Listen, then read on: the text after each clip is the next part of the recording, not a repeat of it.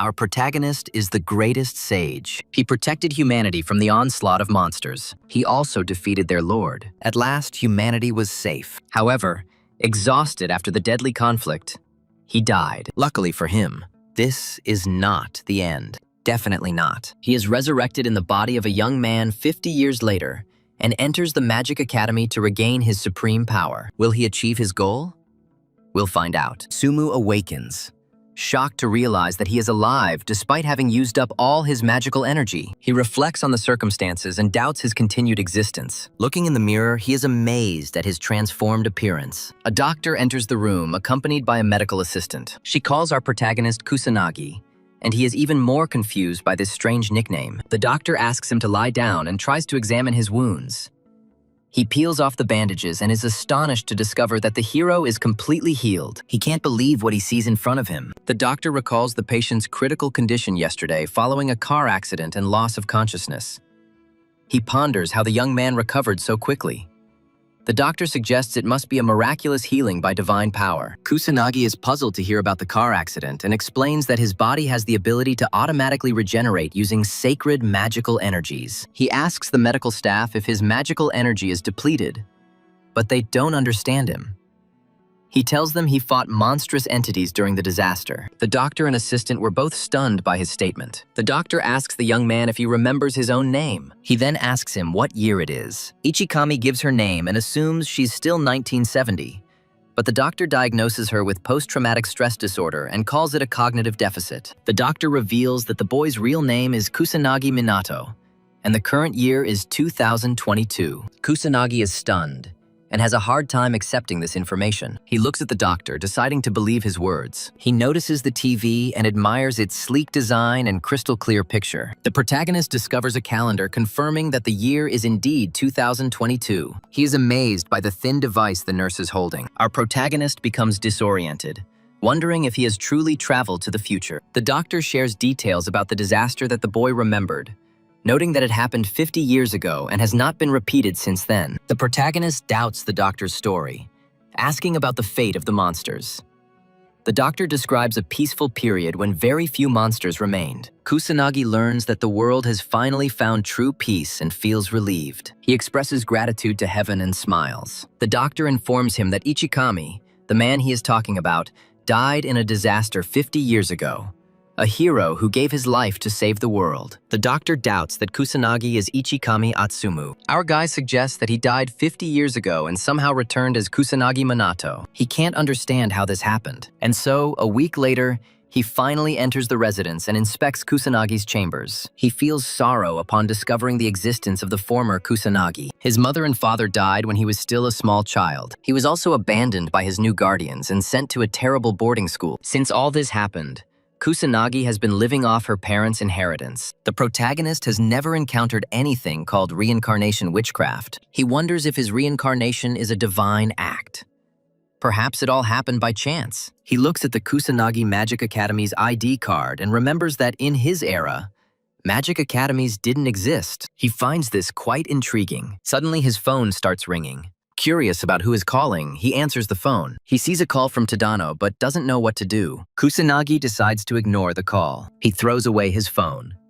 The call does not stop, and a notification appears. Tadano claims to know about our protagonist's discharge from the hospital and urges Kusanagi to return to school, citing a lack of funds. The next day, our protagonist enters the Magic Academy and looks around as he enters. He finds the prospect of going back to school exciting. He experiences it like a mature person. Enjoying the moment, he watches as the student casually uses magic to hit the training dummy. Kusanagi expresses displeasure at the sight of this, questioning the student's meager magical abilities. He watches the other students and sees that they are all complete losers. It's hard for him to accept this. He recalls that even the newcomers from his era were 10 times stronger than these pathetic students. He questions their magical potential.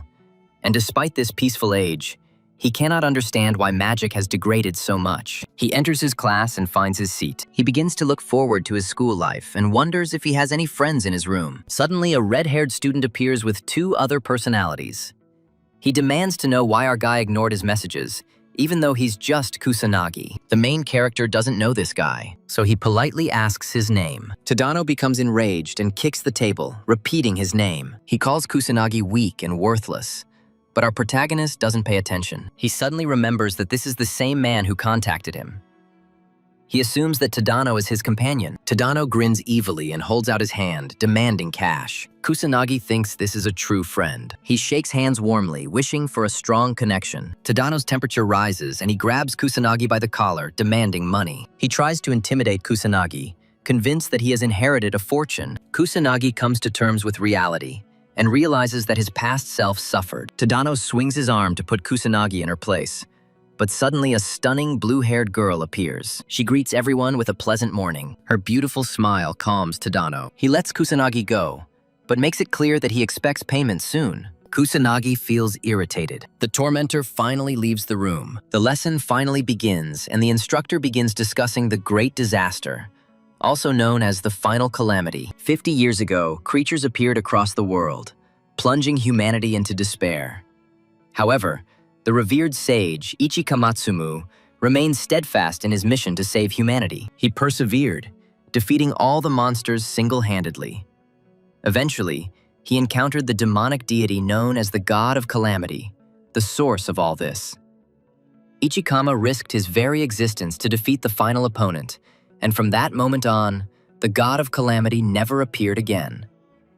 Then the instructor inquired about the great sage. The blue-haired girl from earlier raises her hand. Her name is Mizuha. The instructor allows her to answer. She claims Ichikama is a great sage and the first mage to survive the first calamity. He also played a key role in the founding of their academy. Her gaze begins to glow with enthusiasm as she reveals that Ichikama is the champion of humanity, admired by every mage in the world. The instructor confirms her claim, teaching the students about a great sage who survived the initial disaster and was the first to master the magical arts. The academy was founded to train more mages in his image. He is the most powerful mage in human history.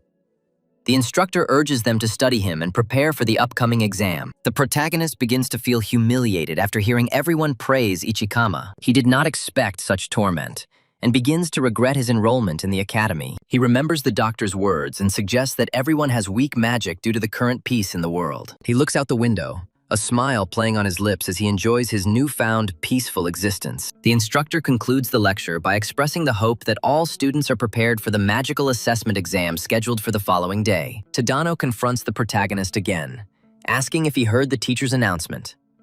He is delighted, anticipating the amusing spectacle of Kusanagi's pitiful magical skills. Our hero wonders why the tormentor does not stop with his endless chatter. He decides to leave the lecture hall. As he leaves, Tadano emphasizes that even his own parents did not have magical abilities. The tormentor calls him an orphan and bursts into derogatory laughter. The protagonist finally answers. Tadano seethes at Kusanagi's dismissive words. His composure breaks and he unleashes a powerful fire spell. His classmates react with alarm, trying to intervene.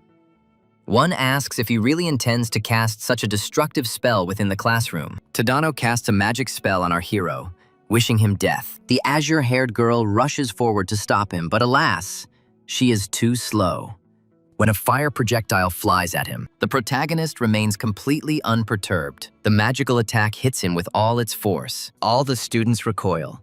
Mizuha calls this foolishness, warning him against using magic in such a pointless conflict, not wishing harm to anyone. Tadano makes excuses. He places the blame on Kusanagi. He refuses to admit his own guilt. The students are worried about our hero, but when the dust settles, Kusanagi emerges unharmed. The students are amazed, and he admits that he was caught off guard. Tadano, horrified, asks why Kusanagi continues to stand after taking the magical barrage directly. Our hero can easily reflect a first-level spell with his shield, even without using your abilities. He endured the ridicule because Tadano was just a young man. But now he feels that Tadano deserves retribution. With a stern look, he advances towards the tormentor. Tadano trembles in fear as Kusanagi unleashes her power. The students stand paralyzed, all perplexed by the unfolding events. Mizuha reflects on the current circumstances. She wonders about the scenario that is happening. Kusanagi approaches Tadano, extending her hand. Tadano is horrified, but the instructor intervenes, entering the room and asking about the noise. He wonders if anyone is using magic inside. Kusanagi assures him that nothing is happening inside, believing that the magic came from outside. The instructor doesn't recall any magical activity today, but our protagonist speculates that someone outside their department might be training. The instructor demands an explanation for the smoke, and Kusanagi states that it came from outside. The instructor accepts his explanation, orders the class to return to their seats, and vows to find the culprit. Kusanagi apologizes with a smirk, deciding to plant false evidence to cover up the matter. Every student, including Mizuha, reacts with amazement. Tadano clenches his jaw, seething with irritation. The protagonist considers the students weak, doubting their ability to defeat the monster. Even though the catastrophe ended 50 years ago, he knows dangerous creatures may still lurk. He makes a decision. Investigate the situation. Under cover of night, he infiltrates the abandoned Shibuya, tracking down secret signs and looking at the ruined metropolis, recalling its appearance from a past life. Finding no trace of the monsters, he assumes that the authorities have dealt with the threat. Suddenly, he discovers a monstrous presence and a nearby human life force, prompting him to quickly begin an investigation. An ugly creature catches a girl with snow-white hair. She cries in horror, begging for salvation. As the monster lunges to devour her, a young man intervenes. The monster roars in agony and dies from one blow. The hero notices a police badge on her clothing. Believing she has ties to the magical police, he urges her to be more careful in the future. She expresses her gratitude to him. However, it creates circles and disappears. She wonders who he is. She considers him a powerful mage, but doubts his ability to defeat the beast without spells. Kusanagi feels lucky that his face is hidden, as he doesn't want to draw attention to himself since he was recently reincarnated. He is surprised to see a police mage nearly killed by a weak monster, and concludes that even the authorities have become weak. He doubts the ability of people of this age to defeat monsters. The entire current generation, including students and law enforcement, is significantly weaker than in previous times. He grins, realizing that humanity once again needs his abilities. He begins to move forward, determined to destroy all the monsters in the area. The next day at the academy, the instructor instructs everyone to prepare for an assessment of magical abilities. He hopes they will accurately assess both the characteristics and the quantity. These stats are vital if they aspire to become mages. Our protagonist is perplexed why his abilities cannot be measured without this strange device. Recognizing its importance to the students, but wondering how the instructor could not know that the perception of magic is the basis of magic. Mizuha approaches and asks if now is the right time. The students watch their conversation and wonder why Mizuha is calling Kusanagi. She introduces herself. She is the second child of a revered magical line, Mizuha Yuika. He doesn't grasp the concept of a noble family, so she explains that it is one of the 4 prominent noble houses, leaders among mages. He doesn't remember her, and doesn't remember any noble families during his youth. Noticing her weak magic, he asks why she boasts about her lineage of outstanding magicians with such abysmal magical ability. Mizuha asks why he seems indifferent, hoping for a more appreciative reaction. Tadano clenches his jaw in envy as he thinks about their conversation. Kusanagi asks why a noble with magical blood would talk to a nobody like him. She is irritated but maintains her composure, believing that she must behave in a manner befitting nobility. He wonders if she's suffering from some kind of mental disorder. Mizuha recalls the magical attack that didn't harm him yesterday and ponders its root cause. She tries to broach the subject, but the teacher interrupts her, instructing the students to prepare for measurements. Kusanagi takes the opportunity to leave with a smirk on her face. Mizuha decides to observe and see his true abilities. He will take care of it after the assessments. Tadano confidently unleashes his abilities, demonstrating 1,000 magical power with the fire element. He enjoys his progress. Kusanagi notes that the criteria have remained unchanged since his time. Subsequently, Mizuha advances, releasing her magic. Her element is water, and her magical power is 2,000. Amazement fills the crowd, and the teacher praises both her and Tadano, declaring them to be prime talents destined to become outstanding magicians. The other students join in the applause. Kusanagi, feeling disappointed, considers this a farce, believing that 2,000 magical power is barely a beginner's level. Mizuha looks smug. She is trying to demonstrate the influence of her noble family. He asks why she looks at him with such pride. Suddenly, he hears the instructor calling him for an assessment. As he approaches the device, he overhears his classmates discussing his results from last year. Although he excelled academically, his magical potential was rated as the lowest. Tadano, convinced that Kusanagi has no abilities, anticipates his humiliation. Mizuha ponders the extent of Kusanagi's hidden abilities, but doubts he can surpass her. Kusanagi felt annoyed. He remembered how noticeable he had been in his previous existence, which bothered him. He's considering the possibility of holding back his full capabilities. However, he decides to go all out, unleashing all his power with a smirk. He challenges the machine to withstand the power of the greatest sage in history. The apparatus lights up and a beam of light shoots out from the structure, attracting the attention of two students from different classes. Mizuha is perplexed when the car starts to behave unpredictably. Its glow intensifies before a massive explosion destroys it. Students rush to their rescue, running away from the destructive wave. Our protagonist expresses dissatisfaction with the destruction of the machine, feeling that he barely put in any effort. He wonders if any of his peers can even detect his magical energy. The instructor, showing concern, asks how everyone is feeling. They confirm they are safe. He checks on Kusanagi, noting his luck in being at the epicenter of the explosion. The teacher wonders if there is a malfunction with the device. He worries that it is now impossible to estimate Kusanagi's mass, magic, and other characteristics. Kusanagi asks about the teacher's concerns. The teacher explains his intention to assign students to combat training, but is hampered by a lack of data for evaluation. The instructor asks Tadano to include Kusanagi in his team. Tadano agrees, seeing a chance to mock our protagonist. The instructor feels relieved, pleased that it is Tadano. The tormentor approaches Kusanagi. He looks forward to their sparring, a wicked grin twisting his features. The students arrive at the ruins of Shibuya, and the instructor informs them that residual monsters still haunt the city, devastated by a great disaster. Mages and law enforcement frequently patrol this deserted urban area to combat any remaining monsters. The academy students are also forced to assist in this matter for unknown reasons. The instructor assures them not to worry, as experienced mages and officers have largely dealt with most of the creatures. Our protagonist wasn't expecting a practical lesson. He trusts the students to defeat several beasts, given that they'll be working in teams. He remembers visiting the place last night, but feels uneasy when he discovers several monsters lurking. He remembers that he thoroughly cleared the area yesterday. However, he did not succeed. He didn't really do it. He finds no signs of destruction nearby and is perplexed by the constant appearance of new beasts in old Shibuya. He overhears the girls' conversation about their rivalry.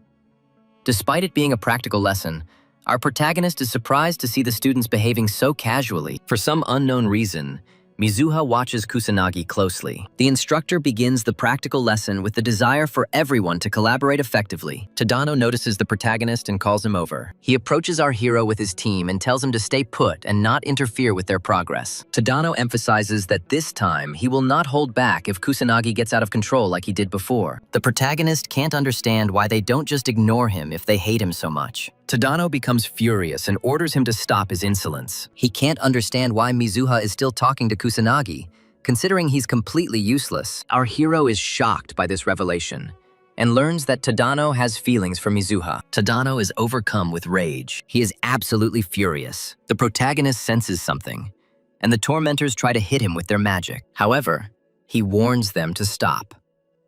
Tadano makes it clear that his apologies won't be enough this time. Kusanagi asks him to look behind him, but Tadano suspects that he is planning a stupid ruse to escape. Tadano turns his gaze back. The entire gang of torturers discovers the towering beast. It is located right behind them. They all start to sweat nervously, wondering why a demonic warrior is in this abandoned metropolis. The remaining tormentors encourage Tadano, confident that he can defeat him. He assures them of his victory, albeit with a worried expression. He advances and attacks him using his pyrokinetic abilities. An explosion occurs. He strikes the beast. Tadano and his friends breathe a sigh of relief, but when the smoke clears, the monster remains unharmed before them. Tadano notices not a single scratch on him and is overcome with horror. Our protagonist admits that his first-tier sting magic is useless against the demonic soldier. As the monster approaches, the entire party is overcome with fear. They all fall limply to their knees, trembling uncontrollably. Tadano's eyes fill with tears. He wonders if his existence will cease right now. This is really the end. He pees himself pathetically. But just as death looms, the demonic soldier reveals our boy's true strength. He recoils in fear, taking a step back. Kusanagi steps forward, amazed that the creature was able to sense their strongest member. He confronts the demonic soldier directly, unleashing all his power. The creature unleashes all its power, creating numerous secret symbols. Tadano and his allies doubt the hero's ability to defeat him. They resign themselves to their fate. The beast casts a second-tier spell. This spell is known as Stone Shattering. A colossal boulder is rushing towards our protagonist, but he remains unperturbed, with a smile on his lips. He takes out a first-tier spell, Firebolt, and launches it at the demonic warrior. His fiery projectile destroys a massive rock. This projectile was fired by the creature. It also hits the demon soldier, causing a massive explosion. Tadano and his squad's eyes widen. They are stunned to see the monster die. Tadano asks about the current events. He asks if Kusanagi organized all this. He dismisses the idea, believing someone like Kusanagi to be incapable of such a thing. But our protagonist informs him that with the proper technique, even basic magic is enough to destroy a demonic soldier. He's perplexed by the idea of such creatures appearing in Shibuya, especially after he himself cleared the area and eliminated all threats there the day before. He suggests that this could be an ominous omen of a major catastrophe.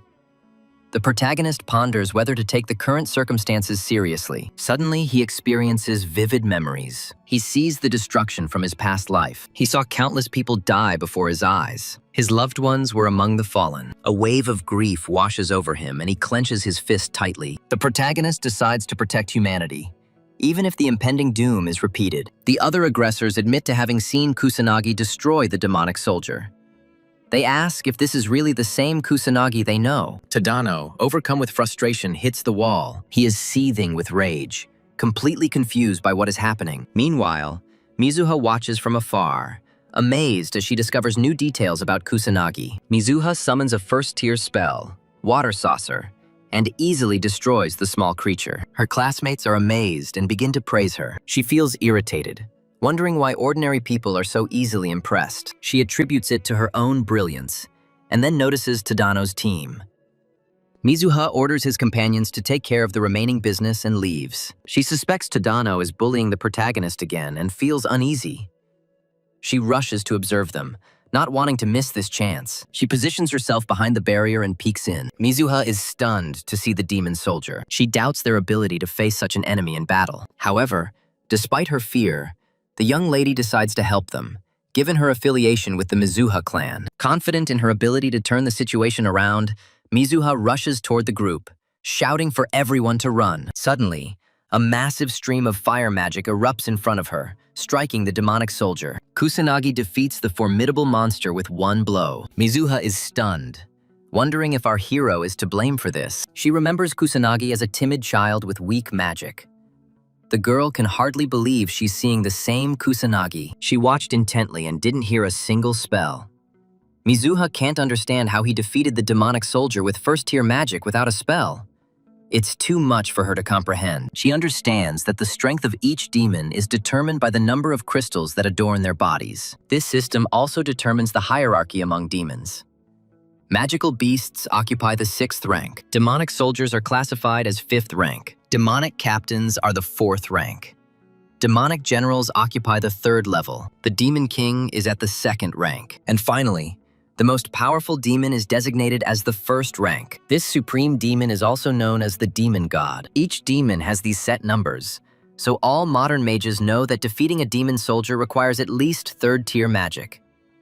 She feels that 1st-tier magic is insufficient to defeat it. Kusanagi begins to advance. She walks towards him. Realizing that she has nowhere to hide, she looks out again and watches the protagonist. He reproaches her for stealing glances. She feels a surge of embarrassment. She is surprised how he discovered her actions. Our protagonist thinks it's stupid not to know, considering she's a mage. Mizuha is perplexed. He is dismayed to realize that they really can't detect any magic. The young man begins to leave. She tries to stop his progress. However, he ignores her and continues to move forward. Mizuha demands an explanation and rushes after him, but she doesn't find anyone in the alley. Kusanagi jumps onto the roof of the building. He is irritated to see the girl trying so hard to find him. He decides to scout out the area for monsters and discovers that there are no demonic soldiers left nearby, although there are still many magical beasts. After witnessing Tadano's pitiful performance against the demon soldier, he wonders if the other students can handle the magical beasts. The protagonist decides to destroy several magical beasts. His body suddenly begins to emit light as he releases his magic. He can cover the entire area around the abandoned city. So he takes out 2 magic circles and casts his second-tier spell, Barret. Multiple rays of light shoot into the sky, spreading throughout Shibuya. Tadano and his companions observe the rays of light, mistaking them for falling stars. Mizuha recognizes it as magic, wondering who could have performed multiple magical abilities at once. Somewhere in Shibuya, 2 students find themselves surrounded by mystical creatures.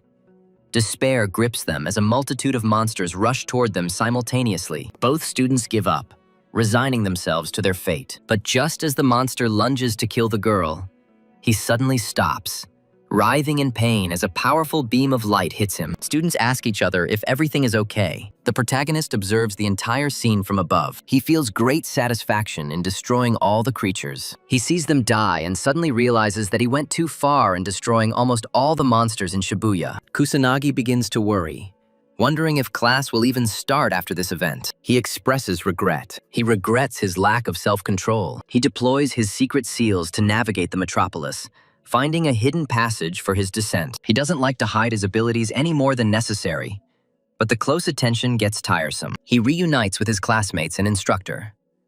The instructor examines the slain magical beast, puzzled as to why so many remain. He assumed that most had already been destroyed or died. He suspects that it was done by an arts master, as destroying a monster with one swift blow is no easy task. He recalls the magic that defeated the beasts.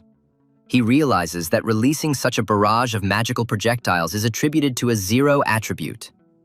Shocked, he admits he's never seen anything like it. He admits that without the magic projectiles, the situation would have become even more acute, knowing that releasing even 2 is a remarkable achievement.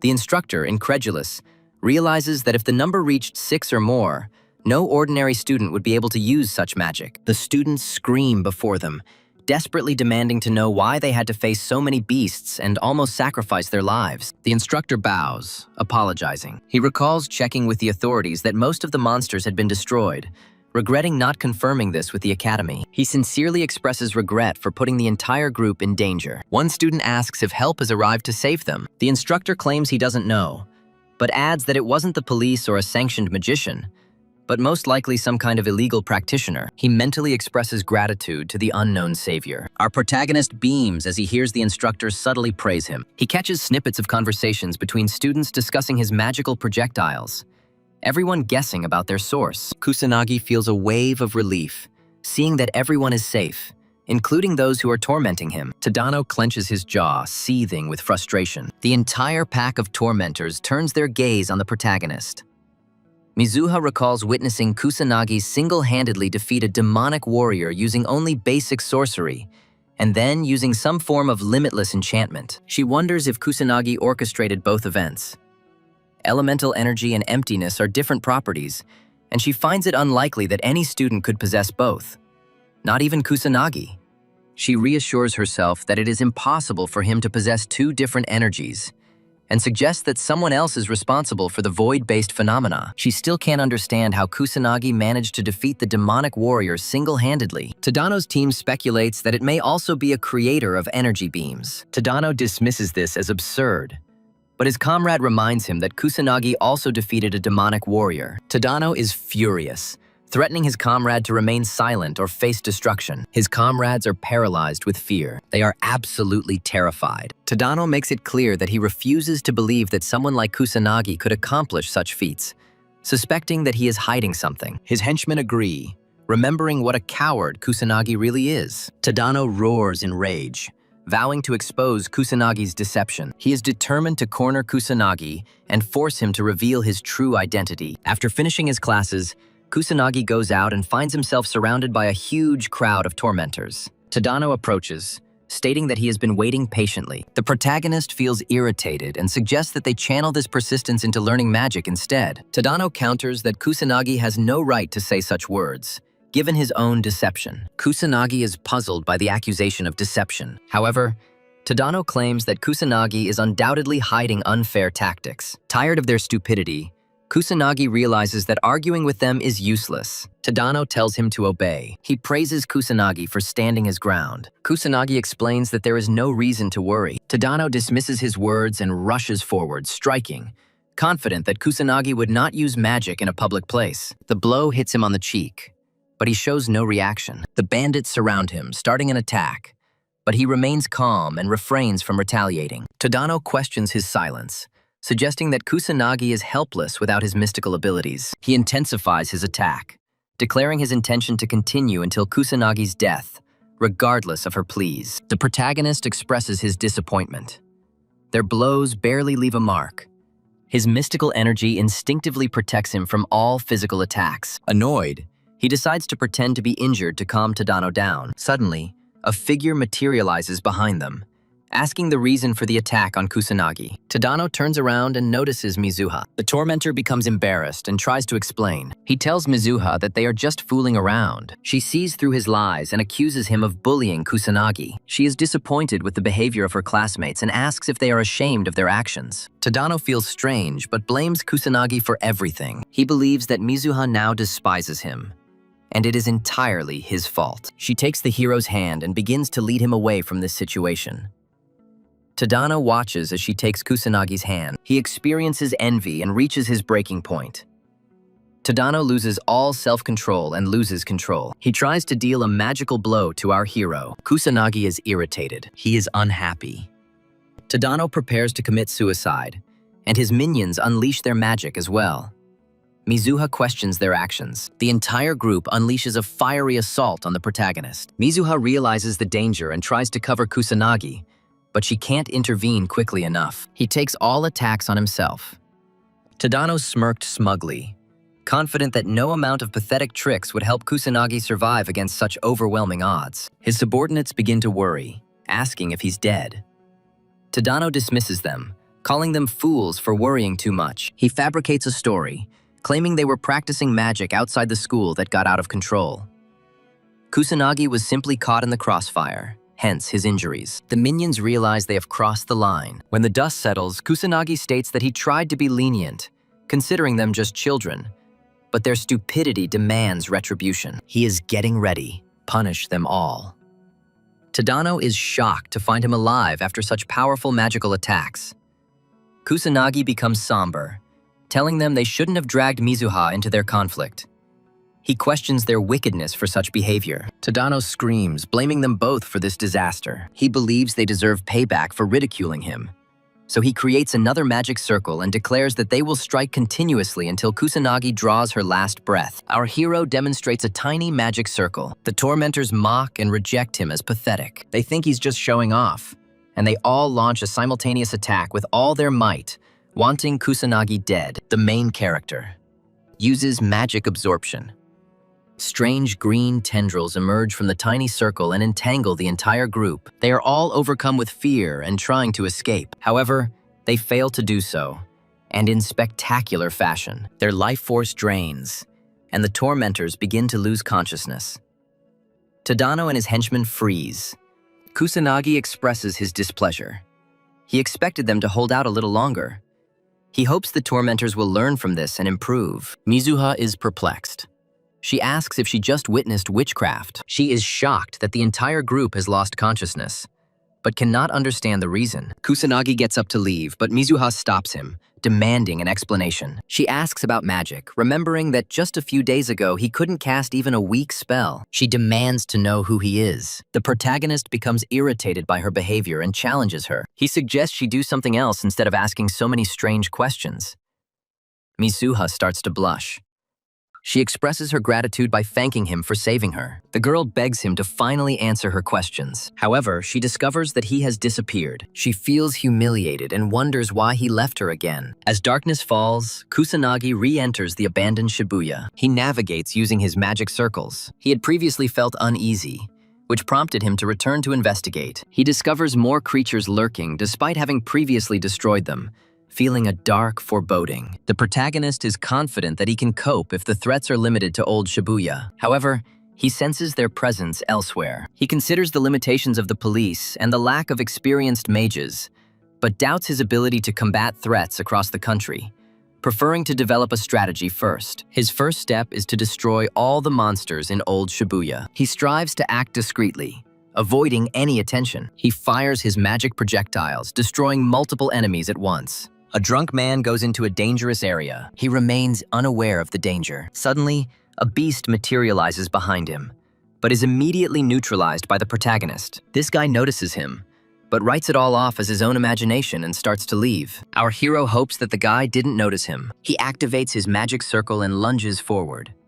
Someone grabs him, filming the entire incident on a phone. The guy remains in shock, certain that his recording will undoubtedly become a sensation. Without hesitation, he uploads it to the internet. The next morning, Tadano, Kusanagi, and Mizuha is summoned to the principal's office. Their homeroom teacher reports that he knows of students using magic outside the school walls. He issues a stern warning of immediate expulsion to any violators and allows them to present their case. Tadano points to the main character. He tries to shift all the blame onto him, claiming that our protagonist was looking for the conflict himself. Kusanagi is amazed at the ease with which Tadano lies. He understands that he must protect himself, even if it irritates him. Just as he's about to speak, Mizuha steps in and comes to the boy's defense. She informs the principal that their words are lies and exposes Kusanagi as a victim of bullying by Tadano and his minions, who were the first to use magical attacks against him. The teacher listens carefully and discovers that the protagonist has also used magic. She considers it self-defense, believing that he had no other choice and is not guilty. Kusanagi expresses surprise at her intervention. Tadano tries to convince the teacher of their innocence, but Mizuha shuts him up, blaming him for his behavior. She calls him an evil person for torturing Kusanagi and then shifting the blame for the consequences. She cannot comprehend his lack of remorse. Tadano dismissively refers to the protagonist as a lowlife, claiming that he has no place in this establishment and justifying his aggression as an attempt to get rid of the scum. Mizuha unequivocally declares him to be scum, unfit for the academy. Tadano, maintaining his arrogance, proclaims his academic superiority and the only qualification to stand beside her. Kusanagi is unworthy. She doesn't understand its meaning. Tadano warns her against protecting Kusanagi, urging her to come to her senses and become his. Disgusted, she declares that there is no way she would ever choose trash like him. Tadano recoils from the rejection. She rejects him for his aggressive tendencies and considers him foolish for confessing his feelings under such strange circumstances. Our protagonist understands her reasoning, but believes she has gone too far. Tadano loses consciousness after being refused. The principal states that he has no use for students who selfishly use magic and harm others, as Tadano and his accomplices are the perpetrators, and Kusanagi was simply defending himself from their magical attacks. Tadano and his group are expelled. Tadano's henchmen try to justify their actions, claiming they were simply following Tadano's orders. The instructor allows Kusanagi and Mizuha to leave and return to their classes. They both leave the director's office. Mizuha becomes enraged, calling Tadano the most disgusting person. Our protagonist asks about their future prospects now that they've been expelled. She explains that their chances of ever becoming mages are zero, which is quite obvious. She can't understand why Kusanagi couldn't protect himself. He claims he was on the verge of speaking out, but she didn't give him the chance. Then a memory emerges. She asks about his plight.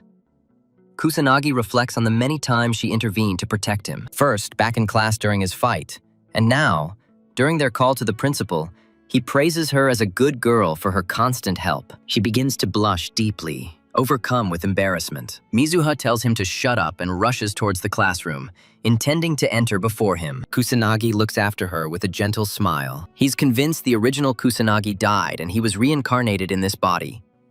He wonders if he succumbed to the relentless bullying or if it was simply an accident. The truth remains elusive, but he finds solace in the fact that his tormentors face the consequences of their actions. He believes this resolution will bring some form of redress. He is shining. The principal briefs two upperclassmen on recent events, explaining that several students were involved in a fight and openly used magic. He assures them that no one was hurt. The high school student asks why she was called if the situation has been resolved. The director informs her that one of the participants is Yuika Mizuha. The blue-haired girl understands the situation and thanks the director for the information. He asks that his best wishes be conveyed to her father. She assures him not to worry and reveals that her family is considering investing in the school. She leaves with her companion, leaving the principal to ponder whether Kusanagi possesses incredible strength, as fighting multiple mages simultaneously is nearly impossible. An ordinary student could only win if they possessed some hidden, extraordinary power. He wonders if Kusanagi is stronger than them, but the blue-haired girl replies in the negative. Intrigued by the guy, he tells her that he wants to meet him to find out the truth. She ponders whether her younger sister deserves expulsion, depending on Kusanagi's actual abilities. She is Mizu Haruka, a third-year student, and her companion is Katsuragi Ryugi, also a third-year student.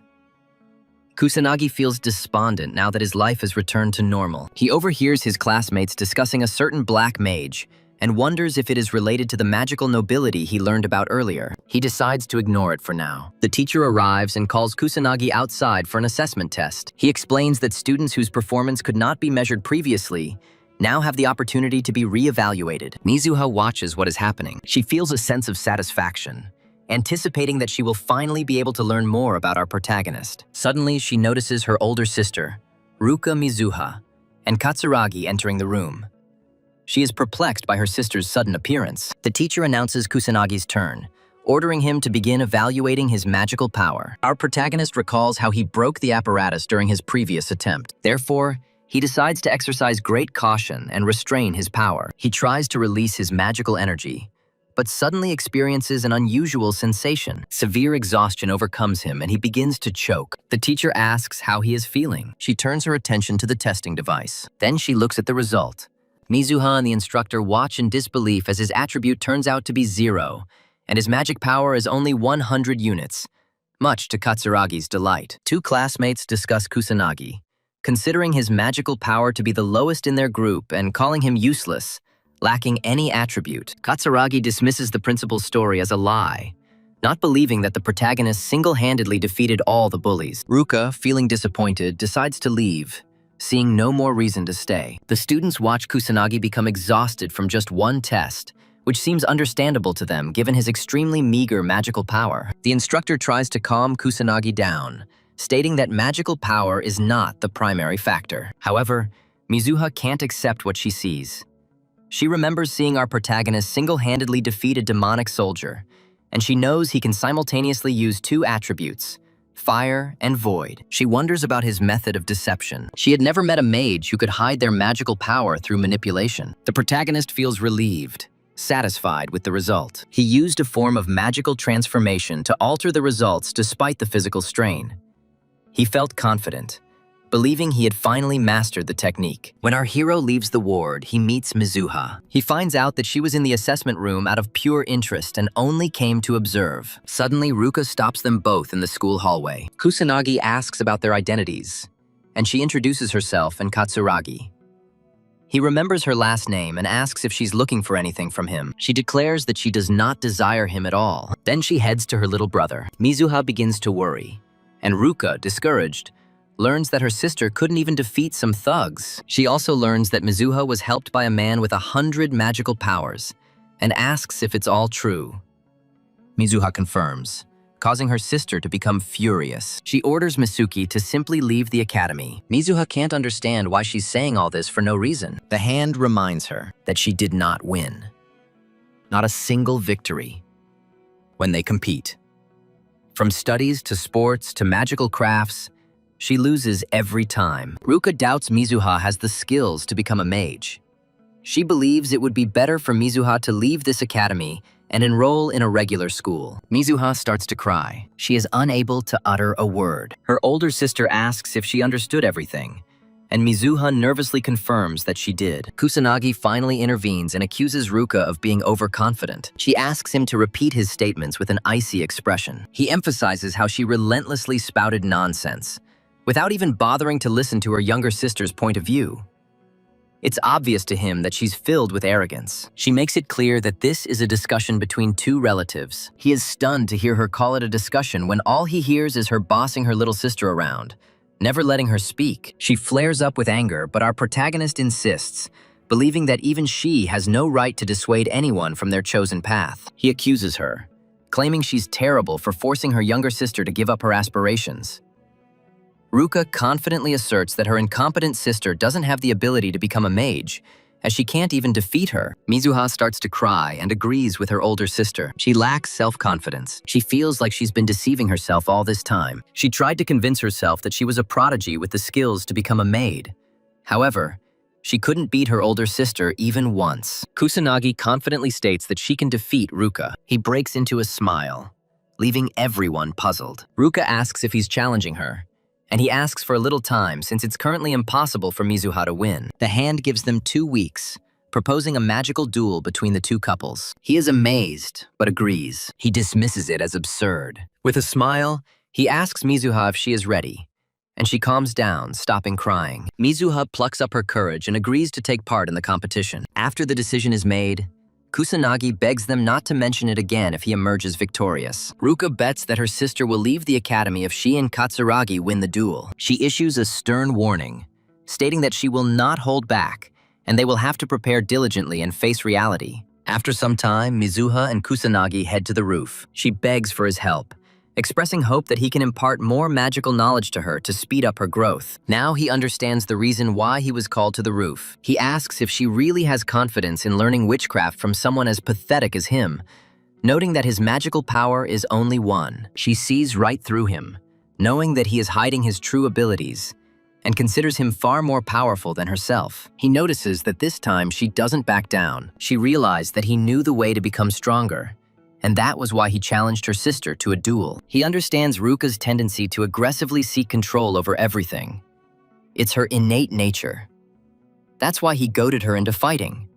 However, there's no way he could have told Mizuha this. She lowers her head and begs for his support. He gives in and agrees to help her achieve greater power. She asks again, just to be sure. He issues an advance warning, emphasizing that she must follow every instruction and there will be no deviation once the training begins. She readily accepts all his conditions. It's hard to refuse Kusanagi given her sincere pleas. Considering he already has preparations to make after observing the monster population in Shibuya, training a mage could prove fruitful. He decides to start her training today and considers finding a suitable training location. Mizuha begins to blush and, looking timidly, invites him to her home. After some time, they arrive at her home. He is amazed by the sprawling mansion, but she finds it suitable given her father's status as a prominent mage. Mizuha suddenly remembers that this is the first time she has invited a man into her house. She wonders if her invitation seems strange, even though she had no ulterior motives. Kusanagi suggests starting. However, he notices that she is lost in thought, so he calls out to her, addressing her as Wick. The girl flinches when she hears her name, but he explains that he's just trying to avoid confusion, as her sister is also named Mizuha. She feels a pang of disappointment at his explanation. He asks if she has another name he could use, but she agrees to Yuika, so he decides to start training and asks her to help him. His first question concerns her magical energy. She dismisses it as simple and replies that it is the power necessary for spells, present in every being. He then asks her about spells. Yuika confidently states that they work like a program, converting magical energy into an offensive maneuver. He asks if there's a way to increase her magical reserves, but she replies negatively, believing it's predetermined at birth and stops growing after a certain point. Yuika beams with confidence, feeling satisfied that she answered all the questions flawlessly. He tells her that absolutely every answer she gives is wrong. Looking dejected, she begins to cry, asking if he is trying to label her as stupid. The protagonist sincerely feels remorse and reflects on the ignorance of modern magicians. He is astonished by such a dramatic change in just 50 years. He goes on to explain that magical energy isn't limited to physical form. It's also found in nature and the environment. Spells are simply mechanisms for properly supporting the art of magic. Moreover, it is indeed possible to intentionally enhance one's magical power. She finds it difficult to believe his words, considering them lies that contradict the Academy's doctrines. She believes that if his claims were true, it would destroy the Academy of Magical Crafts entirely. He remains unfazed by her disbelief, declaring his intention to teach her these 3 principles during their training. He tells her to sit down and informs her that he will be pouring his magical energy into her being, asking her to notify him the moment she feels it. She expresses surprise at the existence of a method to detect magical energy, while he emphasizes that she cannot become stronger without the ability to sense it. He orders her to close her eyes and begins physical contact with her. He releases his magical energy but finds that she still cannot detect it. He expends extra magical energy, wondering how she remains blind to such powerful magical force. Finally, Yuika feels a faint presence. She feels a growing warmth in her back. He enlightens her about this phenomenon, identifying it as the perception of magical power. She finally grasps the meaning of his previous explanation. He tells her to remember this sensation forever, emphasizing its importance for detecting magical energy. He further explains that this energy is also present in the natural world, making its detection and familiarity with it her primary goal. She beams with self-confidence, promising to quickly achieve mastery using her status as a respected daughter of the Misuha clan. Our hero doubts whether she will be able to keep her word, because she could not feel him even when he filled her with his enormous magical power. He resigns himself to the idea that perhaps she is not cut out to be a sorceress. 1 week passes, and Yuika bursts into tears, confessing to our hero that she still doesn't feel magic. She's a huge disappointment, leaving the protagonist unimpressed. He's shocked that a whole week hasn't helped her master something so basic, despite her diligent training. He concludes that she's simply grasping the concept very slowly. Time is running out, and he decides to fill her with magic again. He places his hand on her back and begins to channel his power. He orders Yuika to open her eyes. She carefully lifts her eyelids, but gasps in surprise, now feeling a magical aura enveloping her body. A smile spreads across her face as she finally comprehends the nature of magical power. That's right. Yuika admires her newfound ability. Now that she can finally sense magical energy, she considers assessing Kusanagi's power level. For some unknown reason, she barely feels anything from him, which puzzles her. He praises her for her hard work, but she brushes it off, saying that it's natural for a genius. Now that she can finally perceive magic, he informs her that they will move on to fine-tuning her magical energy. He describes in detail the entire method for using the correct amount of magical energy for any magical creation. She must focus solely on efficiency and ignore all other concerns. She also needs to use up all her magic power to the limit, so that the amount of magic she can control will expand once she fully recovers. He is confident that she will be able to easily follow all his instructions, since she now clearly perceives magic. He admits that his teachings differ significantly from the foundations of the Magic Academy, but he doesn't care whether she trusts his advice. Yuka assures him that she trusts his words and beams, declaring that she no longer doubts him. He is glad to hear that her point of view has changed, and decides to begin the next phase of their training. The protagonist asks her to step back a bit and prepare herself, as they are ready for a fight. She confirms that she agrees with this. She looks forward to seeing his true abilities. She longs to see his full potential. Yuika unleashes the first level of aqua magic, launching countless water attacks. But our protagonist easily deflects them all, much to the girl's amazement. She can't comprehend how he repelled them. He used a normal magical barrier, using non-magical magic, and made it clear that if she couldn't even break such a weak barrier, she had no chance of defeating her sister. In desperation, she unleashes a hail of icy projectiles. He advises her to keep moving even while casting her attack spells. Stopping movement will inevitably lead to defeat when faced with an experienced sorcerer. In frustration, she launches new attacks, but eventually succumbs to exhaustion and gives in. It points out the inefficiency of using enormous magical energy without proper technique. He explains that by learning to regulate the magical power behind her spells, she will eventually be able to cast attacks without spells. Kusanagi instructs her to watch closely while he demonstrates the use of his magic. He unleashes a fiery blast on the dummy twice, demonstrating his magical prowess. She realizes that the magical energy powering her attacks pales in comparison to his. He confirms her realization by stating that she will not need incantations for any spell once she masters control over her magical output. She finally realizes that singing is not required when casting a spell. He confirms this, explaining that her initial goal is to find a way to shorten her spells. Once she learns to control her magic, chanting will become unnecessary. He emphasizes the advantage of shorter spells, which save both effort and magical power. This will undoubtedly enhance her magical abilities. He orders her to get up and meet him again. She feels it is premature, but he dismisses it as useless, his expression becoming stern as he orders her to train with the utmost urgency. Hearing this, she's overcome with fear and collapses. He asks if she's okay, declaring that these training sessions will be daily. He notices that she's not even registering his words. As night falls, our protagonist arrives in Harajuku, having recently discovered the presence of several monsters there. He also discovered several monsters in the area and came to investigate.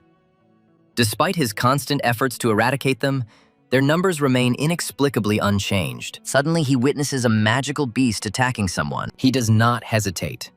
He moves quickly towards the child. He arrives just in time, effortlessly destroying the creature in an instant. The boy checks the baby, asking if everything is okay with her. Instead of gratitude, she starts taking pictures of him. He quickly leaves the scene, puzzled by her lack of gratitude and sudden desire to take photographs. He reflects that modern people are truly strange.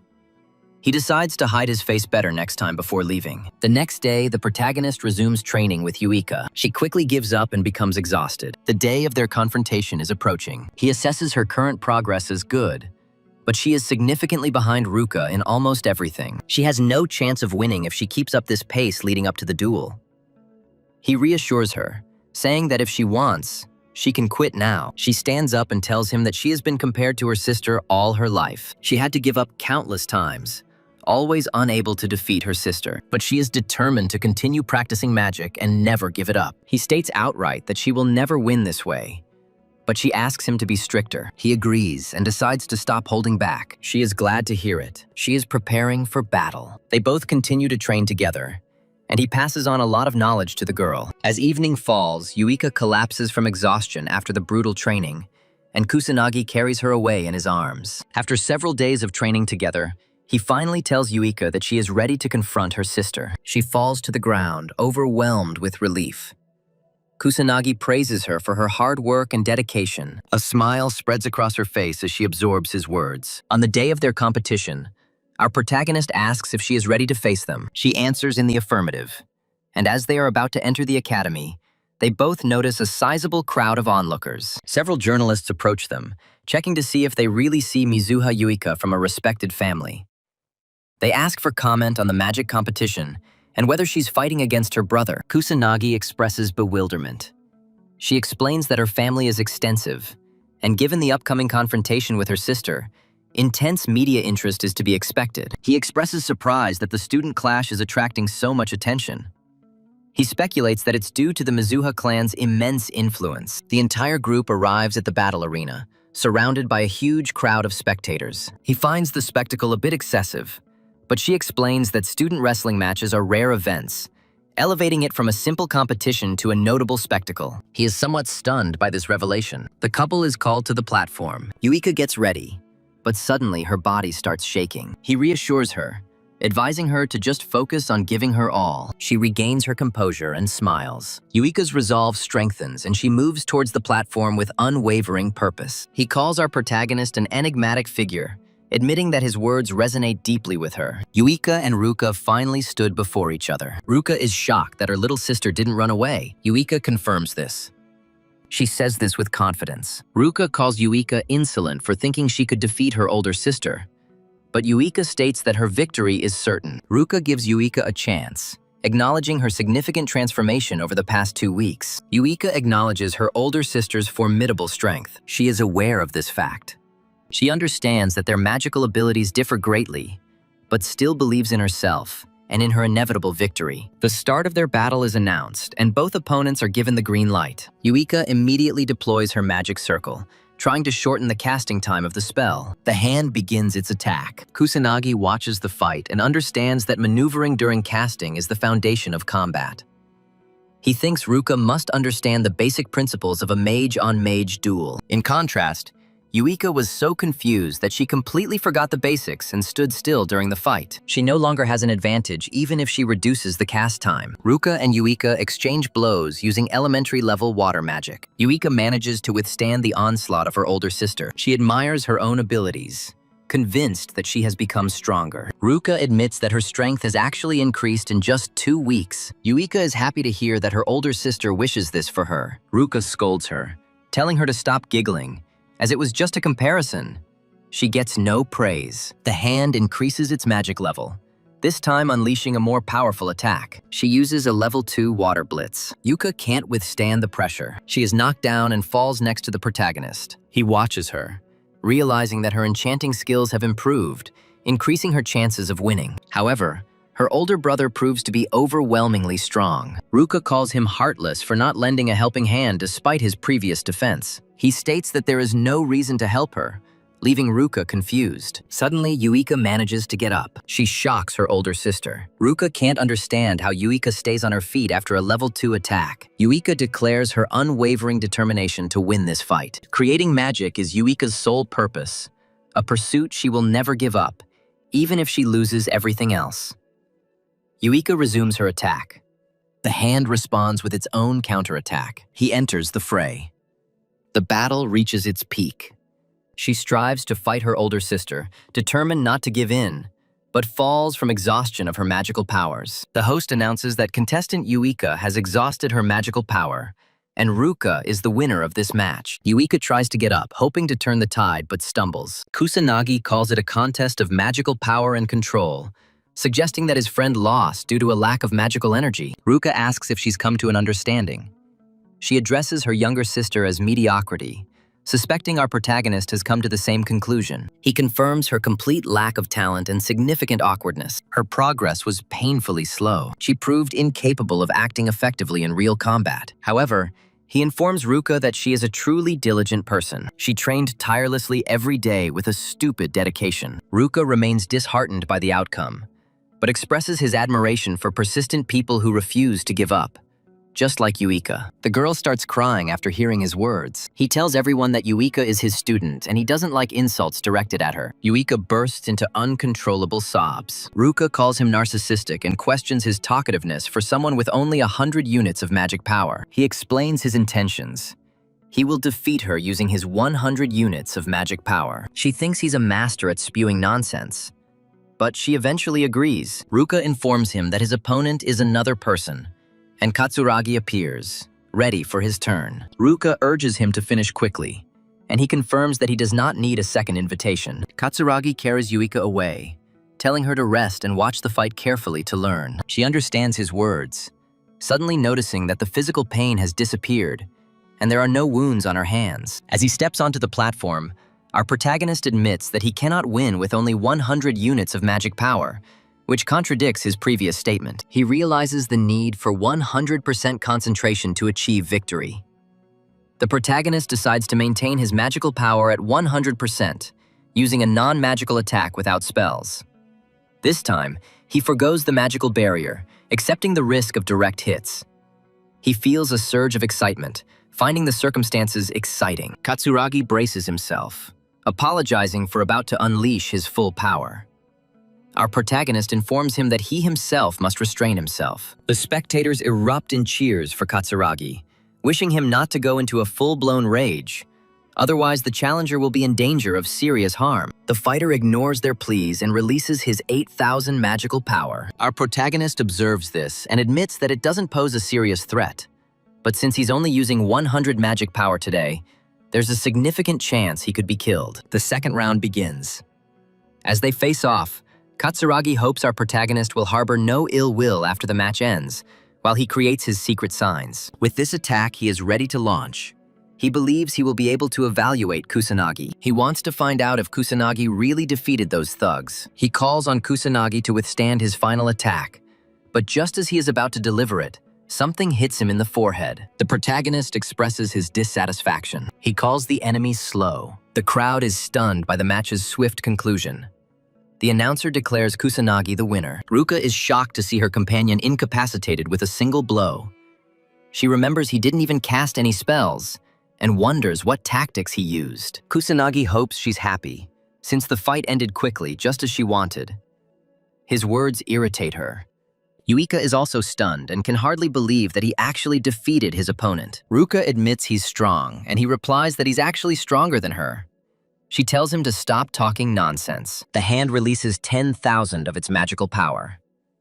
Kusanagi senses this with his magical senses and realizes it is stronger than the one he fought before. The announcer informs the audience that something unusual is happening, as Kusanagi has switched to a different fighting method, attracting considerable attention. The next fight will determine the true champion. The third bout begins. Kusanagi uses the same tactic again, launching magical projectiles towards her. She reflects them with water magic. Our protagonist has only 100 magical powers. This means that it does not have enough power to affect the hand unless the magic projectile hits her forehead. He realizes that she has already adapted, protecting her forehead and not moving while she uses magic. The hand persists, delivering water blows. But even after all this, she is shocked to discover that the protagonist is still standing on his feet, completely unharmed. She knows he doesn't use any magic, but she wonders how he manages to remain unharmed. Spectators are also puzzled, wondering how he manages to stay dry after receiving so many blows. Yuika is unsure of the method he uses to defend himself. She knows he definitely did something. The hand attacks again, but this time the boy dodges its spell with astonishing speed. She finally realizes his resilience, but is speechless. Yuika understands that a magical attack can be countered with another magical attack, and even with a huge difference in power, there is still a way to avoid harm. Everyone understands that this is the only way to avoid injury. Ruka clenches her jaw in irritation, realizing that her second-tier techniques possess a special speed and density that makes it virtually impossible for anyone to remain unscathed. She wonders why the protagonist is so bold in the face of such powerful spells. Kusanagi realizes she's probably considering all this. He believes that dodging magical attacks is easy if you sense and perceive them clearly, but it takes a lot of courage. The hand becomes determined and launches a third-tier spell called Azure Splash. The crowd's anxiety grows, as they know it will be a disaster if Kusanagi gets hit. The arm feels worn out. However, she is confident that Kusanagi will not be able to dodge this attack. Suddenly, a magical projectile hits her and she falls. She can't figure out how he stayed up. She wonders about the technique he used to dodge her attacks. He reveals that he used a magic draining method that absorbs magical energy. He simply passed through the center using his pulling ability. The hand is first stunned, then bursts into laughter, admitting defeat. The host declares Kusanagi Minato the winner of the match. Yuika rushes to the platform, inquiring about their well-being. Our champion assures her that they are unharmed and declares his victory with a grin. She smiles back at him, her joy obvious. The hand decides to fulfill its obligation and gives them permission to act as they see fit. Kusanagi is pleased with the favorable outcome. He noted that Yuika's previous injuries hadn't been serious, and concluded that Ruka had likely been holding back during their encounter. Ruka became embarrassed, trying to justify herself. He noted Yuika's significant increase in strength in just 2 weeks. He suspects Ruka has noticed this as well, and concludes that overprotective behavior is now inappropriate. Yuika makes a decisive statement, promising both her sister and him that she will become stronger, thus dispelling her sister's fears. The hand is shining.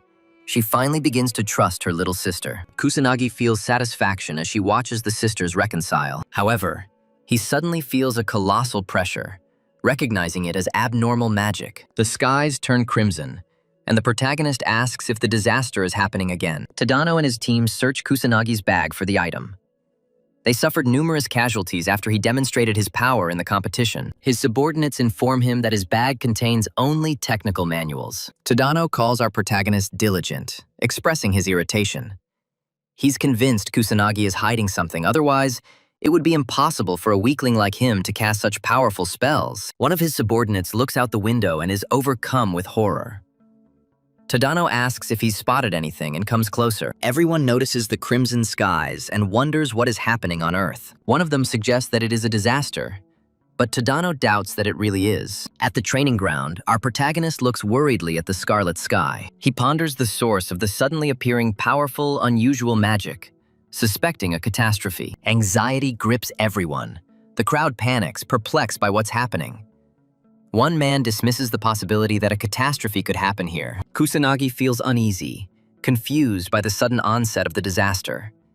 He wonders if it's connected to his premonition in Shinjuku. He recalls that the first disaster also began in Shinjuku. Our protagonist wonders whether this was a coincidence or a significant factor. The rifts burst open, releasing a stream of mystical creatures. The students are overcome with terror and start screaming.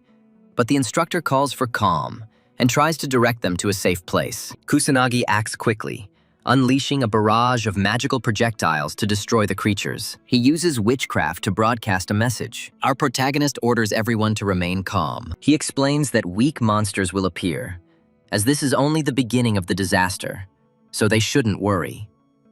He assures them that everything will be fine if they show resourcefulness and follow his instructions. He orders them to go to the gym and move only in formation, as moving alone poses a serious risk. He also asks Ruka and the others to escape. The instructor asks him about his intentions. He states his desire to rescue the people still inside the school building. The instructor questions the safety of him going out alone. He calls the young man reckless and tries to stop him, but Katsuragi agrees to accompany the protagonist so he doesn't have to deal with everything alone. The instructor is alarmed, but he reminds the instructor of Kusanagi's abilities. He's forced to give them his approval. The instructor urges them to avoid overexertion and prioritize their own safety. Katsuragi expresses confidence that he will survive, but seeks confirmation from the protagonist. Kusanagi waves it off and tells Yuiko that he'll be leaving soon. She worries about him and encourages him to be safe. Katsuragi begins a sprint and tells his junior that he'll be leading. His extraordinary speed allows him to cover 100 meters in just 10 seconds. He asks the protagonist if he can keep up with him. Kusanagi takes out her magic seals. He begins to advance with astonishing speed, surprising the elder. He makes it clear he's taking the lead. Katsuragi acknowledges his exceptional speed, but insists that speed alone isn't enough. He decides to closely observe our protagonist, searching for the hidden power he possesses. His goal is to save everyone by learning more about Kusanagi. Our hero, using his perception skill, discovers 58 mages in the school. He suspects there may be others who don't possess magical abilities. If his suspicions are confirmed, he intends to search the entire school and rescue these students. A small group of students comes under attack. They are attacked by mystical creatures. The creatures begin to attack them. He bursts into the classroom through the window, firing his magic projectiles to destroy all the monsters with minimal effort. The female students are stunned. One creature tries to attack the protagonist from behind, but he easily deals with it, completely unperturbed. Katsuragi catches up, asking if everything is okay. Kusanagi expresses her hope that she can ensure everyone's safe evacuation and leaves. Katsuragi tries to stop him, believing that it is too dangerous to go alone, but to no avail. The protagonist moves at a blinding speed, making it impossible to keep up with him. Katsuragi suggests he was a nuisance, admitting his own uselessness. Perhaps that's true. He still can't comprehend how the boy easily defeated the magical creature. Katsuragi ponders its true identity. Kusanagi rushes through the school hallways, searching for the remaining students. He has to eliminate the monsters one by one, even with his enchanted projectiles, to keep the students safe. His only recourse is to pursue them using primitive magical attacks. He enters the classroom, destroying additional magical beasts to save the students clinging to life. Once he's defeated each enemy, the students express their gratitude. He already knows he doesn't have time to personally escort everyone to safety, so he heads to the gym, one by one. Meanwhile, Katsuragi rescues a handful of students, promising to deal with the monster while they escape. One of the students inexplicably points to the heavens. He asks about the problem and then watches as several students descend smoothly inside the protective spheres. He questions the protagonist's intentions, pondering his true nature. Our guy launched the students into Katsuragi with magic spheres, thinking the gun would handle the others, so everything was fine. He suddenly detects a presence. There really is something.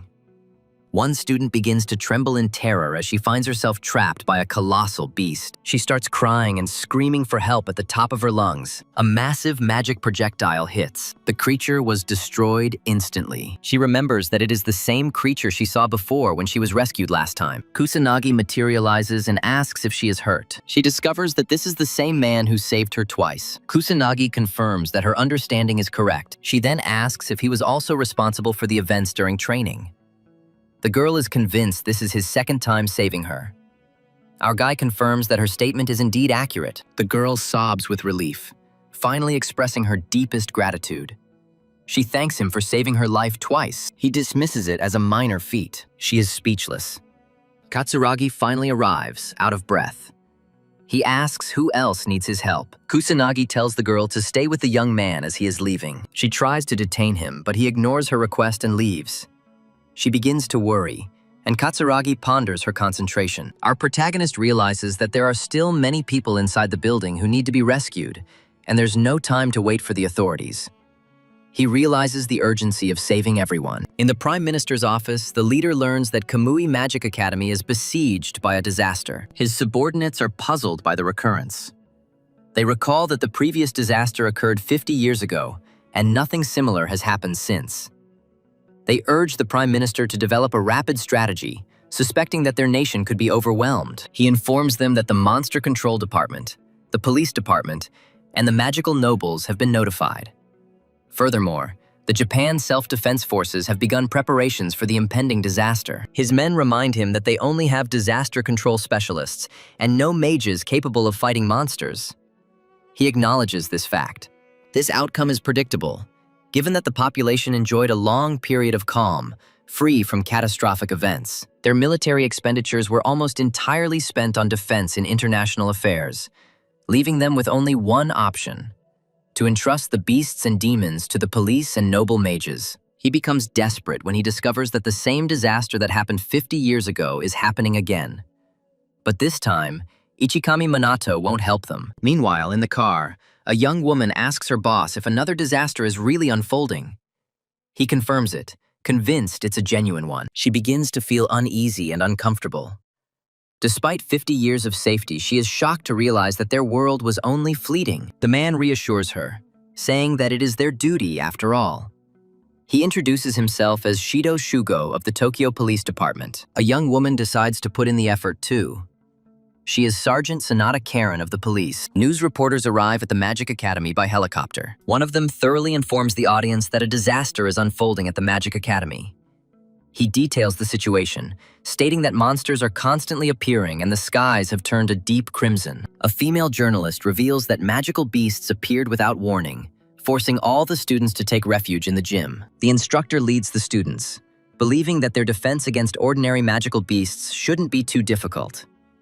He assumes they can overcome the creatures through effective cooperation. The world watches unfolding events through the news. A small group of children also watch, suddenly remembering that the academy is very close to their home. They both decide to run as fast as they can. Outside, chaos engulfs the population, as people flee in panic for their lives.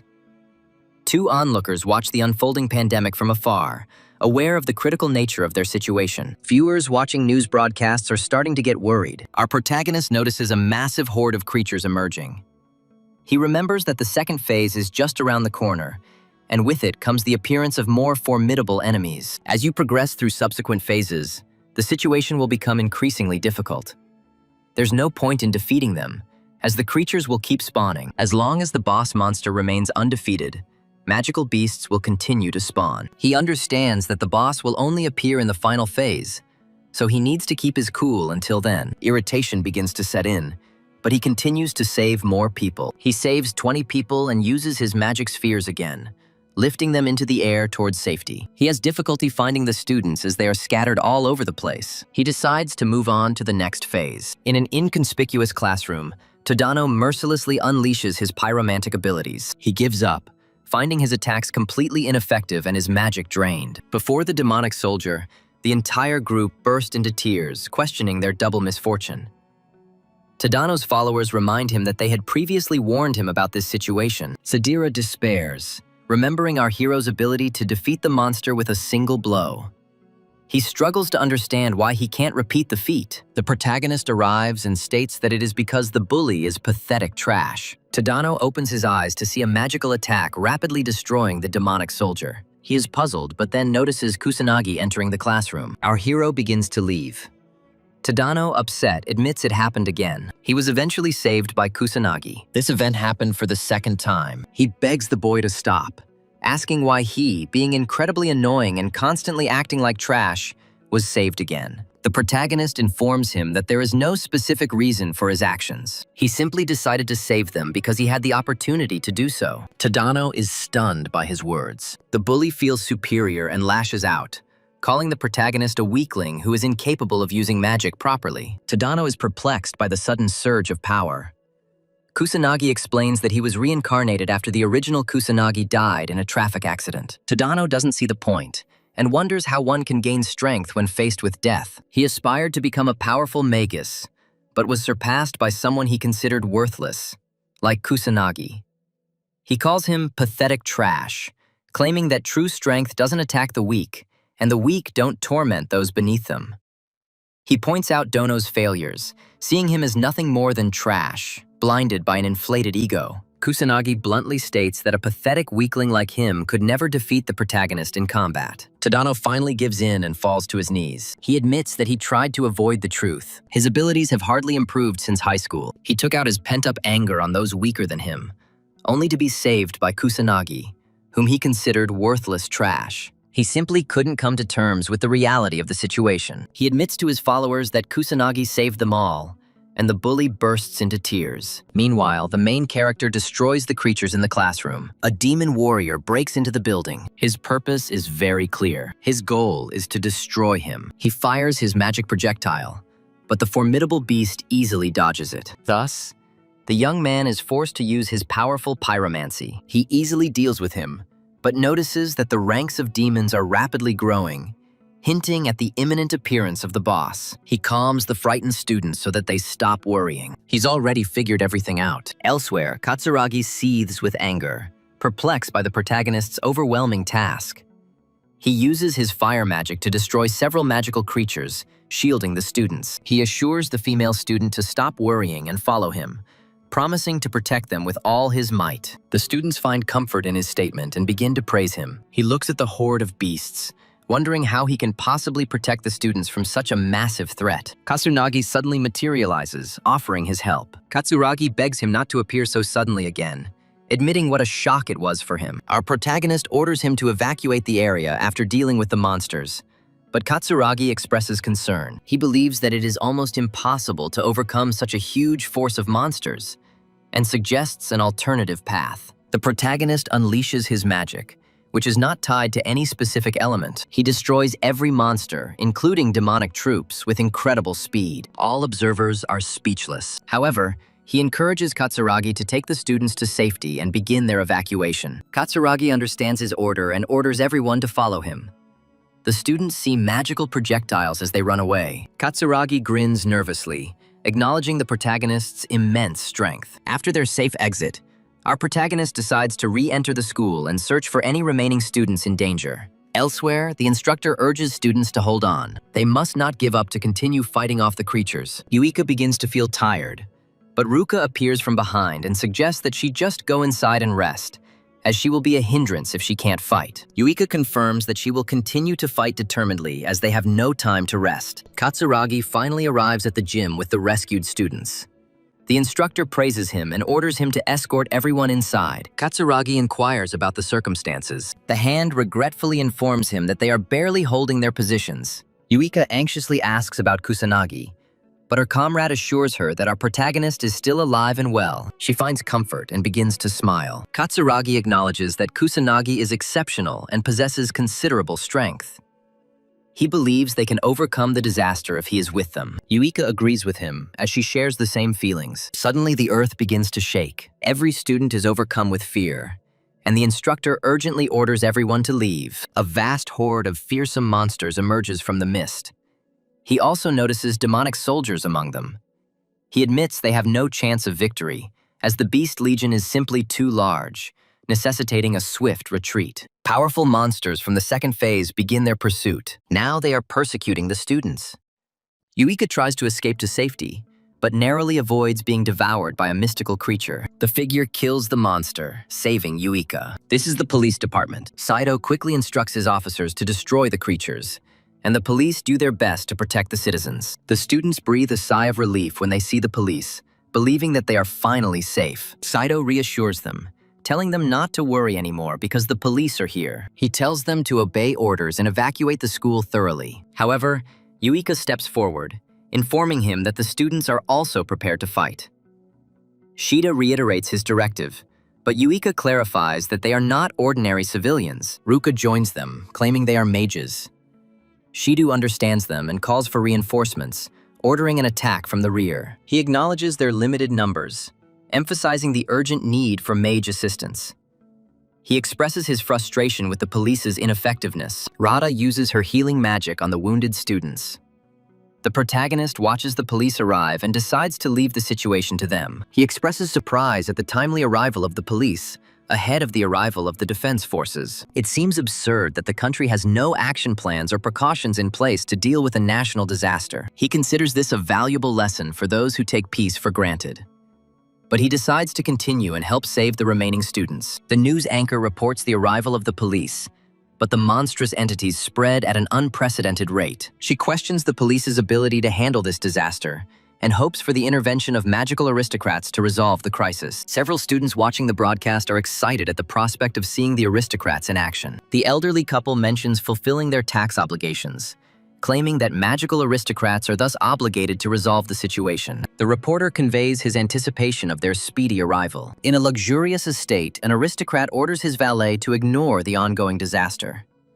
His name is Fuka Jin, the head of the Fuka clan and a magical aristocrat. The butler asks again for confirmation, and Fuka claims that it is just a minor disaster. The constable must handle this. The butler inquires about Fuka's destination, and the noble mage decides to retire for the night. The butler wishes him a good night's sleep. Returning to the academy, Shidu realizes that the situation is getting out of control. He asks one of his subordinates if they can handle the magical creatures at the entrance, but receives a negative answer.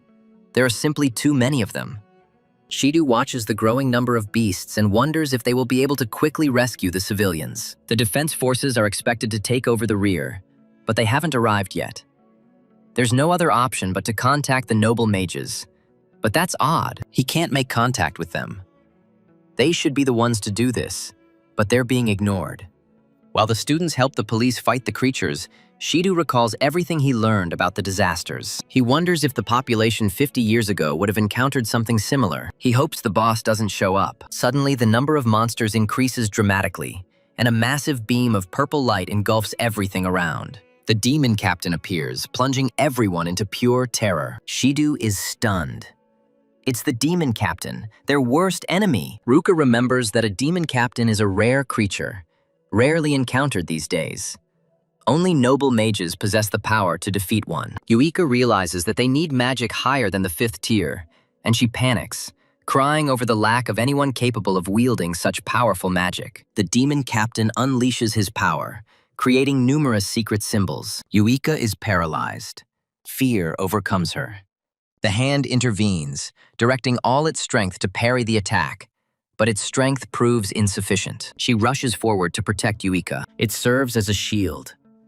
The demon captain's attack deals devastating damage, but she manages to save Yuika. The younger sister watches in horror as her sister gets hit. The students flee, but Yuika stays behind, trying to save Ruka. Sid and his forces are powerless against the monstrous horde. They are crying out for help. Katsuragi spends all his strength, but the demon captain remains motionless. The authorities admit their inability to save anyone, surrendering to their fate. Yuika continues to beg for help. She calls the protagonist's name. When the demon captain advances, someone expresses their displeasure. Finally, the protagonist appears, apologizing for being late. He feels regret. He made the girl wait.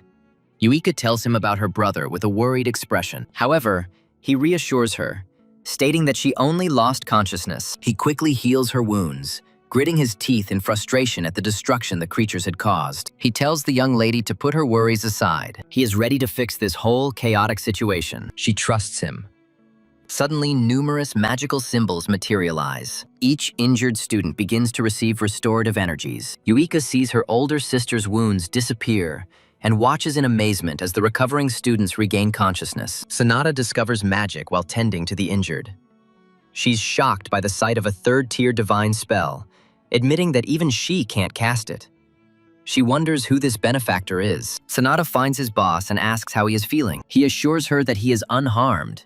He has simply exhausted his magical reserves. She herself cannot understand it, but she believes that they should first and foremost take care of the protection of civilians. Sonata begins to cry and tries to dissuade him, considering it overly reckless, but he remains adamant in the fight, realizing that inaction will lead to the death of everyone. Sonata stops him again, claiming that victory is impossible since everyone has already died. She emphasizes that the police force has already been defeated. Since the defense forces and the magic noble were still missing, he had to admit that there was nothing more he could do. As the demon captain advances, the reporter learns that the entire police department has been overwhelmed.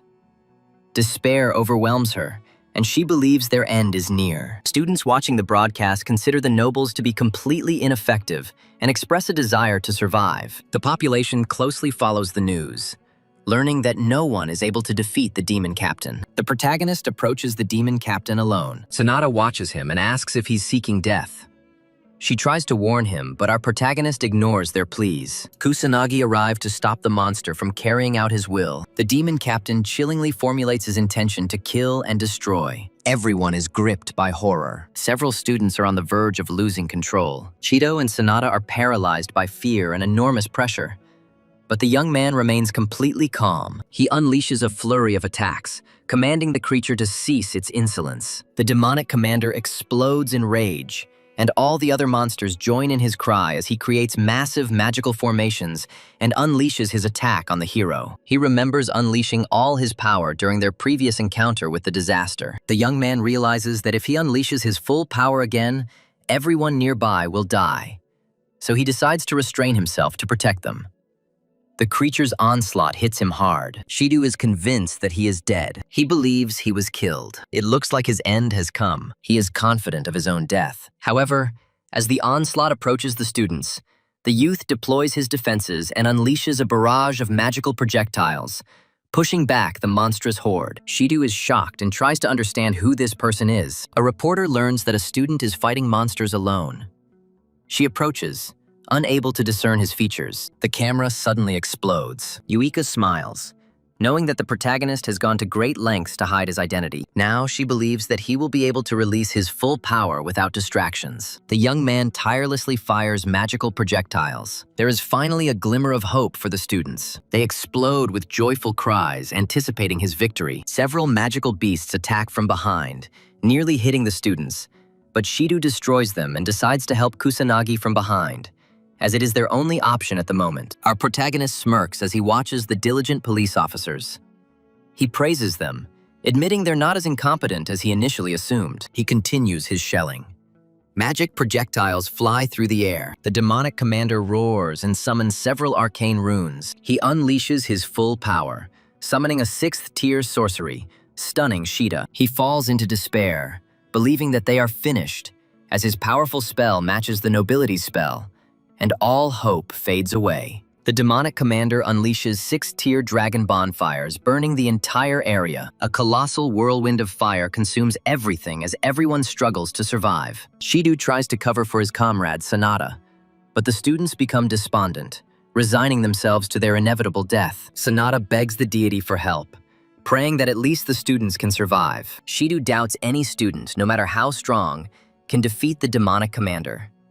He believes Kusanagi doesn't stand a chance. Yuka, however, trusts the hero completely. She believes in him with all her being, confident that he will definitely win. As the colossal blow hurtles toward him, Kusanagi watches it slow. He realizes it's because the demonic commander is straining to cast a 6th-tier spell. He admits that there is no way to resist him using only 2nd-tier sorcery. So, despite wanting to remain unnoticed, he decides to unleash more power. Kusanagi creates 4 magic circles and begins using water elemental powers. Yuika is beaming. She starts to root for him. The water turns into a colossal snake, and Shido is amazed and asks if this is fusion magic. Water and fire attacks clash, and Kusanagi begins to dominate the demon captain. However, the demonic captain refuses to give up. He tenses up even more, shouting his intent to kill. He seeks to destroy humanity. The fire magic intensifies, but Kusanagi infuses more energy, and after a brief skirmish, the demonic captain realizes his death is inevitable. The creature reflects on how he fell at the hands of a mere youth. Kusanagi calmly replies that it is due to the demon captain's lack of practice. He had expected a more difficult duel, but was disappointed to find it less formidable than expected. The heavens finally return to normal. Kusanagi grins, satisfied that the catastrophe is over, having vanquished his greatest enemy. The students are stunned, finding it difficult to accept that Kusanagi has surpassed the demon commander. They all stand up and start cheering. Even the journalist and cameraman join in, finally feeling safe. Sonata reassures the student that safety has returned since the disaster has passed. She looks at Kusanagi, finding it unthinkable. She can't understand how a mere student could have stopped the crisis single-handedly. She wonders if even a nobleman could have defeated a demon captain with 6th-tier magic, and ponders Kusanagi's true identity. His limbs are giving way from extreme fatigue. Kusanagi finds Yuika. He tells her that he has put an end to everything. She beams, declaring her unwavering faith in him and expressing her gratitude. This makes him smile. Suddenly, the students pounce on him, praising his actions. They all express their gratitude, but Kusanagi, irritated, asks them to give him space. He laments the fact that he attracts so much attention, reminding him of his past life, and wishes that his life in the future would be less troublesome. Yuika watches his irritated expression. An announcement comes in. The crisis at Kamali Magic Academy has been resolved. The academy is keeping quiet about the identity of the person who single-handedly defeated the boss. While there were no casualties, several people were injured. Kusanagi's classmates break the news to him. He's irritated, but they believe he deserves recognition as a powerful savior. Kusanagi is also promoted to S-class, and his former classmates are despondent, realizing that their interactions with him will no longer be the same. Several female students inquire about the source of his power, speculating that he may have the bloodline of a noble mage. An S-class student notes Kusanagi's obvious irritation at the attention. He questions the very existence of such a powerful student. Kusanagi's classmates vouch for him, confirming that he is the only one to defeat the demon captain. The S-class student remains skeptical, finding the story improbable from any perspective. Kusanagi takes this opportunity to leave the classroom, feeling a sense of liberation as she leaves. Yuika intercepts him, playfully asking if he's having trouble, a mischievous smile on her face. He wants to avoid further ridicule, but she insists. She considers this outcome predictable. He is a powerful savior. He defended the entire academy. Kusanagi recalls Yuika's promotion to S-class as a result of her actions during the disaster, but she appears indifferent. When asked, she assures him of her happiness, attributing it to the presence of another person in the S-class. Suddenly, Kusanagi remembers Ruka and asks how she's feeling. Yuka answers affirmatively, noting their increased communication. Kusanagi finds this positive, and Yuika shares this satisfaction. She expresses her gratitude for his help. Suddenly, Kusanagi gently strokes her head, causing her to blush and question his actions. He explains that he doesn't like repeated thanks, considering one sufficient. Yuka starts to smile. During the summit, the gentleman concludes his remote discussion with international colleagues. They acknowledge the difficulty of obtaining assistance for the looming disaster, given their current overload of strategies and agreements. One participant cites reports of a student overpowering a boss.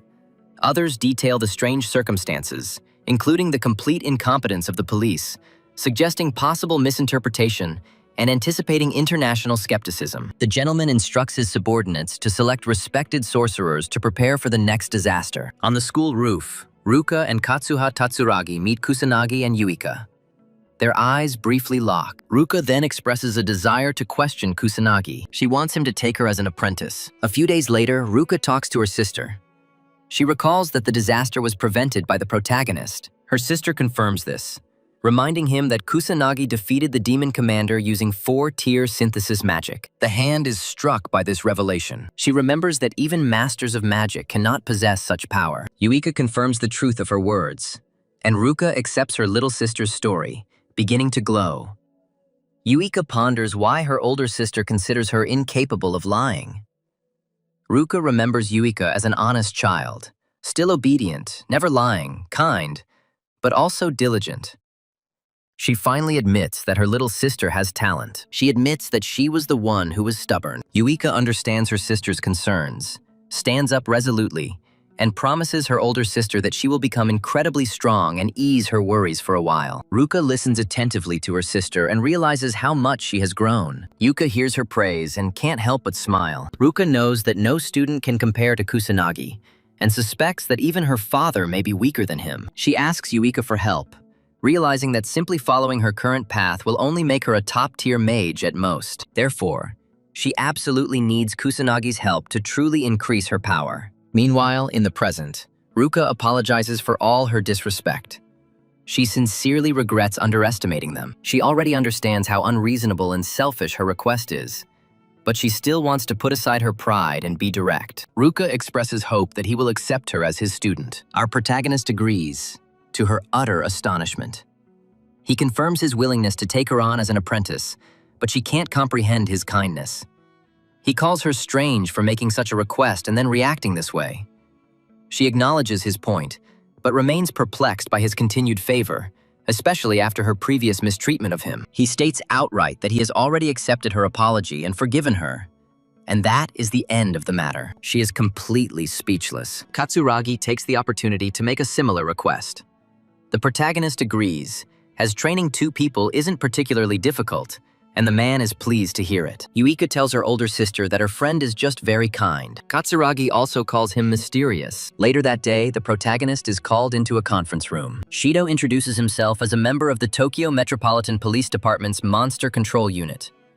Sonata also introduces herself. They both bow and express their gratitude, acknowledging that without his help, both the civilians and their teammates would have been instantly killed. Kusanagi asks if they need anything else and assures them to stop thanking him, as they've been expressing their gratitude for some time now.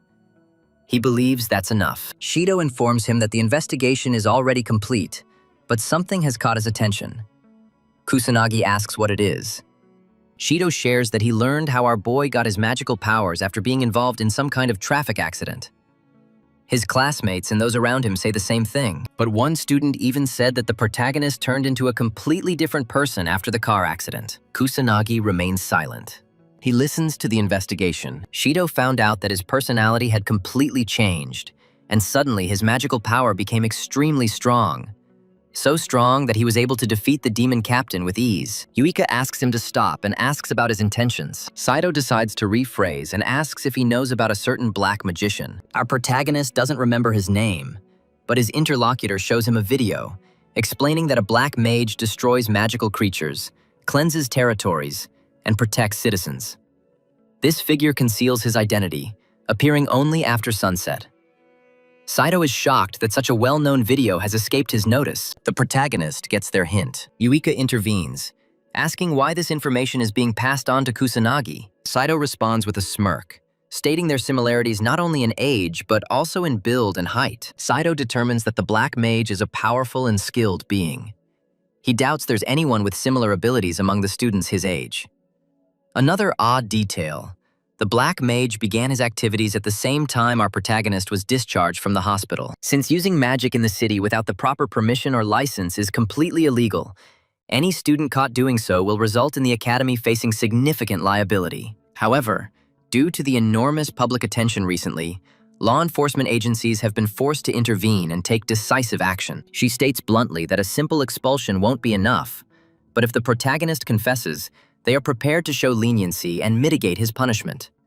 Therefore, he must respond with caution. Saito repeats the question, asking if he is a black magician. Kusanagi denies this with a complete lack of emotion. Shido looks relieved and smiles. She is glad to hear that our protagonist is not a dark sorcerer. The man expresses gratitude for everything and decides to leave for now. When he leaves the cell, Shido is amazed to see our guy remain completely unfazed. She praises his audacity to lie so blatantly, suggesting he really is a dark sorcerer. She acknowledges that Kusanagi is far from an ordinary student and suspects he's hiding something. Sonata already suspects Kusanagi is a dark sorcerer due to the similarity of their voices. She wonders if his only goal this night was to save others. Sonata decides to maintain her hidden status, recognizing that it could be perceived as a dereliction of her duty as an officer. She is convinced that the protagonist has a benevolent nature. She decides to work hard to uncover the dark sorcerer's true identity, while Sonata contemplates hiding it and offering the man any help he can. After a short break, the S-class homeroom teacher introduces Mizuha Yuika and Kusanagi Minato to the entire class. She expresses her hope that the other students will establish good relationships with them. The assembled students begin to ask if he is really the one who defeated the demon captain. The girls ask Yuika about her feelings about being a noble mage. The instructor calls everyone to sit down, as the lesson is about to begin. She is struck by the prominence of both new students. Kusanagi has been questioned all day, and he feels terrible. He remembers that this is precisely why he tried to hide his true identity. He hears a voice behind him calling his name. Our protagonist turns around and sees the girl he saved earlier standing before him. She expresses her hope that he won't mind giving her a moment of his attention. The young man finds himself outside again, then back on the roof. He wonders if it's common practice to always climb to the highest point when a serious conversation is needed. Yuika follows him and watches the unfolding situation from behind the barrier. She expected personal combat instructions and asks why he's on the roof. She feels a little jealous when she sees him alone with another girl and tries to understand their intentions. The girl asks if he remembers her, but our protagonist admits that he doesn't. She reminds him that it was he who saved her during the disaster. And recognition finally dawns on him. The girl recalls being on the verge of death due to magical creatures during a training fight. However, someone then used their magic and saved her. She is convinced that Kusanagi was the source of this magical attack. He recalls the event, and she begins to express gratitude for saving her life. He accepts it with dignity, declaring that he simply did what he could. The girl starts to blush and praises his manners, calling him cool. Yuika strains her ears to make out the words, but she hears almost nothing. The girl opens her heart, confessing her love to our protagonist. She hopes that he will agree to go on a date with her. Yuika is shocked to realize that she has spilled the beans. The main character shows almost no surprise. He knows she lacks many good qualities, but she vows to try her best, hoping that he will make her his girlfriend. Kusanagi smirks, thanking the girl for her sincere confession. She starts to smile, but he continues, saying that he is truly sorry. Her smile disappears instantly. He politely informs her that he doesn't have time for a relationship right now. He has an important task to complete. She accepts his explanation and tries to smile again. Grateful for his honesty, she decides to move on without him. The girl leaves the roof with tears welling up in her eyes. Kusanagi encourages Yuka to stop hiding and show herself. She's discovered, and she emerges with an apologetic smile. She believed her mana concealment had worked this time, and asks how he spotted her. He claims her mana control is terrible, pointing out that it's literally leaking everywhere. This is the second time he's caught her spying. He asks if she has voyeuristic tendencies. Yuika awkwardly explains that she simply happened to be there at the wrong moment and didn't mean to eavesdrop. She asks why he refused such a charming and attractive young woman. Kusanagi states outright that he is not interested in a relationship at the moment. She looks stunned, but he justifies it by believing that the age difference is too great, despite the fact that they are physically in the same year. Yuika begins to feel satisfied after learning that he is not looking for a romantic partner. She can't understand why she feels so relieved to hear that he has no dating plans. She looks at him with a worried expression. Kusanagi advises her to start honing her mana control, claiming that it is absolutely terrible. He is convinced that she needs significantly more training. She confirms her awareness and decides to dedicate herself to intensive training, striving to surpass her current capabilities so that he can eventually notice her. Under cover of night, the protagonist arrives in a new zone teeming with monsters. He wonders if another disaster is brewing, given their growing numbers. Suddenly, he hears a young woman crying for help. A man illegally uses his magic to torture a young woman. He tells her that screaming is useless because no one else is there. Kusanagi intervenes. It shows the aggressor that there is someone out there after all. The tramp is stunned, but our hero wastes no time, delivering a quick blow to the stomach. He uses his magic to render his attacker unconscious. He discovers that he is merely a novice mage and a brute whose melee combat skills are simply terrible. He assumes the boy is unaccustomed to fighting mages. The young woman he saved expresses her gratitude, asking if he is the mysterious magician. Irritated, he quickly leaves, ignoring her questions. Kusanagi realizes that the mysterious mage all the students in law enforcement were talking about was him all along. He can't comprehend his sudden fame. The next day, during a meal with his comrades, the protagonist discusses the mysterious mage. He recalls Shidu mentioning a novice mage who only appears after dark. He's heard countless stories and is simply intrigued. Katsuragi speculates that this is due to the mysterious mage's significant online popularity. Our guy innocently inquires about the internet, asking if it looks like a fishing net. Everyone is shocked by this revelation, doubting his sanity. In this day and age, it's astonishing that they can't comprehend his ignorance of the internet. They knew he was hidden and out of touch, but this exceeds their expectations. Yuika explains that the internet is a worldwide information network that allows for the rapid dissemination of data such as that concerning the Black Mage. People can find anything online. And with visual materials like images and videos, it contains practically everything. Kusanagi finally understands. Katsuragi adds that he can access any information through his smartphone. He urges the boy to take it out and launch a random app. Kusanagi's face lights up and he beams uncontrollably as he opens the search engine. Everyone praises him, saying he can now watch anything online. Our protagonist notes his simplicity. Ruka remembers that he promised to help with their training and asks about the start date. Kusanagi agrees to coach them after school, acknowledging their help and teaching him how to use a smartphone. He vows to dedicate himself to training them effectively. Yuika foresees trouble after hearing his statement. During their training, all three succumb to exhaustion and collapse. Kusanagi expresses disappointment, noting that they haven't even finished warming up. He demands that they train as if their lives are hanging by a thread. All three rise again, vowing that they will not fall so easily. Pleased, he orders them to attack him with all their might. They deploy their magic circles, obeying his command. Elsewhere, at Tokyo Tower, several men remember the normality of the moment before, looking up at the crimson skies. Overwhelmed with fear, they wonder what is happening. A colossal horde of monsters materializes, consisting of numerous demonic soldiers and commanders. Continuing their grueling training, all three collapse again. He asks if they've given up.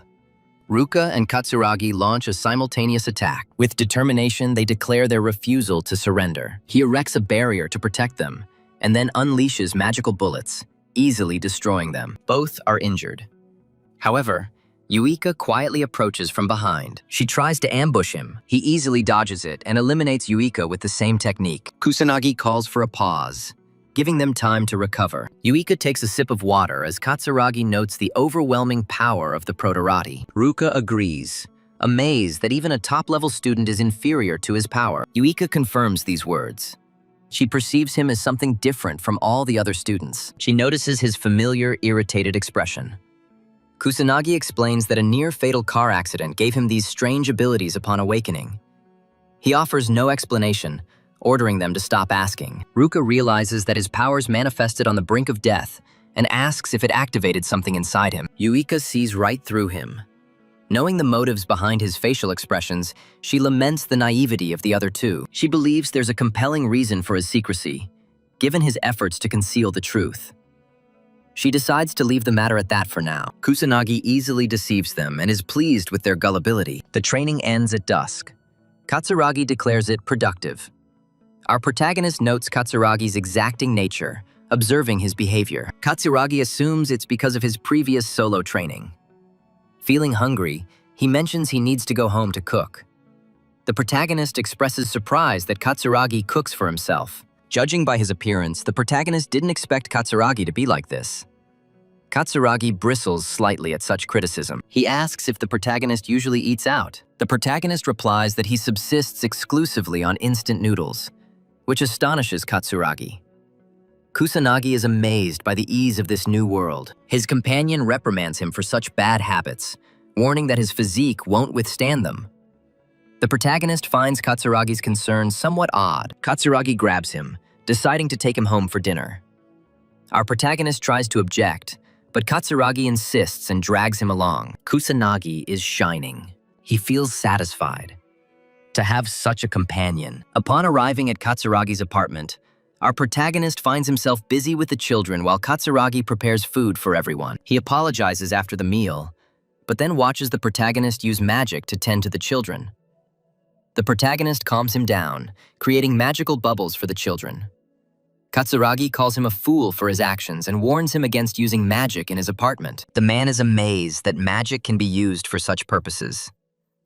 A small child consoles our hero after his reprimand. Katsuragi is shocked to discover his exceptional skills in caring for children. The protagonist suddenly remembers a disaster from his past life. He states that children are precious. Katsuragi calls him an old man because of his tone, but our hero orders him to shut up. He begins to find joy in helping children with reading. They all begin to eat together and express gratitude to the deity for the food. The children eat their food with pleasure. They enjoy delicious dishes. The protagonist tries it and is amazed by the quality. He's touched, trying to remember the last time he enjoyed a proper meal. He laments neglecting himself by focusing solely on fighting for so long. Kusanagi asks about his friend's parents. The man reveals he doesn't have a father. Since his mother has to work late, he takes on responsibility for housework and childcare. He even takes on extra work in his free time. Kusanagi is stunned by his story, but he assures him that he finds joy in caring for his family. The protagonist comprehends the situation by remembering himself as a rude person who craves difficult challenges. They all end up sharing a bed.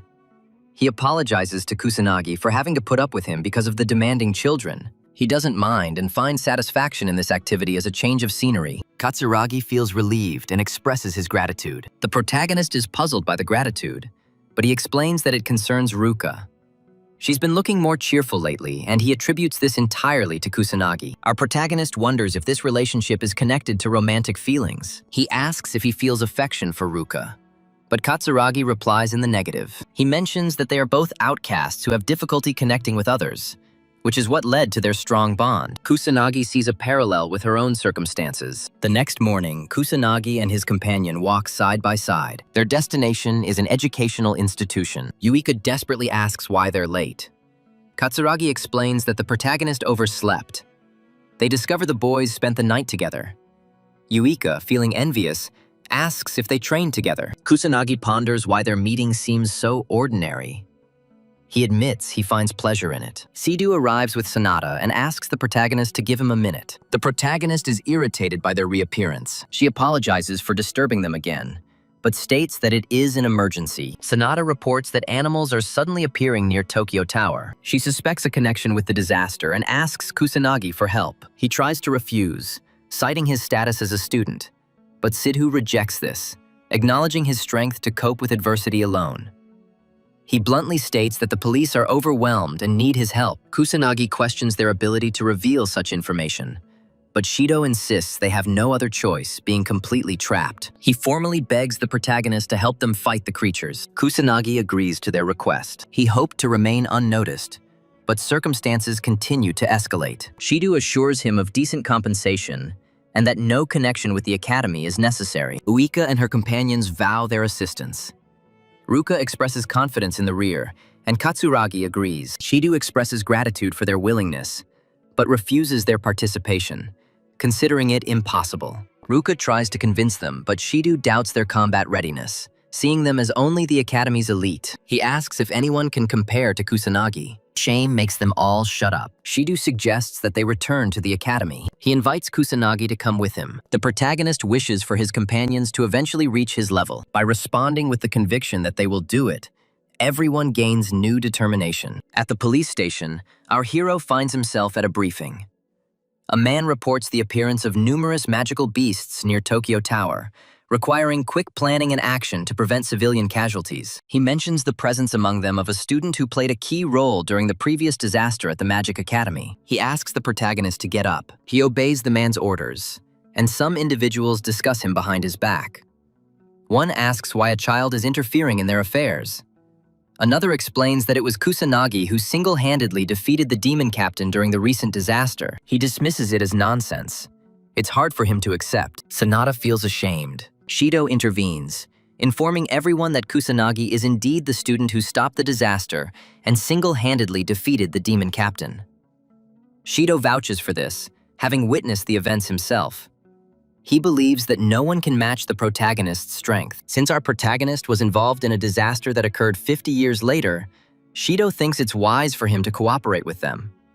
He hopes everyone will treat the boy as an equal, not a subordinate. The men remain skeptical, dismissing him as simply an arrogant student among seasoned professionals. The commander states that their goal remains unchanged despite the addition of a new member. He orders them to act quickly and destroy the creatures. As the others leave, Shido approaches the boy and apologizes for the unpleasant comments he's been subjected to. Kusanagi accepts the apology, assuming his presence simply dampened their spirits. Shido is amazed by his composure and decides to turn his attention to Sonata. She begins to cry, admitting that fear prevented her from standing up to men. Kusanagi reassures her by saying that he doesn't care at all what a few people think of him. She begins to beam and calls him an outstanding man. On the way to Tokyo Tower, Kusanagi asks about their current estimated combat strength. The officer states that they have 80 mages. Only a few of them are of the highest tier.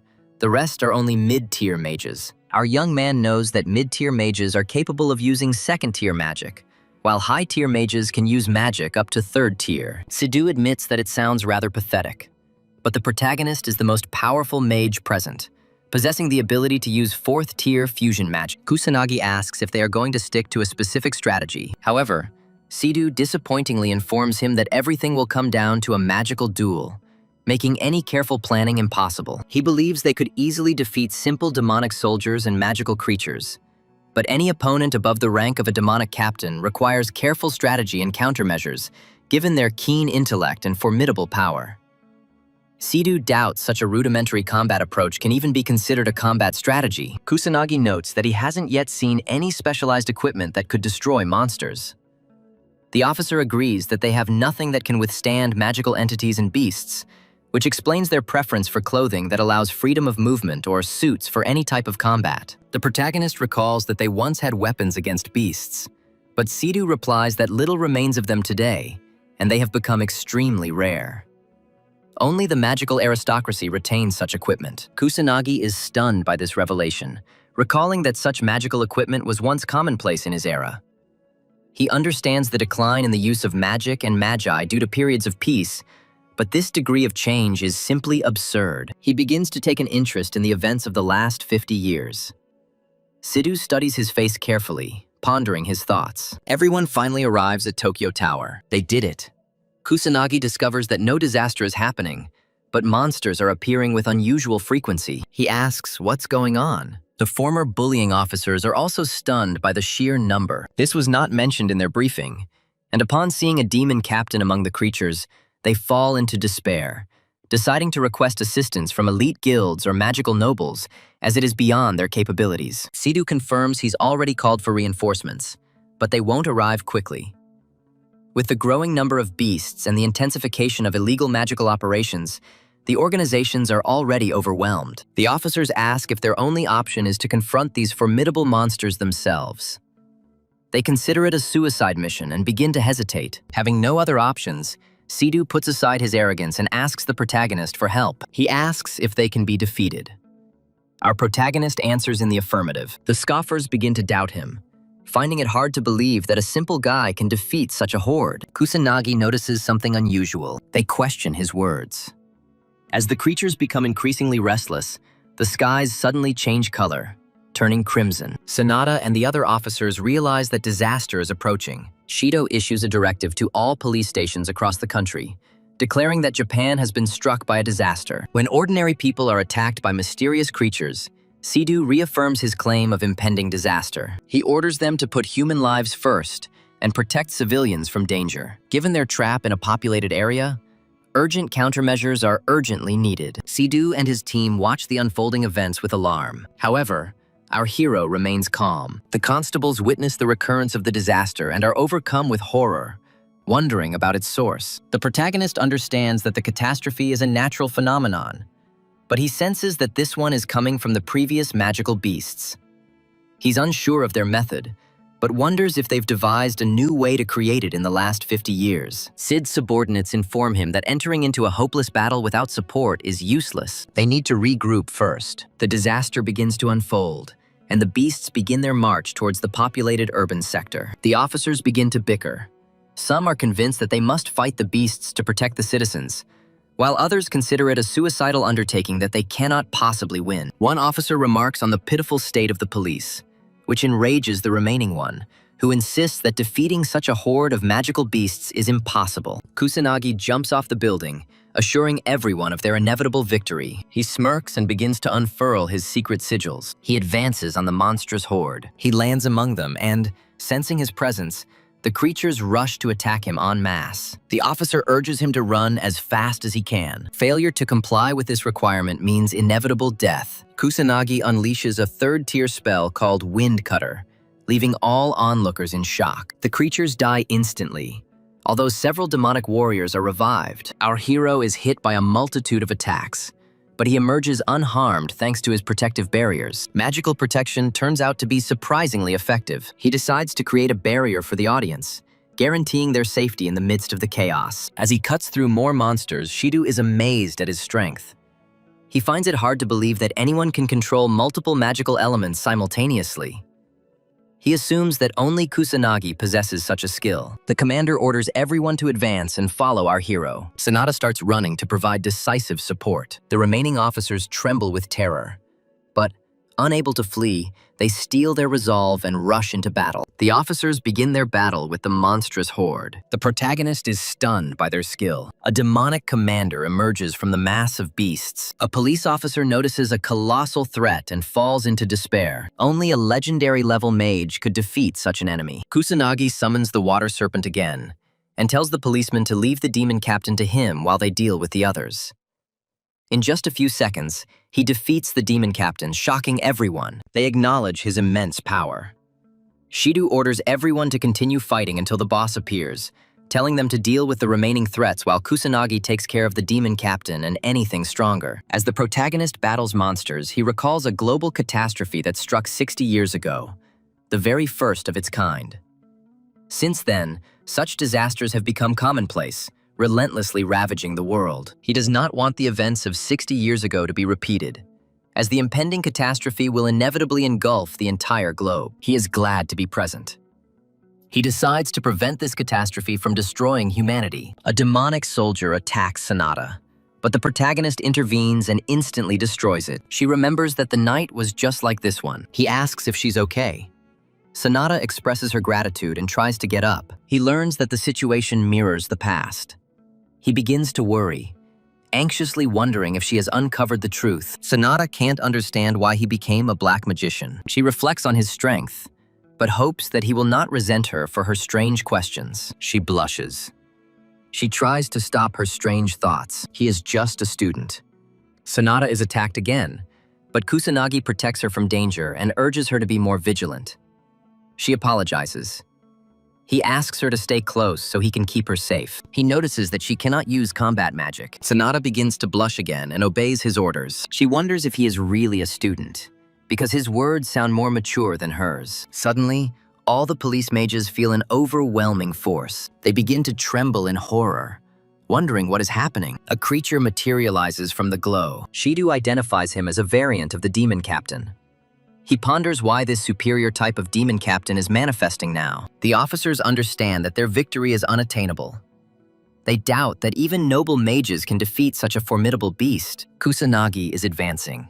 They try to protect him from harm, believing that he will not be able to overcome it despite all his strength. Kusanagi assures them of his victory. Men stop shaking excessively. Sanada begins to pray for Kusanagi's triumph. Shidu admits that his strength rivals that of noble mages, giving him a significant chance of defeating the subspecies. When the creature encounters the protagonist, Shidu is eager to see the true power of our hero. Shidu orders everyone to continue to put in maximum effort until the boss monster is finally defeated. Kusanagi confronts the new demon captain. He begins his attack by unleashing fire magic on him. The police officer is amazed by the monster's formidable power as he watches it destroy numerous objects with first-level sorcery. Our protagonist remains completely unharmed. The monster questions its own existence. Kusanagi reveals that he is just a student. He summons his water serpent again. The demon captain vows to kill our protagonist and releases a huge fire serpent. The policeman recognizes this as 6th-level magic and falls into despair. Kusanagi realizes that dodging or blocking this attack risks engulfing his allies in flames,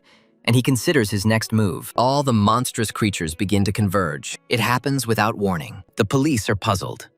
While the creatures attack Kusanagi, Sanada tries to warn him. He remains unperturbed. A multitude of powerful attacks rush towards him. He remains completely motionless. He destroys the demon captain's fire serpent with his water abilities and repels the magical beast's attacks using his non-elemental barriers. Water begins to cascade down. The protagonist feels a slight sense of disappointment, realizing that the battle is already over. Shidu's mouth hangs open in surprise as he sees the sheer power of our hero. Sanada is having a hard time comprehending the events that just happened. Shidu, still in stunned disbelief, clutches his head as he watches the impossible unfold before his eyes. Only a noble mage can use 6th-tier sorcery, an advanced art comparable to remote activation. Sanada doubts Kusanagi has truly achieved all this. Shidu reveals another astonishing event he just witnessed. The protagonist simultaneously cast a second form of magic while fighting the demon captain. Normally, there's a cooldown period between casting the two spells, but Kusanagi cast them simultaneously. Even mastering a single spell proves difficult, making the simultaneous use of two spells a sign that the protagonist is superior to even the most accomplished mages. Shidu is pleased that events have unfolded according to his predictions. He is convinced he has found the person he has long sought, the new Ichikami Minato. The protagonist suggests that the demon captain fight in another place, as this place is too cramped. The demon captain begins using basic air magic. Then he takes off and flies away. Upon moving, the demon captain expresses mild surprise at his newfound dexterity in aerial magic. The demon captain believes that the redeployment was necessary to prevent any form of cooperation from the enemy forces. The boy explains that the poor coordination of other animals does not affect him in any way. With a stern expression on his face, he announces their redeployment. Now he is free to release all his power. The demonic captain advances and attacks, but our protagonist effortlessly dodges every incoming attack. He uses his limbs to parry several blows. The demonic captain seizes the opportune moment. He unleashes his powerful fire magic. The attack hits the guy right in the forehead. However, the creature hits him again. Without wasting a second, it throws him to the floor. When the smoke clears,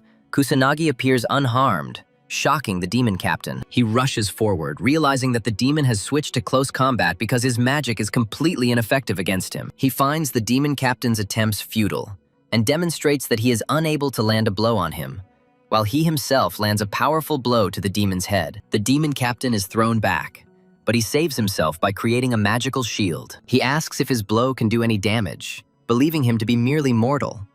But then his entire body begins to shake. The demon captain cannot comprehend his true strength. In a rage, he demands to know his identity. Kusanagi chuckles, revealing that magic isn't the only thing he can do. He decides to demonstrate one skill to the demon captain. This is a skill that he invented himself. The protagonist grins and unleashes his powers. The demon captain is stunned. Shido and Sonata sense tension and notice a presence above. Kusanagi controls the energy he projects. This energy protects its form. He begins to feel the power, but the demon captain finds human blows useless, despite using magic to defend himself. Kusanagi holds a different opinion. He decides to test his own power. He unleashes a flurry of blows, pushing back the demon captain, who is stunned as attacks converge from all sides. The creature weakly tries to defend itself, but Kusanagi relentlessly strikes with his new method. Saito watches the confrontation and sees the young man defeat a true beast in close combat.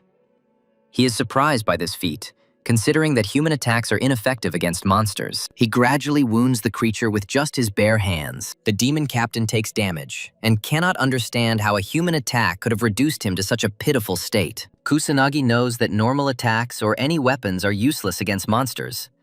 But if she invests a huge amount of magical energy, her attacks become effective. A strike that envelops the entire body in magical energy is known as a synthesis of martial techniques and witchcraft. He called it witchcraft martial arts. The demon captain cannot comprehend how a mere human could surpass him in strength. He is furious.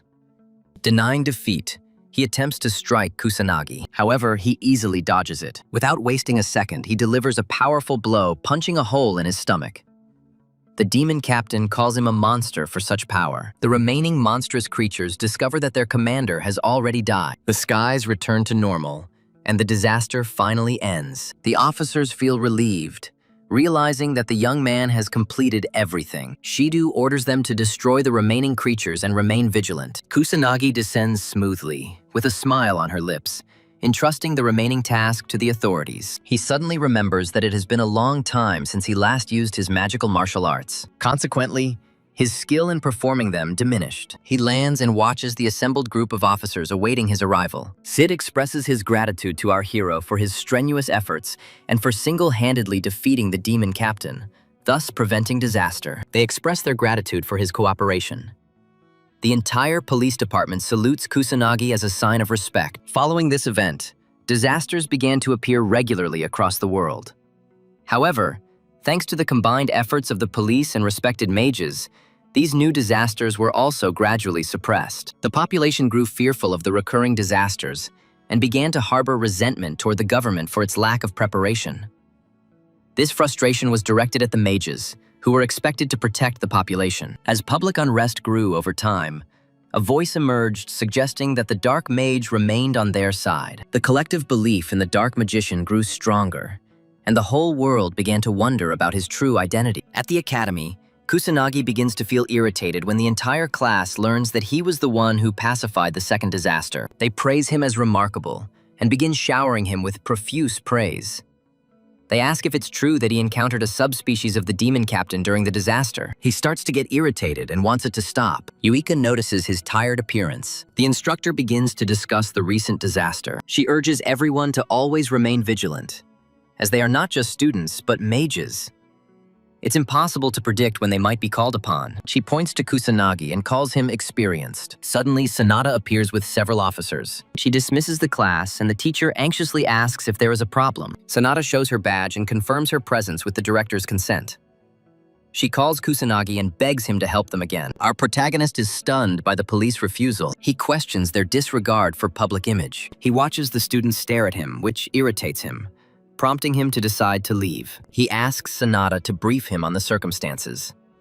She assures him not to worry, as he will be rewarded and recognized for his efforts. She explains that due to disasters all over the planet, beasts continue to appear, and that wandering mages associated with suspicious groups have suddenly become much more active. Kusanagi states that they were looking for him because they were short on men. Sanada expresses regret at turning to him for help again, but says they have no other choice as he is the strongest. Kusanagi takes his phone and suggests that he just contact him in the future. Sanada apologizes and understands his feelings. She managed to obtain his contact information and feels satisfied. The protagonist inquires about his next steps. She orders him to exterminate all the beasts in Harajuku. He acknowledges receipt of the instructions. Sanada offers to drive him, but he is sure they will be late. As a result, the protagonist deploys his magic circles and leaves the academy alone. Police are amazed by his incredible speed. In Harajuku, the sky turns crimson, and two young men are overcome with fear. Elder brother. The older brother tries to protect the younger brother from danger. A mystical creature materializes. The children are trying to escape. However, the younger one stumbles. Just when the monstrous creature is about to devour them, the protagonist appears and immediately destroys it. The children come to their senses, and he praises their resilience, saying that they performed well. He returns the Ichikami figurine to them and gives them an encouraging smile. He hands the children over to the authorities. Then he rushes to clear the area. The children bow in gratitude as he leaves, and the youngest child beams with appreciation. Kusanagi finds fighting in Harajuku more difficult than at his school or in ruined Shibuya, due to the abundance of obstacles and onlookers. He refrains from using magical projectiles for fear of harming fleeing civilians. He can distinguish humans from creatures, but ordinary humans without magic are difficult to identify.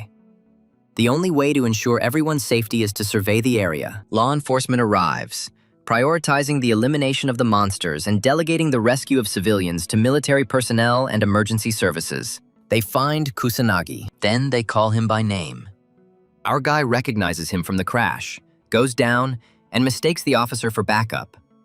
He finds this helpful and asks about the circumstances. The officer reports that they haven't yet managed to rescue half of the civilians and are having trouble penetrating the eastern sector. Kusanagi fires several bursts. After this, he decides to explore the eastern sector. The officer warns him about the presence of illegal mages there based on intelligence, but realizes that warning Kusanagi is useless given his unrivaled strength. The other officers watch him and speculate about his identity as he easily defeats many creatures. They see him as a ray of hope in these difficult times. Kusanagi destroys the demon captain using her level 6 explosion stream. He expresses surprise upon meeting the demon captains despite the lack of disaster. This didn't happen even 50 years ago. As the beast population grows, Kusanagi notices their increasing strength, and the dire circumstances become a challenge even for him. He decides that strategy is crucial before the situation escalates further.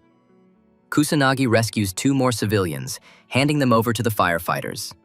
He has several options, but he's unsure which one to choose. He uses his bubbles to save even more people. Sanada and several officers arrive, helping to calm the civilians. Police again express their gratitude, crediting him with mitigating the damage. Kusanagi disputes this, attributing the success to police and firefighters, saying they only helped. The officer recognizes him as an outstanding student. They apologize for their past discourtesy during the previous disaster, admitting that their arrogance led to it. Kusanagi reassures them, urging them to let go of past regrets. The officers are impressed by his composure and again express their gratitude. Sanada steps forward, also expressing gratitude and noting her continued dependence on his abilities, despite his status as a student. He reassures her, reminding her that he's committed to helping. Kusanagi emphasizes the growing number of monsters and their increased power. Sanada agrees, believing a counter-strategy is necessary for the disaster. She mentions that her superior is actively working on a solution. As she speaks, The children who were here before approach Kusanagi and express their gratitude for saving him. He feels satisfaction seeing that they are unharmed. The younger child asks if he is a great sage, and the older one apologizes, explaining his brother's fascination with the great sage. Kusanagi notices the toy. He recognizes it as the figurine of Ichikami. He assures the children that he is indeed a great sage, and the child beams, already knowing it. Kusanagi remembers a past life where someone asked Ichikami for permission to create a doll in his likeness. The man excitedly announced that he would create not only a doll, but also photographs and keychains. Ichikami expressed skepticism about the demand for such items. The man insisted that people needed the support of the great sage in their souls, and these items were ideal for the youth. Ichikami remained unconvinced, but the man objected, believing that this would ensure protection for 100 years, not just 50.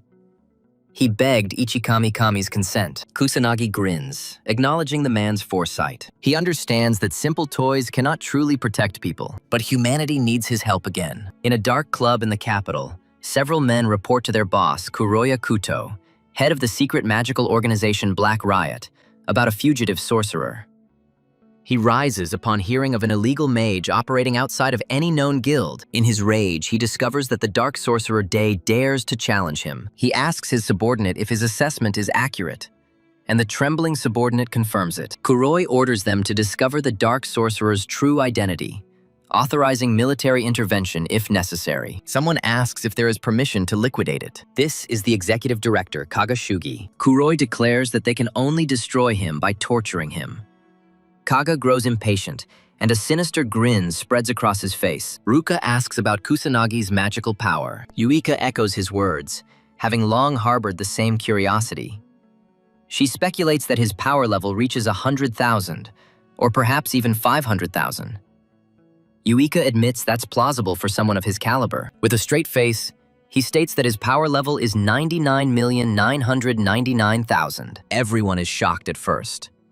Yuika is doubtful, and Katsuragi shares her disbelief.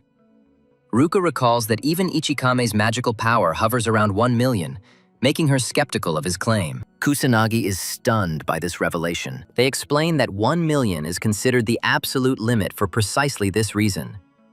They ask why he doesn't know such a well-known fact. The protagonist wonders if his own power is only 1 million. He tries to search for information on the internet, but finds himself confused. He smirks and admits his inability to use a phone. Finding it too much of a hassle, he decides to give up the attempt. The call comes.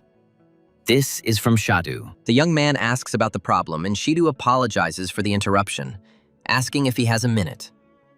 Kusanagi agrees, prompting the officer to ask if his companions are present. Kusanagi confirms that they are. Shidu then asks to put the call on speakerphone. Kusanagi is completely confused by this, so Yuika helps him activate it. The officer explains in detail that with the increasing number of monsters and disasters, he created a special anti-monster unit called the Special Magic Team. He wants our protagonist to lead the squad. Yuika is shocked to see her companion get such a chance. She considers it an extremely prestigious position, which is coveted by magicians. She assumes her friend won't refuse such an offer, but to her shock, Kusanagi rejects it. Yuika demands to know why, her anger flaring. The officer begs them to listen to his arguments first.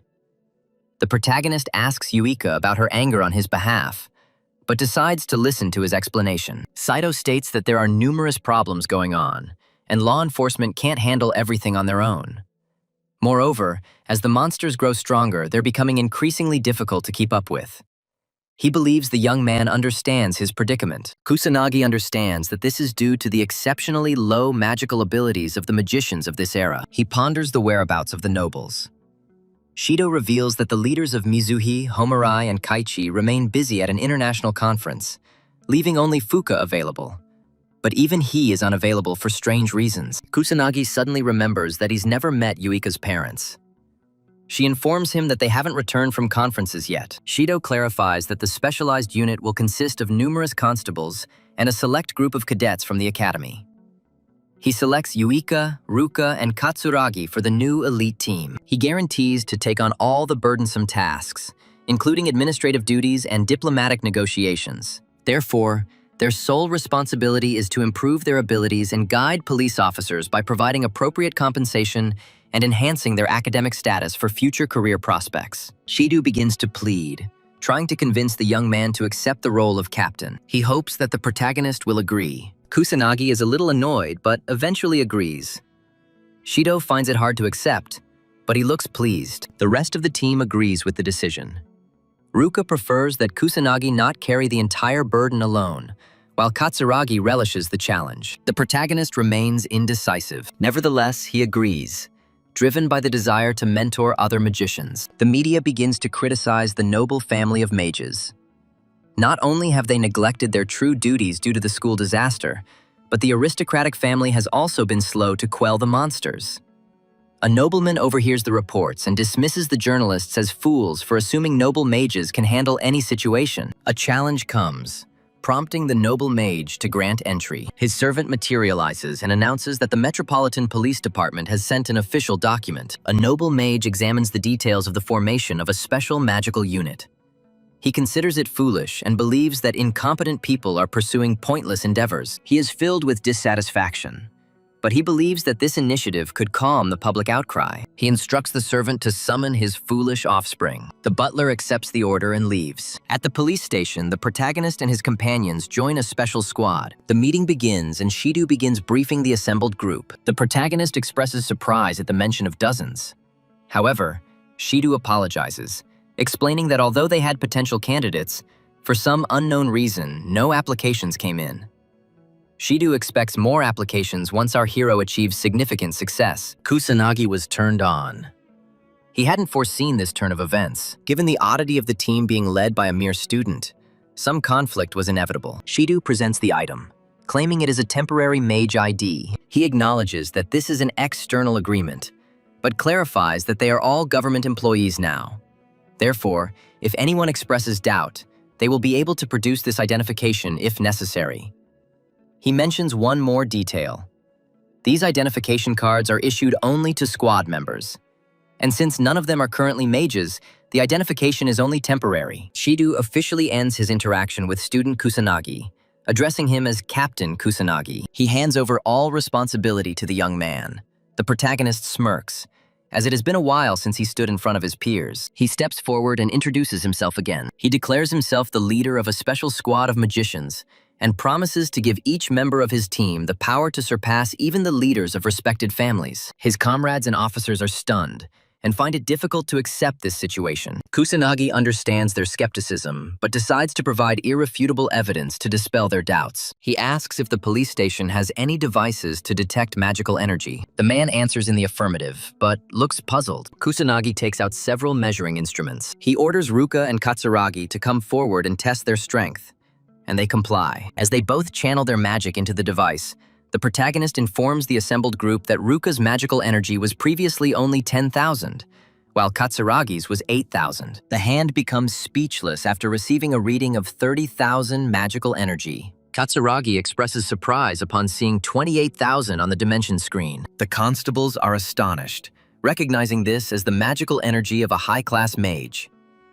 Kusanagi urges them to remain calm and tells Yuika to evaluate her abilities. She obeys his order, but feels some unease. Yuika ponders her next steps, convinced that the gap between her and her older brother is too great. She knows she's worked tirelessly, but ultimately, she sees herself as just an ordinary person, lacking any innate talent.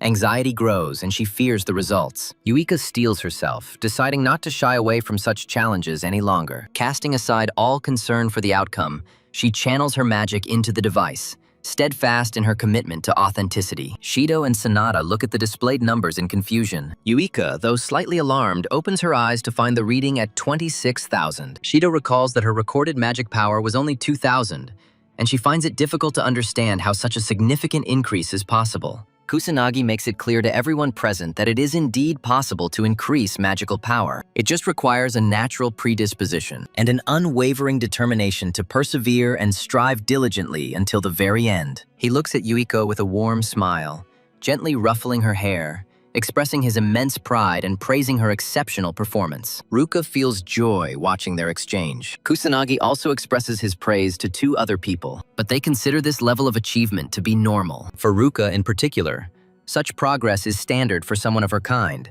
the Mizuha family, so praise is unnecessary. He brushes off her words and ruffles her hair as well, praising her for her hard work. Katsuragi acknowledges his friend's otherworldly presence, but is stunned by his fearless behavior. Yuika becomes nervous, knowing the terrifying aspect her sister displays when she becomes enraged. The hand tells the protagonist that she is not a baby, and he, realizing this, removes his hand. Katsuragi just experienced a moment of fear, and Yuika also expresses gratitude for her sister maintaining her composure. Our protagonist tries to pat Katsuragi on the shoulder, but he hesitates. Ruka remembers that she's never been treated like this in her entire life before this day. Even her father never showed her such affection. A portly, unattractive man enters the room, finding everyone there. He claims to have been looking for Shida and asks why he wasn't properly greeted. Shidu tries to justify himself by telling the fat man that he thought he wouldn't show up today. The fat guy informs him that his intentions have changed, which is what prompted him to come. Shidu ponders introducing himself to the group and announces himself as Shu, a noble mage from the Fuka clan. Shidu secretly tells our guy that he had no choice, as the noble mage's approval was necessary to form the special team, which is what forced him to enter their names. He expresses regret over the situation. Kusanagi recalls the Fuka family's refusal to send aid during the disaster at his academy. Shido tries to explain that this was because nobles have a particular tendency to assert their power, making them feel embarrassed by such requests, as it is uncharacteristic behavior for a noble mage. Shu speaks up, stating that he learned he'll be meeting with Japan's leading magic unit. He wonders why there are so many students in the room. Shidu introduces Kusanagi, revealing that he was the one who defeated the boss monster and ended the school's disaster. In recognition of his outstanding achievements, he was chosen by the team commander as the division captain. Shu looks at him closely. He reflects on how a worthless student, not even from a noble family, managed to stop a disaster at school. He deliberately steps on the protagonist's foot and arrogantly declares him nothing more than trash. He seethes at the sight of our guy as captain. This man makes it clear to him that he shouldn't be arrogant, even if he's just a student. Yuika and Ruka question his behavior, ordering him to back off, while Katsuragi threatens to destroy him. Shu is perplexed by the commoner's attempts to dictate his actions. He recognizes the two sisters, recalling their connection to the Mizuha family. He is stunned. Not everyone present is just scum. Shu begins to smirk, stating that he will lead the division. But Shido tries to make him understand that Kusanagi has already been appointed as the division leader, making any changes impossible. Shu decides to challenge the protagonist, declaring that whoever defeats the boss of the next disaster will receive the right to command the squad. Shido tries to intervene, but the fat man decides to make his own rules, thinking the issue is settled. Shido apologizes for his behavior, but Kusanagi reassures him, saying anything he might say would be completely useless against such a fool. He considers this acceptable, as his only demand is victory. Yuika and the others are energized. She's determined not to let this man become their leader. The other two are also determined, deciding to do their utmost. He wonders about the reason for their ardent enthusiasm. Why are they so infatuated with such a simpleton? At the police station, Kusanagi ponders his next steps. He remembers a police officer. Officers typically possessed around 10,000 magical powers. He foresaw this and decides to focus on the magical power first. He begins his explanation by discussing the meaning of magical power. He informs everyone that he understands that they are solely using it for magical attacks, but it has additional uses. He summons Katsuragi and instructs him to strike with all his might. Katsuragi looks somewhat perplexed, but the young man urges him to begin. Katsuragi tries to strike with all his might, hoping that the protagonist won't object later. The blow is stopped by an unusual shield. He reveals that he is using the power of a mystical shield. Individuals with vast reserves of magical energy can naturally create a magical shield.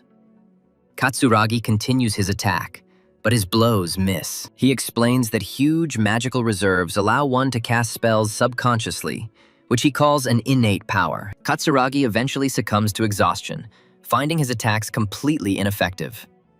The protagonist instructs everyone to remember one important point. Expanding one's own magical energy is a primary goal for any sorcerer. He begins to channel his magic into the officers individually, helping them sense the magical energy. Everyone begins their rigorous training, dedicating themselves to achieving greater strength. Kusanagi recognizes the need for specialized equipment beyond simple practice.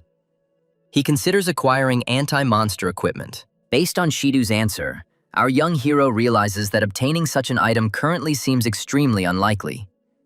Shidu assures him that he will find a solution with a little more patience. Kusanagi realizes that finding skilled artisans in this era is unlikely, so he decides to create the item himself, despite his lack of previous experience. Confident in his ability to forge it himself, he opens his desk drawer, searching for a suitable item. He discovers an inexpensive ring, noting that its immaculate condition suggests it is of considerable value. He's confident it will work, but it's still not enough.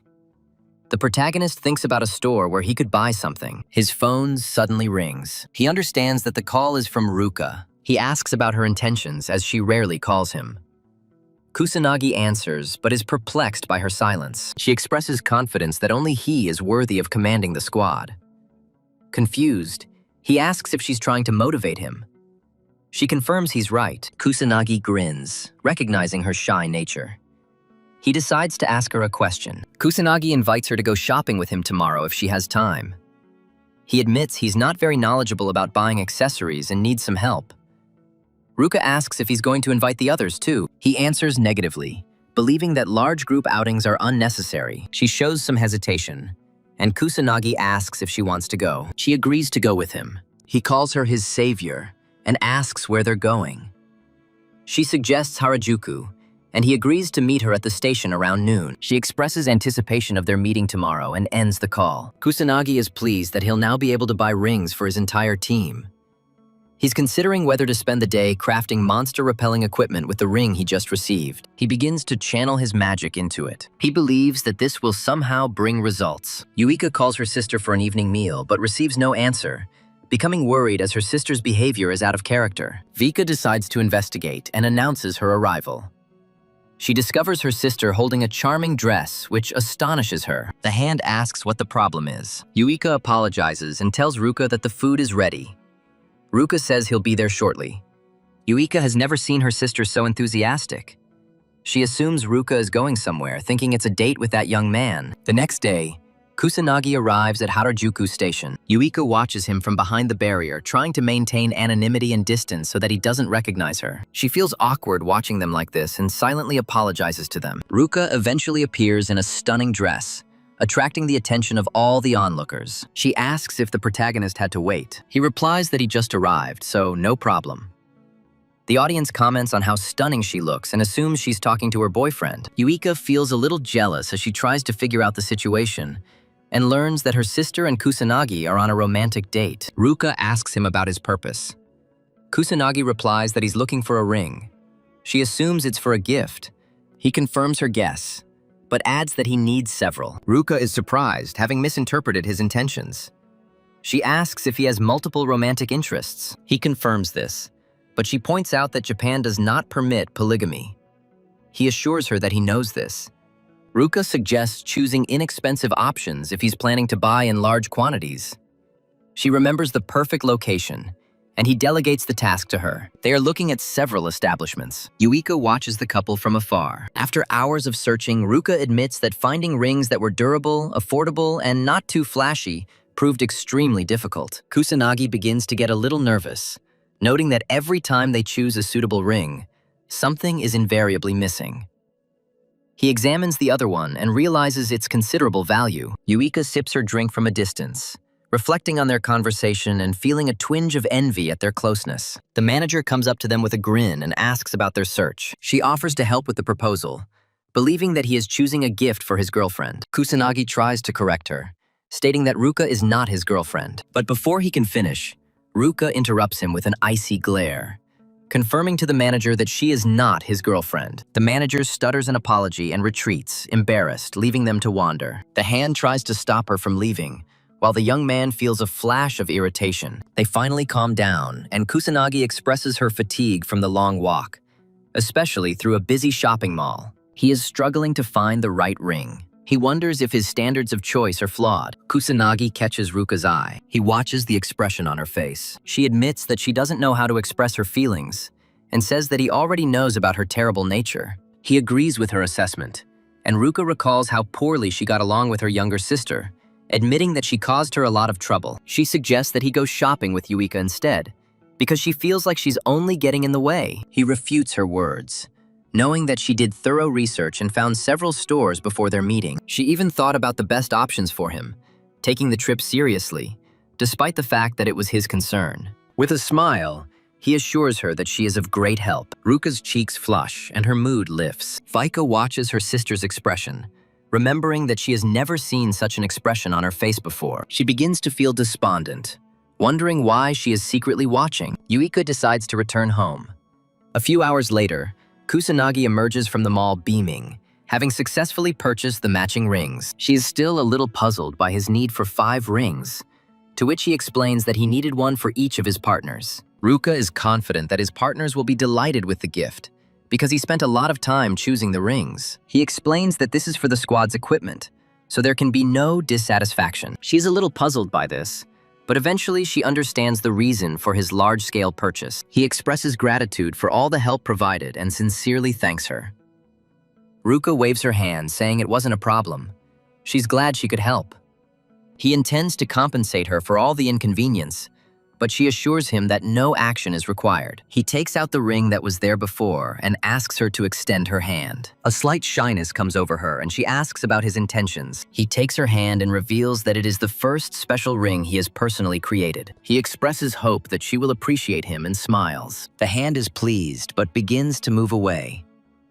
He tries to hold it back, but it doesn't give him a chance and leaves. He intended to go into more detail about the anti-monster equipment. However, he decides to do this at another opportunity, when circumstances are favorable. As Ruka walks away, she suddenly stops and looks at the ring. She squeezes her hand, admiring the ring, her face turning deeply red. The next day, Kusanagi declares that it is time to distribute the anti-monster equipment and invites them to pick up theirs. Sanada and the other officers don their gear, feeling a surge of magic.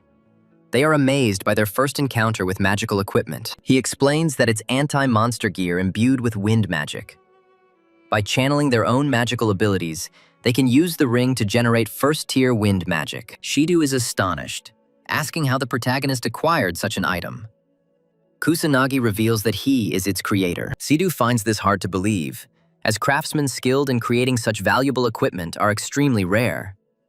He is shocked to learn that our hero can effortlessly produce such an item. He admits that Kusanagi constantly surprises him. Yuika notices that her sister didn't take the ring. She sees that Ruka is already wearing a ring that she has never seen on her before. Yuika assumes it's a souvenir from their walk and becomes worried, thinking about the events that happened after she left. Kusanagi believes they all lack suitable transportation.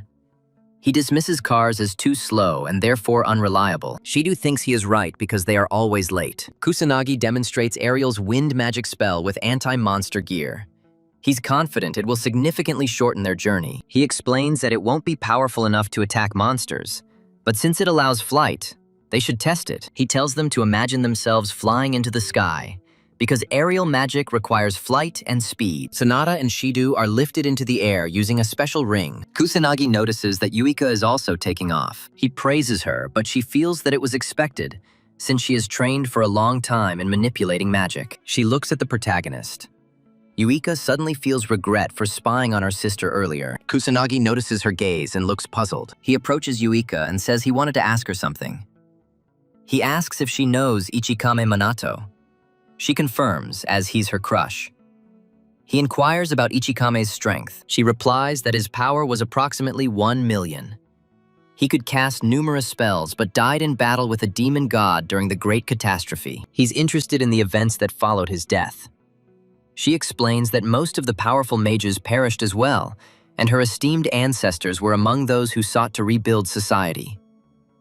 The Mizuha family played a key role in this. She says all this with pride, adding that after the disaster finally ended, almost no data or documents remained. That's why magical research had to be rebuilt from scratch. Kusanagi knows that the mortality rate among magicians was quite high back then, but he remembers that he left behind many books. He stored magical information in various places in preparation for the future. He asks why current magical knowledge is so meager and error-ridden compared to what he preserved. The power level of today's mages is incredibly low. He wonders if there is someone behind all this. Vika notices that he's lost in thought and asks if he's okay. He assures her it's nothing. She asks him to remember that if something is bothering him, he shouldn't hesitate to confide in her. She acknowledges her limited usefulness, but still encourages him to seek help. Kusanagi expresses gratitude for her care and calls her a great helper. He's confident she'll keep any secret, but he still needs to be careful about the situation with the dark mage. There's a chance she could get into trouble if he drags her into it, so he decides never to mention it. He realizes that she might just pass out if she finds out that he is the legendary Ichikama Minato. Yuika thinks he's hiding something because she's not reliable enough. She decides to become stronger to be more useful to Kusanagi. She decides to make every effort. 1 week passes and Kusanagi orders everyone to prepare for an attack. Sanada can now use second-tier holy spells known as Holy Crest. Shido can use third-tier magic, while Katsuragi and the Mizuha sisters can cast fourth-tier spells. Kusanagi is pleased to see everyone's improvement. Even Sanada, who previously lacked offensive magic skills, can now cast offensive spells. What strikes him most is the synergy between the Mizuha sisters. He admits that people would consider it natural given their family ties. Yuika and Ruka destroy the training ground. Their fourth-level magic brings complete destruction. Yuika is suddenly struck by unpleasant memories. However, she begins to smile, finally winning her sister's admiration. Kusanagi praises everyone for their dedication, but warns against becoming complacent due to their increased magic levels, as higher levels do not automatically guarantee greater power or mastery of magic. He decides to demonstrate this and orders the hand to target him with a fourth-tier spell. She understands his intention and carries out his instructions. The hand casts a fourth-level spell on him, but Kusanagi only responds with a first-level earth spell. When the two magical strikes collide, everyone is shocked that the first-tier magic was able to neutralize the fourth-tier magic. He explains that magic levels only affect the amount of magical energy invested in an attack. This doesn't mean that higher-level spells are more powerful. Even with first-level magic, if the caster invests the maximum amount of magical energy, a fourth-level spell can be easily overcome. He notes that magical attributes are also significant. Water, by its very nature, is vulnerable to earth. He tells everyone not to limit themselves to the concept of levels. He explains the need to understand magical energy and master existing spells. Following his instructions will lead to increased power. Everyone listens intently as Kusanagi explains the importance of keeping an eye on your allies. Synergistic abilities can provide even greater power. Everyone cries out with renewed determination. But suddenly, the fat man appears again, taking pity on them. Shido asks the reason for his uninvited appearance. Shido believes no disaster is expected, and he becomes bored. She offers to take down a few monsters if he doesn't train, but Shu dismisses the idea as too tiring. He shifts the blame to the police, a sinister grin appearing on his face. Kusanagi's comrades are irritated, but he remains unperturbed. Shu wishes for the disaster to accelerate until the skies begin to turn red. Vika is the first to notice this and announces that something is wrong. It's really a disaster, and he gets inspired. He reminds everyone that the squad that can defeat the boss first will be chosen as the vanguard of the special forces. He announces the start of his competition. The Kusanagi squad is fired up with determination, determined not to give in to a disgusting glutton like Shu. Fatty and his subordinates deploy their gear, taking flight with the help of their wind magic. He becomes arrogant, branding everyone losers before departing. Yuika protests his injustice, but Kusanagi reminds her that they have the same abilities. He orders everyone to get ready and put on their communication devices. As the entire contingent rises, Kusanagi warns them that this is their first encounter as a unit, requiring vigilance. They begin their advance. Shu abandons a vehicle moving along the highway. He finds it slow and smirks. Katsuragi comments on his speed, and Yuika finds it difficult to understand how such a corpulent individual could achieve such speed given his considerable mass. Kusanagi thinks that their mastery of wine magic will make it difficult for the team to match their pace. He could easily outrun them, but he refuses to undermine the team's goal. He restrains himself, seeing that the citizens are unharmed. Shu begins to tease them, ridiculing their claims of being a special team when they can't even surpass him. He keeps calling them losers. Yuika observes his behavior and concludes that he is mocking them, despite not being able to hear his mockery. A fat man finds some people and announces his arrival. He warns them of the impending disaster and begins to destroy some of the monsters along with his allies. They all use wind magic, and they kill the creature. The townspeople are trying to find a safe place. They turn to the big man for help, but he completely ignores them. He continues to direct wind magic at the monsters. Just as the civilians were about to be engulfed by his wind magic, the protagonist materializes, shielding them with his barrier.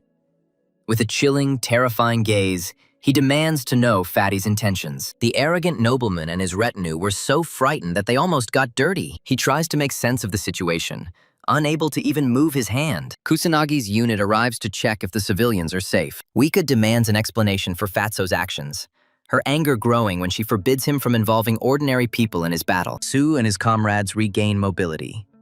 He asks if Kusanagi's intervention caused his paralysis, but dismisses it as insignificant. The fat man accuses them of interfering with the magician's noble position. Vicky's patience is wearing thin, and she orders him to repeat his statement. He unleashes his wind magic, soaring away with his companions and leaving the safety of the Kusanagi commoners. He is determined to defeat the boss. As the fat man leaves, Kusanagi watches him, confident he could destroy the fat man in a matter of moments.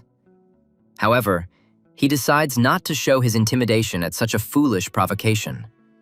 Suddenly, he realizes the potential advantage of this turn of events. Kusanagi instructs his squad to eliminate the monsters while he ensures the complete safety of the citizens. Shido asks how confident Kusanagi is in his ability to protect so many civilians alone, given the enormous odds. Kusanagi reassures Shida, stating that his confidence comes from leading their elite squad. Shido accepts Kusanagi's words, considering his questions stupid. Yuika encourages the team, urging them to begin their assault on the monsters, acknowledging that the citizens are relying on them. The team agrees with Yuika, prompting our protagonist to order them to move forward. They rush forward, unleashing wind magic to engage the hordes of monsters. Yuika unleashes third-tier magic spells, destroying the fearsome monsters. She recalls a previous encounter when she was paralyzed with fear in a similar situation. However, now she admires her own strength, easily defeating demonic soldiers. Yuika has finally achieved greater power. Kusanagi detects the surrounding magical energy, realizing that both friends and foes are present, and numerous civilians are still in danger. He acknowledges the gravity of the situation, but trusts in his ability to resolve it. As he is Kusanagi Minato, he moves forward, channeling wind magic to ensure everyone's safety. Shu and his subordinates continuously unleash wind magic, ignoring the civilians. Ruka and the others hold the line, determined to keep up with the glutton. Yuika begins to sense an unusual magical aura emanating from an unknown source. She turns around to find the demon materializing behind her. The deluded fat man unhesitatingly charges at the demon to prevent disaster and achieve his foolish goal. He decides to use his fourth-tier magic for this purpose. His followers try to dissuade the fat man, claiming that fourth-level magic won't even scratch an enemy like a demon. Shu dismisses their concerns, believing that they lack understanding, as they have never encountered a demon before. He is confident of his victory in this confrontation. After all, he is an outstanding magician. The fat man unleashes a fourth-level wind attack, but the demon counters with his fourth-level fire magic, completely destroying the fat man's meager attack. Shu struggles to understand how he could have been so completely outclassed. When the fiery onslaught approaches him, he runs along with his minions. Civilians are caught in the crossfire. They cry out for help, but Shu abandons them, concerned only with his own survival. Kusanagi arrives and uses earth magic to stop the onslaught. His team supports him, and together they protect civilians from the firestorm. Kusanagi smirks, praising their bravery. Yuika approaches the obese man. He sighs with relief, glad to be alive.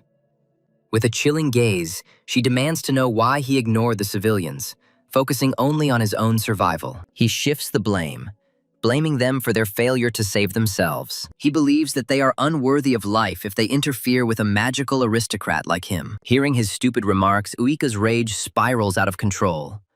Unable to contain her anger, she strikes him with all her might.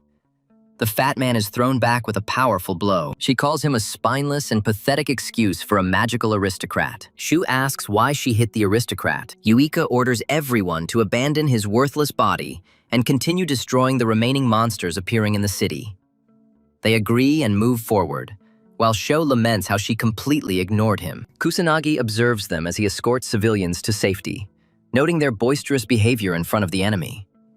He considers this acceptable, given their rapid recovery. Kusanagi decides to search for other survivors who need his help, while remaining vigilant for the possible appearance of the boss. When the demonic entity materializes, Shu and his minions retreat behind the barrier, admitting their inability to defeat such a formidable enemy.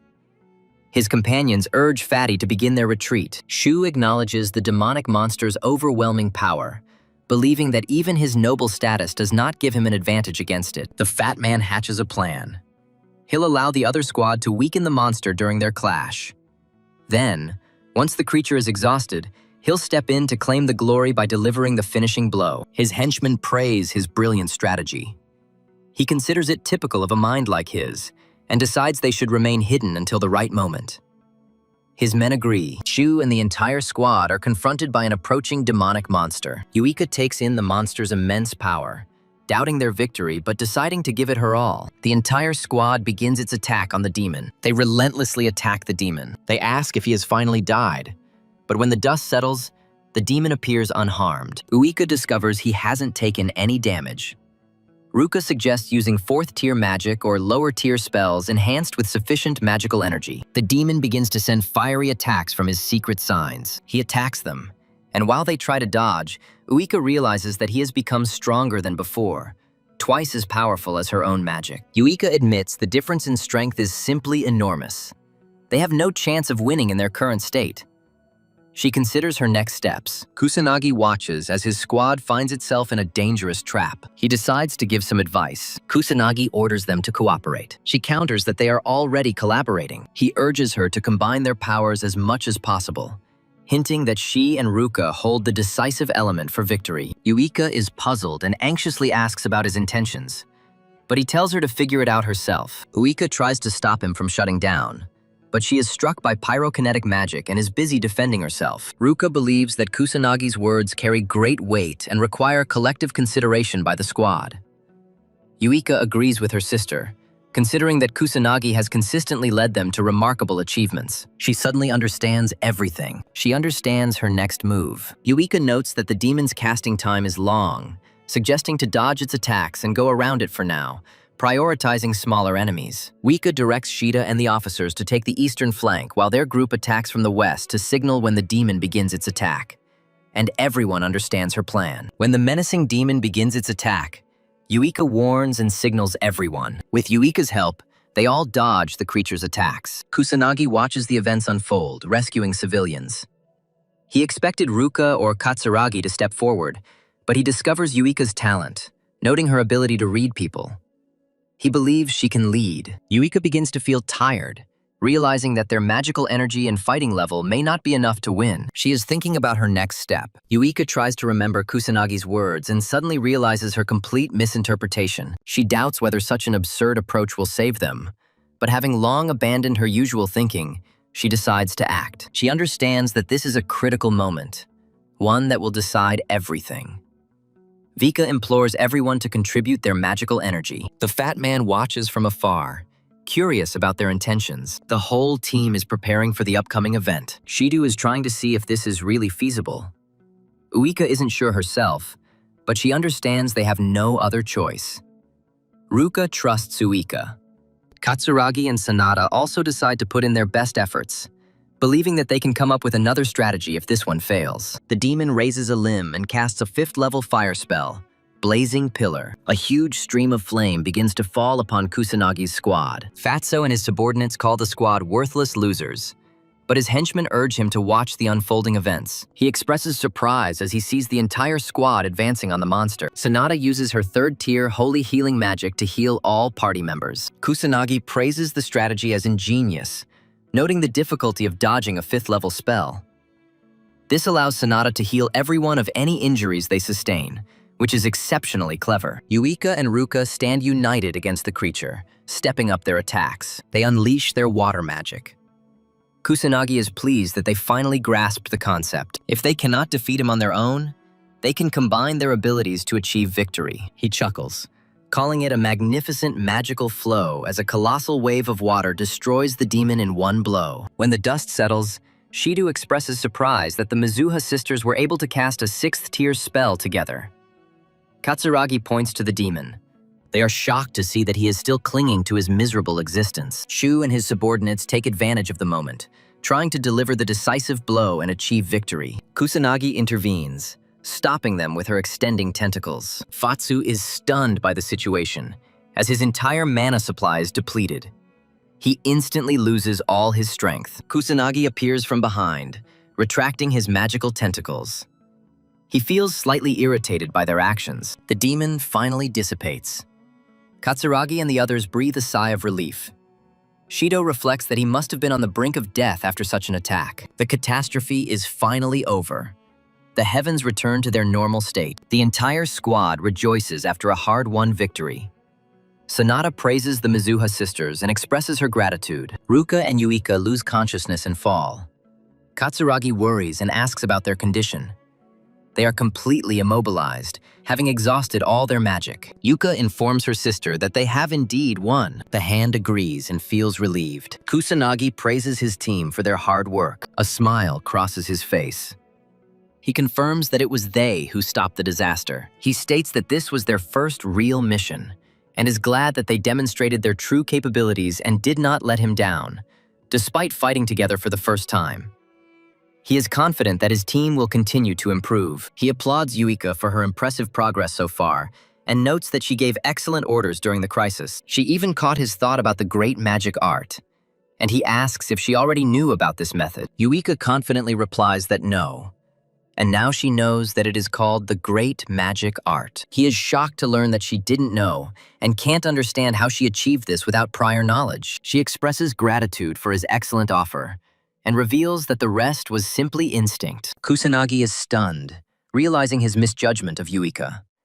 He suspects she may be far more remarkable than he initially thought. Kusanagi concludes the questioning by emphasizing her success so far, finding it exceptionally impressive. He believes that the connection and closeness between her and the hand also had a major impact on this outcome. He notices the clock and announces to everyone that the moment for something significant has finally arrived. Kusanagi takes the remote control and turns on the TV. Several elite police officers, including Shida, attend the meeting.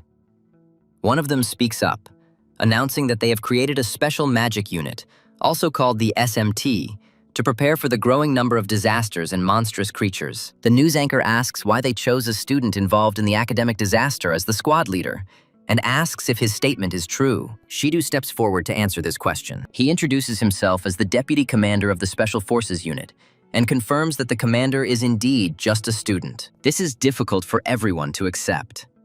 They object to the appointment of a minor to a leadership position. Shido vouches for Kusanagi, explaining that his abilities surpass even the magical nobility. He points out that the magical nobility proved completely ineffective and didn't even offer assistance.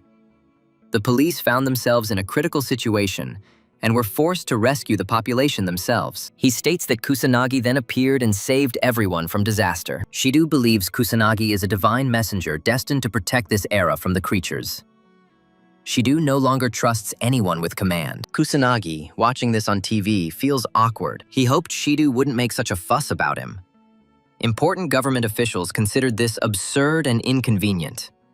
They considered it disrespectful to ignore the magical aristocrats and form a troop without their knowledge. If this had happened, the aristocratic mages would have lost their positions. The men admit that the aristocratic mages are completely ineffective, as they didn't even respond to the disaster. They are aware of the Fuka clan's terrible reputation, and although some clan heads are abroad, their responsibility remains to deal with the aftermath of the disaster, thereby neglecting their own duties. The police chief addresses the assembly, stating that they trust the magical aristocrats and did not create a special squad to undermine the authority of any aristocratic families. A man enters the meeting room and orders everyone to give way. It is an ugly, fat man and his entourage. He calls the current leader a bumbling loser and claims that a magical aristocrat like himself deserves to be a true leader. He accuses them of being rude, holding a press briefing while completely ignoring it. His followers echo his assertions. She doesn't understand his sudden appearance despite losing the competition. Shu and his followers act as if there was no competition. He falsely denies any such agreements. He proclaims his words as the final word of a magical aristocrat and commands everyone to heed his pronouncements. A journalist steps forward to ask a question. He gives her permission to ask any question. She informs the assembly that she has learned that he provided no aid to civilians during the recent disaster. Instead, he continually dragged innocent people into his battles. She asks if this is true. Shido becomes uneasy and denies that such events took place. However, other journalists expose his lies, presenting evidence of his misdeeds. Officials question whether the magical nobleman could truly have committed such atrocities. They find this intolerable, as citizens are always the top priority. This time, they will not ignore his actions. The fat man panics and orders everyone to remain silent. He refuses to take responsibility, blaming the citizens for interfering with a magical nobleman like himself. He dismissively calls them peasants and orders them to stop talking. She is convinced that everyone already knows about the current corruption of the magical nobility. He emphasizes the need for heroes like Kusanagi to guide the country and protect the population from monsters. Heroes who will fight without any selfish motive. He considers Kusanagi the ideal candidate to lead their squad. Shido points to the obese man, stating that they have no need for lying and self-centered magical nobles who disregard the citizens. Journalists support Shido's position, while the police chief expresses concerns. The fat man leaves in anger, swearing revenge and making them regret their words. Kusanagi smiles sheepishly as she watches the portly man leave. He's shocked by Shido's brazen confrontation this time. Yuika presents video evidence of the disaster that surfaced online. She reveals that the magical nobleman Fatso is facing widespread condemnation for his behavior. Kusanagi begins to fear the internet, realizing how quickly information spreads. Yuika is suddenly startled. Kusanagi asks, looking worried, "What's wrong?" Vaika reveals that their faces were captured on film. Kusanagi despairs. Hiding her true identity is now impossible. He wanted to remain unnoticed. However, now his affairs will become more complicated. A few days later, in the conference room, Kusanagi is overwhelmed by the huge crowd of people gathered. He asks the reason for this gathering. Sidhu explains that the authorities are issuing permits with unusual ease, and the number of people willing to volunteer has also unexpectedly increased. Sidhu smiles nervously, believing this surge is a result of information circulated online and the recent press conference. Sidhu begins to apologize for his outburst at the press conference. He admits his mistake and seeks a way to make amends with Kusanagi. Our protagonist hoped to educate more people, but did not want that level of public attention. Yuika comes out from behind him and takes his hand. She advises him to simply adapt, as the world will find it hard to look away from someone as remarkable as him. He considers it an annoying nuisance and hopes to avoid close attention in the future. In the dead of night, in a mysterious place, a tied man sitting on a chair is interrogated. The figure raises a blade over the captive's neck, demanding full disclosure or death. The red-haired man is overcome with horror. He is questioned about the dark sorcerer, but he tries to explain that he has already given away all his knowledge, claiming that the sorcerer is a young man capable of powerful magical feats. The man slashed the red-haired captive with a blade, threatening to kill him if he didn't confess. The victim succumbed to fear and begged for his life. He finally recalled additional details. The red-haired man revealed that law enforcement agencies were aggressively investigating the Magic Academy for information about the Dark Sorcerer, fueling rumors that he might be enrolled there. He swears he knows no further information about the Dark Sorcerer. The kidnapper accepts his assurances but finds them unsatisfactory. The prisoner awaits his release now that he has revealed everything. The mysterious man assures him of his release, but then takes his life, explaining that instead he will be freed from the shackles of existence. The victim bleeds out and dies. A mysterious man with 4 eyes is furious when a scarlet liquid splashes on him. He calls it unclean and begins wiping it away. He managed to find out that the Dark Sorcerer could potentially be a student. He becomes delighted and grins menacingly as he thinks about the magnificent sound of a small child's cries. He expresses hope that the Dark Sorcerer is awaiting his arrival. Kusanagi arrives in Shinjuku, wearing a mask to hide her identity. After defeating the monster, he looks around and notices a group of teenagers with cameras. One of the youths begins to film the dead creature that Kusanagi had just destroyed. They attribute this feat to a black magician, and one laments that he was unable to photograph Kusanagi. Our protagonist expected that public interest and notoriety of the black magician would have died down by now, but he realizes that his assumption was completely wrong, as numerous people are actively searching for him even in these residential areas. The police are also present. He's pleased that the police are now effectively dealing with monsters and disasters, a stark contrast to the situation after his reincarnation. He suggests that the population no longer needs a black magician. Kusanagi watches the events unfold on the street below. A small group of thugs corner a defenseless man, demanding 10 million yen. They order him to sell his organs if he cannot meet their financial demands. The man tries to resist, explaining that he only has 200,000 yen. However, the bandits unleash their magic, calling it interest on the debt. They intend to punish him, and just as they are about to strike, Kusanagi intervenes, shielding the man from their attack. The defenseless man takes advantage of the moment to escape. The thugs become enraged, asking if he thinks he's some kind of hero. They engage in a fight with Kusanagi, but he decides to inflict pain on them to stop their behavior. After the beating, they apologize and promise not to resist again. The dark sorcerer ponders why the authorities still haven't addressed the problems of illegal magicians. The bandits recognize the dark sorcerer and recall the quiet whispers. One notes that our protagonist is being hunted by underground syndicates. They begin to worry that they are encroaching on another faction's territory. Kusanagi overhears their conversation and asks about the syndicate. They become afraid and feign ignorance, begging to be let go and claiming they know nothing. They swear to keep their meeting with him a secret. The dark sorcerer, intrigued by their knowledge, offers them freedom in exchange for full disclosure. The gangsters agree, and one of them reveals that the Black Riot is an underground community of mages, hidden from the public eye. He reveals their deep involvement in sinister activities, including illicit finance, control of the Yakuza, street gangs, and organized crime. This community controls everything. The gangsters reveal that the Black Riot's influence extends to the media and government, giving them unlimited power. The bandits force a forced smile as they inform him of the nearest Black Riot branch. They've come there looking for work. He defeats them and leaves the dark alley. Kusanagi recalls Sonata mentioning the rise in illegal activities. He finally discovers that the Black Rebellion orchestrates everything. Our protagonist finds this intriguing and becomes somewhat impatient. He decides to delegate the chaos and escalation of monsters to his student self, vowing to cleanse the criminal underworld himself as a black magician. He believes he should start with the Kabukicho branch since it is the closest. Our protagonist arrives at the scene and observes a crowd of people engaged in illegal transactions. He is struck by the lively atmosphere of the modern entertainment center. Kusanagi feels a twinge of irritation but continues, beginning with detecting the surrounding magic. He struggles to identify the organization's members, as his current targets are humans. Our protagonist decides to apprehend several criminals involved in questionable activities in the area. He discovers two people selling drugs in a dimly lit passageway. They notice him and prepare to attack, but the protagonist quickly disables them, trying to get any available information. He receives minimal information, but decides to notify the authorities so they can deal with the remaining cases. He subdues a few more people and discovers that the organization is meeting at a place called the Western. The man insists that he is telling the truth and asks if he can leave now that he has shared all the details he knows. Kusanagi attacks him. Then Kusanagi leaves. He trusts the information he receives, believing it to be accurate. Inside the Western bar, an attractive woman with purple hair appears and sits down at the bartender's table. He asks what drink she would like.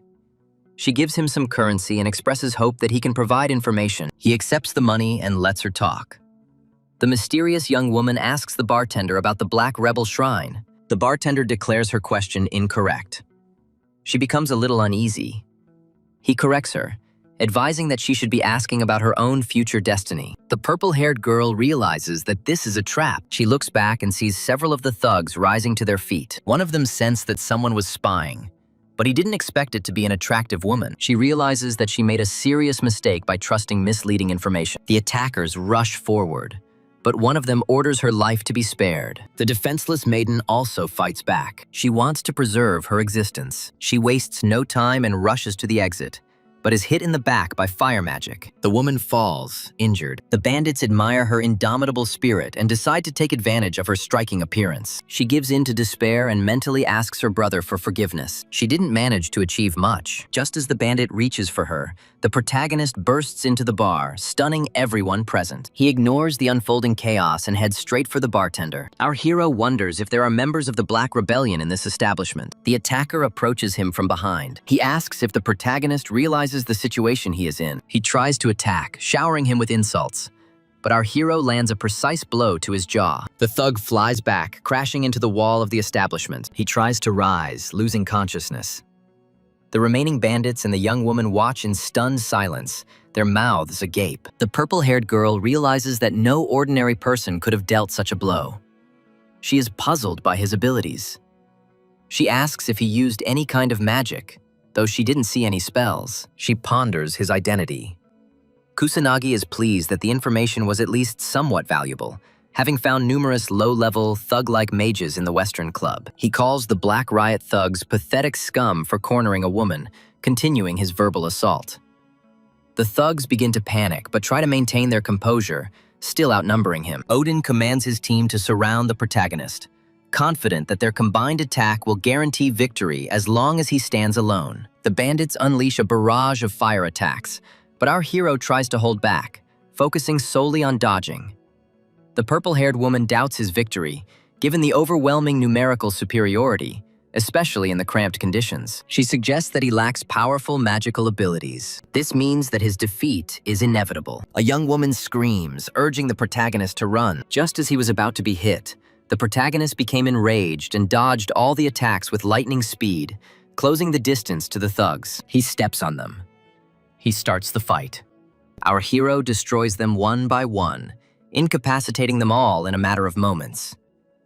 The purple-haired woman is stunned. She couldn't comprehend what was happening because the young man was moving with incredible speed.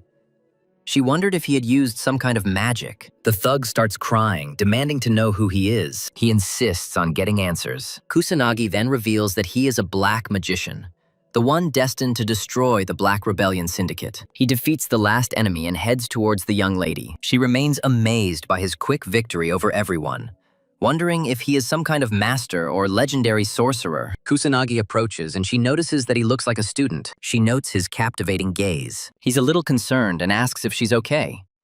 He learns she's unharmed.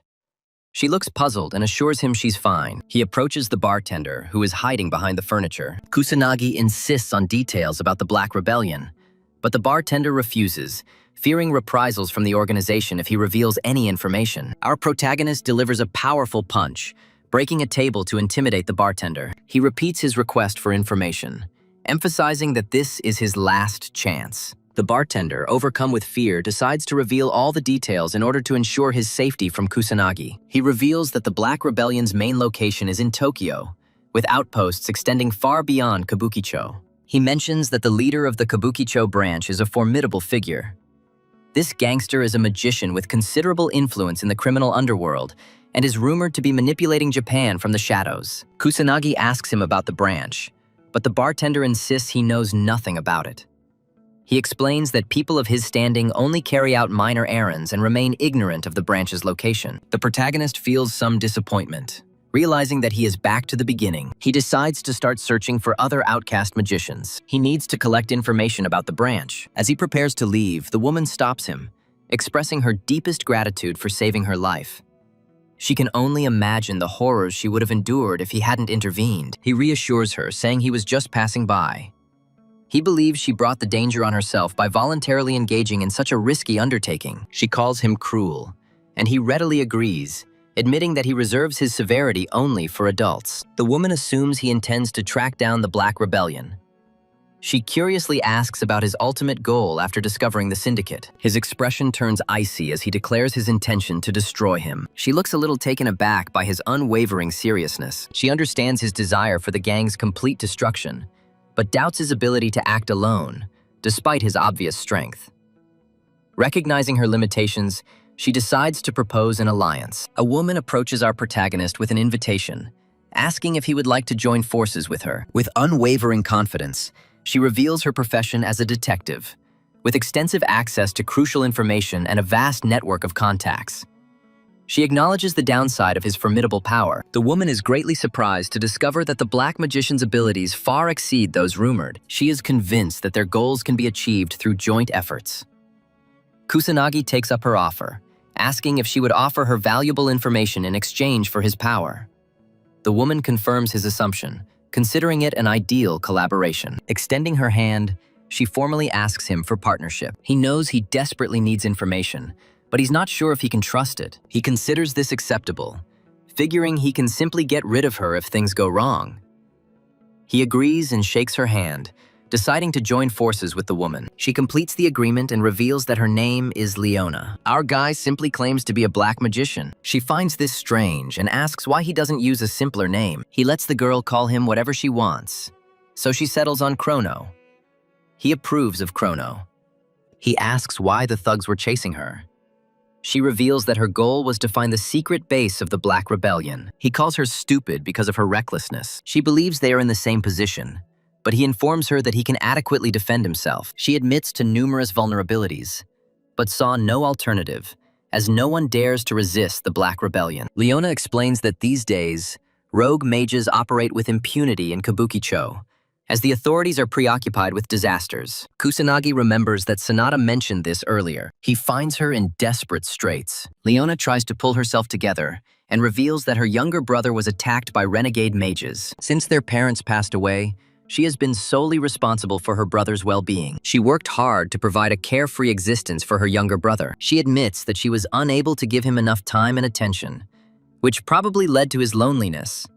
But her younger brother never complained. She recalls the day when some intruders unexpectedly invaded their home. Unfortunately, her brother witnessed the criminals, which prompted them to try to take his life. Her appearance changes.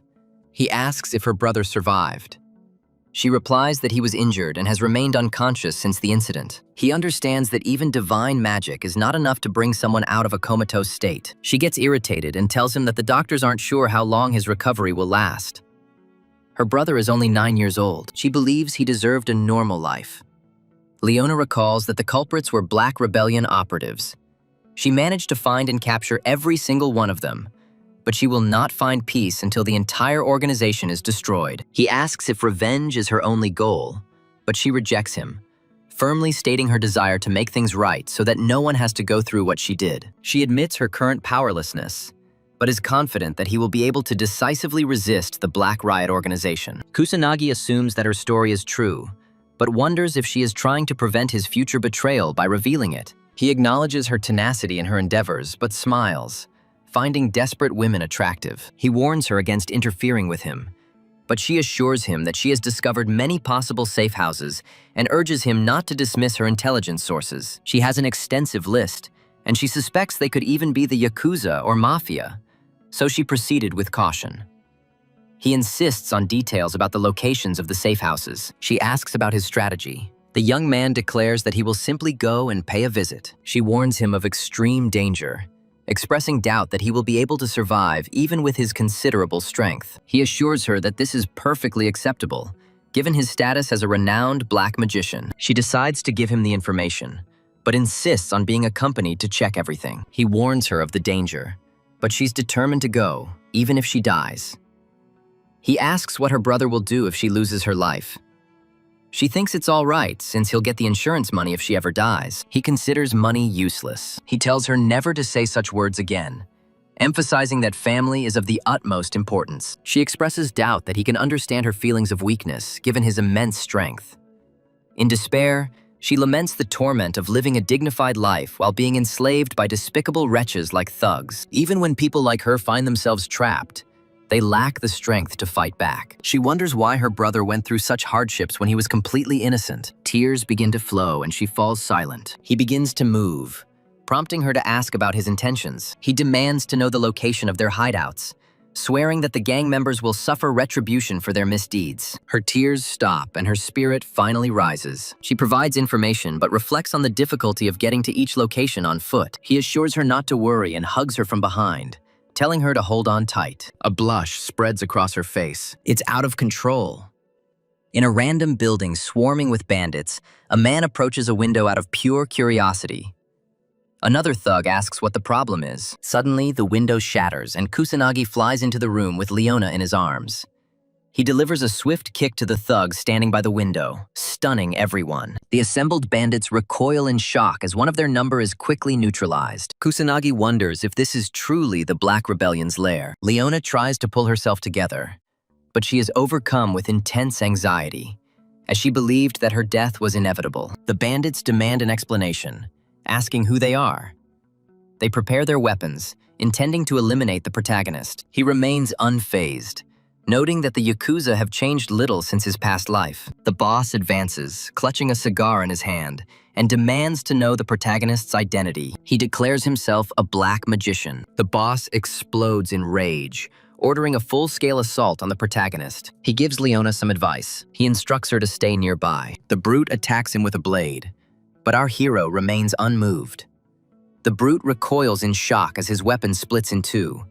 He can't comprehend the situation. Several additional thugs advance on him from behind and start firing projectiles. Kusanagi deploys her magical shield, effortlessly deflecting all attacks. The thugs fall into despair, realizing the uselessness of blades and firearms. They begin to brand the Dark Sorcerer as a monster, but he ignores them and advances towards their commander. He asks again to find out if this man really holds the position of leader. He also finds out if their group has any connections. He wonders if they are connected to the Dark Rebellion. The commander begins to tremble and freezes for a moment, then shouts at Kusanagi, hurling insults. He makes it clear that the Dark Mage will not escape unscathed, and warns the hero against underestimating the Yakuza in this way. The crowd resumes shooting and attacking, but Kusanagi remains unfazed, calling them stubborn due to their lack of understanding. Leona muses that he shouldn't expect compliance from such people. She can't understand how they remain unharmed after being shot at repeatedly. He feels that none of them are real mages, so he assumes that they are not connected to the Black Rebellion. Kusanagi decides to sort out this whole situation. The boss warns him that he provoked the wrong people, but our protagonist doesn't let him finish and kicks him. He completely destroys them, sending them flying with one blow. The Yakuza finally admit defeat. Leona is amazed by the quick completion. Our protagonist is annoyed that they didn't understand anything, so he decides to move on to the next place. Leona understands the Black Mage's true power. She begins to believe he may possess the power to eradicate the Black Rebellion forever. He hugs the woman, pressing her close to him. She begins to worry, realizing that they are on the verge of leaving again. He jumps out the window, carrying her away. She screams in terror, begging him to stop, but he continues forward. They arrive at their next target and again make a spectacular entrance through the window. In just a few moments, our hero wipes out the entire team. They all fall prostrate before him, begging for mercy. Back outside, he wonders why they're constantly being attacked.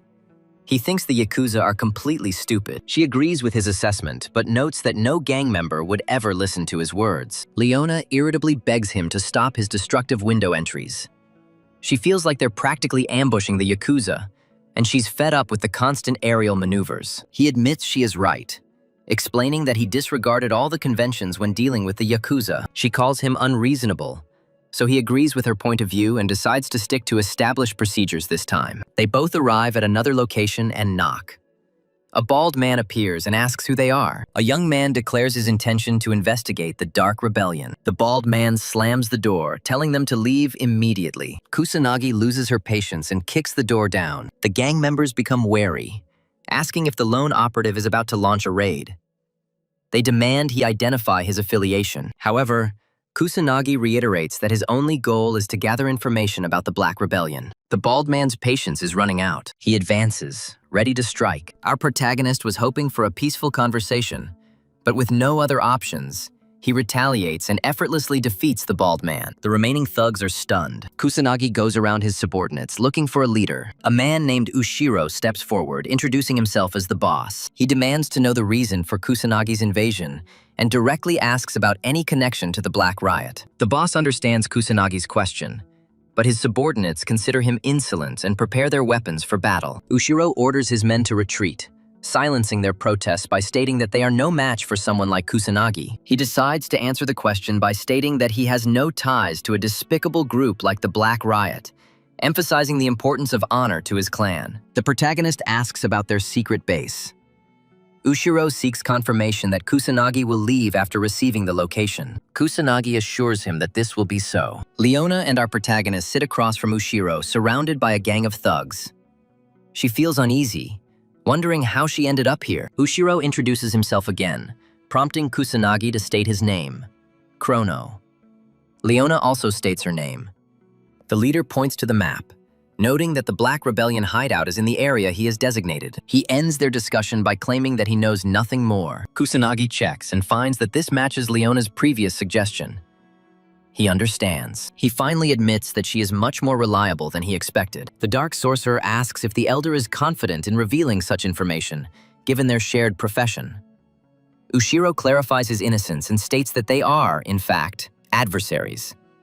He assures our hero that his clan's honor forbids them from attacking decent people. Kusanagi speculates about the reason for the initial attack, but the elder suggests that he doesn't come across as a respectable man when he robs Yakuza establishments. Ushiro informs him that his clan adheres to strict codes and principles, making any comparison to the Black Rebellion unnecessary. Kusanagi expresses surprise at meeting a Yakuza member like Ushiro in this era. He decides to leave as he promised, having already achieved his goal. As he prepares to leave, Ushiro asks if Kusanagi intends to confront the Black Rebellion. He warns our hero that among their allies are powerful figures who influence the country, making this a difficult undertaking. Kusanagi grabs the woman and tells the old man that he has defeated many enemies similar to her. He flies away, Leona in his arms. The old man watches him go, praising his daring spirit. He believes that the young man has the potential to defeat the Black Riot. In an inconspicuous warehouse, several people gather to complete a deal for a unique weapon. One of the henchmen inspects its caliber, confirming that it is superior to his superior's weapon. The red-haired man orders his subordinates to make the payment. Some mysterious figures in dark suits accept her. One of them shakes the red-haired man's hand, sealing their agreement. A man in a suit notes Japan's surprising hospitality towards criminals. Another man agrees, saying it is truly a remarkable country. As they exchange chuckles, Kusanagi descends from the heavens, Leona still in his arms. The men are stunned, but they all instantly prepare their magic circles and firearms. Kusanagi realizes that he has finally found the syndicate. This was the very syndicate he was looking for. He uses magical perception and discovers that all members of the Black Riot are magicians. At the Mafia gathering, there are also several mages present among their ranks. Leona takes cover behind a container,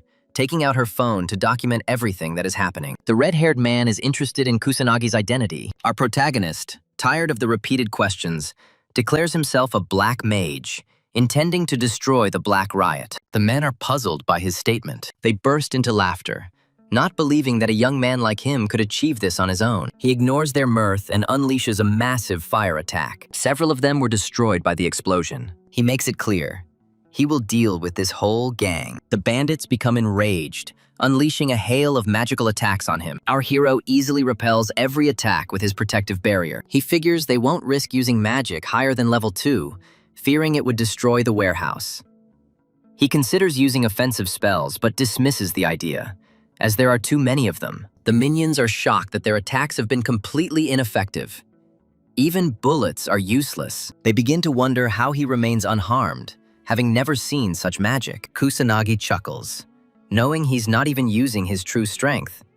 He finds their fear amusing. The man in the suit suddenly remembers the special weapons he brought earlier. Their arrogance returns as they confidently warn our hero not to be too overconfident. He senses a change in their behavior. When the bandits put on masks and take out special weapons, Kusanagi recognizes him and quickly tells Leon to run. She obeys his order. Then she leaves. The bandit throws a gas grenade, but our protagonist uses his magic to stop it in flight. It explodes, releasing toxic fumes. The attackers ask if he can survive such an attack, despite his strength. They consider the battle over and are relieved that the dark sorcerer is dead. They begin their offensive. They look at his lifeless face. When the smoke clears, both are amazed when the youth reappears unharmed. The bandits find it hard to believe, asking how he survived. He explains that no spell will protect him from the poisonous fumes, but it is merely steam, allowing him to use his aeromancy to disperse the air around him. He thinks this is stupid and informs them that a powerful wizard like him will not be defeated so easily. The bandits begin to get scared and try to call for reinforcements, but receive no answer. Kusanagi states that this is pointless. He has already dealt with this matter. He announces that he has already destroyed all of their secret bases, so they are the only survivors. Kusanagi orders them to get ready and brutally attacks them. Feeling satisfied after destroying the Black Riot in Kibukicho, he decides to look for Leona. Our protagonist suddenly feels a presence behind him. A figure appears from the darkness, holding Leona captive. He expresses surprise that the protagonist eliminated everyone single-handedly. He admits it's impressive and grins evilly, declaring his desire to negotiate with the Black Mage. At the moment when Minato, also known as the Black Mage, finishes eliminating the members of the Black Riot organization and neutralizes the toxic fumes, he rushes to the warehouse entrance to check on Leona, but finds that she has been captured by the evil sorcerer. The attacker insists that Minato must bargain for her freedom. Minato quickly analyzes the situation. The distance is too great for him to reach her quickly, even with combat magic, unless he finds an opportunity. Just as he prepared a first-tier spell to force the attacker to release his blade, The latter spots him and warns him against acting rashly if Leona's life matters. Surprised that his opponent can sense his magic, Minato acknowledges him as a capable opponent and praises his skill. Based on his observations, Minato suspects that the man is hiding his true strength. He estimates his magical potential at around 40,000, defining him as a powerful sorcerer. At the same time, Leona tries to express her regret to Minato. She also addresses him as Chrono,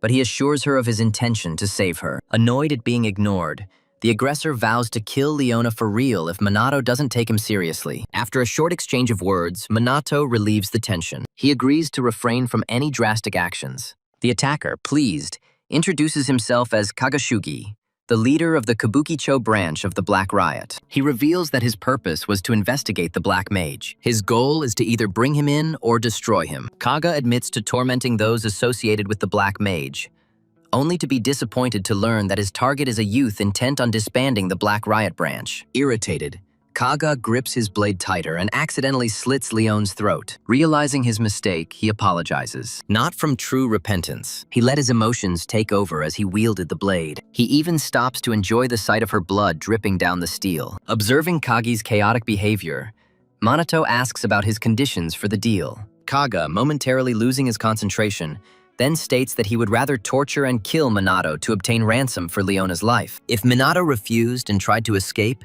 he vowed to kill her instead. With these words, he forces Minato to choose between his own existence and Leona's life. Without hesitation, Minato agrees. He will endure the torment. Inspired by his determination, Kaga taunts Leona, asking if she finds Manato's courage unshakable.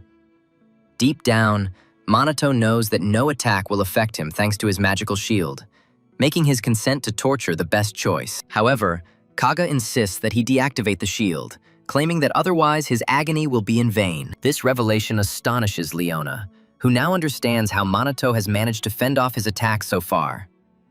She worries about the possible consequences if he truly lets down his guard. Minato, on the other hand, is amazed that Kaga knows about his shield and realizes his mistake in using it so prominently earlier. Despite the danger, he turns it off. He asks if Kaga is happy. Without wasting any time, Kaga unleashes a first-tier lightning spell, targeting Manato's vital areas. Leona begs him to stop, but Kaga, consumed by his own cruel joy, refuses. After a brutal series of blows, Minato feigns unconsciousness, while Leona blames herself for being too weak to intervene. Seeing an opportunity, Kaga prepares for another blow, mocking her. Leona, determined to protect Minato, attempts to interfere with Kaga's spell, but he quickly recognizes her intention. He knocked her down. He insulted her. He declared her a weakling who didn't understand her place. He believes her presence is the cause of Manato's death. He moves in to deliver the finishing blow. He relishes the prospect of seeing her die in agony. At the last moment, Minato comes to life and delivers a crushing blow to the Kage's face, maiming him. A shocked Leona asks how he survived the attack. He survived by disabling his barrier. Minato reveals that shortly before the strike, he had secretly maintained a small hidden barrier, creating the illusion that the defense had been completely removed. Intrigued by his cunning, Leona laughs nervously, commenting that only Minato could pull off such a maneuver. The threat is over, and Minato uses light magic to heal Leona's wound, telling her that she is now safe. Overwhelmed with relief, Leona silently feels grateful that the Dark Mage is fighting alongside her. But Kaga rises again.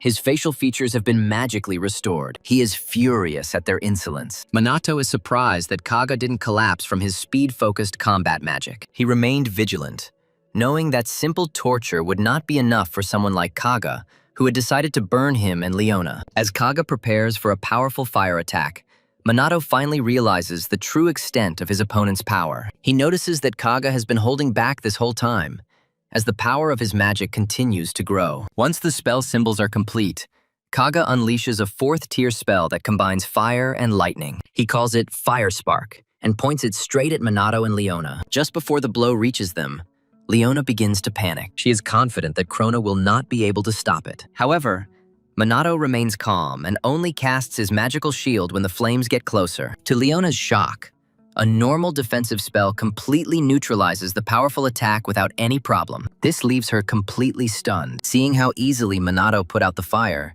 she feels an unexpected calm just being around him. The more she watches him, the more she doubts who this dark magician really is. Kaga sees that his fire attack was unsuccessful. He bursts into laughter, praising Minato's power. He admits that fire spells are useless against him, but he still has options. Meanwhile, Leona, still confused, asks why Kaga's magic persists since it should have disappeared by now. Minato explains that Kaga uses channeled magic, allowing him to keep a spell active by constantly refreshing it. He compares this to his own use of wind to support flight spells. Leona, tired of his long speeches, tells Minato that now is not the time for lessons. No sooner does she warn him that the barrier may soon disappear than she notices that it remains indestructible and asks how so. Minato assures her that, like the Kage, he can also use support magic, so there is nothing to worry about. Hearing this, Kaga becomes furious. Sensing his hesitation, Leona boldly orders him to surrender. She begs him to do it while there is still such a chance. Kaga feigns fear,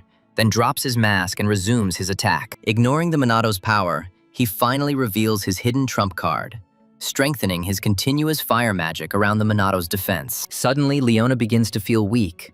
Her body becomes heavy and she has difficulty breathing. Kaga explains that by surrounding the barrier with flames, it consumed all the air inside. Without oxygen, they will suffocate. And as the heat of the fire increases, even Minato's barrier won't hold forever. He gives Minato an ultimatum: die within the barrier, or be consumed by the flames outside.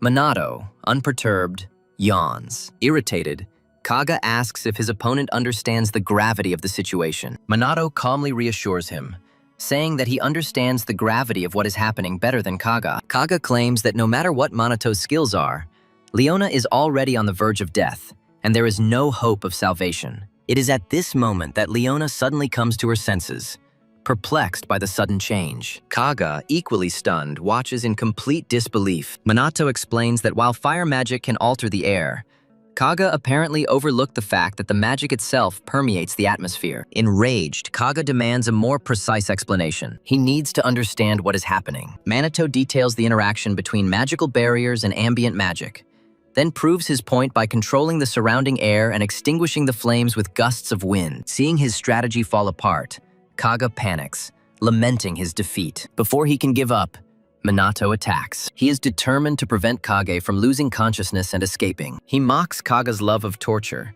then casts a spell banishing him to the Shadow Realm. Kaga suddenly finds himself trapped in the void of absolute emptiness. No sound penetrates, no light pierces, only endless darkness. Overwhelmed with fear, he cries for help. However, no one answers his prayer. Meanwhile, Minato returns to Leona. She reports that the warehouse has already been marked by the authorities. Without hesitation, Minato picks her up and leaves, ignoring her objections as they flee before the authorities arrive. Once they reach the safety of the observation deck, Leona finally admits that the head of Kabuki-cho Black Rebellion has been destroyed. Minato, already planning ahead, speaks of clearing the next sector. Addressing him as Chrono, Leona asks if she can be his comrade. She understands her own weakness and the potential obstacle it represents. However, she promises to use her intelligence and network of contacts to help him realize his ambitions. After a moment's pause, Minato admits that he can't resist the pleas and finally agrees, causing Leona to be delighted. She enthusiastically promises to take over public relations and recruitment, relieving him of those responsibilities. Hours later, the morning news reports the events at the warehouse, confirming the arrest of the Black Riot members, with the Black Mage receiving credit for their capture. As the broadcast continues, it is suddenly interrupted by a breaking news broadcast showing a video message from an anti-magic group led by the Black Mage, which is broadcast nationwide. As the video begins, a cloaked figure, presumably the Black Mage, appears, introducing his group as the Shadowbringers and declaring himself the Black Annihilator, sworn to root out illegal mages associated with the Black Riot. Immediately after the presentation, he issues a warning. From now on, he will not tolerate lawlessness. It doesn't matter who commits the lawlessness. Watching the broadcast, a high-ranking member of the Black Riot becomes enraged, outraged by the Black Mage's insolence. His assistant, on the contrary, remains calm. He considers the Black Mage to be a non-entity and not worth worrying about. Calmed by his words, the enraged man comes to his senses. He trusts his formidable, respected magical companion and patriarch of the Fuka clan, Fuka Jin. After a tense fight with boss Fuka, Jin retreats to his quarters and watches the news, where journalists condemn the magical aristocracy, branding them incompetent and shameful behavior during public appearances. Even though they failed to cope with the recent disaster, the specialized magic corps demonstrated significantly greater capabilities. This has led both the press and the public to question their effectiveness. Now they are wondering whether magical aristocrats are really necessary. Enraged by the open disdain, Jin smashes his teacup against the television and orders his servant to summon Shaw. As the butler quickly leaves, Jin blazes with rage, promising to make these insignificant commoners understand the consequences of mocking the so-called useless magical nobility. Simultaneously, across the globe, busy New York City avenues are plunged into panic as creatures materialize without warning, attacking innocent citizens. What was once a thriving urban center is transformed into a spectacle of horror as people try to flee, risking their lives. Within moments, the first response forces appear, transmitting updates to their command center, trying to control the attack. Despite their efforts, the sheer number of monsters proves overwhelming. One officer holds off the beasts while another desperately calls for SMAT reinforcements, only to discover that the disaster is spreading everywhere and help will not arrive for a considerable time. Explosions shook the metropolis. They led to hundreds of deaths, and countless others were injured. The damage caused was colossal. A monstrous commander appears from the ruins, ready to unleash a level 5 fire strike. Just when disaster is about to strike, a noble mage of the highest caliber materializes, repelling the attack with a 5th level water elemental sphere. The noble, known as Mizuha Toshiru, Yuika and Ruka's father, easily neutralizes the monstrous leader's blow before descending into battle. The first arrivals, struck by his power, are ordered to assist Toshiro in containment operations. Ignoring the trepidation of the onlookers, Toshiro remains focused on the fight. He unleashes an even more powerful water spell to subdue the monstrous commander. The sheer power of his sorcery eventually subdues the beast before it can strike back, ending the conflict in triumph for Toshiro. After the battle ends, the first arrivals eagerly gather around Toshiro, praising his actions. Remaining a reserved professional, he dismisses their thanks, claiming he was simply doing his job. Soon, the mayor of New York personally expresses his gratitude for his role in limiting the damage. Toshiro is preparing to return to Japan. Rumors begin to spread among the gathered crowd. Doubters ridicule the idea that a low-ranking Japanese nobleman would act arrogantly, mocking Japan's weakened state. Toshiro, catching their whispers, decides to ignore them, focusing instead on the upcoming trials back home, his daughter's entry into a special magic unit, and Japan's tarnished global standing. Elsewhere, Yuika, Ruka, and their companion are recovering at the training grounds, still recovering from their brutal sparring session with Minato Kusanagi.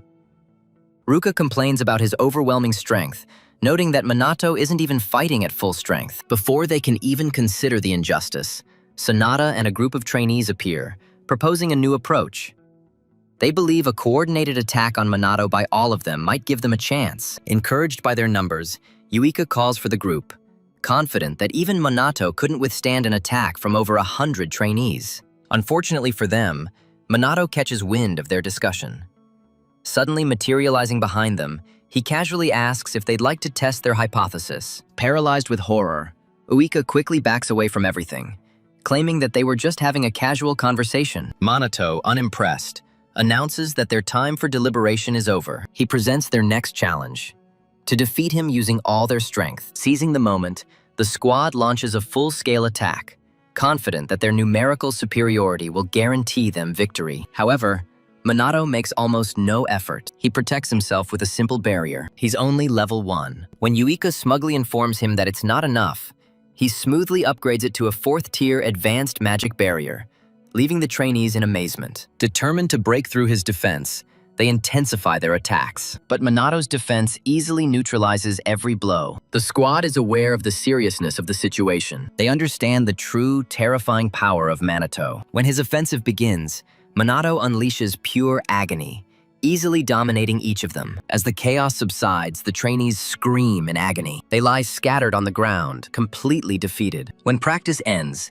Yuika and Ruka check their phones, their faces turning pale. Minato, seeing their reaction, asks about the problem. Both sisters look at him with utmost seriousness and inform him that their father has returned to Japan. The Misuoha sisters leave their father's residence. They arrive at the family estate for an important conversation. A short, awkward silence hangs in the air before Toshiro finally breaks it, asking them about the specialized magic squad they recently joined. Yuika confirms their participation in the group. The tension between them increases. Toshiro insists that they reveal more details about their squad. Relieved that their strict father is at least interested, they enthusiastically talk about the positive impact the troop has had on the community. They mention that their new comrades are outstanding individuals. Ruka readily adds, boasting of the significant improvement in their magical abilities and spell proficiency in a short period of time, attributing it to Minato Kusanagi and the entire squad. Intrigued by Minato's praise, Toshiro acknowledges the man's remarkable talents and his impact on society. However, as he drinks his tea,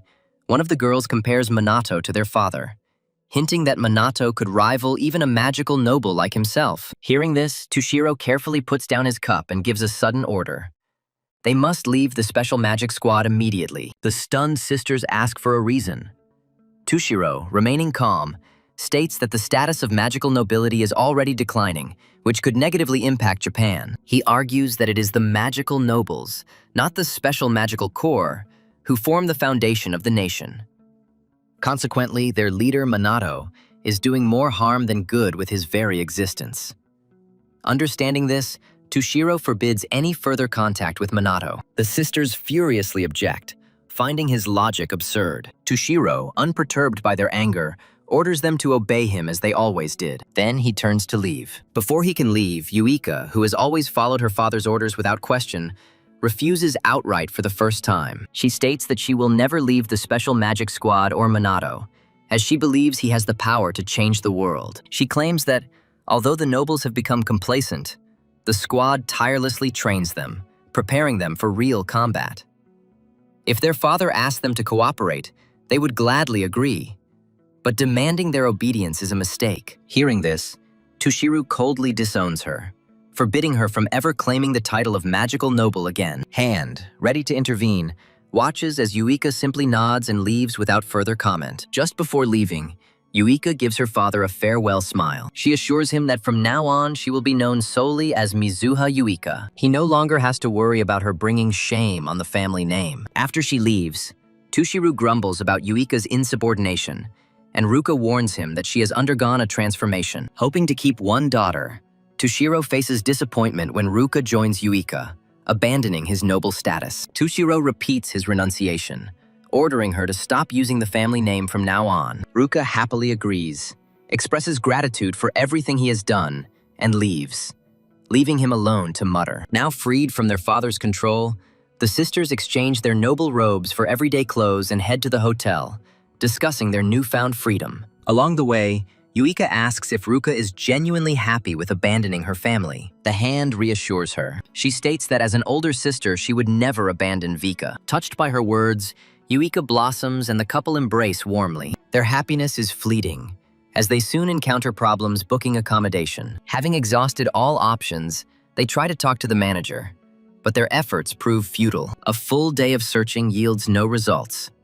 Every hotel, rental property, and even internet cafe turns them away because they are underage. Ruka could have lied about her age, but Wiki's extreme youth made that impossible. Discouraged, they find a small cafe to rest and enjoy some drinks. Wick laments the cruel turn of fate, having the means from their team adventures. However, they have nowhere to use their earnings. While they are talking, two drunk young men approach their table, trying to flirt with Wika right in front of Ruka. Before the situation gets any worse, Ruka glares at them and threatens them to back down or face serious consequences. Feeling threatened, the guys quickly apologize and leave in a hurry. The problem boys are gone, and Yuika beams at her sister. She suggests that they have some fun while they are stuck outside. When Ruka asks about their housing problem, Yuika brushes it off. They can decide it later.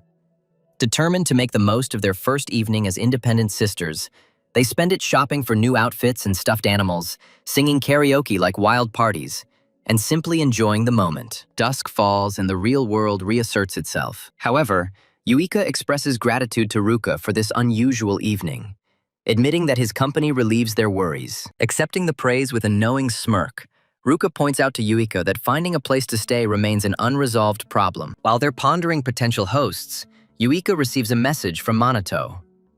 He awkwardly asks for help with his phone, claiming he's forgotten everything again. The sisters exchange knowing glances. They decide to go to Minato, assuming that he can offer them temporary housing. Finally reaching Minato, The sisters ask if he will allow them to stay with him for now. Before answering their question, Minato takes the Misuha sisters to his salon to discuss the events that have occurred. Having received a full report, he asks their opinion about his daring actions. Young ladies admit to their impulsiveness and immaturity. As Minato studies them, he perceives not only their newfound honesty with themselves, but also the strengthened bond between them as sisters. After finishing reflecting on her situation, Uika expresses regret for causing Minato any inconvenience and reiterates her request to stay with him, having no other shelter. Minato ponders the consequences of granting their request. He doesn't have romantic feelings for either sister, so their living together isn't a problem. He agrees to let them stay. However, before they can rejoice, he warns them that his home is modest and lacks the splendor to which they are accustomed. To his surprise, the sisters are completely indifferent.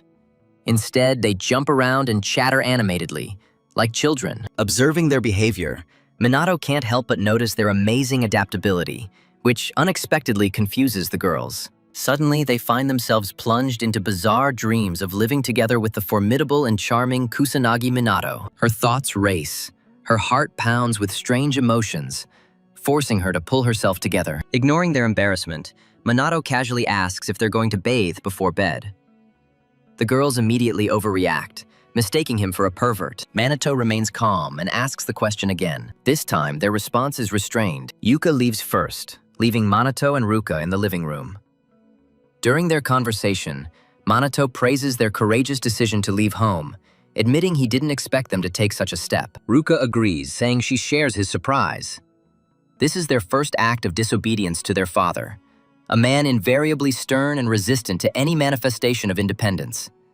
She anticipates that he will only intensify his attempts to impose his principles, rather than change his approach. Minato reminds her that Tushara has an extremely negative attitude towards their group. Therefore, his future actions against them are unpredictable. Before Ruka can respond, Yuika emerges from the shower, dressed in her loungewear, and asks Ruka to take her turn. The hand immediately gets up and enjoys the most invigorating shower of the day. In her absence, Yuika expresses to Minato how dreamlike it is to be in his house. Minato, unperturbed, assures her that, despite this being his first time hosting, he feels no trepidation. Yuika expresses her sincere gratitude to him for allowing them to stay. Minato waves it off, saying it's nothing special. She laughs, and when he asks what amuses her so much, she replies that she has always seen him remain calm no matter what happens. Minato confirms that they are members of his team. As long as they remain such, they will remain his companions forever. He vows to never abandon them. Hearing this, Uika's pulse quickens. However, before she can think about it further, Ruka appears from the restroom. She looks sophisticated in her pajamas. Minato gets up to go wash himself, leaving his brother and sister to sit quietly and reflect on the recent events. The next morning, Minato meets with Shido, his boss. He is presented with an updated training plan for his unit. After their usual conversation, he informs Shida that Yuika and Ruka are staying with him. Shido, realizing that Minato has taken in 2 girls, explodes and demands to know why he doesn't care so much. Confused, he wonders if this situation is common among today's youth. Determined to instill some common sense in Minato, Shido lectures him, stating that Japan prohibits polygamy and bombards him with distorted facts about customs and heritage. As Minato leaves his office, he considers moving to a larger home. 3 people in his compact apartment will be too cramped. Before leaving, he notices Sanada practicing alone in the yard and decides to check her out. Turning to her, he asks why she persists in training. Sanada explains that she feels like she's falling behind. Now that her abilities have advanced, she can finally use offensive magic, but she still doesn't feel grief. She tells Minato to stop using formal language since she is his subordinate, and he immediately agrees. Minato encourages her to try casting an offensive spell. When she shows hesitation, he reassures her by promising to give her instructions. Taking his advice, Sanada takes a position and casts a spell. Watching her attempt, Minato praises her efforts and advises her to continue training.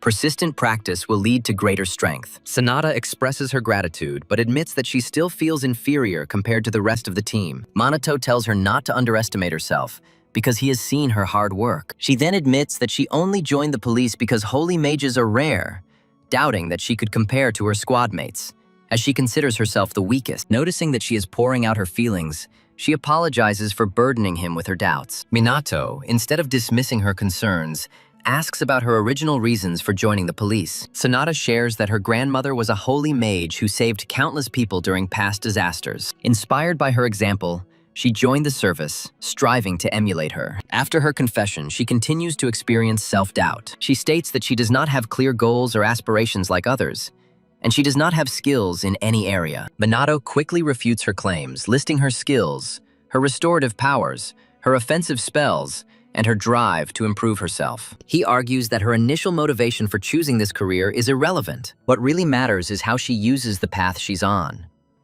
His words resonate deeply, and Sonia recognizes tangible progress from her training. Overwhelmed with emotion, she bursts into tears of relief and happiness. Having calmed down, she apologizes for being a pathetic adult. But Minato dismisses this thought, telling her that age doesn't matter. Grateful for his support, Sonata begins to see Minato as her hero. He repeatedly saves her from self-doubt. Later that night, Minato prepares to begin his secret mission. He will start as a black mage. Before he leaves, he meets Leona. She informs him that she has gathered information about the dark rumors surrounding the magical nobles. Impressed by her efforts, Minato asks Leona to share information, but she insists that he put on his Shadow Thief uniform first. After the Black Mage's refusal, she reports her findings regarding illegal mages and shadowy magical organizations. She reveals that the magical nobles are allegedly involved in numerous criminal activities, including money laundering, conspiracy, and embezzlement. It is rumored that some clans, especially the Fuka,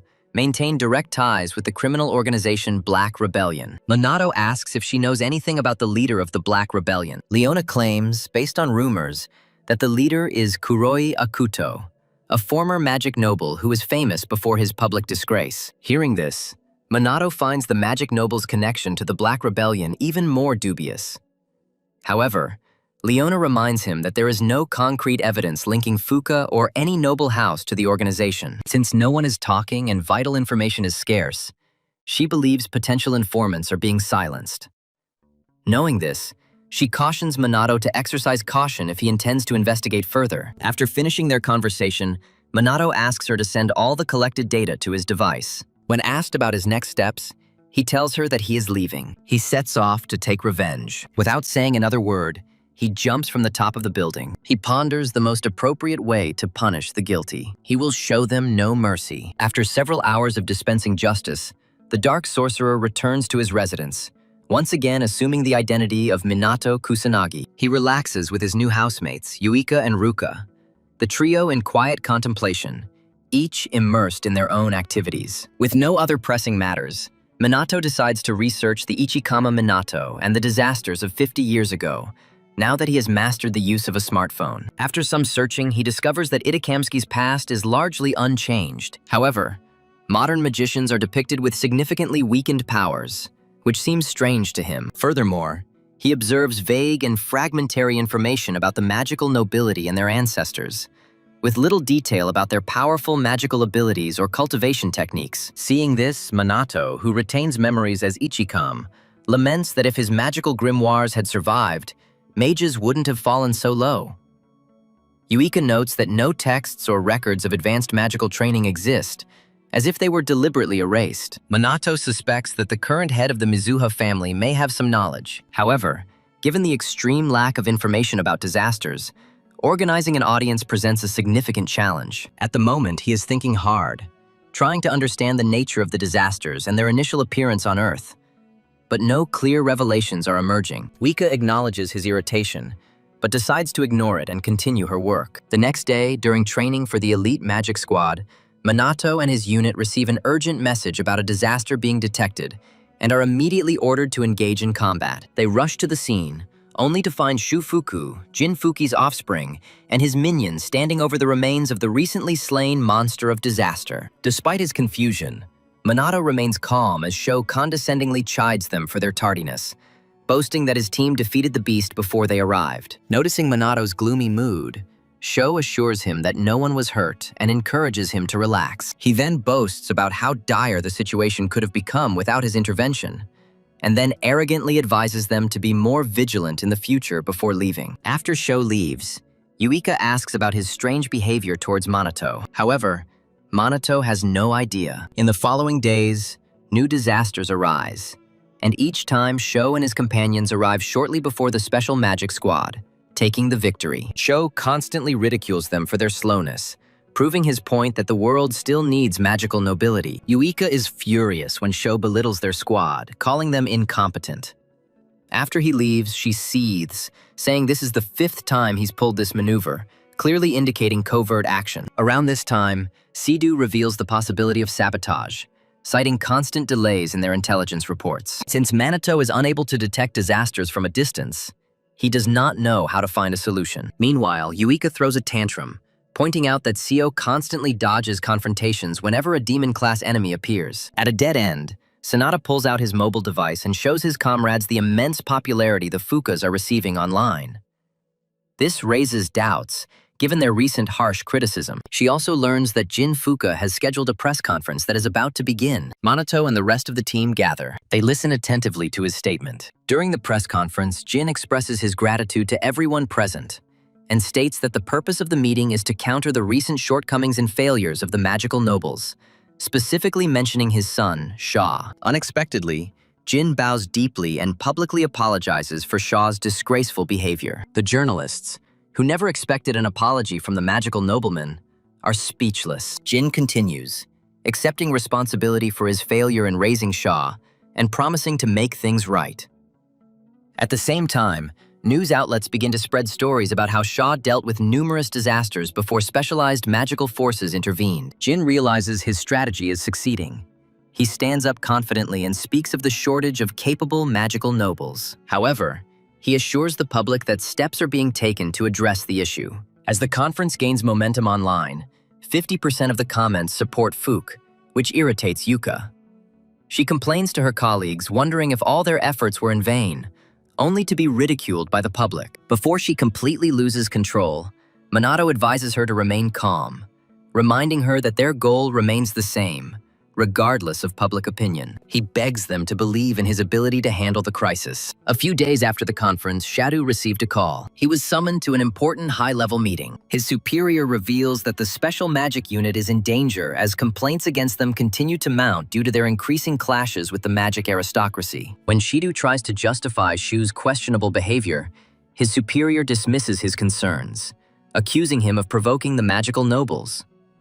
He holds Shidu responsible for supporting the formation of a special magical unit and making enemies among the nobles, claiming the consequences are entirely his fault. Shidu then asks if there is any understanding as to why their operations are failing. This time, his superior reprimands him for hinting at sabotage, making it clear that the unit's survival depends on improving public opinion and re-establishing ties with the magical nobility.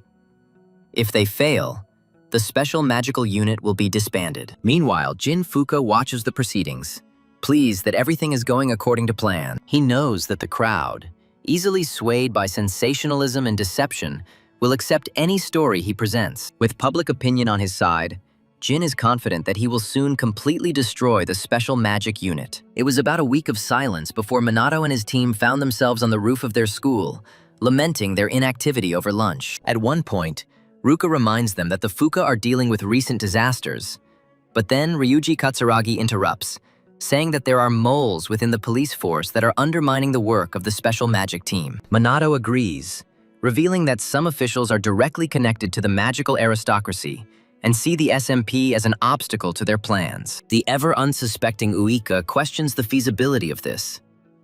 Minato explains that their actions were intended to tarnish the reputation of the magical nobility. He mentally acknowledges the connection between the nobles and the Black Rebellion, implying that the growing popularity of the SMP is extremely detrimental to their agenda. Exasperated, Uika explodes, accusing the magical nobles of incompetence and declaring that they should work harder to restore their image. Calming down, she ponders her father's possible involvement, but Ruka reassures her, expressing his disbelief. At this point, Minato finishes his meal, stands up, and informs the team that they will personally visit the residence of Mizuha to investigate. The siblings express reluctance, claiming that their relationship with their father is strained. Minato allows them to stay if they choose, but, giving in to the inevitable, they agree to accompany him. The group soon reaches the Mizuha villa and encounters two female guards at the entrance. After they gave their identities, they were immediately denied entry. When Yuika and Ruka ask for special consideration, The guards deliver their message. Their patriarch forbade his disinherited daughters from setting foot on the territory. Just as the brothers accept their defeat, Minato steps forward, declares himself the commander of the SMT, and states that he has questions for Tushar. The guards tell him to make an appointment. However, Minato insists that he only wants a short conversation. Irritated, he considers breaking in by force. But before he can do so, Tushiro himself appears. He is inspecting the scene of the crime. Then, he allows them to enter. As they head to the conference room, Minato jokes about Toshiro's youthful appearance, asking if he's the sibling's brother. The young women quickly correct him, declaring that despite his appearance, he is their father. Having sat down, Tushiro begins the conference by accusing Minato of corrupting his offspring. Minato responds by blaming someone else for his children's independence is a poor fatherly trait. He then asks Tushiro why he's not proud of his daughters now that they've reached adulthood. Tushiro watches him silently, realizing that Minato didn't come for small talk. Without further hesitation, Minato gets down to business and asks if Tushiro is being coerced by a special witchcraft squad. Tushiro denies any involvement. He claims that magical nobles rarely work together, implying that Fuka acts on her own. Commenting on Minato's determination, Tushiro acknowledges his fame as a student with the power of a noble and a hero who has prevented many disasters. Doubting these claims, he confronts Minato. This is a test of strength. Tushiro unleashes a colossal burst of mana to demonstrate his power, and, to his surprise, Minato easily deflects it. The rest of the group, including the sisters, remain trembling. They tremble under the onslaught of enormous magical power. After the demonstration is complete, Toshiro praises Minato for matching his strength. Minato dismisses it as simple mana manipulation, but notes that Toshiro was holding back considerably. Impressed by Minato's keen perception, Toshiro confirms his understanding. Minato then asks why modern mages are less powerful than mages of the past. Toshiro questions the basis of Minato's question, and when Minato mentions the events of 50 years ago, Toshiro states that magi were deliberately suppressed for control and surveillance. Confused, Minato asks for further clarification. However, Toshiro mysteriously replies that understanding will come soon. He then insists that magic-born aristocrats are necessary, which causes Minato to ask if Fuka are also indispensable. Remains silent. Seeing no further responses, Minato stands up, thanks Tush for his time, and ends the discussion. Before they leave, the others mention their ongoing difficulties. They are still moving at a slow pace due to the mana surge they experienced earlier. Minato helps them up, and as they leave, he tells Tushu that he appreciates not having to expose any wrongdoing in his family. If he had been forced to, Minato would have acted differently. In conclusion, Minato tells Tushiro that his daughters are his dear companions. When Tushu asks for clarification on its meaning, Minato simply leaves without answering.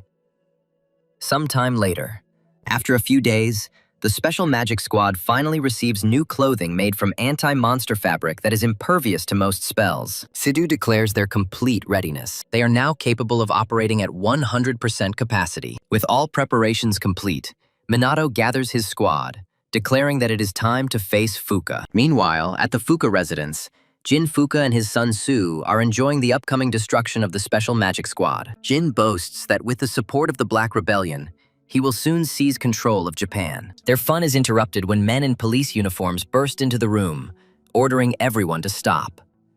The scene is broadcast live, and a news anchor reports the shocking arrest of a magical nobleman. From a helicopter at Jinna's height, a reporter informs the public that this is the first time the nobleman has faced such charges. The police arrest Jinna for bribery, coercion, and abuse of power, notifying him that his estate is under investigation. Jin, in a rage, argues that the nobleman should not be treated as a common criminal and demands proof. Just then, a special magic squad arrives. Minato steps forward, holding his phone, and calmly tells Jin that they have all the evidence they need. Jin's son Shu instantly recognizes Kusanagi Minato from the SMT presenting the evidence. He demands to know Minato's purpose here, but his father Jin dismisses the evidence as fabricated. In response, Minato shows images on his phone, revealing irrefutable evidence of Jin's involvement in bribery, collaboration with illegal magicians, and even planning murder. Jin defends himself when he sees this. He accuses Minato of creating false evidence. To refute his accusations, Minato plays a recording of Jin and Sho ignoring a minor disaster threatening the townspeople. He then asks if Jin would consider the recording a fake. Jin, realizing that he is cornered, explodes in rage, demanding to know who dared to follow him. His servant comes forward, confessing that it was he who betrayed him. Enraged, Jin grabs the servant by the throat, scolds him, and demands to know why he betrayed the man who had given him food and shelter for years. It turns out that the servant had been secretly meeting with the Black Mage, who doubted his loyalty. The Black Mage challenged him. He asked if he was obliged to watch passively as the family he served sank deeper into depravity. The dumbfounded servant was given a choice. He could continue to indulge in corruption or take the righteous path. And so, before his master, the butler makes a bold statement. He declares that Jin is unworthy of being a magical aristocrat and demands his exile. Jin, seething with rage, summons several magical formations. He vows to destroy everyone present in the hall. Before he can move, Minato destroys the formations and breaches the wall. This confirms that a corrupt aristocrat like him has no way out. Jin mourns the destruction of everything he built. However, Minato sternly reminds him that he is the architect of his own demise. In a last desperate move, Jin boasts of the foreign stronghold he has prepared for such moments, claiming that once he escapes, he will be impossible to reach. But before he escapes, he proclaims that he will be impossible to reach. He also vows to kill anyone who tries to stop him. Jin, his progeny, and their minions unleash a flurry of stealth attacks on the constables. But Minato shields the officers and instructs them to retreat while the elite magic squad handles the matter. Minato then unleashes another wave of energy, creating a second breach in the building.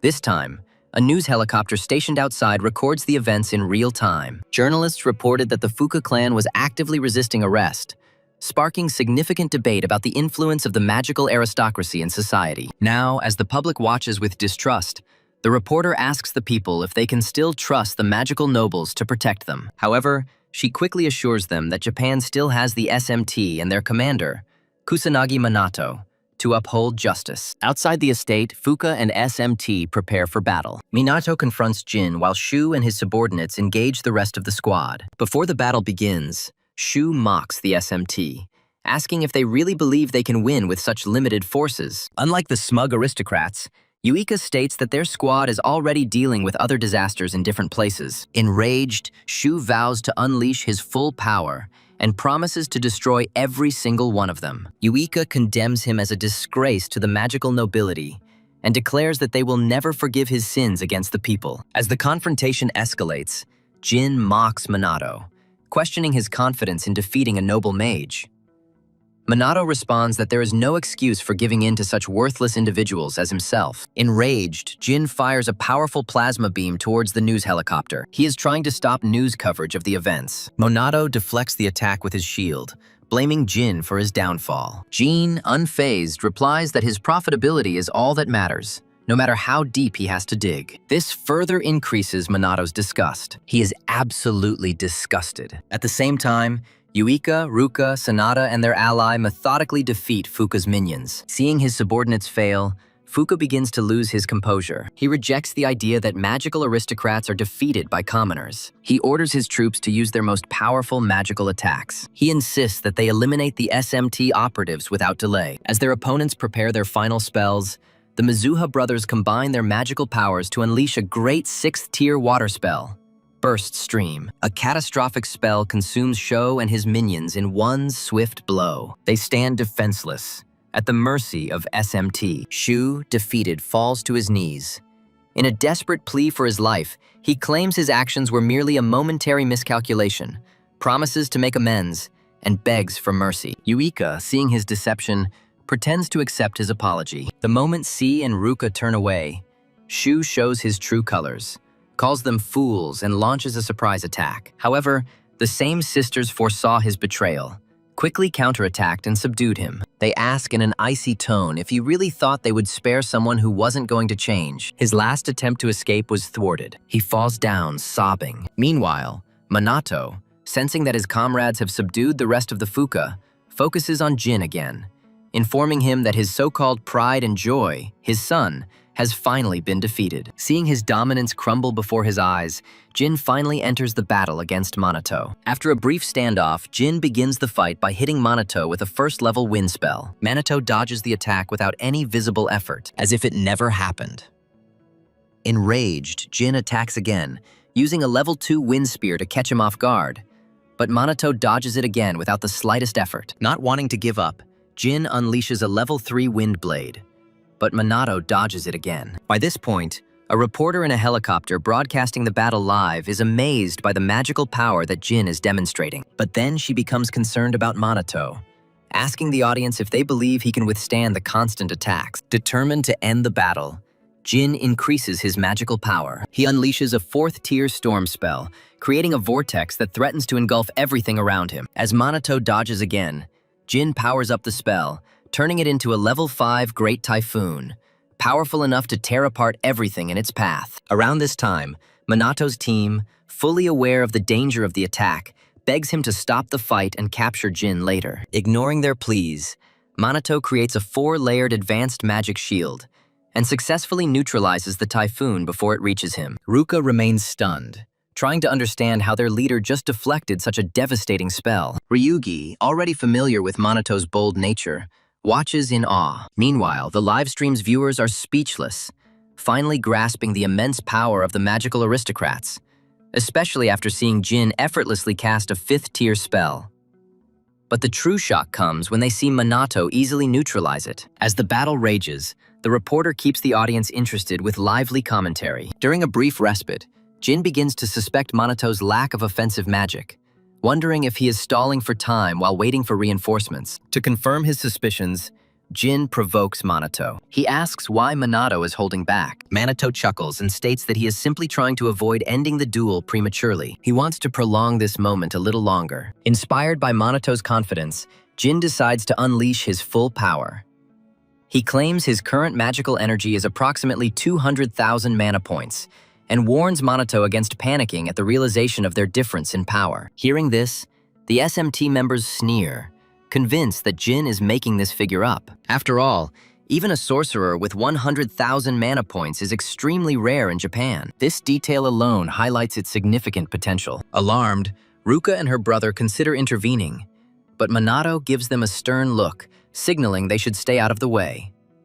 The pair immediately understand and refrain from taking action. Jin, sensing their hesitations, smirks. He warns that if they came any closer, he would destroy them immediately. With these words, he creates 5 powerful magic circles and finally releases the colossal power he had been holding back. His entire figure radiates enormous energy, shaking the battle zone. Watching in horror, SMT members fear that Jin is going too far. Unperturbed, Minato remains indifferent. Jin asks if he can comprehend the full extent of his magic, but Minato does not answer. Instead, he watches silently as Jin prepares to cast a spell called Neo Magic, designed to destroy everything in its path.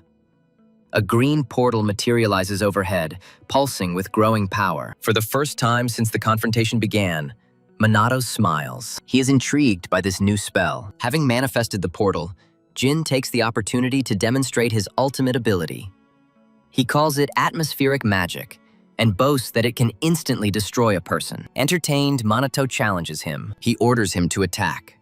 Enraged by such impudence, Jin strengthens the spell to a 6th-tier atmospheric magic called Air Press. Enormous pressure distorts the surrounding atmosphere, making escape impossible. Minato holds his position as the magical portal consumes him. Jin bursts out laughing, sure that Minato was crushed. Even the members of the SMT think for a moment that their commander is defeated. For over a minute, Yuika and Ruka call out to Minato. They desperately pray for an answer. They desperately want him to answer them. Just as they're about to accept his demise, his voice pierces the silence, causing the sisters to gasp in astonishment. Minato chides them for declaring him dead so prematurely. Jin, stunned, demands to know how he survived. Minato casually states that he simply equalized the internal and external pressure to neutralize the spell's effect, similar to how deep-sea creatures withstand the monstrous pressure of the ocean. Jin, still stunned, asks how Minato managed to use atmospheric magic, his signature spell. Minato chuckles and tells him that he simply observed and gained knowledge. Jin is stunned, but Minato reminds him that if he hadn't taken the time to describe his method, it could have caused him real harm. To further taunt him, Minato uses sound enchantment to distort the pressure inside Jin's ears, causing him terrible agony. Jin recoils, demanding to know what Minato did.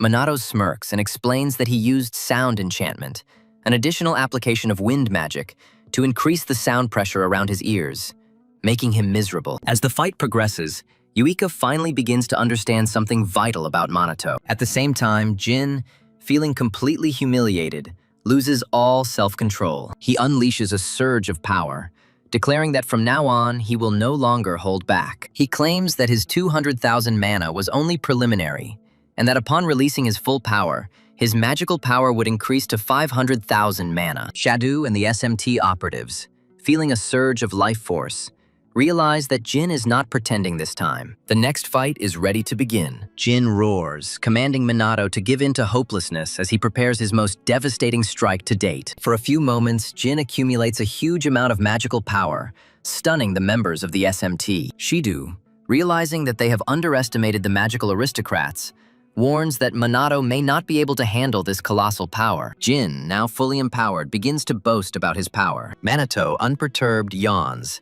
causing Jin to stop in confusion. The magical aristocrat asks if Minato is too stupid to understand his power. However, Minato remains silent. Jin continues to boast about his final spell. He releases a small green atmospheric vortex towards Minato, who remains motionless. Annoyed that his attack doesn't frighten Minato, Jin increases his energy, creating 6 more green magic symbols. The immense power emanating from them alarms the members of the SMT, marking the first 7th-tier spell they have seen this year. As the pressure mounts, Yuika places her faith in Minato, silently pleading with him to defeat Jin. With his ultimate spell complete, Jin taunts Minato, saying that he should have struck earlier while the spell was still forming. Now he tells him that it is too late to regret. Despair is his only option.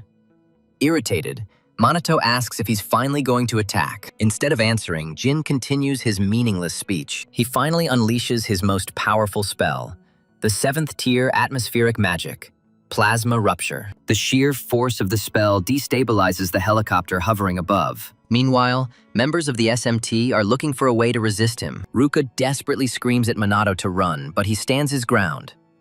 Jin gives Minato one last chance to escape, warning that if he does, his friends will die in his place. Unperturbed, Minato accepts the challenge and prepares to counterattack. Before the Plasma Rupture spell gets out of control, he casts a 4th-tier spell. This creates the core of the amethyst. Jin ridicules his choice. He asks if they really believe they can resist his magic with something so insignificant. As Jin laughs, Minato launches the amethyst crystal into the core of the plasma rift, anticipating the outcome. To the amazement of everyone present, the plasma rift was instantly neutralized. It was completely stopped. Jin, along with the members of SMT, remains motionless, trying to understand how his ultimate spell dissipated so easily. In amazement, Jin demands answers. Minato casually states that wind magic is weaker than earth magic. Since Plasma Rupture was a slow spell, it was easily neutralized with an amethyst crystal. He then mocks Jin's ignorance, leaving the noble mage stunned by the revelation. Jin still can't comprehend what happened. He asks for further clarification. Minato explains that while the amethyst core does not possess significant offensive power, its dense magic allows it to absorb spells of the opposite attribute, neutralizing them despite the difference in rank. Jin, still in shock, asks why. Why does Minato have such an absurd spell? Minato smirks and admits that he came up with it just for fun. Hearing this, Jin completely collapses, unable to accept that the spell he spent decades perfecting was overcome by something his opponent created in a fit of rage. The battle is essentially over. Minato approaches, ordering Jin to prepare for retribution. But before Minato can do anything, Jin quickly gives up, stating that his magic has run out and his body is motionless. Minato calms him down by saying that he doesn't wish to attack someone as weak as Jin, and instead decides to lightly flick him on the forehead. Jin cannot estimate the force of the impending blow. He brushes aside the impending blow without a second thought. The moment Minato makes the snap, Jin is thrown back several meters and passes out from the sheer force. The SMT operatives watch in stunned silence, wondering if their commander has any humanity left in him. With Jin neutralized, the authorities move to arrest him. At the same time, an Air News correspondent announces a significant fall. The magical aristocrat was defeated by SMT captain Kusanagi Minato. The nation erupts in jubilation, its population praising the virtues of Minato. After the conflict is resolved, the SMT squad surrounds Minato, congratulating him on his final victory over Fukujin. Minato watched as the authorities took Jin away. He felt deeply disappointed in the Japanese magical aristocrats, recognizing them as mere charlatans. After Jin was out of sight, Minato inquired about the actions of the magical aristocrats after the death of Ichikama Minato 50 years ago. Jin's silence prompted Minato to ask if they had destroyed the magic of that time, demanding an explanation for such an act. Jin finally replied that commoners would never be able to comprehend the lofty speculations of magical aristocrats. Confused by this vague answer, Minato asked for further details, but Jin only chuckled and told him to find out the truth himself before he was taken away. A few hours later, Minato had to attend a press conference with Shadu and the team leader.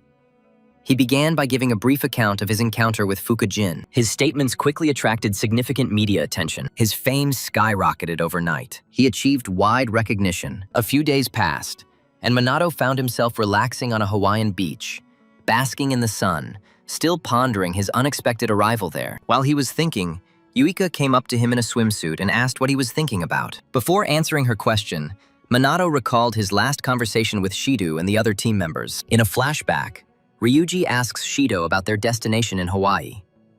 Shido explains that, as everyone knows, SMT has recently exploded in popularity. Due to the overwhelming attention, things are slowly spiraling out of control. As he speaks, Yuika discovers footage of Minato surrounded by girls. Realizing that they are now being recorded even at school, she notifies the group that their videos are rapidly spreading across multiple social media channels. Ruka adds that the internet is also flooded with messages regarding SMT. While the team expresses concern about the growing visibility, Shido confirms that all of Japan is now focused on them.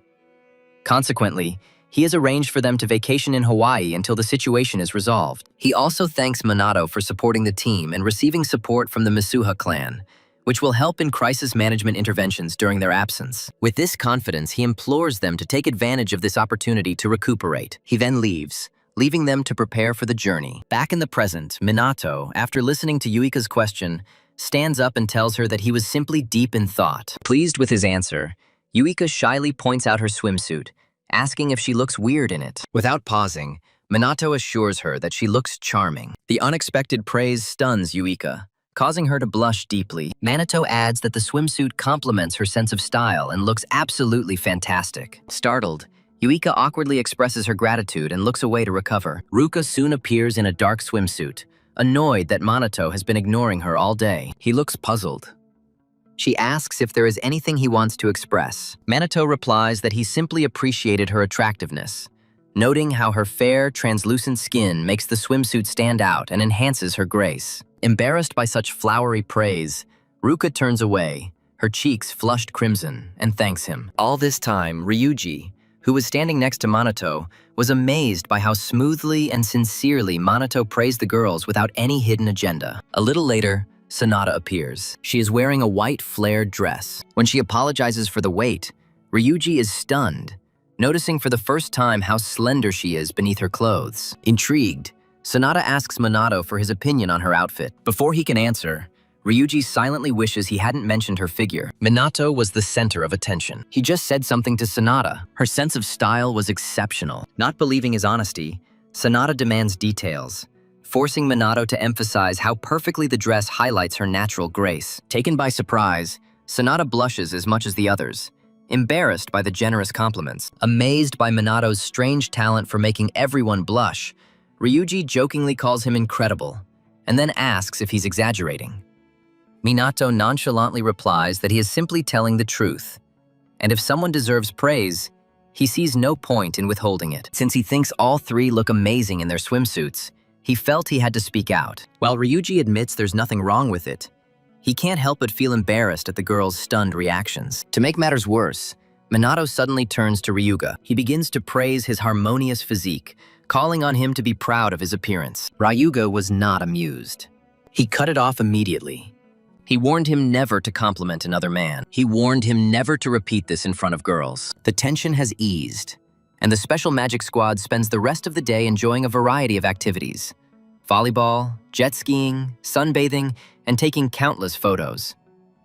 As night falls, Minato heads to the nearest convenience store for a drink. However, shortly after he leaves, he notices Yuika acting unusually shy and decides to go with her. As they walk, they reflect on how often they have encountered each other lately. This respite seems almost unreal. This is followed by a short, quiet interval, during which Yuika remembers the ring Ruka wore earlier, and wonders if her sister is in a romantic relationship with Minato. Before her imagination runs wild, she reminds herself that Minato told her he was single. Minato, noticing her sudden change in behavior, remains silent, waiting for her words. Mustering up all her courage, Yuika asks what type of person Minato likes. Minato admits that he never really thought about it, and she jokingly suggests herself, Ruku, and Sonata as contenders. She insists that he choose one of them. After a short pause, Minato chooses all three, praising their attractiveness, loyalty, and admirable qualities. Annoyed by his evasive response, Yuika notes that his words lack genuine romantic feeling. Minato, confused,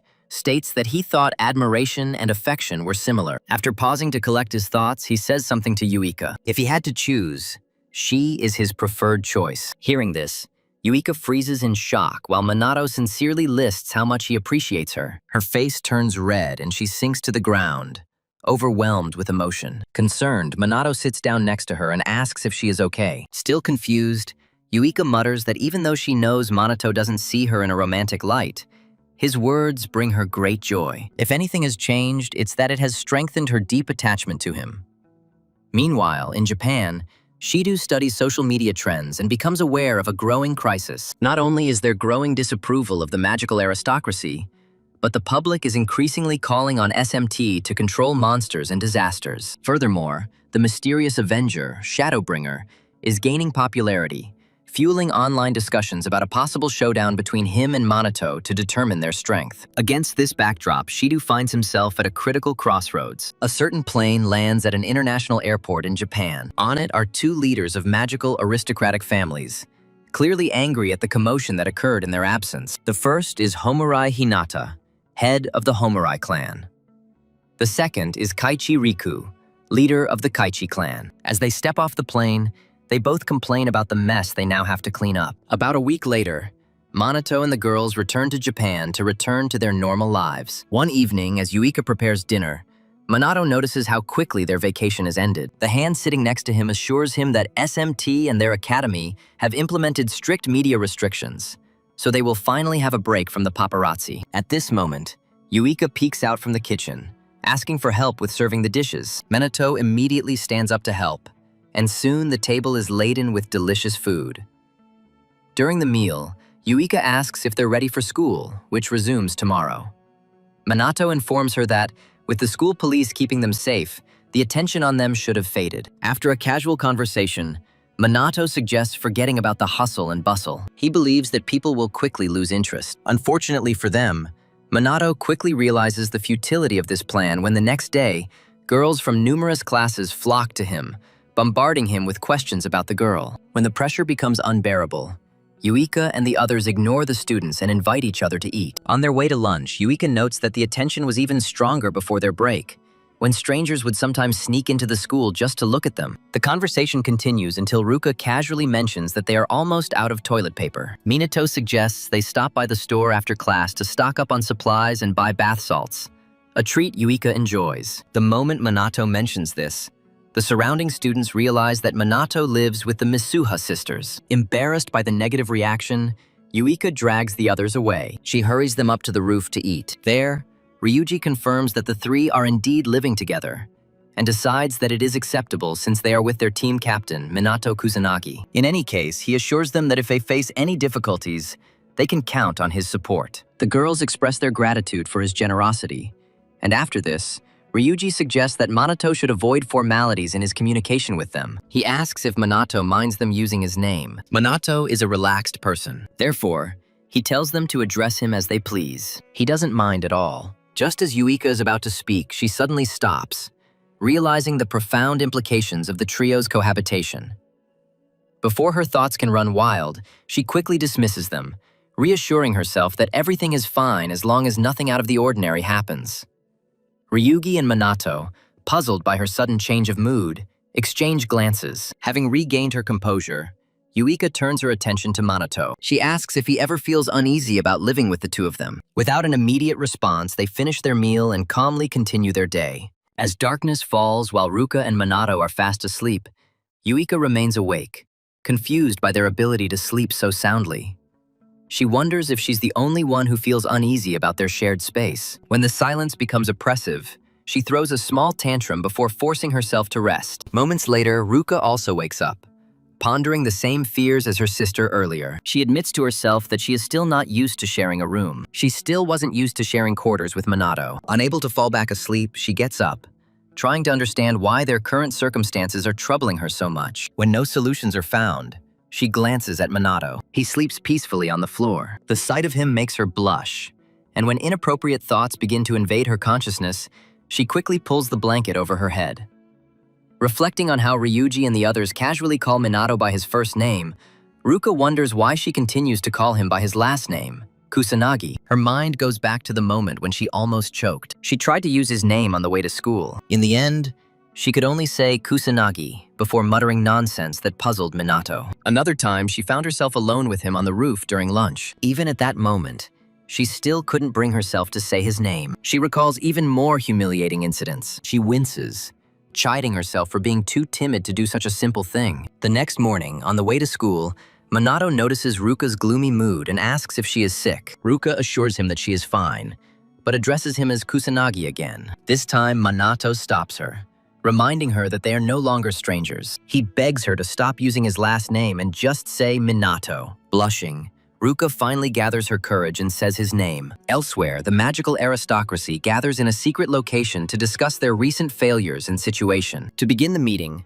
Homarai Hinato expounds on the waning favor of the magic nobles, attributing it to the specialized magic squad. As she ponders the solution to this dilemma, Kaichi Riku asks her strategy for dealing with the commander. A dejected boy, Kusanagi Minato, awaits her answer. Unable to answer his question, Hinato turns to Mizuha Toshiru, asking for his point of view. Toshiru informs them that he only seeks to comply with their sovereign's decree, and Hinato is irritated by Patriarch Mizuha's mysterious nature. When she presses for details, Toshiru reveals that Minato doesn't recognize him.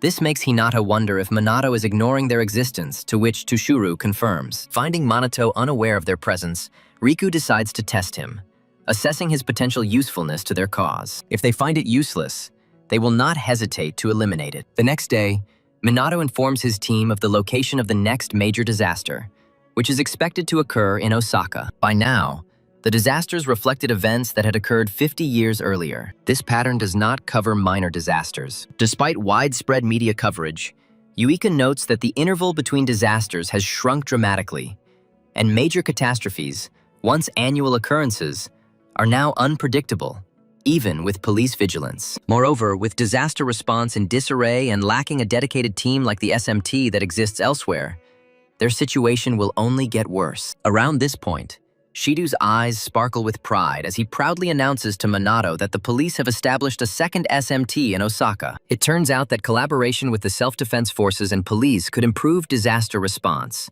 and numerous trainees there are eager for Manito's leadership. Having said all this, Shido smugly asks if Minato will fulfill their requests and go to Osaka to train them. Unable to refuse, Minato pleases Shida even more by agreeing to go and train them. After this, he informs Minato that someone who survived the Great Cataclysm 50 years ago is waiting for him there. Now, Takagami Shizuku, the person waiting for him, is one of the few remaining masters of creating anti-monster equipment, and she really wants to talk to Minato. Eventually, Minato agrees to meet her. Shido then mentions that Takagami created the clothes for SMT. Agreements have been reached. Minato heads to the airport. He stops briefly to say goodbye. He reunites with his squad. Then he boards the plane. Just moments before takeoff, Minato reaches into his pockets and hands each member of his team a bracelet. He warns them to be sure to wear the bracelets until his return, and not to take them off under any circumstances. Finally, when he asks if they can cope without him, the other three assure him that they too have grown stronger, so that he could go to Osaka without any worries. Minato says goodbye to his comrades, saying that he is counting on them. Finally, he boards the plane to take his first-class seat. In the first moments inside, Minato reflects on the various random events that occurred during his time in Hawaii, but then stops to reflect on his first-class flight, acknowledging Shido's excellent work this time around. Just at that moment, he notices several suspicious individuals entering the plane. These are strangers he has never met, and he wonders about their personalities. When Hinata and Riku take seats right next to him, Minato immediately identifies them as powerful mages. By now, there appear to be a significant number of them on board. However, Security measures are strict. Minato believes that they should not cause any difficulties. They shouldn't cause any difficulties. As soon as the plane is boarded, it sets off, and Minato is served an extremely luxurious and delicious meal, which he appreciates and eats with pleasure. Soon after eating, Minato leans back. He enjoys the view from the premium window. He relaxes like an unusually unperturbed person. But before he can find peace, the renegade mages on board the plane begin to act. They take the passengers, including Minato, captive and threaten to execute everyone if their demands are not met. However, Minato, Hinata, and Riku remain in their seats, as if awaiting the event. As the hijacking unfolds, Minato counts the number of missing nin, quickly determining there are 10 of them. If he encounters them individually, the remaining passengers will be in serious danger. Advanced magic could endanger the plane, causing Minato to decide that he can't handle these fools alone and needs outside help. At about this point, the entire plane descends into chaos. The passengers beg the kidnappers for mercy, but the magician hijackers silence them to avoid death. Once they have full control of the plane, one of the foolish sorcerers approaches Minato, demanding the release of the other BR members, stating that they will not tolerate unfair treatment from elite magicians. Having received no answer, the individual gives Minato 5 minutes to contact those on the ground and force them to release their comrades immediately. Otherwise, they will begin executing the prisoners one by one. Before starting the countdown, the villains check with the pilot to see if he has written down everything they just said. Minato doesn't have a second to waste. He needs to think about his next move. What choice will he make? Before making an impulsive decision, he exchanges knowing glances with Riku and Hinata, who are secretly building up their mana and waiting for their signal to attack. It is then that one of the outcast mages notices his suspicious behavior. Another magician threatens to kill Minato. He is warned against any movement. Moments later, the rogue mages were distracted. Hinata and Riku quickly moved towards them. They neutralized them one by one as quickly as possible. Having finished disarming the villains holding the passengers hostage, the three of them, Riku, Hinata, and Minato, make eye contact for a moment before they all move around the passenger area to disarm the remaining villains guarding that position. During their fight, the villains strike back. They're trying to shoot someone like Hinata. Unfortunately, Hinata's magical power far exceeds theirs, so she, along with Riku and Minato, continues to brutally beat these rebellious fools. They also finish them off. Soon after, one of the rogue mages grabs a flight attendant, threatening to crash the plane if they don't stop killing his allies. Noticing the idiot's momentary distraction, Minato rushes forward and brutally beats him, freeing the flight attendant from his grip. At the same time, Hinata and Riku neutralize the remaining two. The other passengers look on in amazement, hardly believing that these three strange individuals have just defeated the bandits and saved them. As passengers flock to express their gratitude to their rescuers, Hinata speaks disparagingly of the outcast mages, calling them pathetic due to their quick defeat. She grumbles that they made the confrontation boring. However, Minato senses a disturbance in the cockpit and quickly informs the others that the test is not over yet, and orders them to hurry to the cockpit door without a word. Inside the cockpit, Minato and the remaining two find another rogue mage holding the pilot hostage and threatening to shoot him if they approach. Hinata was tired of facing these low-level sorcerers. She dealt a crushing, unexpected blow to this imbecile. He turned into a whining child calling for his mother. What a humiliating defeat. Unfortunately for them, the fool shoots at one of the plane's controls, and Minato, who has already protected the pilot, realizes their dire situation as the entire plane immediately loses stability and violently shakes the passengers. Having tried every possible evasive measure, the pilot informs the trio that they are doomed, as not only are the controls unresponsive, but the radio communications have also failed. Without intervention, they will crash into the mountains and die. Hearing this, Hinata is immediately overcome with horror, shaking the pilot and begging him to resolve their crisis to avoid death. At about this moment, a window breaks, and the icy air from outside quickly forms a vortex inside the cockpit. Feeling the intense cold in the air, the co-pilot expresses his dissatisfaction. He laments that he will succumb to the cold even before the crash occurs. Hinata, realizing the gravity of their situation, asks the others if they have any ideas, while Riku advises them to all die together. After scolding the depressed bastard for his horrible words, Hinata begins to think that they are finally meeting their end. Having exhausted all options, the pilot resigns himself to his fate. The co-pilot also resigns himself to his fate. They call on others to prepare for death. It was then that Minato, who had been silent all this time, smiled for the first time, ignoring the pilots, and assured them that he would save everyone. Hearing this, the pilot warns him, this problem is not something that the average person can fix. They are all destined to die on this day. Tired of listening to the pilot's pessimistic chatter, Minato goes to the broken cockpit window. Ignoring the pilot's warnings and questions, he makes his move. Minato jumps out of the plane. Hinata thinks that Minato simply ran away to save his own skin, but she quickly regrets her words when the plane begins to rapidly lose altitude, threatening to destroy everyone inside in a matter of moments. Around this time, the passengers were already saying their final prayers, hoping to reach the Lord when it was all over. The pilot, on the contrary, continues to try to raise the nose of the plane to avoid falling into the sea. Seconds before the plane finally crashes into the ocean, after everyone has lost hope, a miracle happens.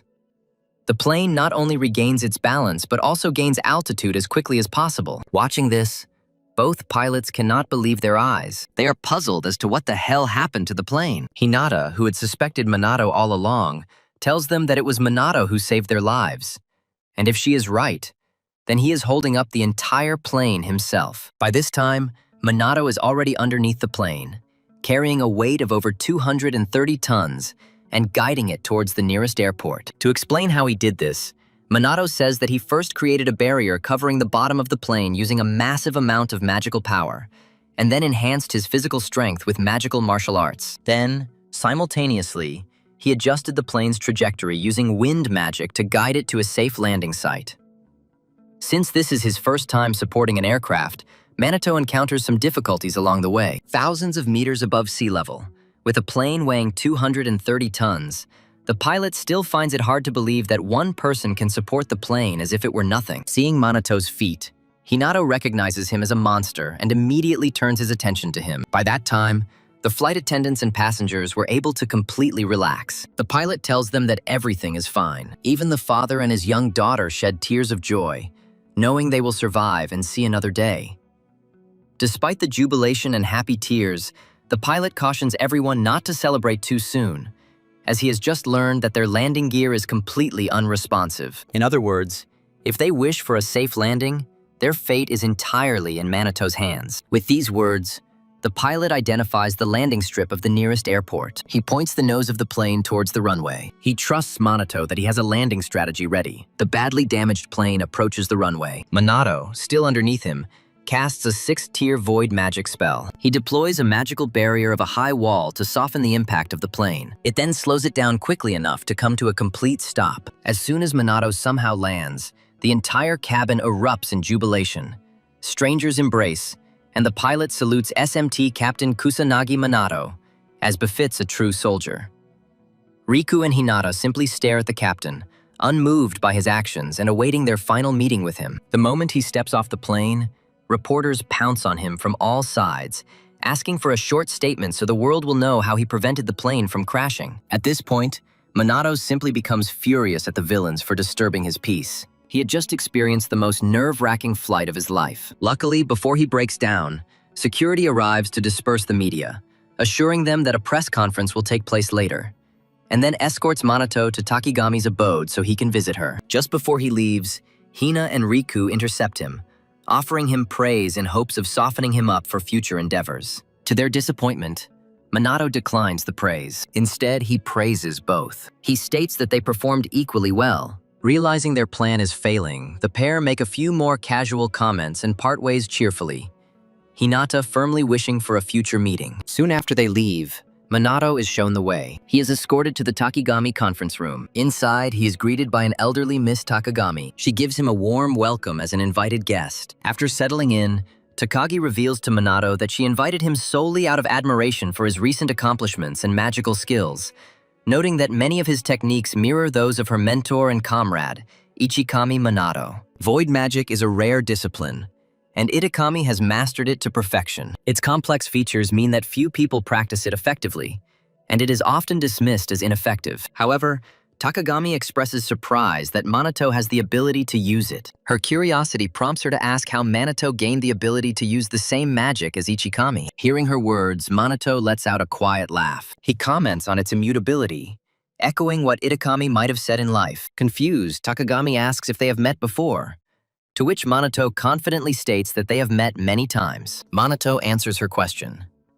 He reveals that he is able to use Matakami Ichikami. Minato himself has the ability to use it. Although Takagami was surprised by this statement from a stranger, she maintained her composure, noting the numerous past people, relatives, companions, romantic partners, and even secret descendants who had falsely claimed a connection to Ichikami Minato, seeking to exploit him. In years of dealing with such liars, she never expected anyone to claim to be him. Mistaking him for another imposter, Takagami apologizes for her impending ignorance, admitting that she initiated the contact, and then politely asks the unfortunate Minato to leave her home. Before continuing, Minato tells her that he had previously met a pair of siblings, and learned that the younger one had a doll that looked like Ichikami. Confused, Takagami asks what he means, prompting Minato to recall her own words from when Ichikamiya was alive, expressing a desire to create a doll in his likeness. At this point, Takagami starts sweating, asking Minato how he knew such a personal detail. After a short pause, Minato tells Takagami that she once said that his doll gave strength to children, and even to this day, Ichikamami continues to help people. Given everything Minato has conveyed, Takagami gradually begins to accept that he may be the real Ichikami Minato, and even questions whether he is truly the true Ichikami. Minato expresses his disappointment that she still has doubts. He decides to tell her a story. After several minutes of reminiscing about past events, Takagami finally accepts that Minato is the reincarnated Ichikami Minato. Minato slightly reproaches her for her lack of faith. Takagami states that believing in reincarnation is not so easy in our world. Ichikama finds it hard to accept that he returned while she was alive, even considering her unusual nature. Takagami told him about the disasters that befell the world after his death. She then expressed her great joy at being reunited with him in her time. She even shed a few tears. When she finished crying, Minato turns to her, knowing full well that she is aware of the events of the last 50 years. He then details his findings regarding the decline of magical understanding, the weakening of the Magi, the false narratives surrounding Ichikama Minato, and the rise of the magical nobility, before asking about the events that occurred in his absence. This time, a worried Takagami receives the message and studies it, only to exclaim in shock, prompting Minato to ask what's bothering her. Realizing that this is something she cannot reveal, Takagami abruptly ends their meeting, citing the late hour, and then begs Minato to stay the night so that their conversation can resume the next day. Luckily for her, Minato agrees. Soon, he retires to his chambers for the night. Around midnight, Riku silently enters Minato's chambers, aiming his blade at his body with a swift strike, intending to end his life. Against all odds, Minato pulls off a stunning turnaround, materializing at the bedside and mocking Riku's clumsy attempt to strike his sleeping enemy. At that moment, Minato had no idea that his attacker was Riku. However, upon seeing his face clearly, he immediately recognizes the attacker as Riku. But before Minato can start a conversation, Riku launches another attack. This time, Minato dodges the blow. Soon after, Riku throws Minato out the window of his quarters. Minato lands unharmed in the garden below. Without wasting a second, Riku reappears in front of Minato in the courtyard and uses his initial earth skill, Rock Destruction. At the same time, Minato uses his initial void magic and the magical barrier. He tries his best to repel Riku's onslaught. However, after the first few blows, Riku skillfully breaks through Minato's initial magical barrier, forcing him to retreat so the real battle can begin. Before the second round begins, Minato praises Riku's blade for breaking through his barrier. He then asks if this is anti-magic equipment. Receiving no answer, the pair charge their mana for a second fight. But just as they were about to clash, Hinata appeared and ordered them to stop fighting. At this point, Minato tells her that he foresaw her involvement in this nonsense. However, Hinata ignores his stupidity. She begs him not to ignore their call. To control him, she shows live feeds of her subordinates suspiciously close to Minato's companions at their homes, and threatens to end their lives in their sleep if he refuses to comply. Minato realizes he's been tricked. He calmly asks them to state their purpose. Hinata starts by introducing himself and Riku. Soon after the introductions, she informs Minato that their only requirement is that he join them as a magical noble, gaining status, rank, honor, wealth, power, and even company if he so desires. More importantly, if he decides to join them, Hinata guarantees he'll be able to protect his friends and gain the ability to issue absolute orders. Conversely, even if he escapes the current situation, Hinata vows the magical nobles will pursue him forever, making his life and the lives of his friends a misery. With their demand voiced, Hinata insists that Minato make a decision. They need his answer before they continue. Ultimately, Minato refuses to join their circle of idle sorcerers, and Hinata, angered by his refusal, picks up the phone to give the order. Soon after, she muttered a few dirty words regarding Manato's friends being used as collateral. She instructs field operatives to proceed with Plan B. This ensures that Minato can never be complacent again. Just as the operatives prepare to execute Plan B, the Bengals, whom Minato entrusted to his subordinates before leaving for Osaka, awaken, all members still in deep sleep, and manifest a yellowish, magic-like outline of the Minato. Witnessing this, the Hinata operatives are horrified, trying to figure out the nature of what they are witnessing. Tragically, before they can even comprehend the events unfolding, the Minato's magic-like manifestations unleash a 5th-tier Void-Sucker high magic spell, obliterating all opponents as if they were nothing. Moments later, Hinata notices an abnormal lack of communication with her operatives. She tries to get an answer from them. Unfortunately, after a moment of silence, Riku comes to the darkest conclusion.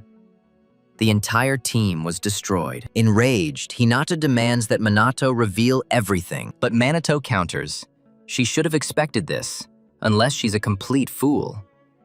While recognizing Minato as a nuisance, Hinata still praises him for resolving the hijacking and hostage crisis, stating that despite all his accomplishments, he has passed the first test. Confused by her statement, Minato asks if the hijacking was their operation, but Hinata clarifies that they wouldn't have staged such a stupid act to force him into participating in their scheme. Having established this, she invites him to move on to the next test. She channels her mana along with Riku, preparing for the second true clash. At the same time, Minato, eager for a worthy confrontation, jokingly asks if he can refuse. As expected, Hinata objects just before lunging at him. She advances along with Riku. With her first move, Hinata launches a kick towards Minato, which he easily deflects.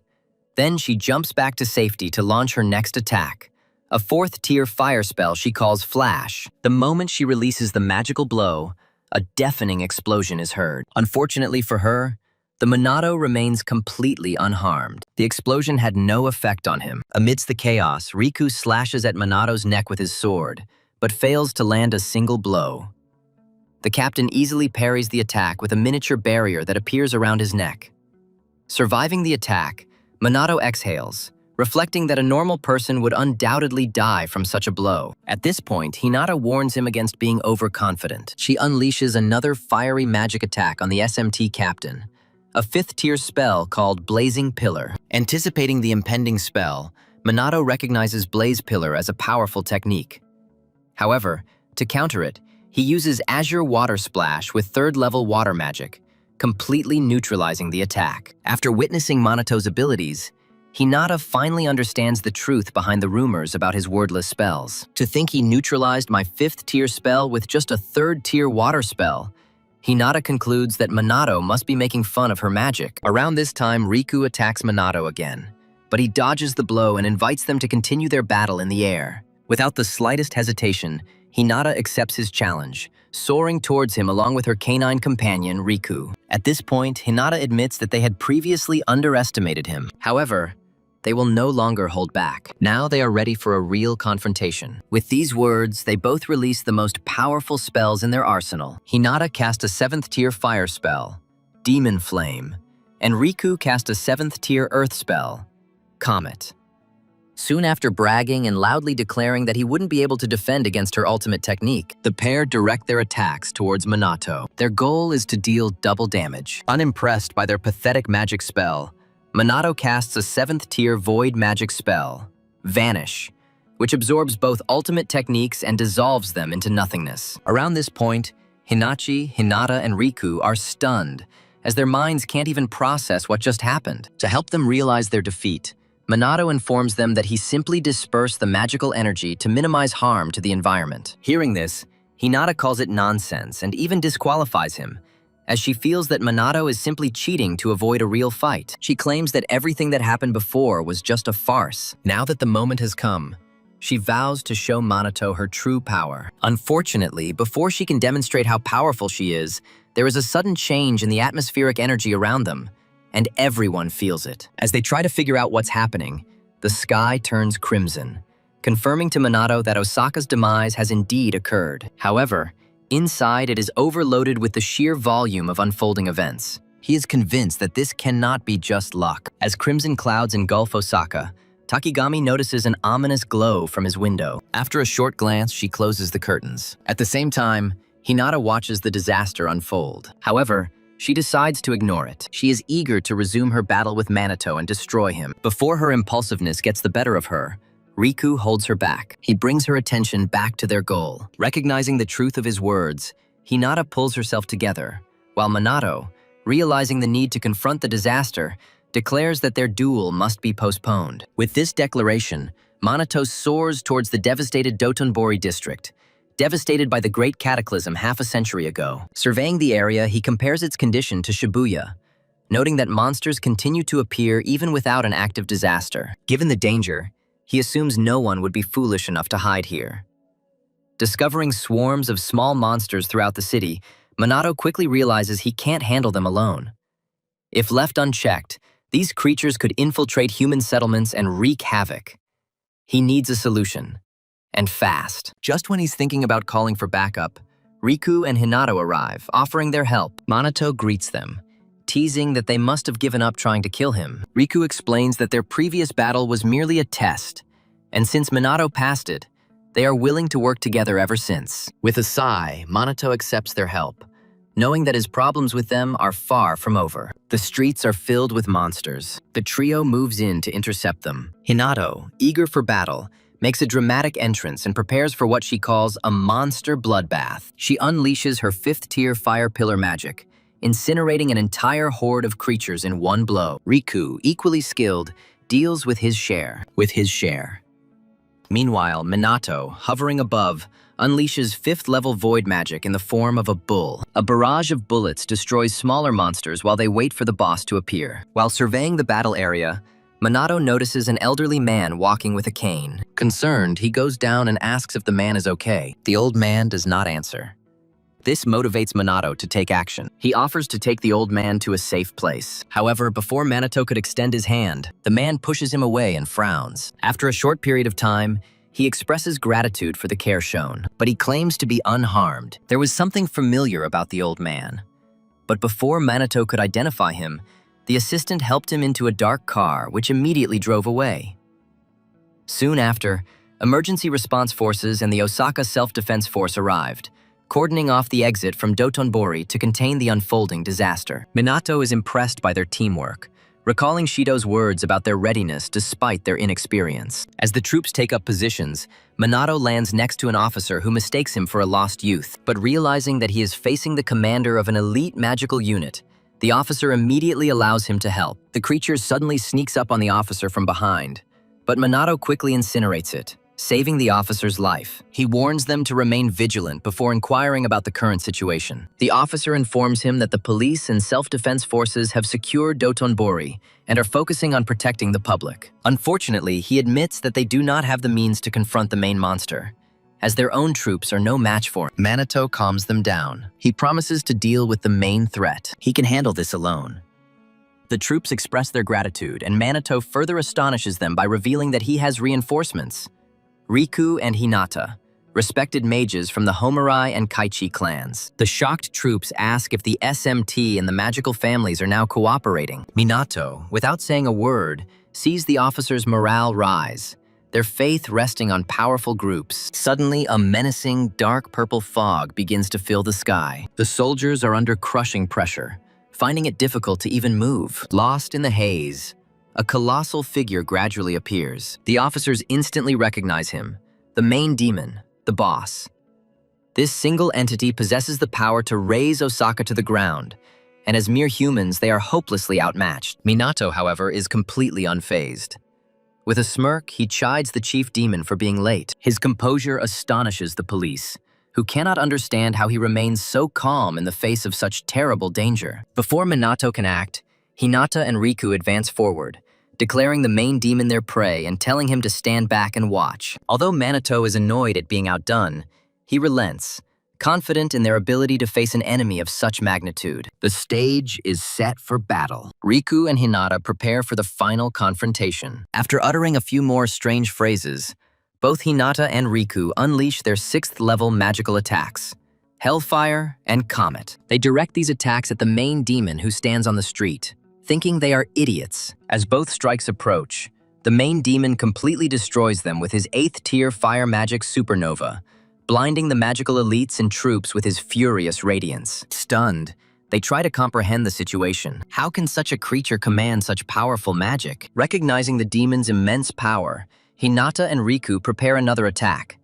But before they can, the head demon suddenly speaks up, asking if there is a powerful mage among them. One of the soldiers, although aware that the major demons possess superior intelligence compared to standard monsters, is nonetheless shocked to hear him communicate like a human. Observing the fear on the soldiers' faces, Minato understands their reaction.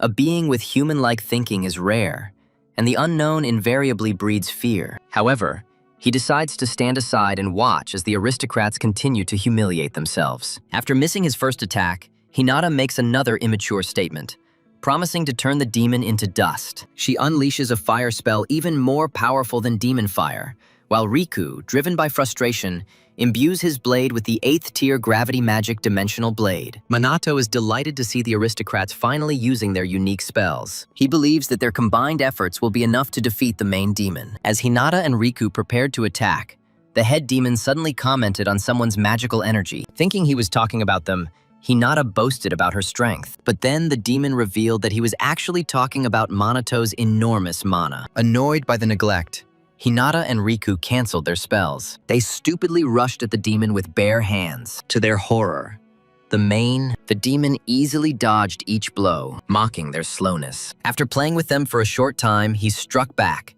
sending them flying. He then combined fire and wind magic to create a 6th-tier spell. A whirlwind of flame instantly destroyed the aristocrats. Riku and Hinata stood up, trembling from the enormous force of the attack. Minato moves forward, declaring that the remaining task is his. Hinata tries to dissuade him, claiming that if they, as magical aristocrats, couldn't defeat the main demon, then he doesn't stand a chance. Riku suggests a tactical retreat, but Minato remains steadfast, confident that such an enemy poses no threat. Riku asks if Minato is truly aware of this colossal magical power. This formidable power comes from the main demon. Hinata, however, rejects the idea of giving up, realizing their inability to let down the one they serve. Minato approaches the battle zone, taunting the lead demon. The chief demon, however, expresses admiration for his magical prowess. As the confrontation approaches, the main demon asks for Minato's identity, but Minato evades, asking if he is obligated to answer. The chief demon agrees with Minato's arguments. He retracts his question,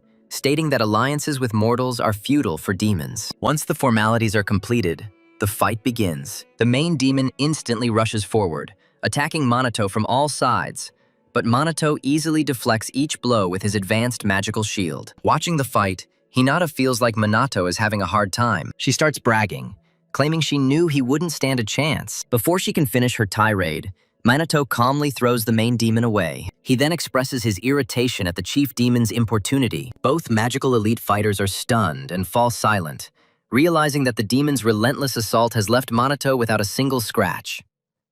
Riku, studying Minato's tactics, fears that a defensive stance will be futile, as the chief demon also possesses exceptional defense. Meanwhile, Minato considers using a new spell he recently developed, but is held back by the noble's observation. Instead, he chooses an alternative tactic and unleashes a 9th-tier void spell, Magical Radiance, as a prelude to his counterattack. Hinata, having witnessed the 9th-level spell, is shocked. She always believed that 8th-level magic was the pinnacle of achievement. Minato then traps the main demon in the glowing golden void seals he created earlier, and destroys it in one swift move.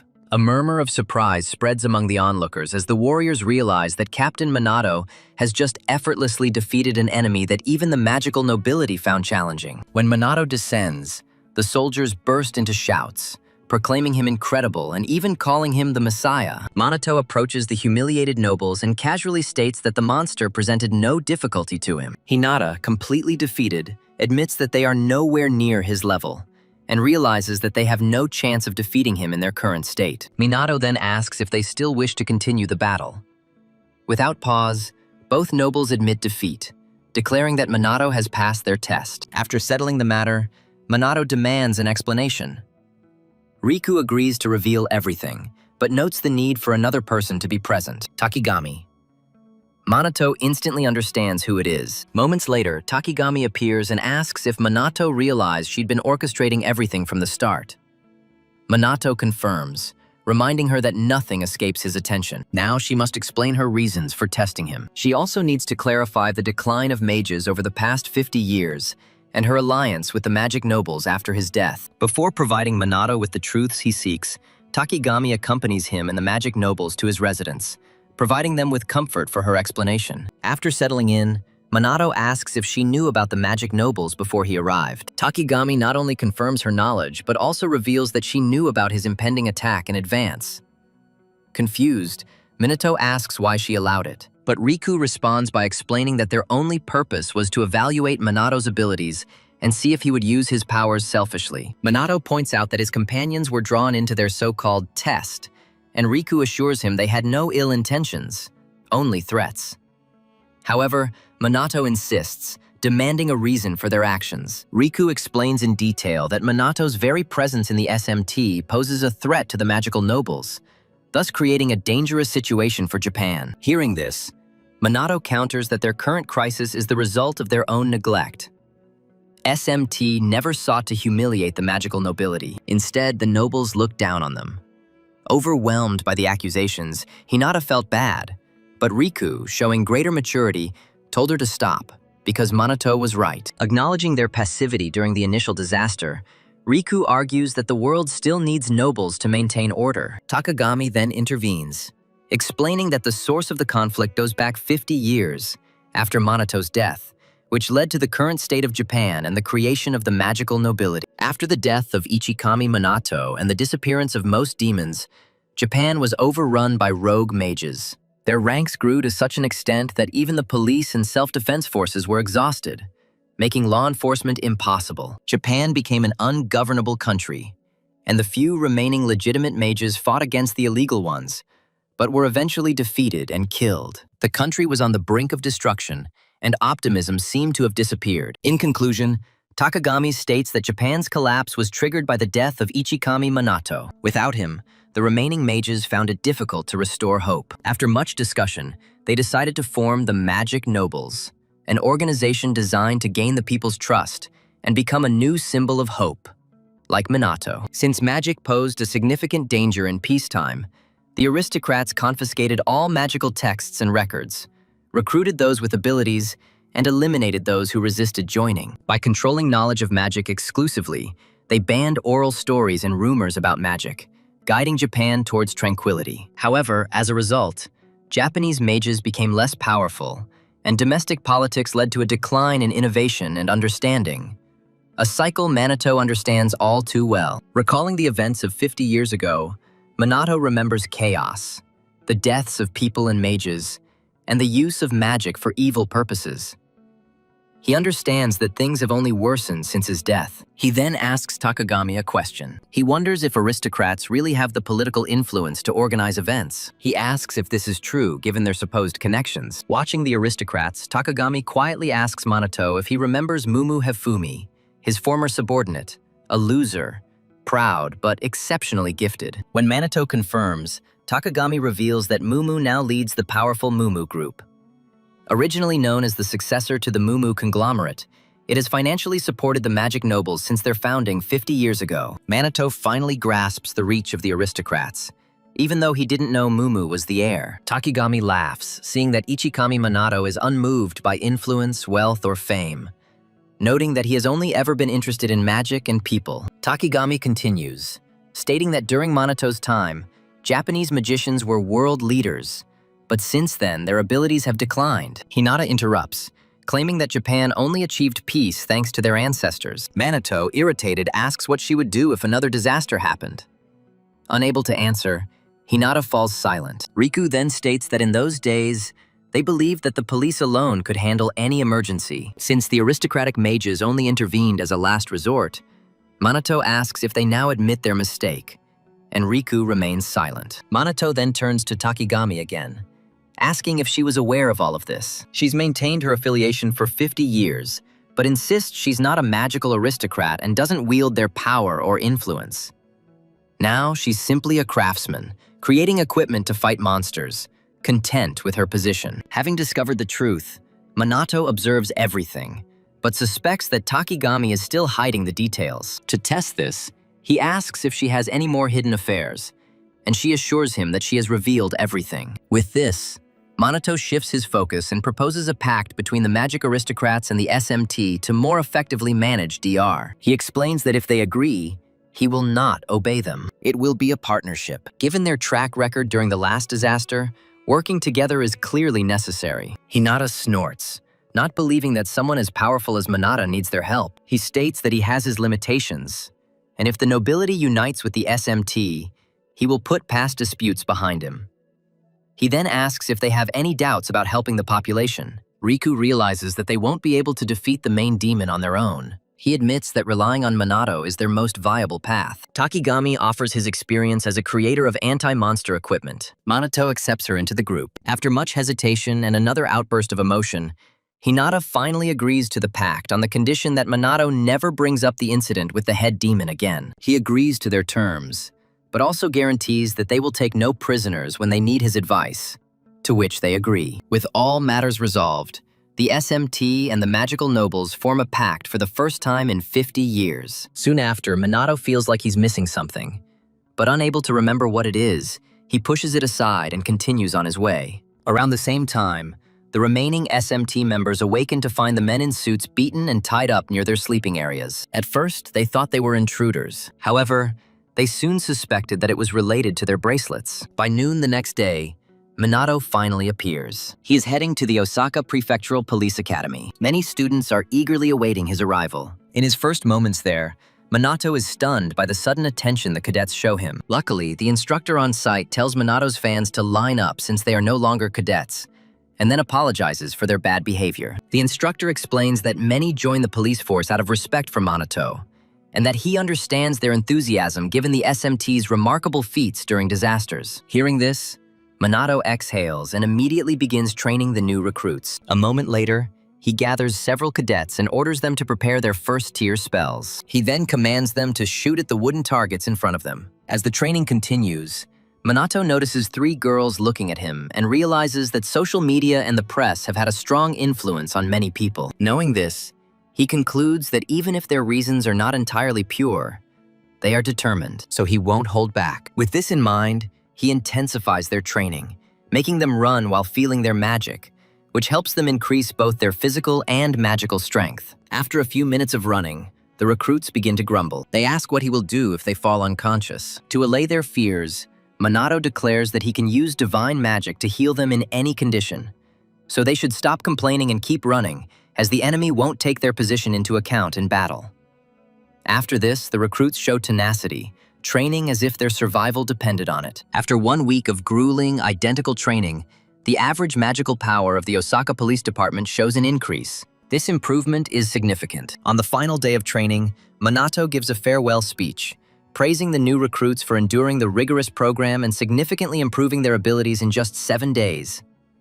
He implores them to continue training even in his absence, for they are now the guardians of Osaka's peace. After finishing his speech, he leaves, leaving the recruits and their mentor in tears. Soon after, it is revealed that Osaka's magical potential has increased significantly, becoming equal to that of Tokyo's officers, all thanks to Minato Kusanagi. Soon after leaving the training area, Minato becomes wary of returning to Tokyo. He anticipates that he will be faced with another press briefing or some similar unpleasantness. As he travels, national broadcasts cover the pact between the SMT and the magical elites of the Hamurai and Kaichi families, formed to combat natural disasters and creature threats. As countless people respond to the message, the journalist mentions rumors that large corporations may support SMT. Those concerned about its influence on the police insist that the SMT is not an official branch of the Tokyo Police Department. As word of SMT's beneficial effects spreads, citizens across Japan are beginning to recognize the group's growing influence.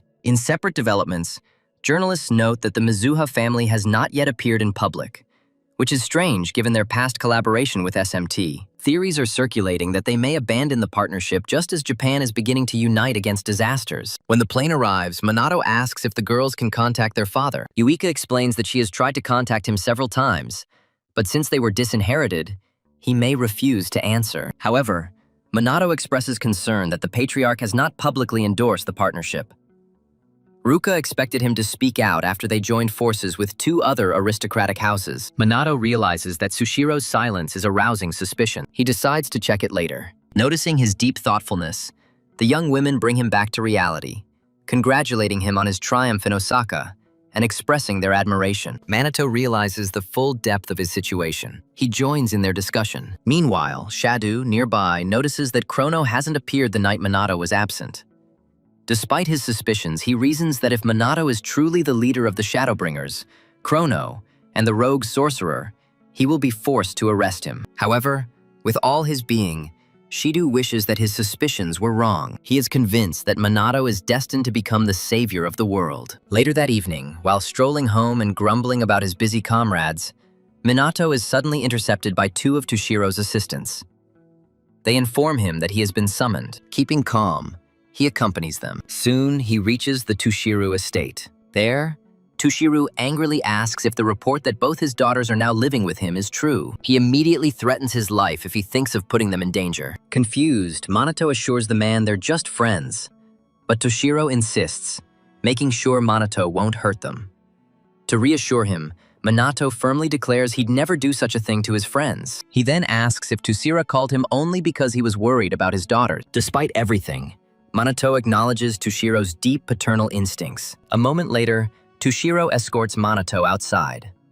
Once in the air, he challenges Minato to a duel. Having free time, Minato agrees. Toshiro immediately begins his attack, releasing a 6th-tier water magic, Geyser Wave, by gathering his mana. In response, Minato counters with 7th-level fire magic. The demons ignite, suppressing the water attack. After they land, Toshiro praises Minato for neutralizing the water's superiority with comparable fire magic. Recognizing Minato's strength, Toshiro finally entrusts his daughters to him. Minato is silent for a moment, watching his father leave. Elsewhere, the enraged BR boss from earlier loses his composure. He discovers that Chrono is still breathing. This further fuels his rage. In despair, he decides to throw away all limits. He vows to destroy anyone who stands in his way. He then turns to his newest ally, Tushar, demanding assurances that he will live up to his expectations. Surprisingly, Tushar vows to destroy Chrono. Around this point, an enraged boss, later identified as the former rebel magical noble Kuroi, declares the next stage an all-out conflict between BR and the Shadow Guardians. He begs the Black Mage to foresee his arrival. A few days before the BR attack, Minato and his SMT comrades return to school and are met with even greater adoration than before, especially now that their media profile has skyrocketed. Minato feels exhausted as things become increasingly frustrating. Unfortunately, others are also facing difficulties. Oika is relentlessly pestered by fans who simply want to be near her, attracting not only the devoted but also the envious souls who hate her. Seeing Yuika getting the admiration they crave, the three evil girls decide they can't take it anymore. Yuika sneaks out of her class. She insists it's just a trip to the toilet. These rivals take advantage of the moment to attack her. Relieved, Yuika grumbles in the hallway about being tired from the endless attention. Suddenly, a trio of rivals block her path and drag her to an infamous spot in the school. There, they stamp their feet on the ground to intimidate her, then accuse her of being annoying and question her enrollment in SMT.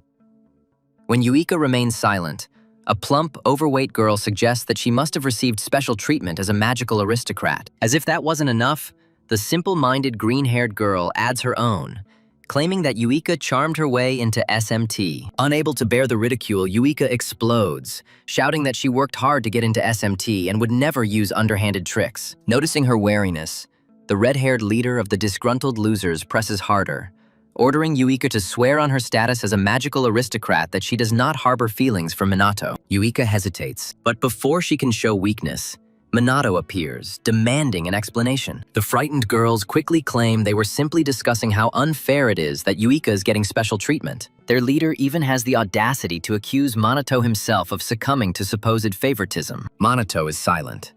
He turns his gaze to Yuika. He instantly realizes the humiliation she must be feeling because of their bullying. At the same time, envious girls begin to talk about joining SMT, claiming they'll be of significant assistance to him.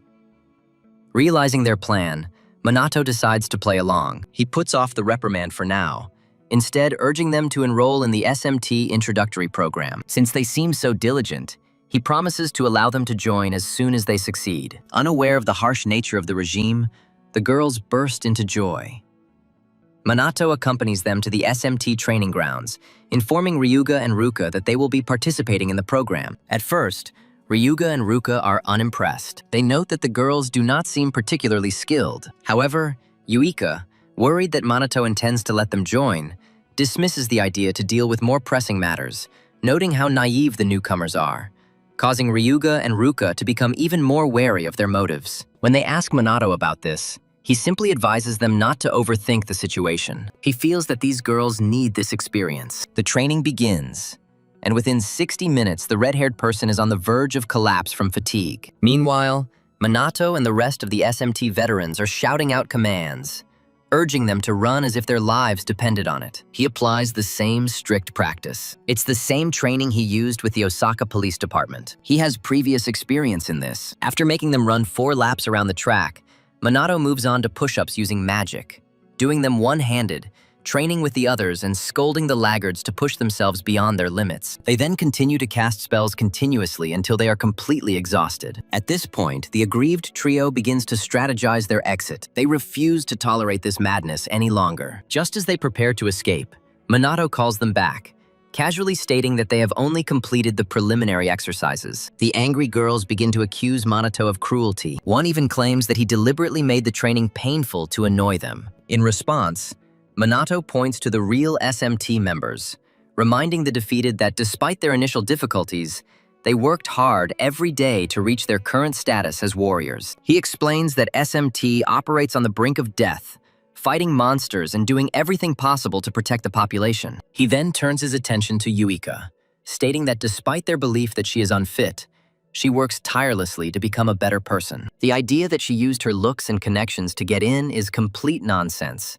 He knows she would never stoop to that level. Finally, he meets the redhead's gaze, making it clear that Yuika is a dear comrade to him. He will not forgive anyone. Anyone who tries to tarnish her reputation will incur his wrath. Realizing their mistake, the trio of tormentors beg for mercy and flee like the cowardly individuals they are. Watching their hasty retreat, Minato sighs at their complete lack of backbone. Ryuji, still stunned, asks about the recent events. Minato simply advises him to ignore defeated opponents. Later, during their walk home from practice, Yuika expresses gratitude to Minato for protecting her, admitting that she overheard his entire statement. Minato brushes it off, claiming that he simply presented them with the truth and stopped their senseless jealousy. He's confident that they'll spread the word, so she doesn't have to worry about it anymore. Yuika chuckles, repeating his last phrase, and then sheepishly admits that she considers him a significant person. She understands that Minato's concept of significance is different from her own.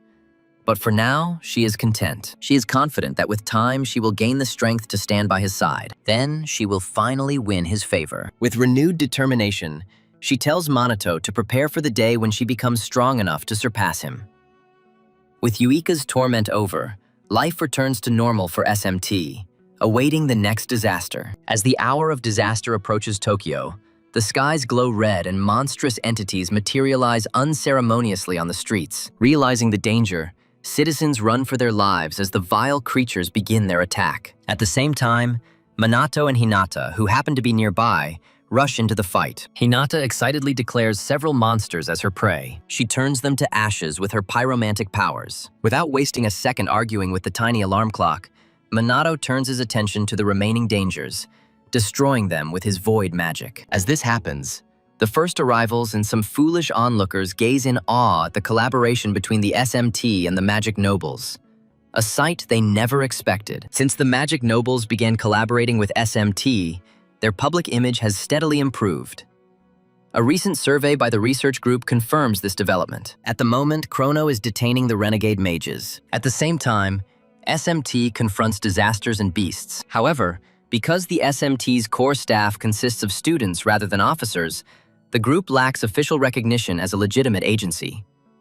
This misconception sometimes leads to failures in emergency situations, fueling public dissatisfaction with the police. A few days after the disaster, Minato secretly visits Leone's sister Kai, who is in a coma. He goes to visit him at the medical facility. Minato hides under the guise of the Shadow Bearer. Under cover of darkness, he enters Kai's chamber. He places his hand on the lifeless man's forehead, attempting to heal him with angel's breath, a 7th-level divine spell. Even though he knows divine magic doesn't usually help with comas, Minato believes it will at least bring some benefit to Kai's physical and mental state. However, despite repeated attempts, no improvement was observed. He begins to doubt that holy magic works on this particular disease. Minato recalls Leona's optimism when she is dissatisfied with her brother's condition. He refuses to give up. Just as he's preparing for another approach, the door swings open. He quickly ducks. Leona enters, catching a fleeting glimpse of another presence, but she chalks it up to a figment of her imagination. She approaches her brother, continuing yesterday's story. This time, she extols Kronos' amazing magic,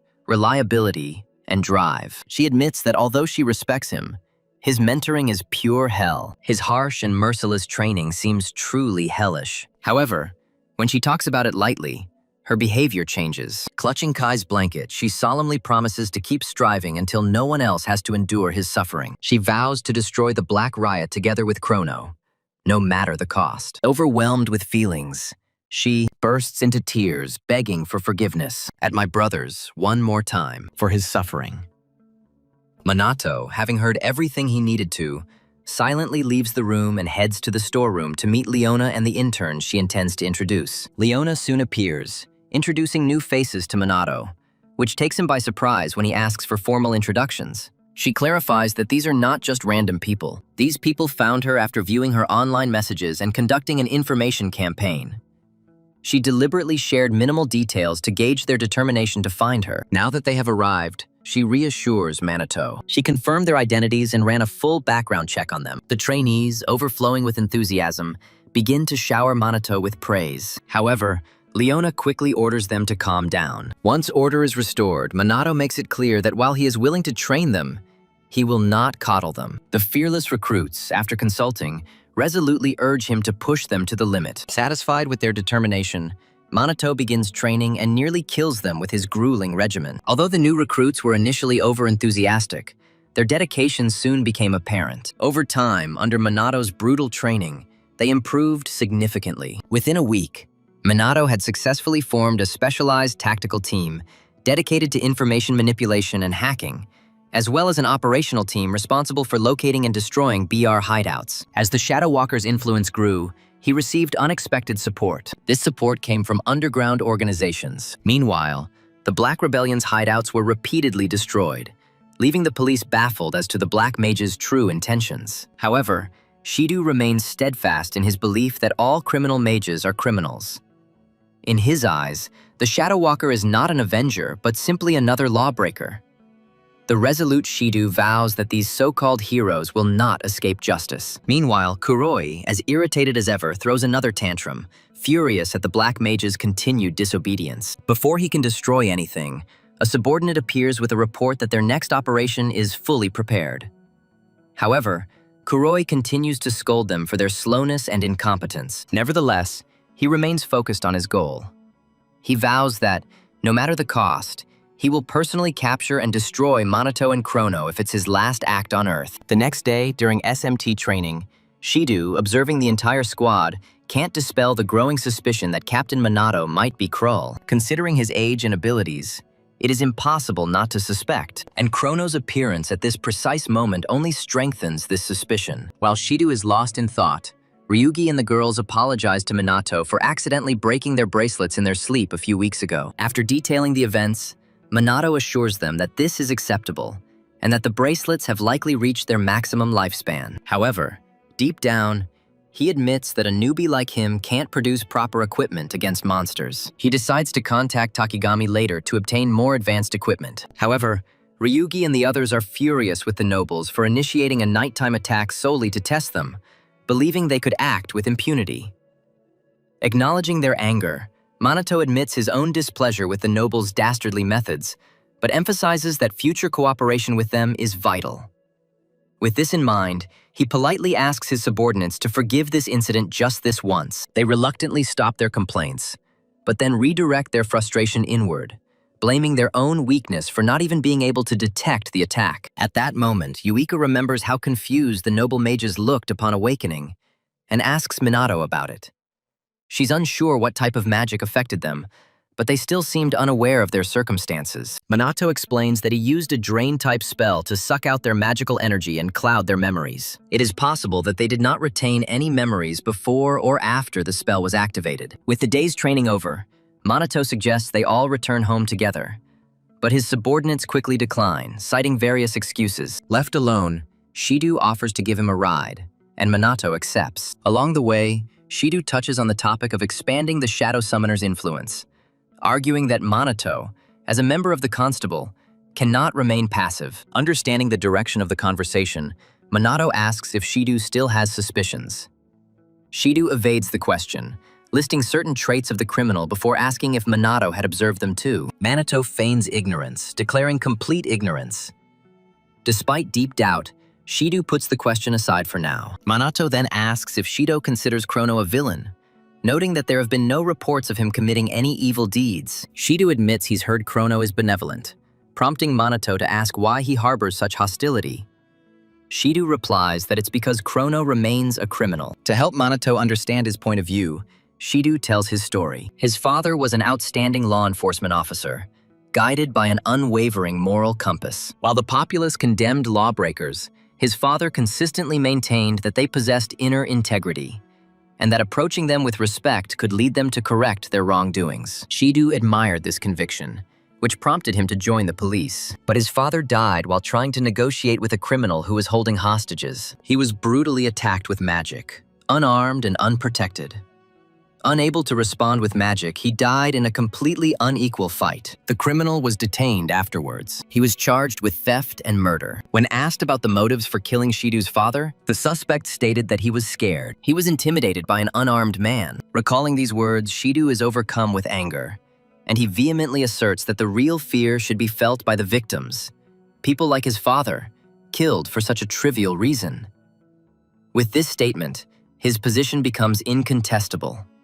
He will show no mercy to criminals. Even if they try to save others, they cannot be forgiven. Without this principle, honest citizens will have no faith. Shido is once again plunged into her grief. Minato realizes that this conviction is deeply rooted in him. After his outburst, Shido apologizes for his lack of restraint and then leaves Minato, saying that tomorrow, as always, he will rely on him. The next morning, the SMT members gather for training, but to their disappointment, Minato is late, which is highly unusual. After waiting a few moments, he runs out of the classroom, muttering about teachers who drag things out too much. As he rushes towards the training ground, he ignores two suspicious individuals watching him from a hidden spot. Just moments after Minato leaves, the giant screen broadcasting the news is suddenly intercepted. The image changes and Kuroi, the head of BR, appears on all the main screens across Japan. When he appears, people immediately recognize him as the former magic nobleman Kuroi. However, indifferent to the attention,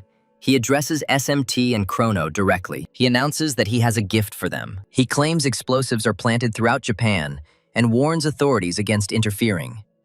Failure to do so will result in their sequential detonation. To demonstrate his sincerity, Kuroi snaps his fingers. The building flies into the air, engulfed in flames. This incident takes place near the location of the Minato. Minato immediately leaps into action, deploying a powerful magical shield to protect citizens from the shockwave. Meanwhile, the SMT frantically gathers information, discovering that their data is completely corrupted. To make matters worse, neither they nor the authorities can respond quickly enough. Wika, increasingly frustrated, claims they can't even contact Minato, questioning his current actions. As chaos escalates at the police station, Kuroi issues his ultimatum. Chrono must arrive at the designated location alone. If he disobeys, all the explosive devices will go off at once. Soon after surveying the destruction in the area, Minato comes to his conclusion. He waits until darkness falls to take action. By nightfall, he dons his Shadow Wanderer costume and sets off for the designated location, a former refuge in a port warehouse. After checking the location, Leona asks through their connection if he is really continuing, and Minato assures her that everything will be fine. Having set the stage, Leona wishes him a safe journey and expresses hope that he survives this encounter. Having assured her once again, Minato rushes over the entire metropolis. It lands only upon arrival at the designated warehouse. The warehouse lights up as he enters, revealing dozens of illegal BR sorcerers. Their commander, Kuroi, meets his demise, claiming to have anticipated his arrival. He then boasts that everyone present is a first-class BR sorcerer with powerful abilities. In response, Kurono, also known as Minato, asks if defeating everyone present would be enough to disband BR. Hearing this, Kuroi ridicules Kurono's self-confidence. However, before he can say anything, one of his sorcerers calls Kurono a fool for believing he can win on his own. Anna.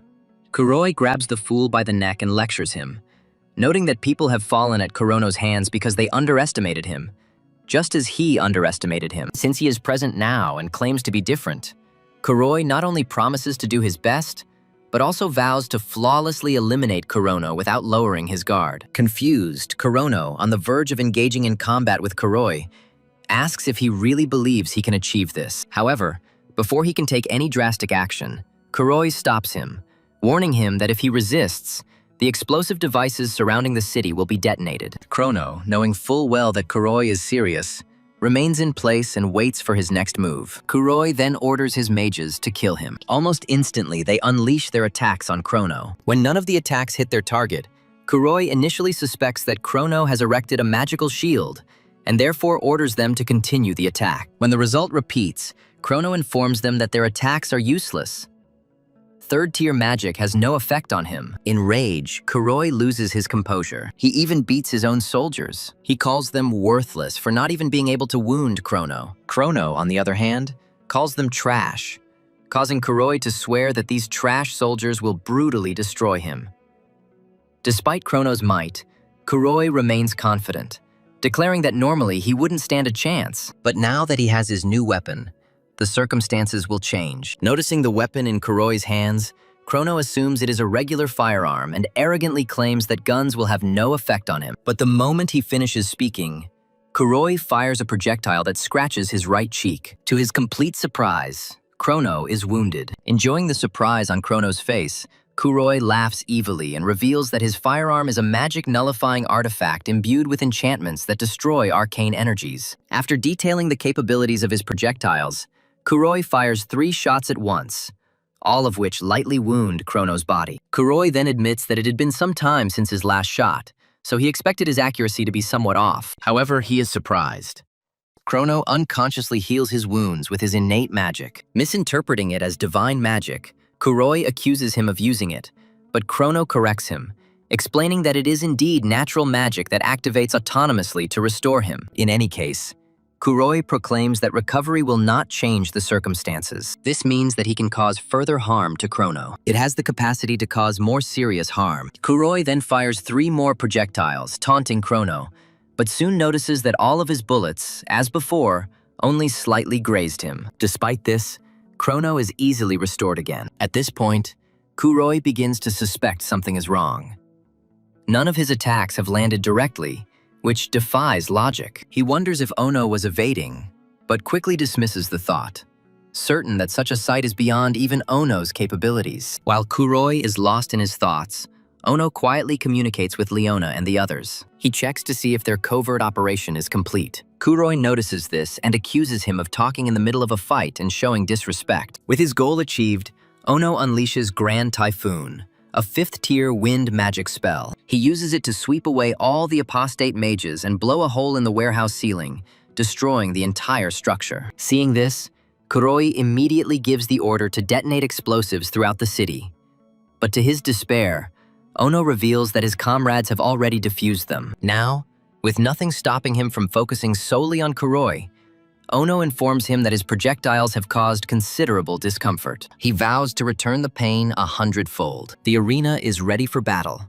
Kuroi prepares, but before their clash, SMT arrives and stops the fight before it begins. Wick announces that all the explosives have been defused, forcing the hand to beg BR to end their senseless defiance. Kurono, intent on hiding his identity, silently praises the SMT's quick arrival, but wonders if they were simply hiding undetected. However, SMT instantly recognizes Kurono, the leader of the Shadow Wraiths. They acknowledge his extraordinary magical power. Meanwhile, Sonata, knowing that Kurono is Minato, feels compelled to help him. Fearing that he might be secretly injured and with the situation changed, Chrono confidently provokes Kuroi into a fight. Just when victory seems assured, Toshiro suddenly materializes. He notes Kuroi's difficult fight and offers to help. Recognizing the traitor as their own father, the daughters exclaimed in amazement, desperate for a compelling reason.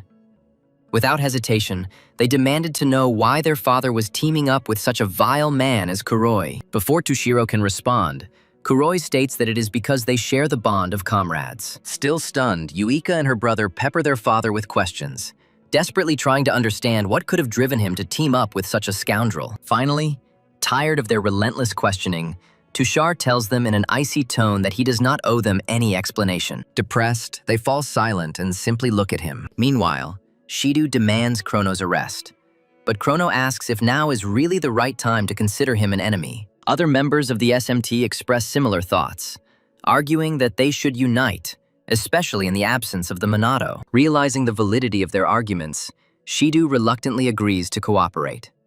Just this once. A little later, Kuroi uses special throwing explosive devices. He throws them towards SMT. Chrono shouts a warning to evade.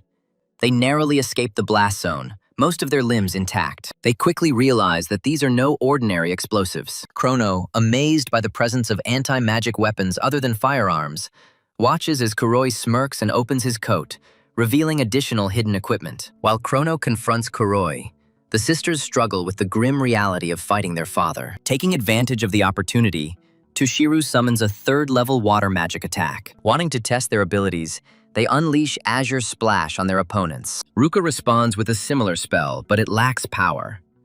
Toshiro's attack easily penetrates it. With no other options, the girls brace themselves for the strike. Just when all hope was lost, Ryuji enters the fray with a third-tier earth spell. A wall of stone prevents them from drowning. Afterwards, the sisters express their gratitude to Kryuga, and Toshiro notes their progress and coordination. However, he warns them that they are still no match for him, as his magical power is equal to that of Manatos. Despite this, Uika refuses to give up. With determination, she and Ruka merge their mana to unleash a 7th-tier Great Water spell, Geyser Wave, upon him. Toshiro effortlessly counters with an 8th-tier spell, Tidal Wave, completely overpowering them. He notes that they managed to neutralize some of his magic, but they are still significantly inferior. As the sisters lie defeated, Kuroi complains about the one-sided nature of the battle in his favor. He mocks Chrono, proclaiming that even a powerful shadow summoner is powerless against anti-magic weapons. He grins. He hints that Chrono has never been in combat before. He suggests that Chrono has never encountered firearms. With Tushiro's support, Kuroi claims that Kroi is doomed, and even offers him the humiliating opportunity to beg for mercy. However, Chrono remains calm. Seeing this, Kuroi becomes restless and suspicious, shouting at Chrono not to get carried away. He fires additional anti-magic projectiles, but Chrono dodges each one. At first, Kuro thinks it's just luck, but the longer he watches, the less convinced he becomes. At the same time, Tushiro once again demonstrates his 8th-level water magic. He asks for their opinions. What will be their answer? Receiving no answer, he attacks Chrono. Chrono dodges with perfect grace. Kuroi notices an anomaly in Chrono's actions. He quickly uses his 5th-tier dark magic, Night Raid, and gets behind Chrono for a surprise attack. Chrono dodges each sword strike, forcing Kuroi to shoot him again. However, Kuroi dodges again. While Chrono catches his breath, another torrent of water magic descends upon him. He erects a void barrier, but it cracks on impact. The SMT members, watching from the sidelines, are stunned by the massive mana drain. They begin to feel inadequate simply standing there. Realizing that in their current state, they cannot compete with Minato, they decide to take action and earn his recognition. Shido, still harboring resentment towards Minato, sees an opportunity. With Chrono preoccupied and seemingly cornered, he's convinced they'll finally be able to subdue him. Knowing that reinforcements will soon arrive to help capture Tushiro and Koro, Shido doesn't want to miss this chance. He turns to Sanada, who is nearby, and begs her to help him defeat Chrono. Sanada hesitates, questioning his logic. Shido states that Chrono, a rogue mage fighting alone, must be captured immediately. At first, she refuses, but Shido insists, almost begging. Unable to refuse outright, Sanada clenches her fists and looks forward, which Shido takes as her agreement to his request. But instead of attacking Chrono, she suddenly uses white magic on him. Kuroi, seeing this, mistakenly assumes that the police have turned against their only ally, Chrono, and taunts them. However, as Shido is about to strike again, he realizes that Sanada has just given Chrono first aid using 5th level holy magic. Around this time, Kuroi accuses the police of helping Chrono, an illegal mage. But then Chrono, who can heal his wounds with passive magic, ignores him and asks why Sanada used magic on him that she knows he doesn't need. After further reflection, Chrono comes to the conclusion that Sanada must be trying to convey her feelings to him through magic. So he accepts the healing effects and continues his battle with Kuroi. Meanwhile, Shido, who is apparently brainless, asks why Sanada healed the criminal. And Sanada, tired of his nonsense, tells him that it is because Chrono is fighting for their benefit. When the simpleton asks how he does this, Sanada suggests that he consider why they, who can't even move, are still alive. Or why Chrono hasn't moved an inch from this spot. As Shido remains silent, she informs him that it is because he is solely trying to protect them all. As poor Chrono continues to get hit by Kuroi's bullets, Sanada tells Shido that if it weren't for Chrono, they would have become Kuroi's targets, which is why he doesn't back down from them. Even after hearing all this, Shido still tries to make Chrono look like the villain, the fool that he is. There is no way an illegal magician like him could save the police. Seeing the suspicion in his gaze, Sanada tells Shido that Chrono stands with them alone solely to protect the innocent and uphold the rights of the defenseless. At this point, Shido begins to use his intellect, and after noticing Chrono's immobility and severe wounds, Shido begins to reconsider his previous judgment of him. Reality soon dawns on him when the girls declare their unwavering support and willingness to fight alongside Chrono, regardless of his status as a rogue mage. Unfortunately for them, however, Kuroi smirks, stating that their kind will not be able to change the outcome, as their remaining magical reserves are critically low. SMT operatives attacked him with all their might. Wika informed him that even with their reduced mana, they still had a viable plan. After these words, their attention switches to Tushira. He floats in the air on his floating water balloon. They force him to come down back to their level. His refuge is now violated. The moment he touches the ground, Chrono strikes with demon fire, and Tushar, quickly noticing the ambush, responds with water wave. Tushuru understands that SMT will hinder his progress. He understands that his chances of hitting Chrono are slim. Focusing on this, SMT works to stop Tushar. Sanada sincerely wants to help. She strives to help Minato. While the girls attack their father, Shido steals his will. He engages in a fight to restrain Tushura, which ultimately enrages Kuro. As for Kuro, he praises SMT for delaying Tushu, making the battle easier, and continues to irritate Kuroi to the point where he vows to destroy them with all his might, firing more projectiles at Chrono. This time, Chrono dodges the attacks perfectly, leaving Kuroi confused and wondering how Chrono was able to dodge every projectile. Accusing him of witchcraft, Chrono assures Kuroi that he did not use any magic, but simply dodged. At this point, Kuroi loses his composure, telling Chrono to stop joking around as this isn't a cinematic performance. By then, Chrono informs him that although it has been some time since he encountered long-range anti-magic devices, he couldn't fight effectively. Hearing this, Kuroi starts firing indiscriminately, but then Chrono, declaring that he had already analyzed Kuroi's attack patterns, flawlessly dodges each shot and moves towards him. Kuroi realizes that his bullets are now ineffective. He takes out his anti-magic weapon. This is a flare gun. He aims it at everyone present. He is ready to destroy them all. Unfortunately, before he can even fire, Chrono uses Night Raid to quickly close the distance, shocking Kuroi, and unleashes Cruel, a unique dark magic different from normal spells, inflicting 3 days and 3 nights of torment on the villain as just retribution. Having tamed Kuroi, Chrono turns his attention to Tushura, preparing to engage him in battle. His allies are immobilized by fatigue. Chrono smirks, acknowledging how effectively they detained Tushira. He tells them to leave the rest to him and focuses all his attention on Tushura. But before facing him, Tushiru gives in. Chrono requests a report of events. At that very moment, Leona radios in, reporting that there is trouble. Law enforcement and magical nobility are descending on BR's safe houses in Tokyo, noting that the timing has clearly been rigged. Moreover, she claims that she is sure that Mizuha Tushiru is the source of the information leak. This revelation causes Crow to ask Tushiro about his role as a spy in BR. to which Toshiro confirms. Before their exchange, Kuroi stands up and orders everyone to stop their antics. Observing his condition, Chrono concludes that he must have neutralized the threat with anti-magic equipment. His reinforcements accompany him. Kuroi clutches the detonator. He threatens to detonate all explosive devices. He strategically placed them in close proximity. Seeing this, the remaining SMT operatives lament their inability to evade the explosives in the allotted time.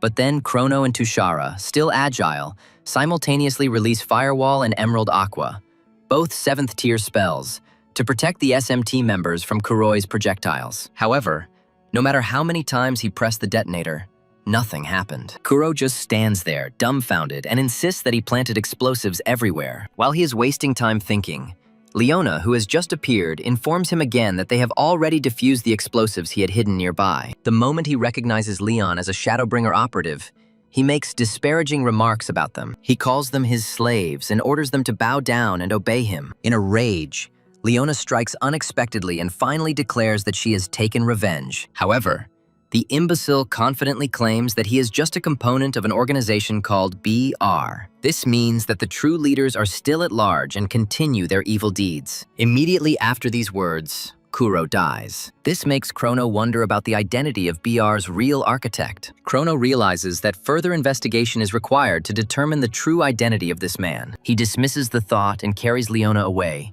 planning to leave before the authorities arrive. It is then that Uika tries to stop him to clarify something, but Chrono brushes her off and disappears into the night darkness, never to be caught by SMT again. Shortly after his departure, Ruka, Uika, and Ryuji are left confused as they ponder the true nature of the Shadow Summoner's leader. In any case, Sanada, knowing Chrono's true identity as Kusanagi, is overwhelmed with gratitude to her savior for saving so many lives that night. By dawn the next day, national news outlets report the capture and arrest of former Magic Noble and BR President Kuroi, who faces charges including conspiracy to terrorize the city. Moreover, authorities have received considerable praise for quickly solving the bombing cases and demonstrating elite counterterrorism skills. Watching the broadcast, Hinata and Riku, who are somewhere in the city, ridicule the media's attempts to take credit for their achievements. Meanwhile, Minato resumes his regular duties as SMT captain.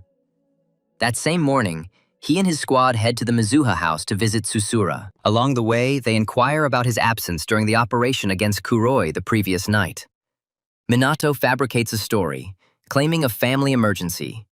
Fortunately, they accept his explanation, but still insist he inform them next time. Upon arrival at the Mizuha residence, they are greeted warmly and escorted to the conference room. Inside, the daughters ask their father for a detailed account of the events. Sushiro begins by stating that he pretended to be obedient to Kuroi. He infiltrated the BR with the goal of erasing the shame of the magical nobility and stopping the spread of illegal sorcerers. Continuing, he reveals that Kuroi was once a member of the magical nobility. He was also involved in countless crimes and grew in power without limit. Unable to bear it any longer, Toshiru took drastic measures. Yuika then asks why he only infiltrated BR now.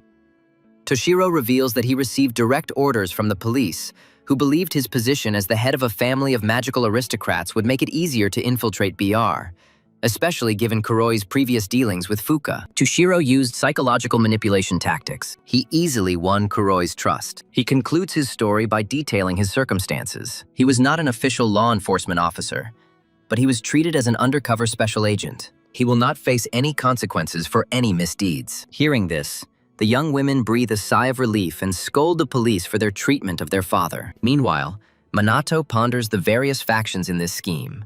The SMT, the police force that seemed to be subservient to the magic nobles, and even Mizuha Toshiru, who went to such extraordinary lengths. He also questions the police's decision to intervene at that particular moment when they could have acted much earlier. To him, their justification for their actions now seems unconvincing. Everything looks suspicious. A flashback to the night Kuroi was subdued shows Chrono and Leona discussing how the police, despite limited information, discovered that more than half of the explosive devices used were fakes. When Chrono asks if the criminals had the resources for real bombs, Leona admits it's possible, but considers it too amateurish to be a serious threat. However, the police acted with uncharacteristic speed, as if they had been warned in advance.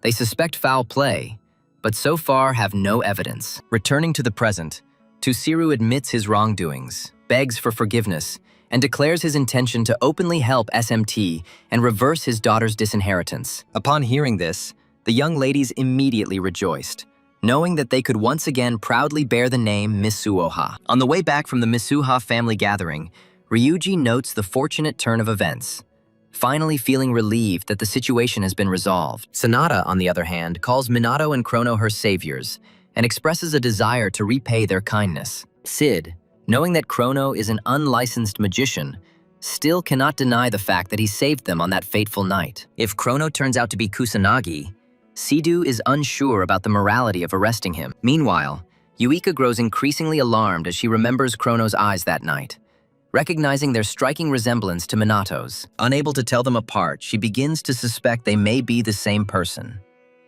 Minato, fully aware of the unfolding situation, foresees potential complications if this continues. That night, disguised as Chrono, he sneaks into Kai's hospital room to continue healing him with sacred magic. Receiving no answer this time, Chrono nudges Kai to wake up. He tells Kai that his sister is waiting for his return. At that very moment, Leona enters, forcing Chrono to hide behind the window. She quietly informs her younger brother that she has finally defeated the enemies together with Chrono. She assures him that he doesn't need to worry anymore. She ensures that no one will ever harm him again. Moments after hearing his sister's voice, Kai calls out her name, and Leona immediately confirms that she is with him. Fully conscious, Kai greets his older sister upon her return and states that he has done his best to remain steadfast in her absence. Without the slightest hesitation, Leona hugs Kai tightly. Tears flowed freely down her cheeks. Seeing this, Chrono grins, realizing that his task is completed, and quietly ascends into the night sky. The next day, during the midday meal,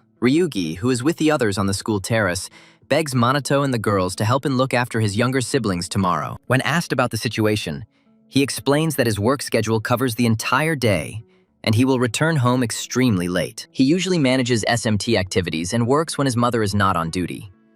However, unfortunately, neither of them are available at this particular moment. Since he absolutely cannot leave his siblings unattended until dark, Ryugi asks them for help. Hearing Ryuga's sincere request, Minato readily agrees to help, mentioning his love for children.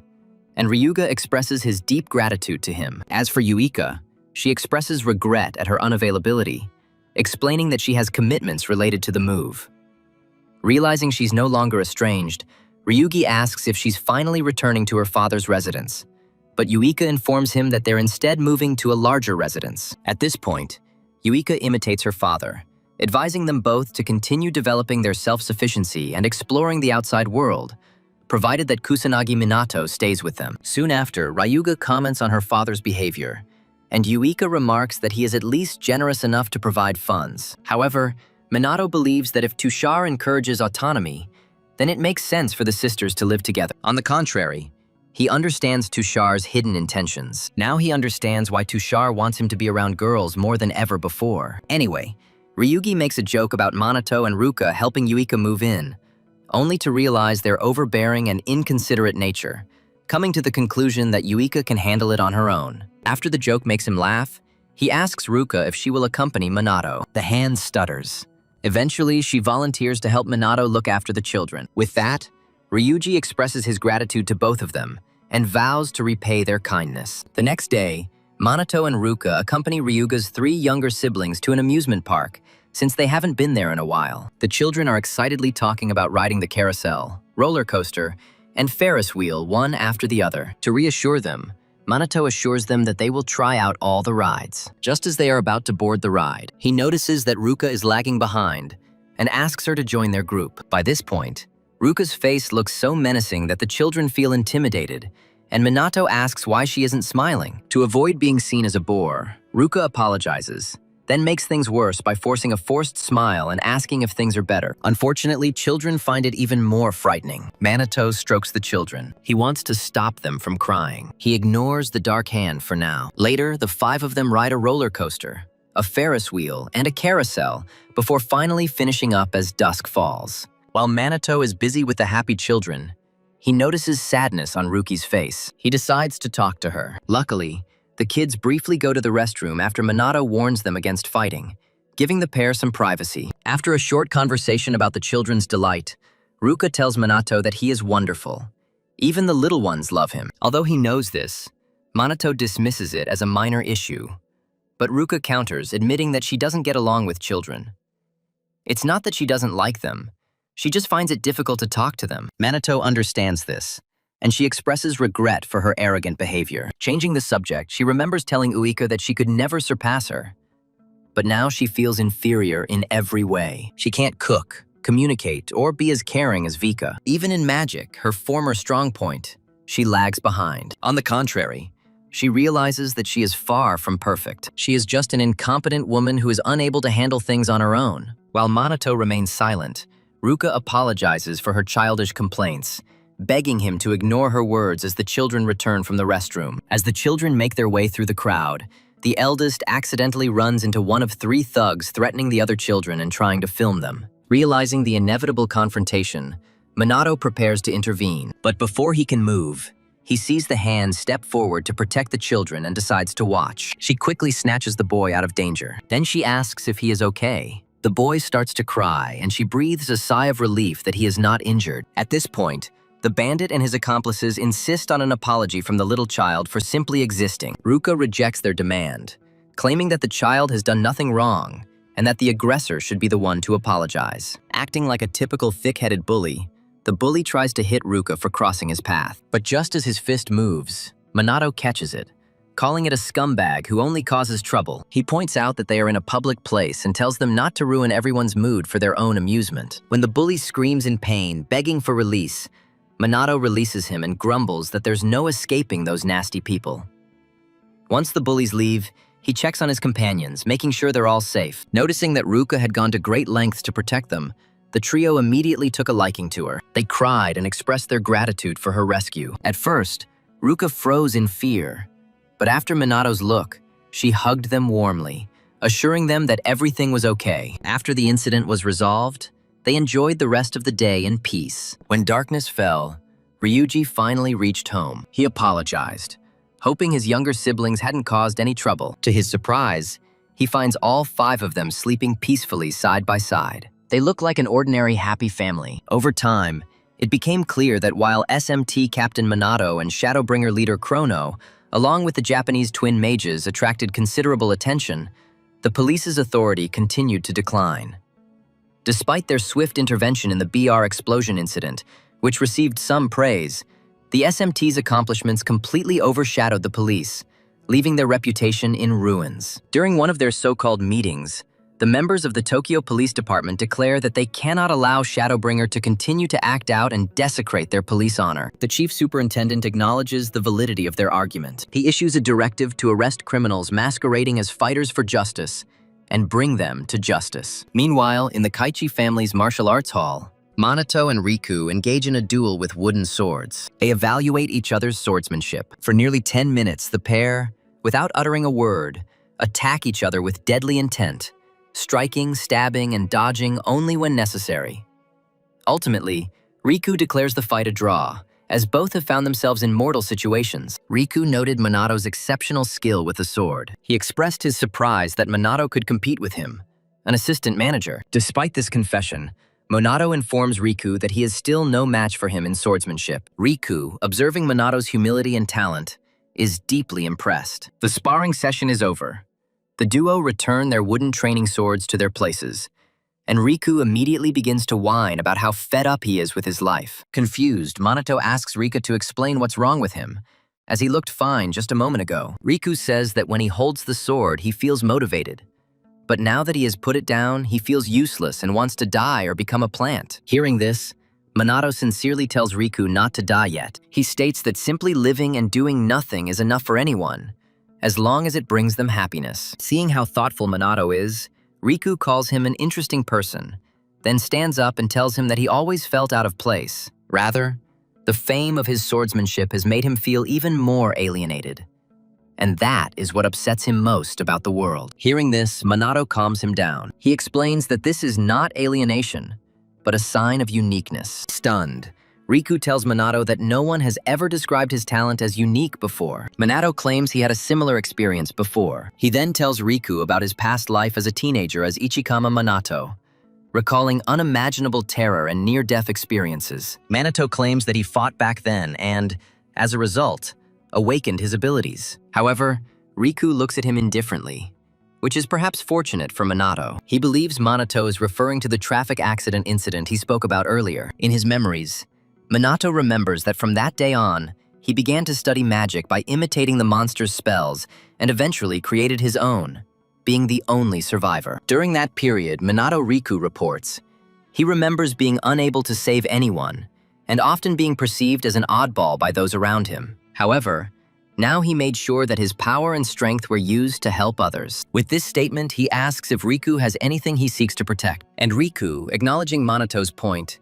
confirms that he does indeed have something he wants to protect. Realizing this, Minato happily advises him to use his power for this purpose, as the uniqueness already lies within him. And Riku, deciding to follow Minato's advice, expresses gratitude for his help. After this, the couple clasps hands. They promise to collaborate on their next endeavor. Shortly after leaving Riku's dojo, Minato reflects on Kaichi Riku's character up to that point, concluding that for the leader of a magical noble family, he is quite respectable despite his eccentricities. Minato believes that current satellites are far superior to others. The rest are arrogant, spiteful, and completely incomprehensible. Continuing on, lost in thought, Minato bumps into someone on the street and immediately apologizes for his clumsiness, only to discover that the person he bumped into is none other than Homarai Hinata, a petite troublemaker. Recognizing Minato as the one who bullied him, Hinata demands an explanation, hoping that he will be able to give one. She tells Minato that she encountered an annoying person earlier. She was furious from the moment of this meeting. Minato then asks why she isn't wearing her usual bright clothes for this day. Hinata states that there is no way to wear such flashy clothing on a daily basis,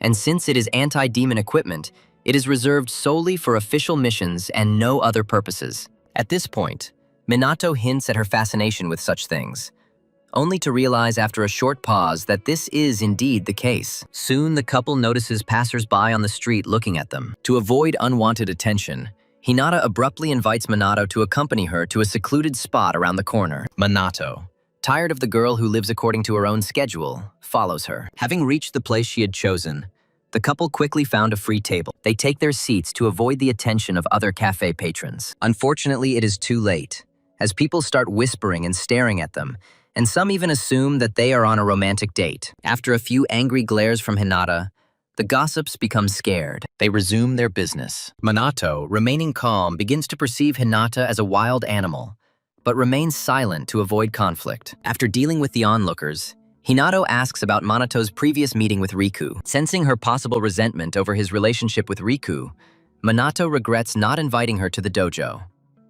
Understanding the true meaning of his words, Hinata loses her composure and insists she's not upset about not being invited. After all, from her point of view, their connection is just a temporary phenomenon and not a real friendship. Immediately after these words, she watches with envy as a family celebrates their child's first birthday. Minato assures her that he is happy with everything she says, provided that they can continue their cooperation. Hinata, irritated by his overconfidence, demands to know the source of his power. When Minato makes up a story about gaining his powers through a traffic accident, Hinata dismisses it, stating that it is impossible to gain such power just from an accident. She is aware of Minato's extraordinary magical abilities, and such power does not manifest itself in such a way. However, in his thoughts, Minato admits that he is actually holding back his magical energy even more than before. Furthermore, Hinata reasons that if simply facing death was the key to strengthening magical power, they would not have to endure such hardships. Exhausted by the secrecy, Hinata stands up and firmly insists that Minato reveal the truth. She insists on finding out the truth behind his formidable power. Minato understands her strong desire to gain greater power, but explaining to her, a person from the current era, that he is Ichikami's reincarnation would be meaningless and would not satisfy her. Therefore, he advises her to follow the usual training methods. He states this on the condition that she wishes to become stronger. Hinata sighs in despair, noticing that Minato is an enigma, and returns to her seat. Shortly after, the waiter brings their food and, after apologizing for the wait, serves Hinata her long-awaited berry parfait. Minato is stunned by the huge size of the parfait and asks what is going on. But Hinata, now beaming with excitement, informs Minato that she was looking forward to this. Immediately after the conversation, She acts as if the waitress brought the wrong order. Minato watches in bewilderment as she devours each bite with a concentrated look, savoring its rich flavor and smooth texture. After finishing, Hinata exhales slowly and admits that she always wanted to try a parfait at this place, but was too shy to come alone. Her pleasant walk with Minato went wonderfully. It was a complete triumph. Minato realizes that she has a weakness for sweets. She checks her mana flow and sees that it is completely full. When Hinata realizes she has let her guard down, she abruptly ends the conversation, stating there is nothing more to talk about, and hurries out of the cafe. After she leaves, Minato realizes he's briefly sensed her hidden magical energy. However, he admits it's significantly more powerful than the last time they encountered her. It's impossible for her to have strengthened so much in such a short time simply through training. Reflecting on how she increased her power, Minato comes to the conclusion that Hinata Homarai is hiding something. Meanwhile, Shido, still stuck at work, begins to suspect that the Minato is indeed Kronos. He noticed that Kusanagi disappeared whenever Kronos appeared, and he found it hard not to think that they were the same person. At the moment, the police investigation is gaining momentum. Shido realizes that it is only a matter of time before Kronos is arrested. Confused, he looks at a family photograph, hoping that his father's spirit will offer him some guidance. Later that evening, Leona instructs Kronos on the roof. She informs him that the authorities are working to overthrow Shadowbringer. Raids are occurring everywhere, resulting in some members being detained for questioning. Upon realizing this, Kronos realizes that SMT has also been ordered to arrest them. He briefly considers revealing his identity as SMT's Kusanagi to Leone, but decides against it. If she were arrested, knowing the truth would only burden her with unnecessary anxiety, since he knows she would never leave him. Moreover, at this stage, there's no real benefit to revealing his identity. He can still hint at inside police knowledge without revealing everything, so now is not the time to confess. Just then, Leona tells him that they need a strategy because if the situation continues, the police will eventually corner them. To keep her from worrying, Kronos assures her that she should trust him to handle these matters. He already has a plan. The next day, Minato visits Takigami at her home to ask for her help with his plan, and Takigami agrees to help him. A few days later, the chief of the Tokyo Police Department inquires about the progress of the Shadow Ripper investigation. Upon learning that Chrono hasn't been captured yet, he becomes enraged and demands an explanation. One of the officers reports that they are still interrogating the captured Shadow Ripper operatives, but so far they all claim to know nothing. The chief then asks why they didn't force them to talk, but the officer explains that they have no leverage since it seems the rank and file really don't know anything. In desperation, the chief authorizes officers to use force if necessary to apprehend Chrono, claiming the police department's reputation is at risk. Recognizing the urgency, the officers quickly spring into action. Meanwhile, Shadu calls all members of the SMT to the briefing area and informs them that the higher-ups have instructed them to find Chrono and his accomplices. With Chrono's whereabouts remaining unknown, Shido reveals that his information was released publicly to make identification and capture easier. Furthermore, with discrediting materials circulating against the police, Shido instructs the SMT members to search for Chrono while continuing their disaster prevention efforts. Some members of the SMT expressed dissatisfaction, emphasizing that they were already overburdened with managing disasters and monsters. They grumbled that their superiors must be out of touch with reality, as this task was beyond their authority. However, Minato takes this as a sign of the police's desperation, realizing that if they become determined, it will be very difficult for his group to elude them. As the meeting concludes, Shido reminds his team to prioritize dealing with disasters and monsters while continuing to pursue the Shadow Rippers. After the meeting, Sanada asks Shido if they're really going to do this. Shido replies that they have no other choice.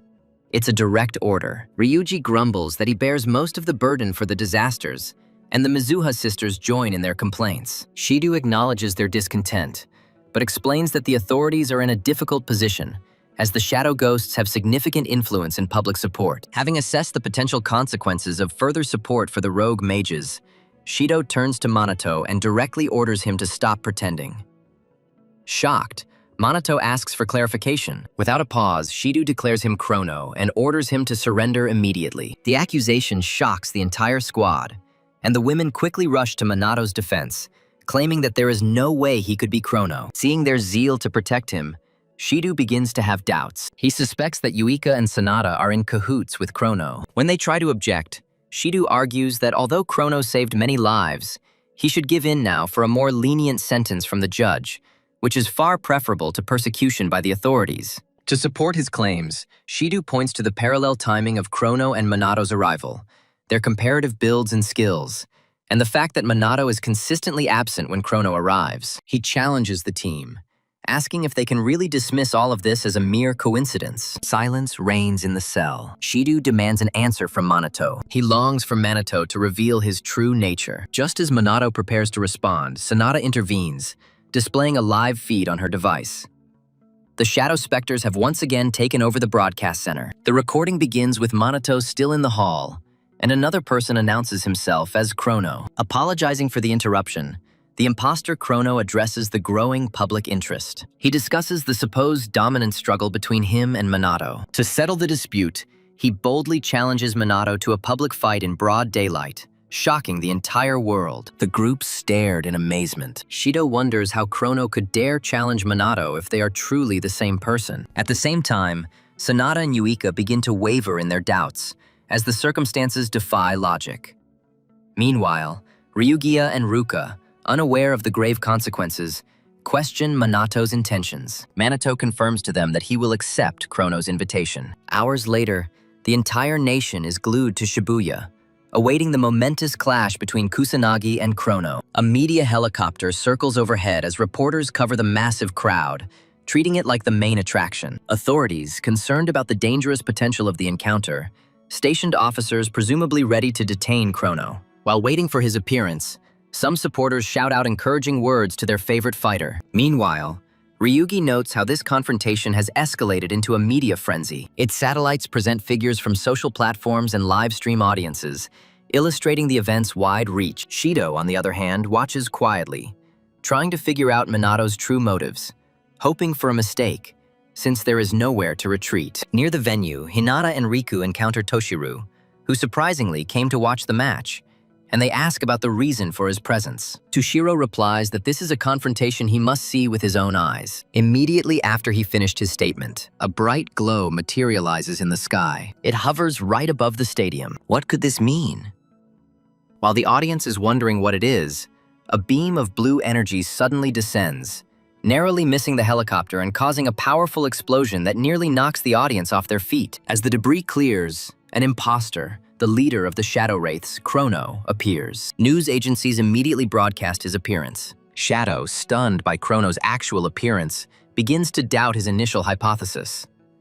Sonata and Yuika also begin to reconsider their doubts, now wondering if Minato and Chrono are truly separate entities. Just before the collision begins, Minato lets out a sigh. He admits that while he's not usually one to put on a show, it seems inevitable at this point. Seeing that the fake Chrono is silent, Minato decides to abandon the pleasantries and get straight to the fight. With countless onlookers watching, Minato starts the conflict by releasing Zero Magic, an inorganic cannon blast, a 6th tier spell. In response, the fake Chrono unleashes Dark Magic. This is Chaos Raven. When their attacks collide, the resulting shockwave is so destructive that the pilot of a helicopter overhead is forced to move it out of the direct impact zone. He ignores journalists who are eager for a closer view, lest they crash and die. As soon as the first attacks fade, both fighters rush forward. They exchange blows, officially starting the fight. After this, they engaged in close combat, exchanging blows several times. The fighters mirrored each other's intensity before moving on to magic. Using magic, Chrono unleashes a 9th tier lightning spell,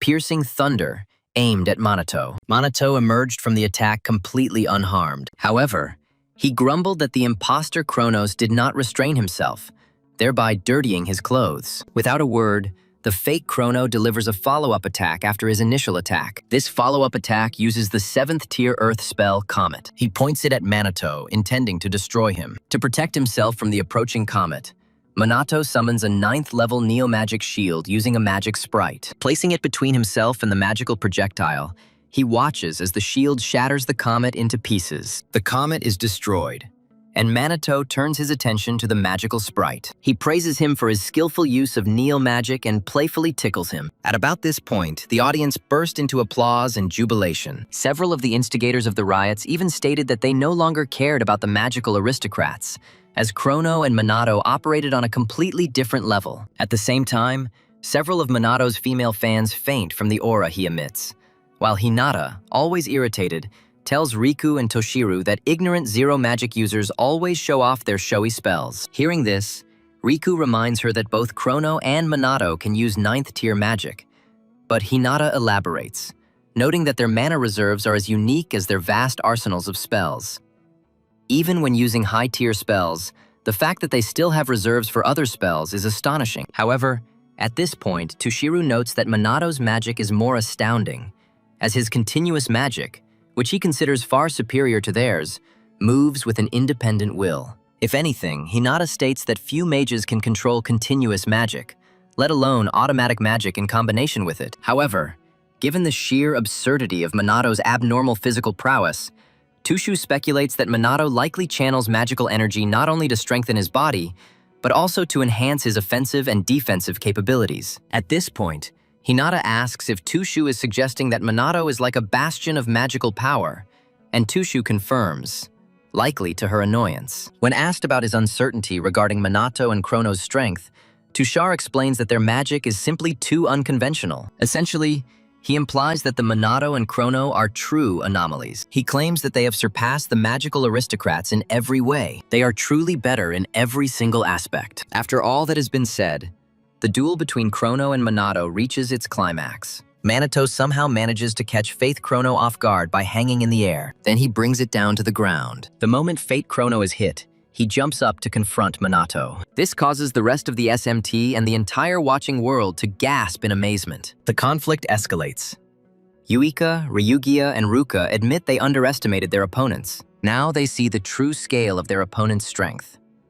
This explains the incredible public attention. Sonata informs SMT members that the battle's popularity is rapidly growing across all platforms. Shido confirms that the confrontation has reached its zenith, captivating the world's attention. Meanwhile, events are unfolding around the world, from New York to South Korea, as crowds watch their devices. The world is captivated by the live broadcast of the epic battle between the most powerful sorcerers on the planet, Chrono and Minato Kusanagi. After their duel shakes the planet, Minato praises the imposter Chrono's performance, declaring the fight over. Just when Minato thinks it's all over, fake Chrono unleashes 9th level dark magic. He attacks Minato with the Shadow Scythe. Seeking victory, Minato unleashes his first Tier 10 annihilation spell, Giant Hex, not only neutralizing Chrono's Shadow Scythe, but also slamming him into a nearby structure. After witnessing the attack, the SMT members are amazed by Minato's use of 10th level sorcery and the display of his immense magical power. Yuika questions the true limit of Minato's power. At that moment, Minato lunges at the battered Chrono, causing the news crew in the aircraft to track his every move, anticipating the final blow. Despite his best efforts, the pilot tells the reporter he can't keep up with Minato's speed. When the operator reports the video link has been interrupted, the reporter scolds him for disconnecting just as the confrontation is reaching its climax. Meanwhile, Minato arrives at the imposter Chrono's position, hesitates, and slightly lowers his defenses. Just when he's not paying attention, Chrono reaches out to Minato and begins casting dark magic. However, just as the imposter Chrono prepares to cast a spell on him, Minato orders him to stop the act, and the fake Chrono instantly disappears. With his disappearance, Minato mutters to himself, sighing in relief that he managed to successfully pull off a deception in front of the entire world. Regarding the anti-monster equipment Takagami created for him, Minato concludes that it has reached its maximum limit. It can only withstand 9th tier magic for a limited time. He also reflects on the usefulness and difficulty of cloning magic, noting that the double he created, Fake Chrono, is significantly weaker than himself and can even barely speak. While Minato assesses the consequences, Takagami, who is nearby, expresses gratitude that the whole matter was successfully completed. Previously, upon discovering that Minato was secretly Chrono, she was shocked, never expecting him to resort to such measures. Since 2 spells can't be activated simultaneously, she assumes the Minato had only a minimal amount of time to attack the doppelganger again. It was a fleeting enchantment. Forced to continuously cast magic, it had no opportunity to cast other spells. That's why she developed anti-monster equipment with automatic magic.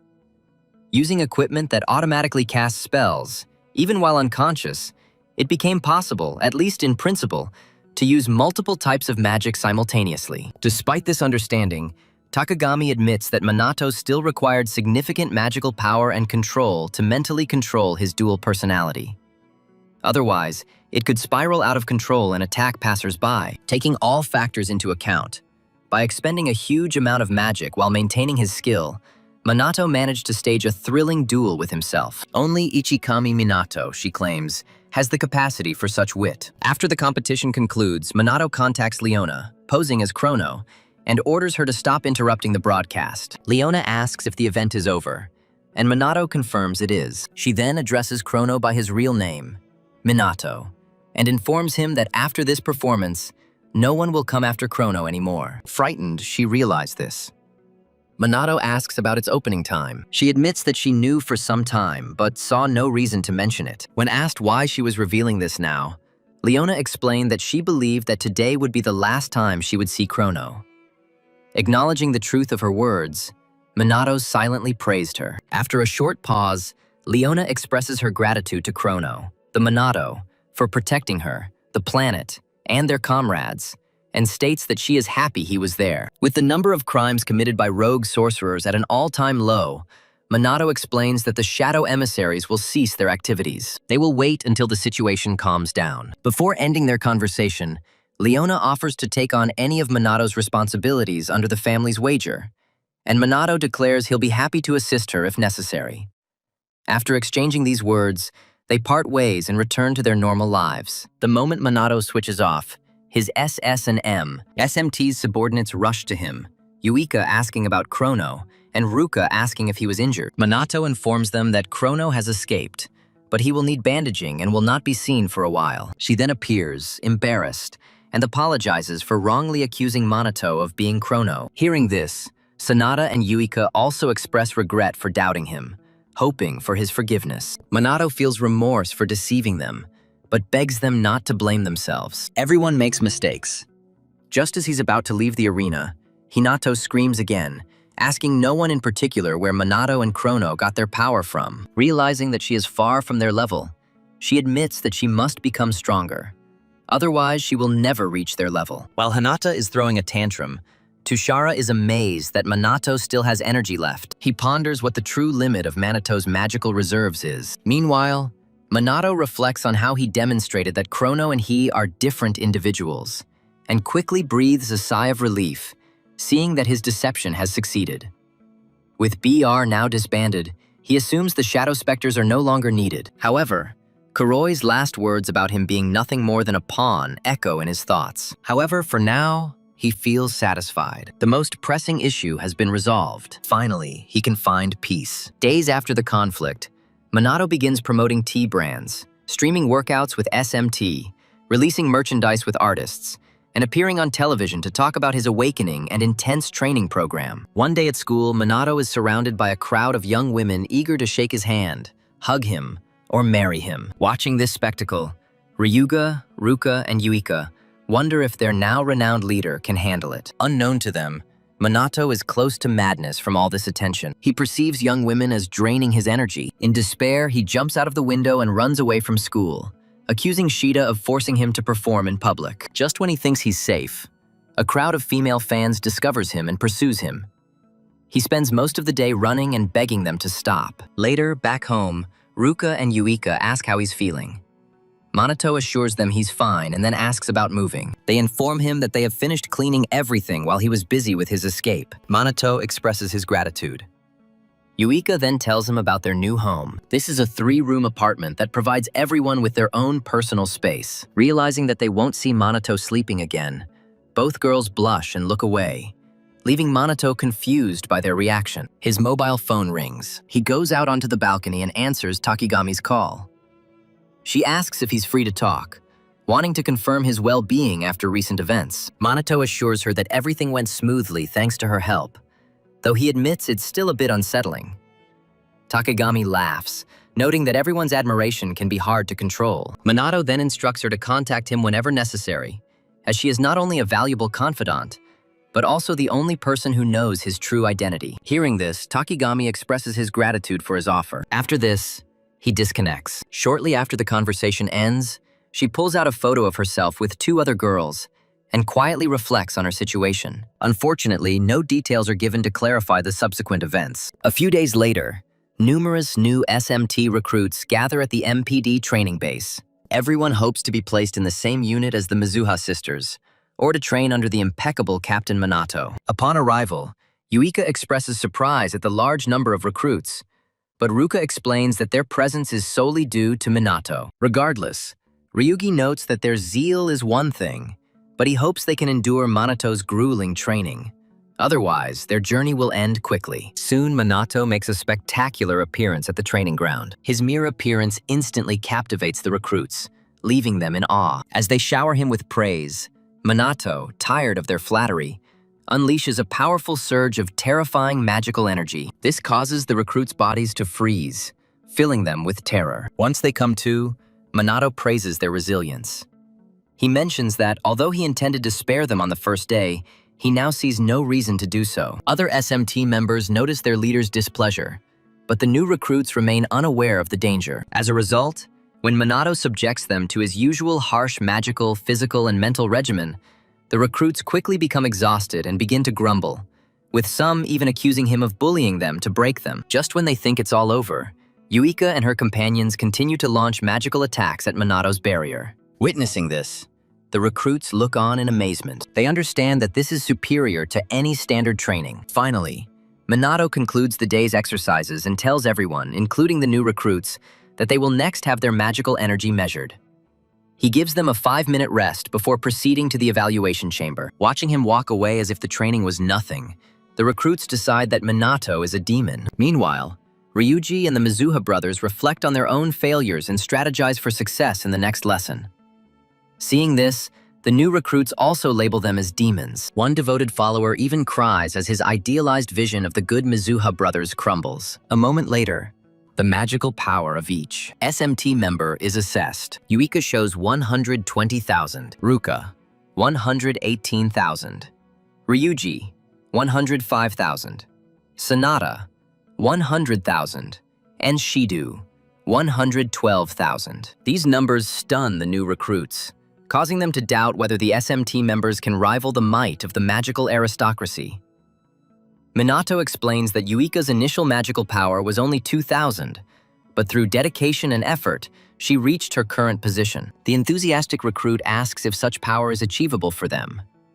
Minato confirms that it is, provided they are committed. The trainees, inspired again, strengthen their resolve to improve. After the performance, Minato evaluates the HP of the others, determining that they could handle the main demon alone, or the group could destroy the demon general. Despite their success, Minato realizes that it is not enough, as the Demon King and Demon God still pose a threat. Lost in his thoughts, Shidu approaches, wanting to talk. Minato's expression signals impending bad news. He feels it.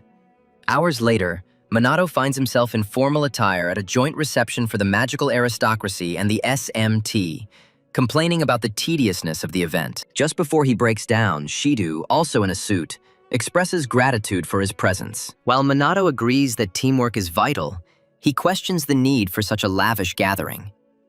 Shidu apologizes, suggesting that the magical aristocrats are likely using this occasion to celebrate their rebirth. Since the BR incident has raised the police's profile, realizing he can't avoid the event, Minato simply stands there and pretends to enjoy himself. After a short pause, Minato compliments Shido's suit. Nearby, Ryuji admits he feels unassuming in formal attire. Not wanting to indulge in self-flagellation, Minato generously showers Ryuji with praise for his height and physique. It was then that Shidu announced the release of the young ladies. Yuika made her debut in a gorgeous flowing dress, apologizing for being late. Then Ruka appeared, captivating in an elegant dark blue dress, also apologizing for wasting her time. Then Sanada appeared in a pale green dress with a flared skirt, marking the large number of guests at their celebration. Yuika turned to Minato, asking if she thought her outfit was strange. Minato knew what to say. He told her that she looked even more charming than usual. He then showered all three with compliments, causing them to blush at the richness and splendor of his praise. Rugi, watching the scene, decided that Minato always went all out with his flattery. Soon after, Hinata approached Minato, her usual irritation present, but she was dressed in a stunning scarlet dress, accompanied by Tushuru and Riku, the patriarchs of their esteemed families. Unable to contain himself, Minato showered her with the same admiration he offered to others. This made Hinata furious, and she insisted that he stop. Irritated, she leaves with Riku, and a puzzled Minato asks about Tushiro's presence. Tushiro reminds him of their cooperation agreement, declaring that this incident is part of it. Wanting to dispense with the pleasantries, Tushiro apologizes, leaving Minato stunned by the disrespect. The young ladies apologize for their father's frankness, mentioning that he is not given to talking. Minato assures them that he holds no grudges. Suddenly, he senses a strange presence passing nearby. He turns to investigate. He notices a young woman. She is wearing a flowing black dress. Before he can address her, the MC appears, expresses gratitude for her presence, and introduces the evening's main guests, the members of the SMT, the Magic Nobles, and finally, the founder of the Magic Nobles and head of the Magic Association, Momo Hifumi, along with his esteemed daughter, Chloe Momu. Minato instantly recognizes Hifumi as the person he encountered in Dotonbori. Importantly, now that he knows the mysterious woman is Chloe, he feels unsure of his next steps. For now, however, he remains silent and watches as Mumu Hifumi takes to the stage to address the assembled guests. Upon reaching the platform, Mumu formally introduces herself and begins by acknowledging the country's persistent monster problem. He then emphasizes that the partnership between the Mace aristocracy and SMT is the ultimate solution to this threat. To restore public faith in noble mages, Hifumi promises to ensure global stability and prosperity for all mages. At this point, his speech ends, earning thunderous applause. After Hifumi's performance, Minato praises him. His message was clear and effectively conveyed. He then notices Chloe, Hifumi's daughter, beaming at him and ponders her intentions.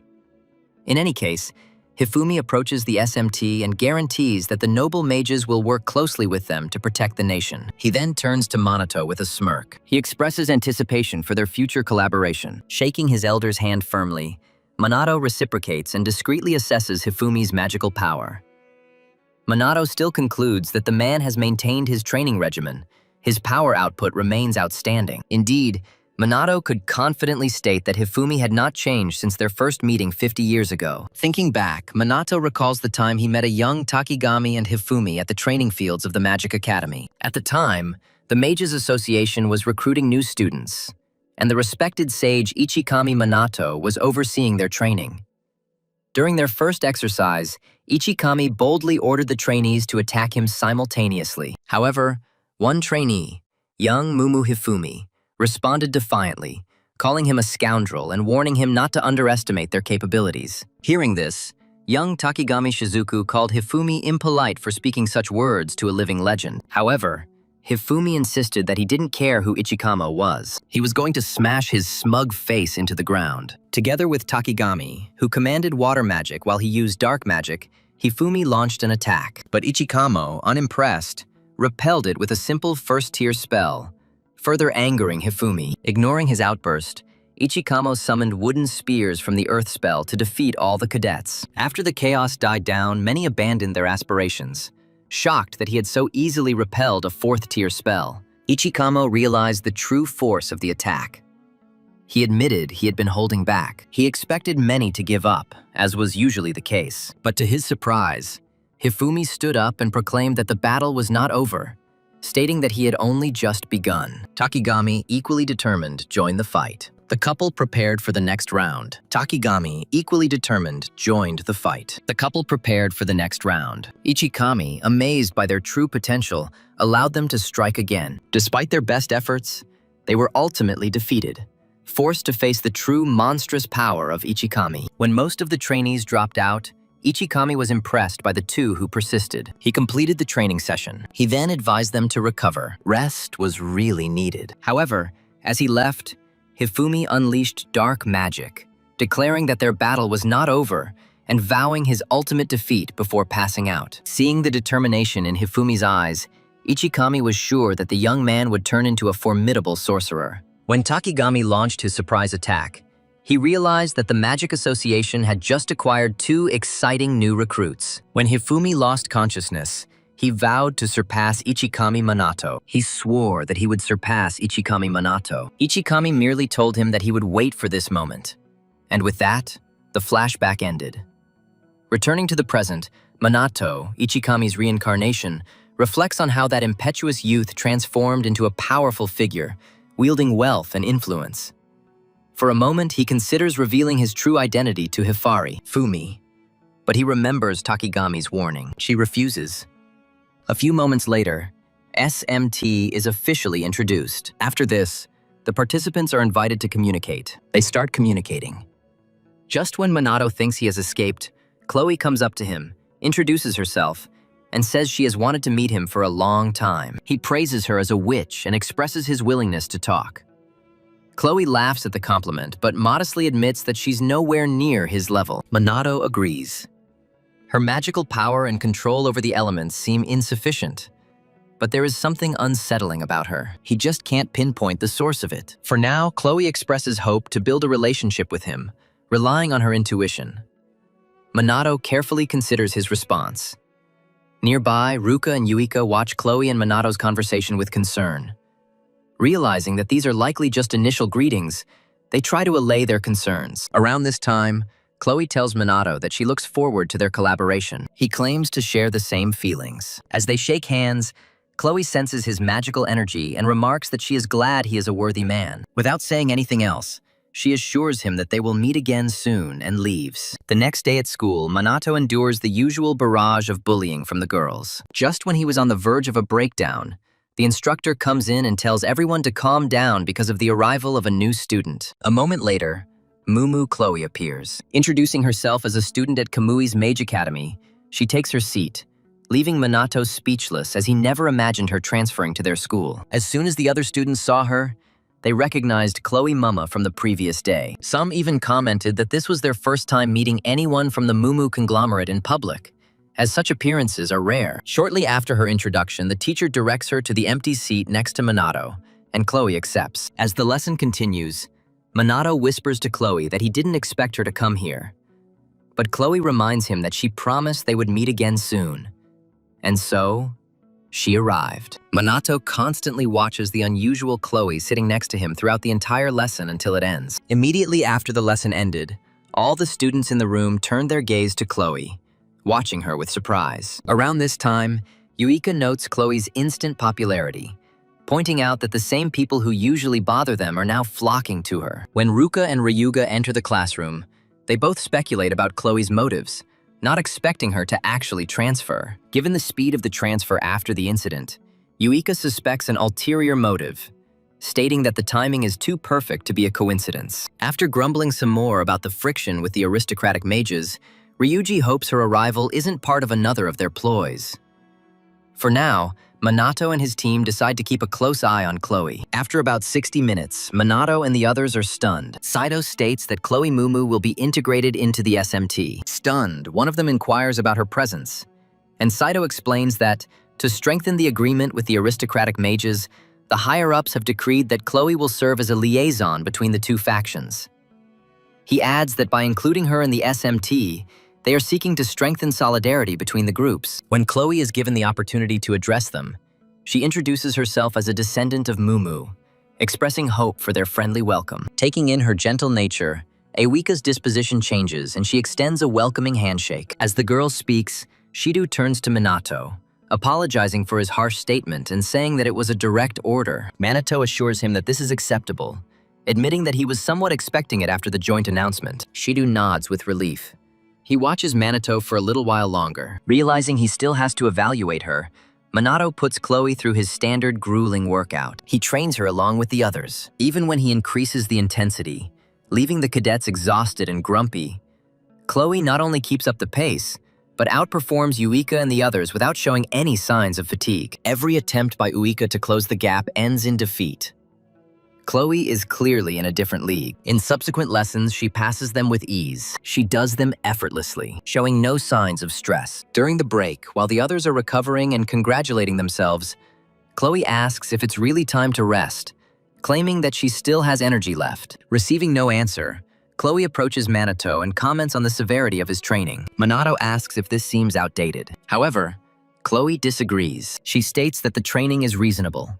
A stronger body improves combat skills, and using magic under physical pressure improves skill and capabilities. With Manito's stern shouts urging them on, she finds it all effective. Acknowledging her rightness, Minato praises her insight, and Chloe proudly reminds him that she is a mumyu. Soon after, Yuka, Ruka, and Ryuji acknowledge Chloe's strength and ask if they can train under her.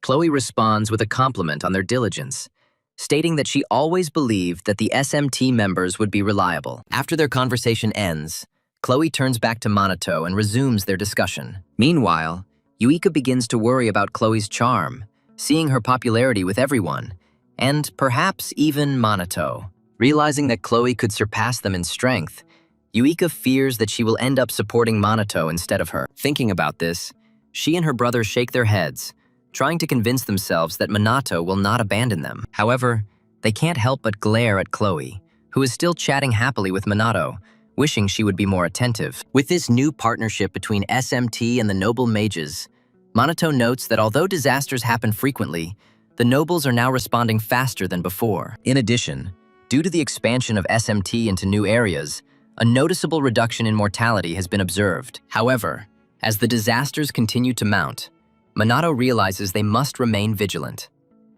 Next, Minato, the noble mages, and other SMT members rush to the scene of a sudden disaster in the city. Once the group is assembled, Hinata takes command, quickly and efficiently dispatching the monsters. After clearing the area, she sarcastically taunts the fallen creatures, earning praise from her subordinates. Yuika confirms that Hinata destroyed most of them. Minato, impressed by her development, comments that she has become stronger than before. Hearing this, Hinata frowns and vows to surpass him. But Riku, knowing this is unlikely, apologizes for her rudeness, claiming she's simply being dishonest with herself. Minato reassures him. He's not bothered by arrogance. A grateful Riku begins to talk about their next steps. While they're talking, Minato asks if the noble mages are on good terms with Chloe. Riku replies that they usually keep their distance from the Mumu clan. Before he can explain further, he notices Chloe approaching and excuses himself to leave. Riku leaves and Chloe boldly approaches Minato and asks everyone if he wants to go on a date. Naturally, Minato agrees and returns to his usual routine. A few days later, on the appointed day, Minato arrives early and waits for Chloe at Shinjuku Station. There, he overhears two men talking about a pretty girl they'd just seen. One urges the other to approach her, while the other admits she's far too much for him. After the men leave, he overhears another couple identifying an attractive girl as a daughter of the Mumu clan. Finally, he notices her arrival. A multitude of excited men swarm around her and shower her with attention. With these words, he makes his way through the crowd. Reaching her, he greets her warmly. As for the men, upon realizing that the stunning Chloe's boyfriend is SMT's Kusanagi Minato, they immediately surrender, knowing they don't stand a chance against the greatest warrior on the planet. Soon after the crowd disperses, Minato, fully aware that Chloe never intended this to be a real date, asks why she invited him. Chloe, slightly stunned that he figured out her true motive, admits that since she is unfamiliar with the area after transferring to a new school, she was hoping he could serve as her guide. When Minato asks why she didn't ask someone else, Chloe states that it was because she wanted to talk to him alone. Hearing this, Minato asks why she had to resort to such a complicated method and ruin the atmosphere when she had originally invited him. However, he receives no answer. Chloe then goes on to reveal her title and name, admitting that she has always felt like an outsider, no matter where she is, because people pretend to be respectful and give her special treatment. However, she tells him that he seems different to her. During their first conversation, she quickly realized that he didn't treat her any differently. Minato explains that rank and status are irrelevant to him. Only a person's true essence matters. Hearing this, Chloe laughs quietly. She declares him to be a truly charming person. With these words, the couple continues their peaceful walk, unaware of the jealous observation of Vicky, who considers herself pathetic for following them again. Although she considers giving up this awkward habit, her curiosity will not let her rest until she sees how it ends. Just as she's about to continue, she notices a commotion nearby and turns to see her sister Ruka doing the same. At first, she finds it hard to believe that Ruka is following them too. But when she notices that Ruka is clutching a red bean bun in his hand, she becomes somewhat convinced. Faika completely ignores her. She resumes the chase to keep them in sight. When it's time to leave their hiding spots, both Wika and Ruka pop out and exchange surprised glances, wondering what the hell they're doing there. Around that moment, Minato hears a sound and turns around to investigate. When Chloe asks if everything is okay, Minato assures her it's nothing special. Keep in mind, Yuka and Ruka were hiding behind a huge teddy bear. Yuka grumbles about how close they came to being exposed, and Ruka remarks that even though she was holding back her magic, Minato's senses remained sharp. After all this, Wika tells Ruka that it seems they are pursuing the same goal. The hand agrees. After a tense confrontation, both begin to follow Minato and Clow again. Chloe overhears Chloe asking Minato on a standard high school date, and Minato agrees. Throughout their outing, Yuika and Ruka follow them everywhere, solely to make sure that no romantic events occur. At one point, while Minato and Chloe are sitting in a cafe enjoying drinks, Chloe asks what usually happens after all this is done. Minato replies that it depends on the circumstances, but usually people talk, socialize, have dinner, and then go home. By this point, Wick and Ruka are tired, as they can't see much from their hiding place. Chloe then admits that she finally understands what a standard date means, but questions the purpose of engaging in all of this activity. She asks if she's missing out on something, because just going for a walk and having dinner doesn't mean anything to her. Minato explains that it's not the actions themselves that matter, but the company. When you're with the right person, even a simple walk becomes meaningful. That's why moments spent with someone dear to you have weight, even if they seem meaningless. Chloe then asks if that is the definition of a date, and Minato confirms that is his point. With these words, he asks Chloe if the time they spent that day had any meaning to her. Chloe replies that she thinks it did. As soon as Minato expresses his joy, Chloe notices that while her words and actions sometimes frighten people, he never seems shocked. Touched by his acceptance, she blushes and calls him a wonderful person. Unfortunately for Yuika and Ruka, they overhear this and begin to panic, fearing that Chloe might also have feelings for Minato. Minato, deeply touched, tells Chloe that he is deeply flattered. By this time, the cafe patrons have noticed them, so he suggests that they leave, and Chloe agrees. After walking a short distance, they finish their date. Chloe thanks Minato for making this day meaningful. She then asks if they can meet again in the future. Minato replies that he doesn't mind. He wants to get to know her better. Hearing this, the two eavesdroppers gasp, their hearts breaking slightly. Meanwhile, Chloe praises his confidence and admits that she feels the same way. With these words, the couple says goodbye and goes their separate ways. Watching them leave, Yuka and Ruka are shocked that Minato actually said such words to the girl. As for Minato, he probably ignores the Mizuha sisters and keeps his eyes on Chloe, hoping to see her true nature as soon as possible. The next day, in the SMT briefing room, Ryuji was waiting for Shida along with the others. He asked Minato how his meeting with Chloe went. After confirming Ryuga has no ulterior motives, Minato declares that he doesn't consider this a date, as their activities were limited to walks, shopping, and tea.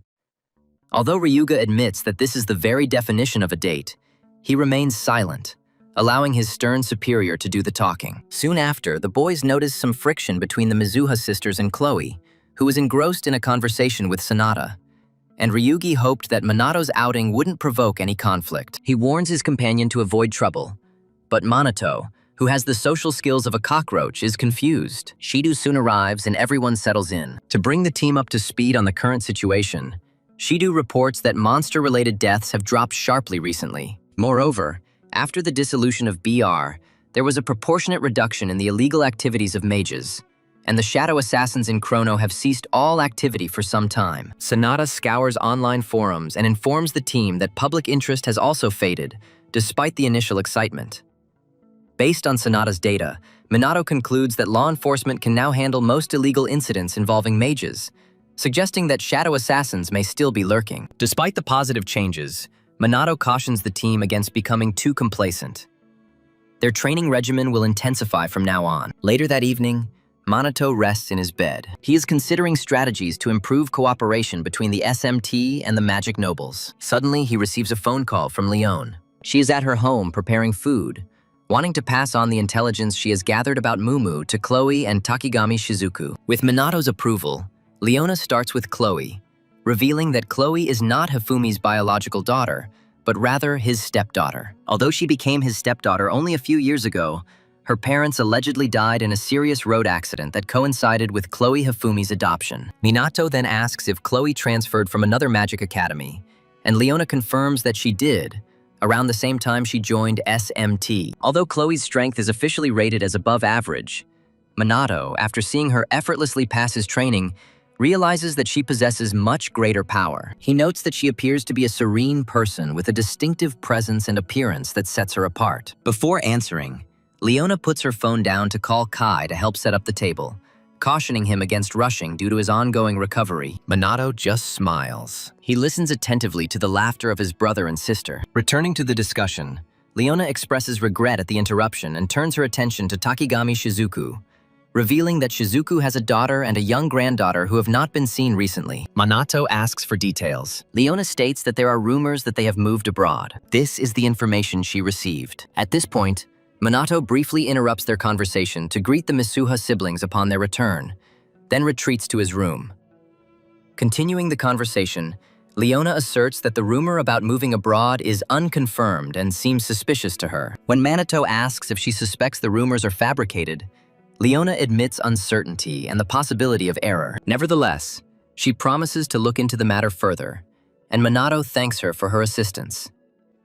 After a brief exchange of pleasantries, they end the call. Immediately after this, Kai asks if Leona had spoken to Chrono before. Leona, puzzled, asks why he decided so. Kai informs her that it is because of her obvious joy. She ruffles his hair and continues her evening meal. The next day, the Tokyo Police Chief Superintendent summons Takigami for a secret meeting, tasking her with further investigation into Kusanagi Minato. He warns that without understanding the origin of Minato's power, the police department will become irrelevant. To his surprise, Takigami agrees.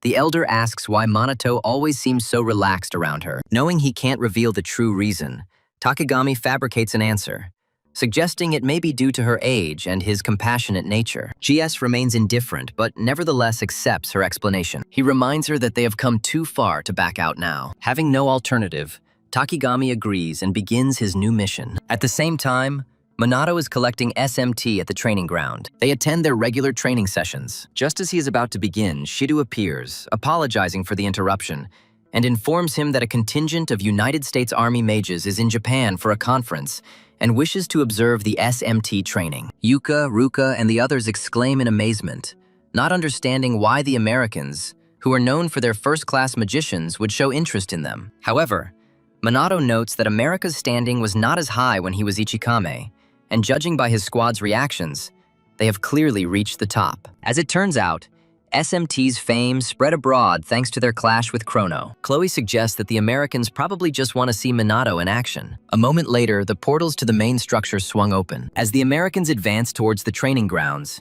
Shido quietly conveys to Minato that they are likely here to develop a strategy to respond to repeated disasters around the world, just like in the past. Upon arrival of the American contingent, their commander appears. He is powerfully built, looks like he's on stimulants, and is accompanied by his equally muscular subordinates. With minimal politeness, he directly asks the SMT why they are discussing such issues. Receiving no response, the steroid-fueled thugs unleash magical power far beyond what is needed to intimidate the port, continuing their advance on them. Soon, their hulking leader confronts the supposed captain, Kusanagi Minato, projecting maximum intimacy both physically and magically. Likewise, Minato, unwilling to be intimidated by the overly muscular brute, increases his own magical pressure to meet his leaders. Unfortunately, the remaining SMT members find themselves in trouble. They can barely stand upright. This is due to enormous colliding forces. Finally, after a short standoff, the irritated leader grabs Minato. He hugs him with a grin, happy that he finally met the famous Kusanagi. However, upon noticing Minato's thin frame, the leader becomes intrigued, examines him closely, and asks if such a frame, although fit and thin, is truly capable of mortal combat. Irritated by the leader's unexpected admiration, Minato asks him to let him go. The leader apologizes for his rudeness.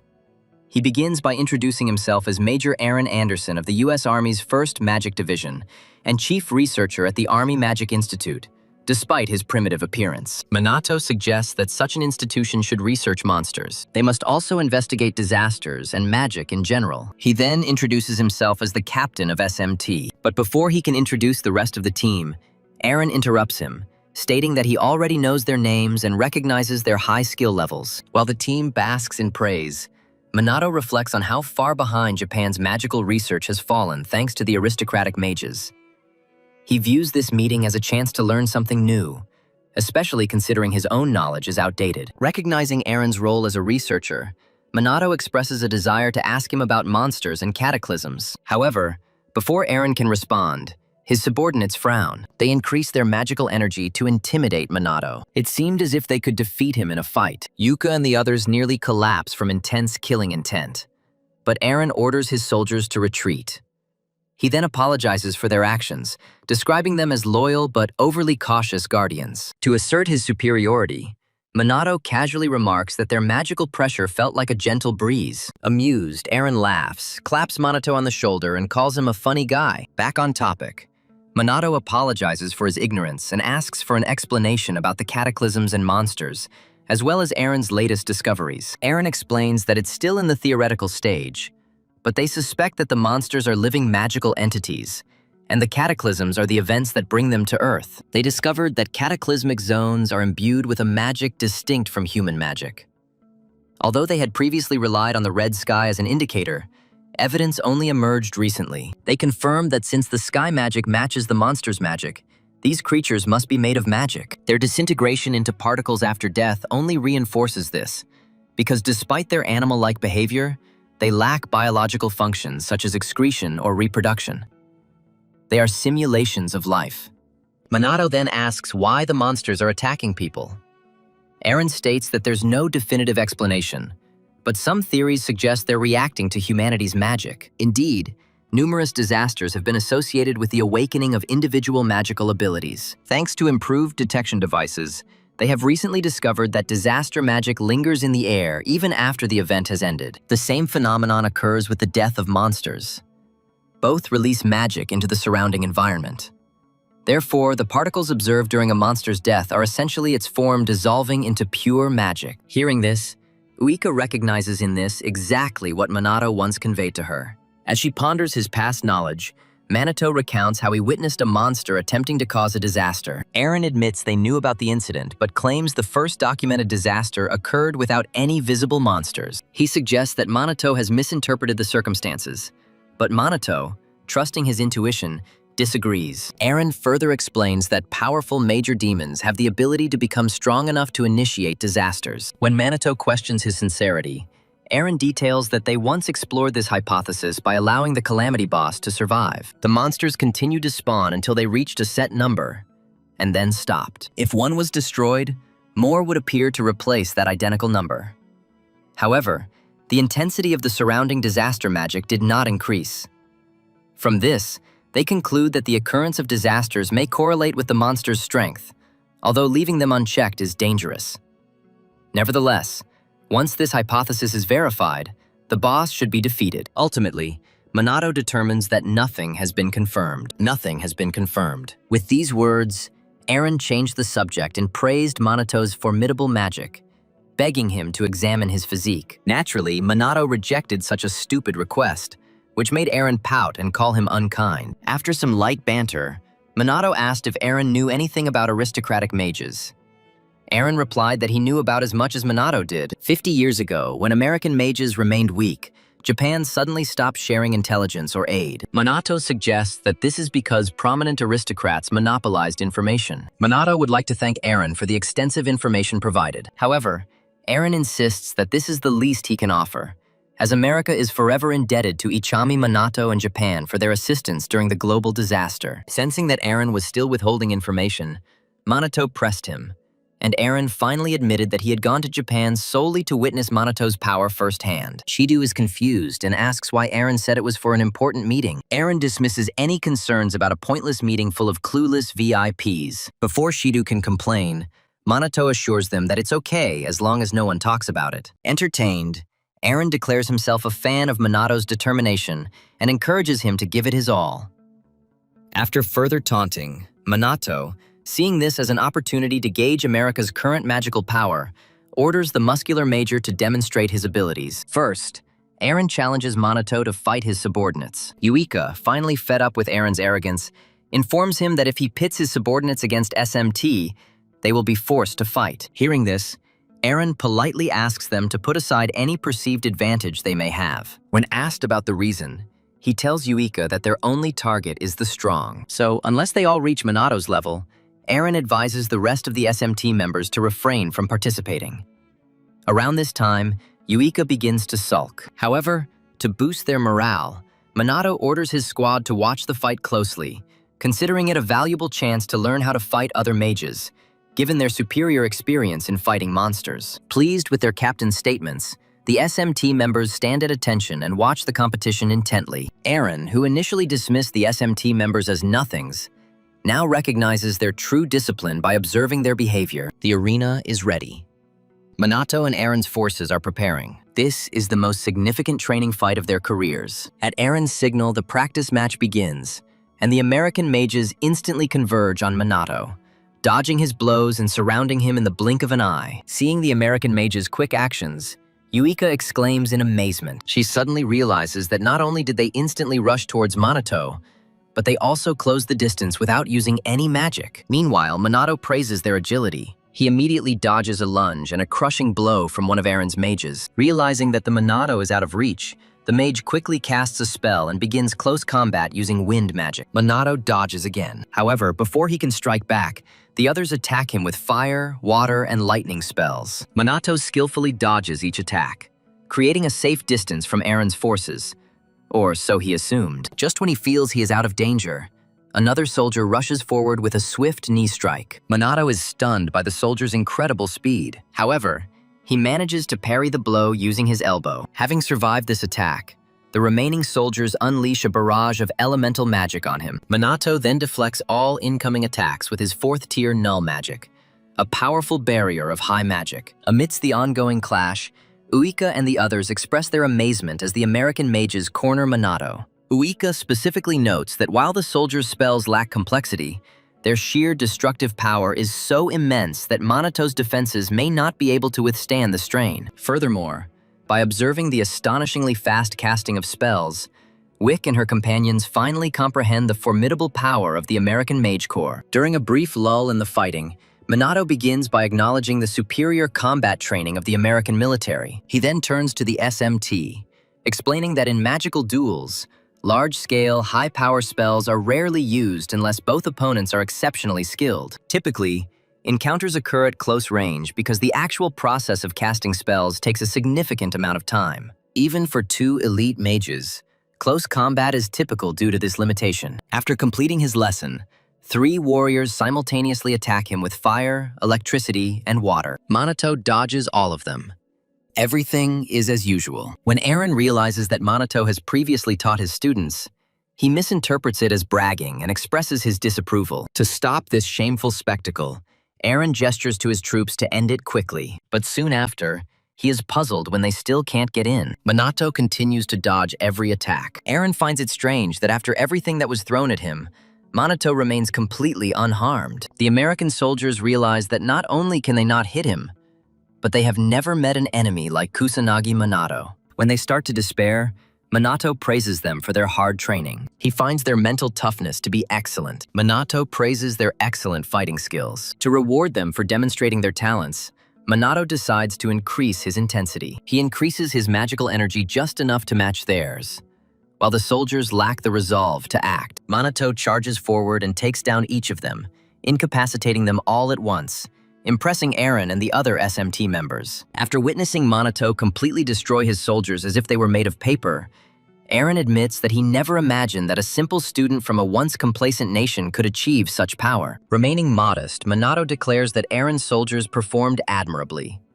Although flattered by the compliment, Eren realizes they were completely outmatched. Intrigued, Eren asks where Minato acquired such hand-to-hand combat skills. Minato informs him that he is mostly self-taught. Hearing this, Eren bursts out laughing and, clapping Minato on the back, declares him a fascinating person. Now that the minor opponents are dealt with, Eren begins to take off his shirt and begs Minato to let him show off his power next. Showing off his well-developed muscles, Eren claims that despite his appearance, he genuinely enjoys a challenging fight. Minato, without showing any interest, muses that Eren certainly looks like someone who enjoys a good fight. After a few more clashes, Eren begins his combat training with Minato and immediately fills his body with mana. As Eren enters battle, Minato watches the mana flowing through his body, but just as he was on the verge of recognizing her, Eren rushes forward and attacks him. Minato notes Eren's speed. He responds with the same speed. He dodges every punch Eren throws. Eren realizes that brute force is ineffective. He casts a 5th-level lightning spell, Particle Discharge. He points it at Minato, who rolls back a few feet to dodge it. Minato gets back on his feet. Eren rushes towards him, trying to envelop Minato's thin body in his arms. Unfortunately for Eren, Minato is faster and eludes his grasp, leaving Eren confused. He was sure he had caught it. After a brief pause in the fight, Minato asks if Eren has enhanced his physical abilities with magic. Eren confirms, pleased that Minato has noticed. He claims that this method is his own invention, attributing it to recent advances in mana quantification and sensory apparatus. America, he claims, is paving the way for unlimited control of magic, and his technique is part of that endeavor. Just as Eren prepares to pronounce the spell's name, Minato interrupts him, revealing its true name, Mana Artes. He then unleashes his own version, significantly superior to Eren's. Eren instantly recognizes this as the same spell Minato used against Chrono. Now convinced of Minato's superior magical power, Eren considers himself lucky to have met such a man. Although it took years to create such a spell, Minato seems to master it with absolute ease. However, Eren doesn't dwell on it. He just wants to fight. When the duel resumes, Minato reflects on his surprise at seeing Eren use Mana Artes. He never expected anyone else to be able to replicate the same technique. But considering how everything turned out, Minato gathers his courage to enjoy the confrontation. The second round begins. Minato rushes at Eren with incredible speed. They simultaneously strike each other in the body. Minato unleashes a series of quick attacks, but Eren blocks most of them. Meanwhile, Yuika and the rest of the SMT, struggling to keep up, are overwhelmed by the ferocity of the battle. Even the usually unflappable Ryuga questions the limits of Minato's strength. Despite being a classmate, Minato possesses a deep understanding of magic and honed skills, effortlessly defeating high-level opponents. Recalling Minato's duel with Chrono, Ryuji notes that Minato now surpasses the US Army Major not only in sorcery, but also in hand-to-hand combat.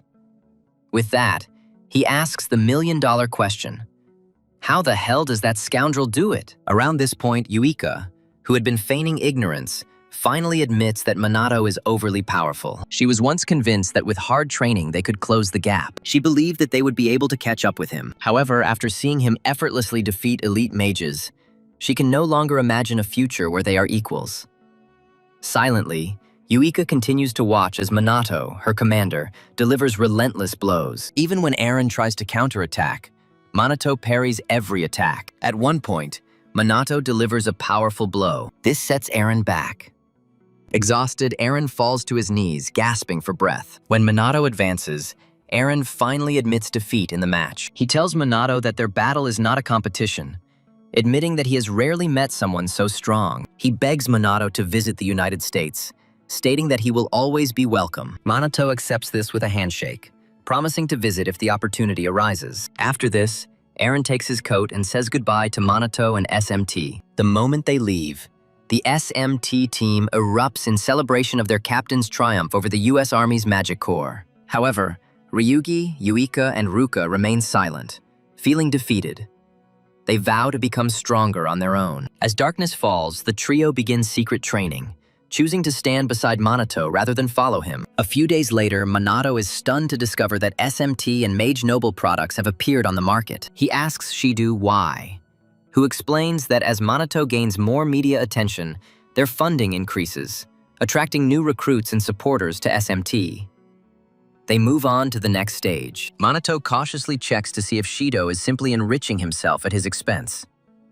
Shido nervously denies this, claiming the money is needed for operating expenses. While Minato considers the situation less than ideal, he acknowledges their need for support. Eventually, he looks through the merch offer. He sees concept art of a plush toy made in his image. It reminds him of what Takagami did in his past life, and he agrees, but on one condition. Upon hearing Minato's undisclosed condition, Shido panicked and asked if this was possible with their limited budget. However, Minato assured him that plans were already in motion. Shortly afterward, during a break, the SMT members receive notice of an upcoming joint training session with aristocratic mages. Reactions are mixed, but orders are orders. Days later, SMT and the aristocratic mages head to a certain area of Tokyo. They will train there for the next 2 weeks. Upon arrival, SMT members remain hopeful about what awaits them. Meanwhile, the aristocratic mages, especially Hinata, are complaining that everything has become a real headache. Since the founder of the aristocratic mages, Hifumi Mumyu, is also present, Yuika and the others are shocked and begin to doubt whether the training will be standard or something more intense. Shidu informs them that President Mumyu is the organizer of the training camp, suggesting that it may be his way of making up for the past mistakes of the aristocratic mages. Taking a closer look at the aristocrats, Minato asks Chloe why the Fuka family hasn't shown up. She tells him they effectively disbanded after the head of the family and the heirs were captured. As far as she knows, it's nearly impossible for the Fuka family to regain its former status, as most of its members have now disappeared. A curious Minato asks about members of the Fuka family who were not involved in the conspiracy. Chloe claims they were probably acquitted and released to start new lives. Based on the details Leona provided, it appears the butler who helped expose the family is unharmed. However, Minato is more concerned about the hostility between the noble mages and the SMT members. He notes their lack of cohesion. When the noble mages look at them, Yuika and her companions are puzzled as to why they are despised, especially considering that nobles rarely interact during anti-disaster operations. Minato becomes wary. He is unsure of the outcome of this hostility. After unpacking, the noble mages and SMT members gather at the training grounds for the founder's address before the actual training begins. Hifumi approaches the podium, expressing gratitude for their presence and engaging in light conversation. Meanwhile, Minato reflects on the circumstances in his homeland. The police and local SMT branches are handling things for him, but he still worries about potential crises. As Hifumi continues, he emphasizes the importance of training together to overcome a huge disaster and encourages both factions to train hard and improve their synergy. Next, Hifumi introduces the camp commander and mentor, Captain Minato Kusanagi. The magical elites immediately object, rejecting the orders of the SMT member. Annoyed, Hifumi challenges anyone who thinks they can defeat Minato to come forward. As expected, silence reigned. With that matter over, Hifumi gives way to Minato. Before speaking, Minato ponders Hifumi's intentions. Even if the magical elites, possessing vast secret knowledge, are unable to defeat him, Hifumi's statements align with his own plans. Minato understands that Hifumi, who despises defeat, is manipulating him, but he does not harbor any resentment. To everyone that during the 2-week regime, he asks only one thing: that they obey his orders, as if their survival depended on it. The workout begins with push-ups with tires strapped to your back. When asked about the reason, Minato explains and begs them to try their best. 3 renowned family leaders, Riku, Tushuru, and Hinata, take on the challenge with several tires attached. The next stage is the sprint. Minato warns them against shirk and urges them to run with genuine diligence. During the final sprint, the heads of families put in maximum effort while maintaining their competitive spirit. Yuiko watches in amazement, amazed that the nobles are actually following Minato's instructions. After the sprints, Minato gives them a short break. The pause lasts 5 minutes. Several magical nobles begin to grumble, insisting that the training is pointless, while several SMT members defend their captain. But the nobles dismiss Minato as an inept student. This sparks a fight between the factions, but Minato quickly intervenes. He instructs the noblemen who provoked the conflict to obey orders and advises the SMT member to be patient for now, if he truly trusts him. With this, calm is restored. Minato catches a glimpse of the deep animosity lurking between the two factions. Realizing they still have the strength to squabble, he decides to intensify their training.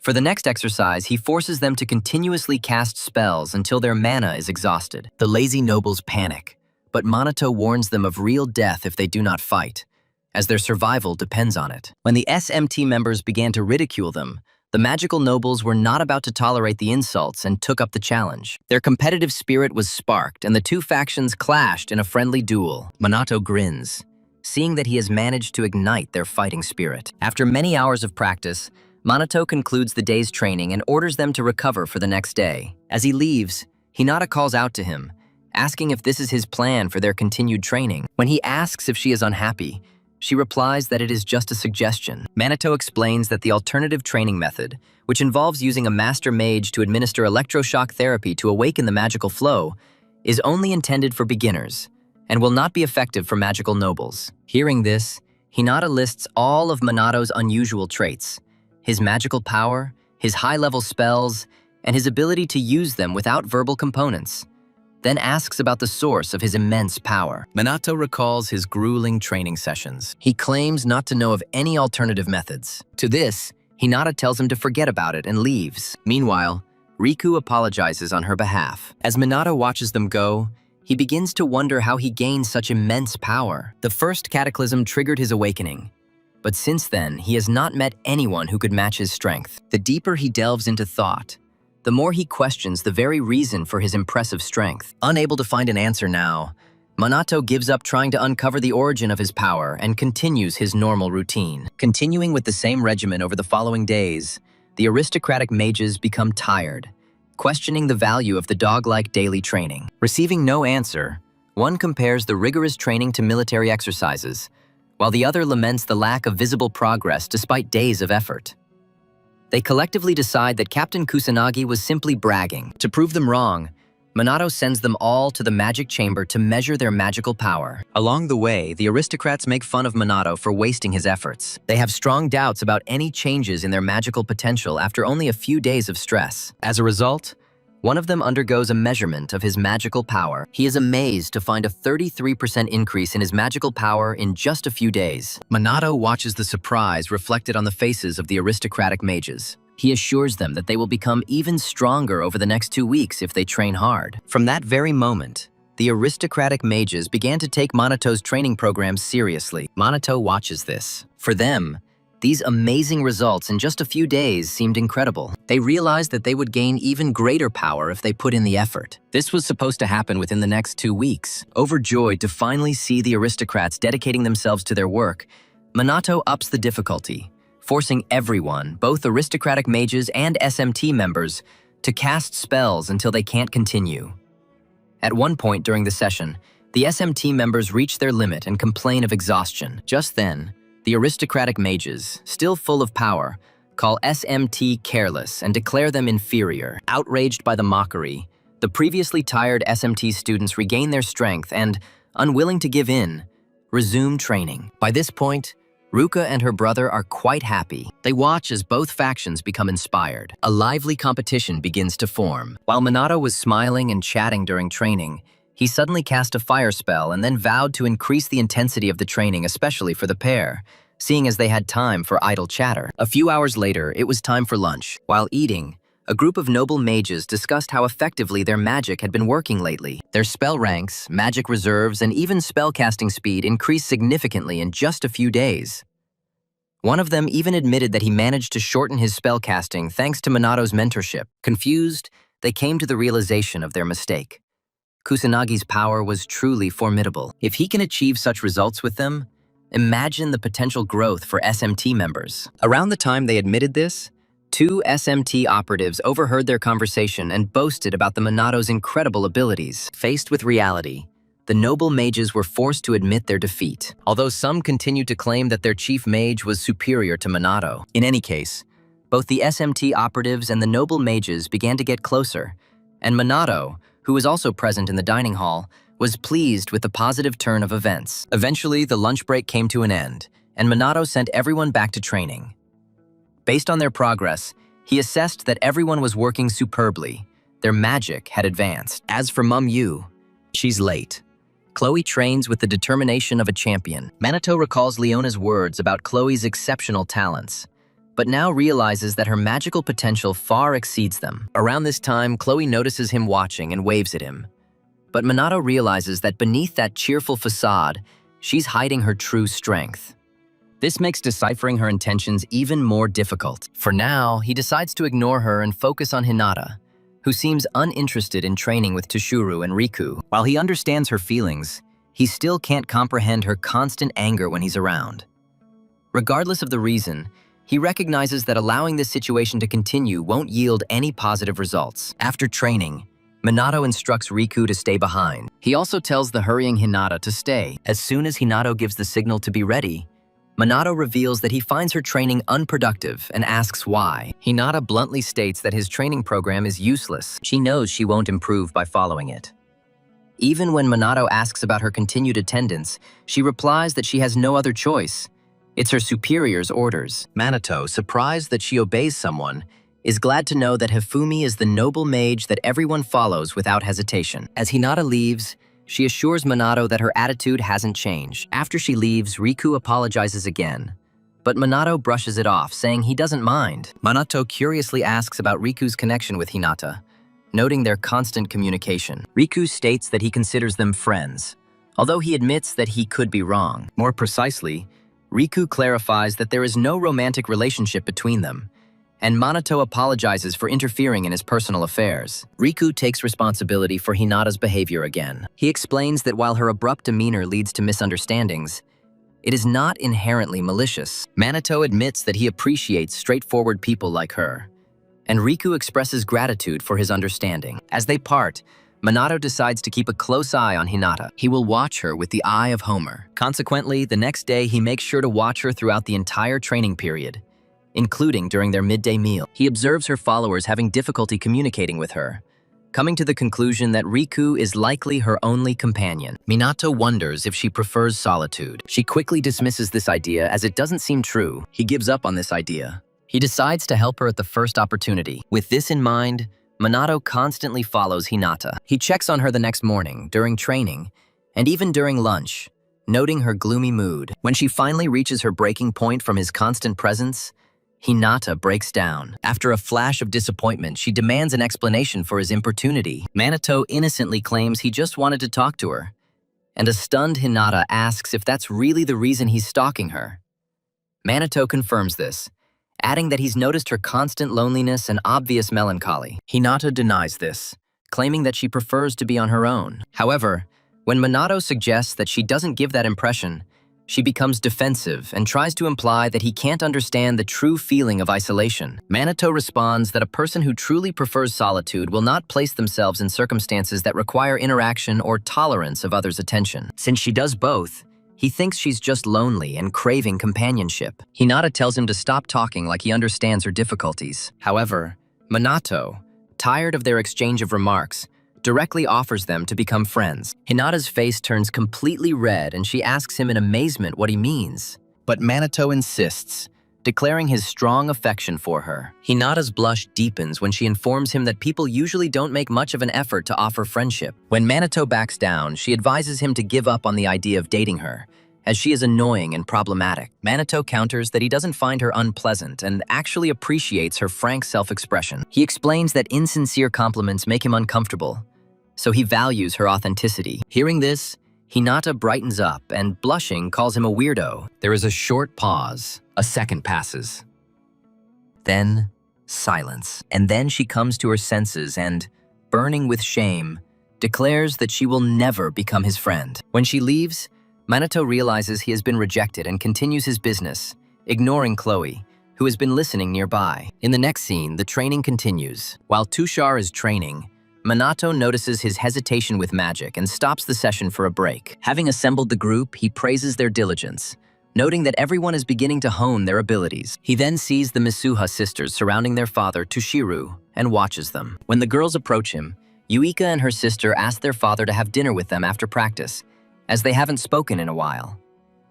Unfortunately, their stern father declines their invitation, claiming that he still has things to do. After he leaves, Minato appears and makes some comments about how Tushar remained the same even after their breakup ended. Yuika says their father wasn't always like this. Minato wonders what has changed. She explains that he used to be kinder and more involved in their lives. However, after their mother's death, he became withdrawn. He became silent. He stopped communicating with them and was constantly busy with work. Ruka adds that he understands their father's feelings. After her mother's death, she felt the need to become stronger to protect Yuika. But in the process, she became more hardened and lost herself. Yuika assures her that she is still the same caring older sister, and Ruka thanks her for the praise. However, both agree that their father is a mystery because he never trusts them. When they begin to doubt his love, Minato intervenes, claiming that if Toshiro didn't care about them, he wouldn't have considered him an opponent the first time they met. This is exactly what a father would do to someone who lays claim to his daughters. However, Minato secretly wonders about the reason for his unstable magical energy earlier. He seemed to be considering some decision. Before Minato can say anything else, Chloe pulls him aside for a private conversation. He is a little worried, suspecting that she might suggest another date. Chloe starts by telling him this. For the past few days, she had felt a desire to get to know him better. She wants to know him completely, down to the core. As she approaches, she showers him with kind words, radiating powerful feminine charm. A pleased Minato expresses gratitude for her compliments. Chloe, now holding his face in her hands, calls him weird and continues to praise his attractiveness, his innocence, his straightforwardness, and all those mysterious traits that she finds so captivating. She then directly asks him out on a date, adding her confidence that their connection will be great. She describes herself as a devoted type. If he so desires, she is ready to do or offer anything, just to be near him. With these words, she leans in seductively. Then she asks if he wants to share their existence together. In response, Minato apologizes for hurting her and informs her that he has no intention of building a relationship in the near future. Despite her disappointment, Chloe accepts the rejection with grace, smiling and noting the sadness that they can't be together. She then concludes her business with Minato, leaving him to recover from their interaction. Soon after, Minato returns to the training area and finds Riku and Ryuga chatting like old friends. Shocked, he asks the Misuha sisters how their connection formed so quickly. Duika explains that their training created a bond between the two of them. After some conversation, they decided to have a 1,000 push-up competition. After finishing their repetitions and collapsing, they rose again and cemented their friendship. Having understood the situation, Minato continues training the group for the rest of the day. After this, life in the training camp goes on as usual, and the bond between the aristocratic mages and the SMT strengthens. As the 2-week camp draws to a close, Minato gathers everyone to praise their dedication. He informs them that while training is over, it's only the beginning. They all know that a global catastrophe is looming in just a few weeks, potentially claiming many lives. However, for now, he assures them that if everyone performs their duties effectively, then disasters and demons can be dealt with. He then encourages the team, declaring that no disaster can defeat them if they maintain their fortitude. He then instructs everyone to rest and prepare before the mission begins. He concludes his speech with a few additional encouraging remarks in his characteristic Spartan manner. Representatives of the SMT and the nobility of the magicians shake hands, exchanging words of support. Among the crowd, Hinato acknowledges Minato's incredible achievement in uniting both factions. She realizes that all their skills have improved thanks to him. Not only did he foster openness between them, but he also showed personal kindness to her. In a moment of weakness, Hinato considers accepting Minato's earlier offer of friendship, but quickly dismisses the idea, deeming connections useless. After the performance, Hifumi meets Minato and praises the result. Minato expresses his gratitude, and Hifumi reflects on how the two factions, once divided by discord, now share mutual trust, all thanks to Captain Minato. He is convinced that their continued unity will bring global peace. Minato expresses hope that this vision will come true. Thus, the training camp concludes, resulting in a significant increase in the skill and teamwork of the SMT representatives and the mage nobility. As a result, disasters in Tokyo cause far less damage, despite their constant occurrence. Indeed, records indicate the lowest documented damage figures in 50 years. As weeks turn into months, Tokyo residents speak of the continued peace they experience thanks to the combined efforts of the SMT representatives and the Magi nobility. Tokyo is no longer afraid of disasters. They trust SMT to manage any threat. In fact, their combined efforts have brought genuine peace to Japan, with the exception of the SMT members themselves. While others are resting, Minato and his squad are diligently training for the impending global catastrophe. Minato continues his stern instructions, echoing his Spartan resolve to drive home their duty to protect Japan and its citizens. During the exercise, Shido intervenes, relaying the decision of the higher-ups to recruit mages from all over Japan, including civilians, to strengthen the operation. Minato praises Shida for the information, then listens to Sanada's account of the significant disaster sites 50 years ago. She states that personnel were dispatched to all of these locations, except for the most threatening one near Tokyo Tower. Minato reassures her, claiming he has a strategy for this particular problem. Shidu then privately verifies the completion of their secret agreement, and Minato reiterates his gratitude for ensuring the necessary security measures. To clarify, Minato characterizes the impending global catastrophe as unprecedented in scale, poised to affect the entire planet, not just Japan. He explains in detail that this catastrophe is not a single event, but a cascade of simultaneous disasters. 50 years ago, humanity was ill-prepared for such a dangerous challenge. However, this time, under his command and with meticulous preparation for any contingency, the outcome will be different. Addressing his subordinates, Minato reminds them that a global catastrophe is just a few days away. Until then, he orders them to recover and cherish the time spent with their loved ones. Sensing their concerns, he reassures them of their utmost readiness and inevitable victory. Nevertheless, the team remains uneasy. Minato observes their lingering doubt. He begs them to trust him more than anything in the world. He continues his encouraging assurances, vowing to protect the planet and its inhabitants no matter the cost. Fortunately, the speech boosts their morale. The SMT team erupts in cheers, welcoming Kusanagi. They then resume their normal activities. After several more weeks of calm, the day of global catastrophe finally arrives. News agencies are urging residents to stay home. While people are getting ready, officials are taking up their posts. The constabulary also holds its posts. SMT and armed forces take their posts. When the appointed time arrives, Minato notifies his squad that disaster is imminent, and the skies begin to turn red. A global catastrophe, the event that saw Minato Ichikama meet his end, unleashes an onslaught of thousands of demons. Captain Minato Kusanagi is the decisive factor in victory this time. As the demons descend, Minato gathers his warriors and pushes them forward to save the world. For reference, it is shown once again that the global catastrophe is considered the greatest disaster in the history of mankind. At that very moment, the disaster began. She took the life of Ichikami Minato in Tokyo. Shortly before the outbreak, the Prime Minister, along with Japan's legislators and national leaders, gather in a secure bunker, placing all their hopes on the SMT to protect Japan. At the same time, Minato, the Mizuha sisters, and Ryugi conduct an aerial survey of the demon population in Old Shibuya. Minato realizes that the demons involved in this disaster are larger and more numerous than those he encountered in his past life. The enormous magical energy surrounding him confirms this. However, he vows that this time, no one will die. As the planet's most significant conflict approaches, citizens across Japan succumb to hopelessness as the skies burn crimson. Despite their fear, they remain optimistic. They continue to remain optimistic. As the disaster officially begins, a news helicopter crew broadcasts reports to Japan, reporting that the crimson sky is expanding and demons are manifesting through the gates. Although authorities had previously attempted to evacuate residents, the correspondent expressed concerns about the huge number of demons. Demons filled the deserted avenues of Shibuya. They detonate explosives all over the metropolis. The decaying urban mass is crumbling into desolation. When Minato arrives to stop further devastation, a reporter announces his arrival to the country, ensuring that live coverage will show him destroying as many demons as possible with his null magic. As his confrontation escalates, the Mizuha sisters and the SMT squad enter the fray. Noticing them, Minato orders the group to destroy the demons and hold their position until the Cataclysm boss appears.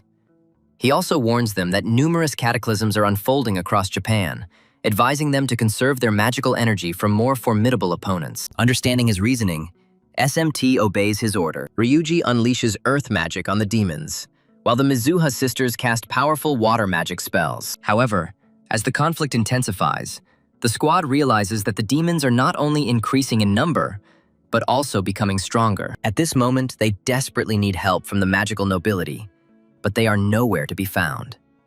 Shidu tries to contact them, but his efforts are futile. When Ruka reports that her father is also missing, Minato questions Chloe about the circumstances. As expected, she feigns ignorance, claiming to know nothing. Sonata attempts to contact other squad members, but confirms that all transmissions have been cut off. Minato had been confident in his plans up until this point. However, he feels that something is seriously wrong. Two officers burst in, announcing that law enforcement and defense forces were also experiencing communications problems, making joint operations impossible. They looked to Minato for guidance. They realized that the disaster was beyond their ability to cope without the magical nobility, and anxiety gripped the group. Shidu stressed the critical need to restore connectivity with other facilities. Sensing his subordinates' growing anxiety, Minato instructs them to remain calm, reminding them of their mission. He assures them that even without the aristocratic mages, victory is achievable if they unite. He reminds them that this is the purpose of their rigorous training. His speech reignites optimism in the squad, motivating them to move forward. With renewed determination, SMT destroys the demons. The correspondent continues his live broadcast, assuring the public that Minato and his team are making every effort. She urges viewers to remain optimistic, promising that with Minato Monat in place, the demons are doomed to fail. Minato knows that several disasters are happening throughout Japan, making this battle especially difficult without mages. However, he thinks the current circumstances can be dealt with. This is due to his careful planning. As the demons grow in number, he orders his team to remain vigilant and move forward. To destroy a large flock of demons, Minato uses his mana abilities. He strengthens his body before unleashing a series of rapid strikes. Despite being outnumbered by his opponent, he remains unharmed and destroys a massive flock of demons with his 9th-tier void magic spell, Magic Spark. After this, he surveys the approaching demons and decides that it is time to put his hidden strategy into action. Soon after, the SMT members defeat most of the demons, giving them a short respite. Meanwhile, Minato ponders why the demons seem much stronger and more numerous than they did 50 years ago. He understands that what happens next will not be easy. Just then, the Mizuha sisters and the rest of the team sense a dark presence approaching. Seconds later, a huge, monstrous beast materializes from the rift. The SMT members saw a terrifying figure, instantly recognizing it as the Demon King. And then they noticed its terrifyingly huge and impressive size. But as soon as he appears, the Demon King unleashes a 10th-tier fire spell, Big Bang, destroying the entire battlefield. Miraculously, thanks to their quick reactions, the SMT members emerge from the attack unharmed, protected by the Minato's 9th-level fairy magic barrier that suppresses magic. Now they face a more pressing problem. Minato confronts the Demon King. The Demon King, believing his previous strike had destroyed them, asks where they are, stating that the battle has only just begun. As the Demon King prepares to respond, Minato deploys the level 10 Aegis shield previously used to protect the neighboring squad, assuring the worried Mizuha sisters that their safety outweighs any delay in response. Minato reminds them that their opponent is the Demon King. He implores them to remain vigilant and not to be caught off guard. Meanwhile, Chloe, also unharmed, expresses her surprise to Shido over Minato casting 2 spells at once, but Shido explains that the fairy-like spell acts autonomously, suggesting that the protective spell was likely the work of Minato himself. At this point, a confused Sonata asks Chloe if it is possible to cast 2 spells at once, further explaining that autonomous spells are highly complex techniques that allow the caster to control spells subconsciously, thereby bypassing the normal requirements and entire casting process for greater speed and efficiency. To explain it more clearly to Sonata, Chloe compares this method to innate reflexes. She notes that Minato has achieved mastery in both conscious and subconscious spellcasting simultaneously. Hearing all this, Ryuji remarks how incredible Minato is. However, he is suddenly interrupted. The Demon King rushes at them, aiming to hit everyone. As they dodge the king's first attack, the Mizuha sisters unleash their magical energies. They cast an advanced Tier 8 spell, Tide, and unleash it on the Demon King. At the same time, Chloe, Ryuji, and Sonata also unleash their spells on the Demon King together. They overwhelm him with a relentless onslaught of magical attacks. Unfortunately, before their onslaught can do any significant damage, the Demon King roars and somehow shakes off all magical attacks aimed at him. After witnessing the Demon King trigger another massive explosion, Minato finally intervenes, ordering his allies to move on to another disaster so he can deal with this fool who thinks he is all-powerful. Although Yuika objects to this choice, Minato reminds her that there are many disasters, and without the support of the noble mages, the defenses against other disasters are likely approaching their limit. So the only sensible thing they can do now is to support the other teams and let him face the Demon King head-on. Around this time, Ruka and Yuika come to the mutual conclusion that they would only get in Minato's way if they stayed close to him. Therefore, they give orders to their other junior subordinates. They order them to leave this place Mianto and go to another natural disaster. As the sisters leave the war zone, they encourage each other to keep faith in Minato until the very end. They are confident that he will win, no matter what his opponent. The rest of the squad is pulled away, and Minato turns his full attention to the Demon King. He rushes at him, saying a few phrases. While the Demon King tries to defend himself, Minato constantly reminds himself to spend a minimal amount of magical energy. Subduing the Demon King is not difficult, but he needs to save the magic for his secret purpose. With this intention, he rises as high into the sky as possible. He then delivers a crushing blow to the Demon King's head with all his might. Immediately after the strike, Minato uses an 11th level holy magic spell. He releases the Holy Ray. He directs the destructive power of the beams at the Demon King. Unfortunately, the Demon King managed to dodge most of the beams. Before Minato could continue his attack, the Demon King prepared a counterattack spell. Just as the spell is about to be cast, Minato reacts at maximum speed. He increases his magical power to cast a 12th tier fire and earth fusion magic spell, Zero Earth, which turns the ground into lava by intensely heating it. With the spell active, the Demon King quickly burns to death, leaving Minato concerned about his magic expenditure, as he realizes the king is far more powerful than those he's fought previously. Sensing the Demon King's death, Minato warns himself to conserve his magic power even more, at least until the demon god appears. Around this time, a reporter in a helicopter flying high in the sky announced to the general public remaining indoors that Captain Kushinaga Minato has successfully defeated the Demon King and appears unperturbed. However, she also reports that the police, SMT, and self-defense forces are facing difficulties with other disasters, and due to the lack of aristocratic mages, demons are overpowering them. As he finishes his report, the reporter notices something unusual. It takes place on a dilapidated telecommunications tower. She draws everyone's attention to him. When Minato finally notices it, he realizes it's something familiar, but then wonders if the demons are causing a catastrophe, as a massive rift appears in the crimson skies and countless demons fill the streets of old Shibuya. Ultimately, Minato remembers this event as the final phase of the end of the world, when the demon god was supposed to appear, the ultimate catastrophe that ended his previous existence as Ichikame Minato. At the same time, Yuika is seen directing numerous SMT operatives, ordering them to focus on eliminating as many demons as possible, rather than rushing into the final disaster. As she watches the mission, she reflects on the powerful magical aura she felt earlier. A small smile appears on her lips as she realizes that she has disappeared, the result of Minato defeating the Demon Lord, just as she expected him to. Noticing the growing fatigue among her team, Yuika silently hopes that her older sister is safe in another disaster zone. Suddenly, garbled transmissions break through her comms. Unsure if the connection has been restored, she quickly responds. Adjusting her earpiece, she finally hears a voice clearly.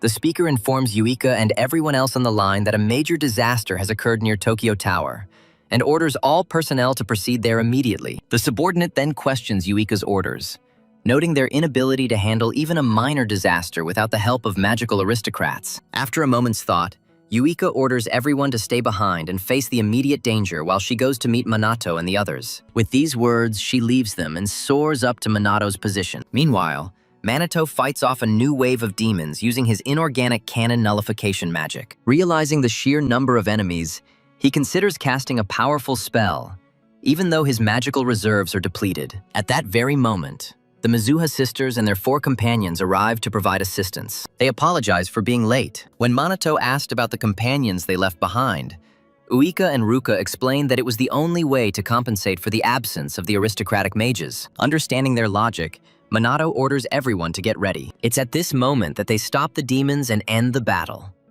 After that, the commander begins a new attack. The journalist, still circling in her plane, comments on the unfolding chaos. She calls it the beginning and final phase of the catastrophic event that once took the life of Ichikame Minato. As the live broadcast reaches all of Japan, the public begins to doubt the capabilities of SMT. They wonder if SMT has the power to prevent the disaster. The plane pilot suggests leaving due to dangerous circumstances. However, the determined journalist refuses, saying the public needs to see SMT in action. She barely has time to explain that their anti-monster gear will ensure their safety when the plane is attacked by a beast, nearly sending them crashing onto the roads below. Minato quickly erects a null magic barrier to protect them. However, one demon breaks through it. The barrier wavered.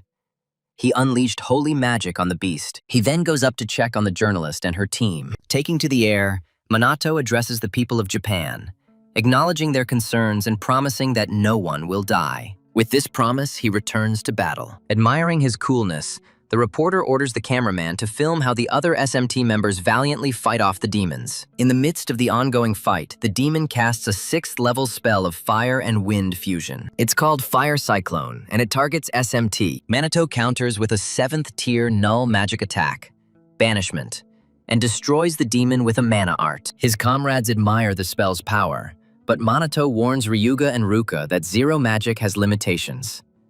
Its effectiveness is low, and it can only nullify spells up to a certain level. Before she can catch her breath, Yuika reports that more demons are approaching. Minato quickly tells everyone to remain vigilant. Realizing the danger of delay, SMT rushes forward and unleashes his full arsenal of offensive spells. Minato increases his power and activates 11th-level Holy Magic. He releases a Holy Ray, destroying a large group of enemies. Afterwards, Ryuji contacts his colleagues in other disaster zones to assess the situation, and learns that the demon population has increased dramatically. Everyone urgently needs reinforcements.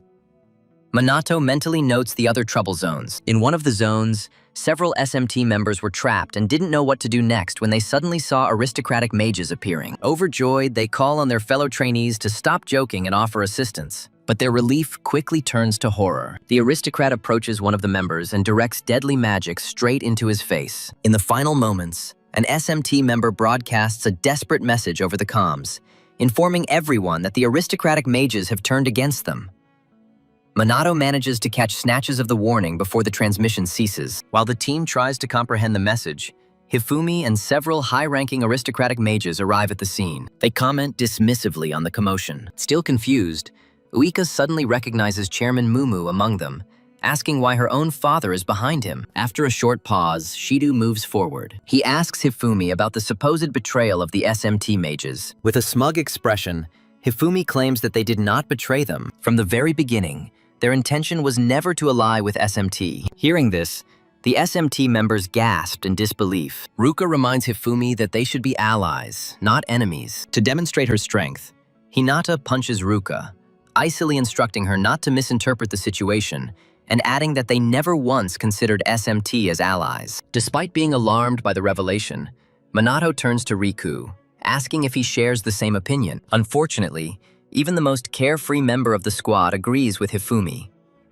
Gripping his blade, Riku proclaims that the aristocratic mages have turned against SMD, the police, the self-defense forces, and Japan itself. At the same time, Chloe portrays grief with exaggerated sorrow. However, no one believes him. No longer seeing any obstacles to his complete dominance, Hifumi begins to laugh, overjoyed that the moment has finally arrived to see the fruits of his endless trials. He soars into the crimson skies and creates a colossal magic circle to begin his spell. The remaining SMT operatives remain paralyzed with surprise, unaware of Hifumi's ultimate goal. Chloe then appears and states that they will stop the spell before it is released. She releases a 4th-tier dark magic spell. Its name is the Shadow Blade, and she unleashes it on her father. Surprisingly, one of the demons intercepts the attack as if it were nothing, dissolving it, and then joins the other demons surrounding and protecting Hifumi. Observing this, Shido concludes that it must be a coincidence,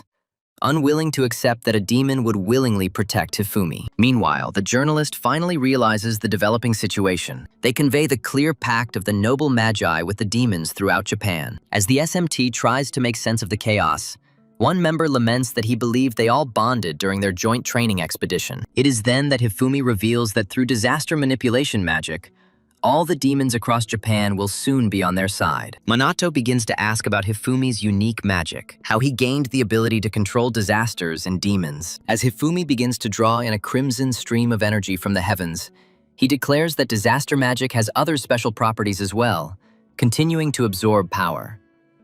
Chloe asks if the secret energy of disaster is heading toward her father, and Yuika, equally perplexed, admits she's never seen anything like the crimson magic he's absorbing. However, Minato recognizes this phenomenon. He recalls that it is very similar to his own experience during the first disaster, the moment when he awakened his magical abilities. To help the team understand, he explains that disasters don't just saturate the land with magic. They also imbue individuals with dormant potential with magical power. He warns of the dangers associated with absorbing such enormous energy. Hifumi praises him for his quick understanding and explains in detail that disaster magic can indeed enhance magical power, provided the person can withstand the strain. Minato then asks Hinata and Rika if they use disaster magic to enhance their abilities. Hinata directly confirms this, stating that they have been absorbing magic from every disaster they have encountered so far. She reveals that the aristocratic mages feigned cooperation with the SMT to ensure that disasters would pass without interference. This strategy allowed them to arouse less suspicion, even when they secretly initiated disasters or drained magic for their own gain. Minato begins to understand their plan to accumulate power. Hinata states that their original goal was to kill him, but after seeing his potential, they decided to use him instead. She mentions that if the magical nobles had ignored the disasters, it would have brought condemnation, something they wanted to avoid. To provoke a great global calamity, they needed to adhere to the established historical course of events. Then Minato asks about the need to follow history. Hinata explains that disasters usually manifest in specific locations, points where magical energy flows most freely. Until one disaster is eliminated, the next cannot begin. They used Minato to complete each one, maintaining their predetermined sequence. Now, Chairman Mumu absorbs the energy of the Great Calamity. Once completed, he will ascend as the most fearsome sorcerer in history. Minato, alarmed, asks if this deception was planned from the beginning. Hinata confirms this without a hint of regret. Indeed, the whole plan was deliberate. When Minato asks if they have not formed any sincere bonds, Hinata, tired of his innocence, urges him to abandon such absurd ideas, claiming that there are no bonds and she has no need for allies like him. Yuji then turns to Riku, asking if he really intends to continue. After a moment of silence, Riku declares that Japan's collapse is now inevitable, as both magical nobles and demons are against it. He tells Minato that even such a player, like him, he will not be able to protect the entire nation. As demon attacks escalate, the SMT is overwhelmed, forcing even ordinary mages to join the battle and fight for their lives. Shido announces that the situation is rapidly deteriorating, and Sonata notes that there are no reserve forces left. At this rate, total collapse is possible. Then, two familiar figures appear nearby, commenting that the entire operation is unfolding according to plan. When they come into the light, Shido is shocked. This is Kuroi and Fukagina. A moment later, Takigami arrives. This makes Shida even more nervous. As Minato tries to figure out why Takigami is here, Kuroi casually greets him, vowing to personally end his life this time. When Shido asks Kuroi how he got out of prison, Kuroi reveals the truth. The aristocratic mages have many allies among law enforcement agencies throughout Japan. Yuika then asks Kuroi about the aristocratic mages' betrayal of humanity, and the worthless trash explains that they do it simply because they are aristocratic mages. Kuroi touches on the concept of aristocrats. He claims that they are beings of a higher order. He claims that they are no different from ordinary people. He calls commoners incompetent. With these words, the idiot unleashes an 8th-tier dark magic spell, Chaos Raven. He boasts of his fake spell, telling SMT that with their magic, they could easily destroy half the city. He boasts that they could destroy an entire city if they put their minds to it, all with a single mage. However, for some inexplicable reason, Kuroi claims that the aristocratic mages are controlled by incompetent, powerless idiots. Clenching his fist in anger, he tells SMT that he finds it quite strange that the aristocratic mages who are destined to stand at the top are still subservient to lesser beings, incompetent trash who have become too arrogant. Fukujin interrupts Kuroi's speech.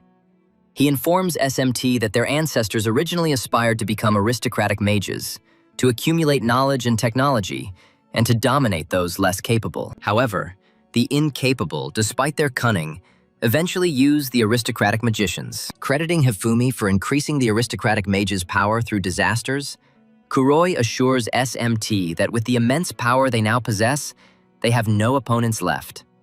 Charging their magic, both fools declare to SMT that the time has come for the aristocratic mage to rule over the absolutely incompetent. Having said this, the couple significantly strengthens their magical conclusion. The Mizuha sisters commented that they now look completely transformed. Meanwhile, Minato maintains his cool, which infuriates Kuroi. Ignoring Kuroi's outburst of anger, Fukujin expresses his anticipation of seeing the despair on Minato's face when he finally loses all hope. But then Minato turns to Takigami, asking if she had been deceiving him all this time, even when she claimed to reveal everything. Noticing that Minato is ignoring them, Kuroi completely loses control. He calls out to Minato in a rage. He pats Takigami on the shoulder, calling her a worthless piece of trash who deceives and uses others for personal gain. As the other heads of the aristocratic mage families grow tired of this spectacle, Kuroi puts an end to the empty talk and begins the true disaster with Fuka. Almost instantly, a swarm of demons rushes past the SMT. Shido, spotting them along with the others,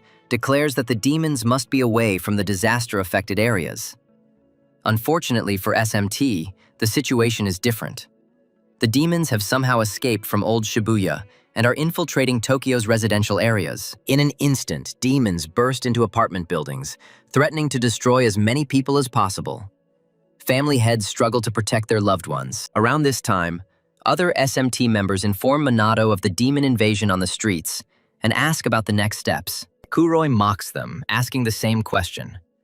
Fuka adds that even a man as skilled as Minato can't protect all of Japan from his current position. Chloe and Shido, sensing the worst, ask about their plan of action. With no solutions coming, an energetic Kuroi declares to the SMT that they will be overwhelmed by their helplessness and die. As Fukujin joins in the taunting, Minato puts an end to their amusement by recalling the existence of 3 categories of anti-magic equipment. Minato classifies the first category as the normal type used by magicians, which requires the channeling of magical energy. The second, he explains, is the destructive type, designed to interfere with magic or magical forces. He states that both the SMT uniform and the Mage Noble uniform fall under this classification. They are designed to weaken magical abilities. At this point, Fuka asks if he has lost his mind. However, Minato insists, detailing the third type, one that has a limited duration, is activated under certain circumstances, and can be used by those without magical abilities. Around this time, the aristocratic mages begin to feel uneasy. All over Japan,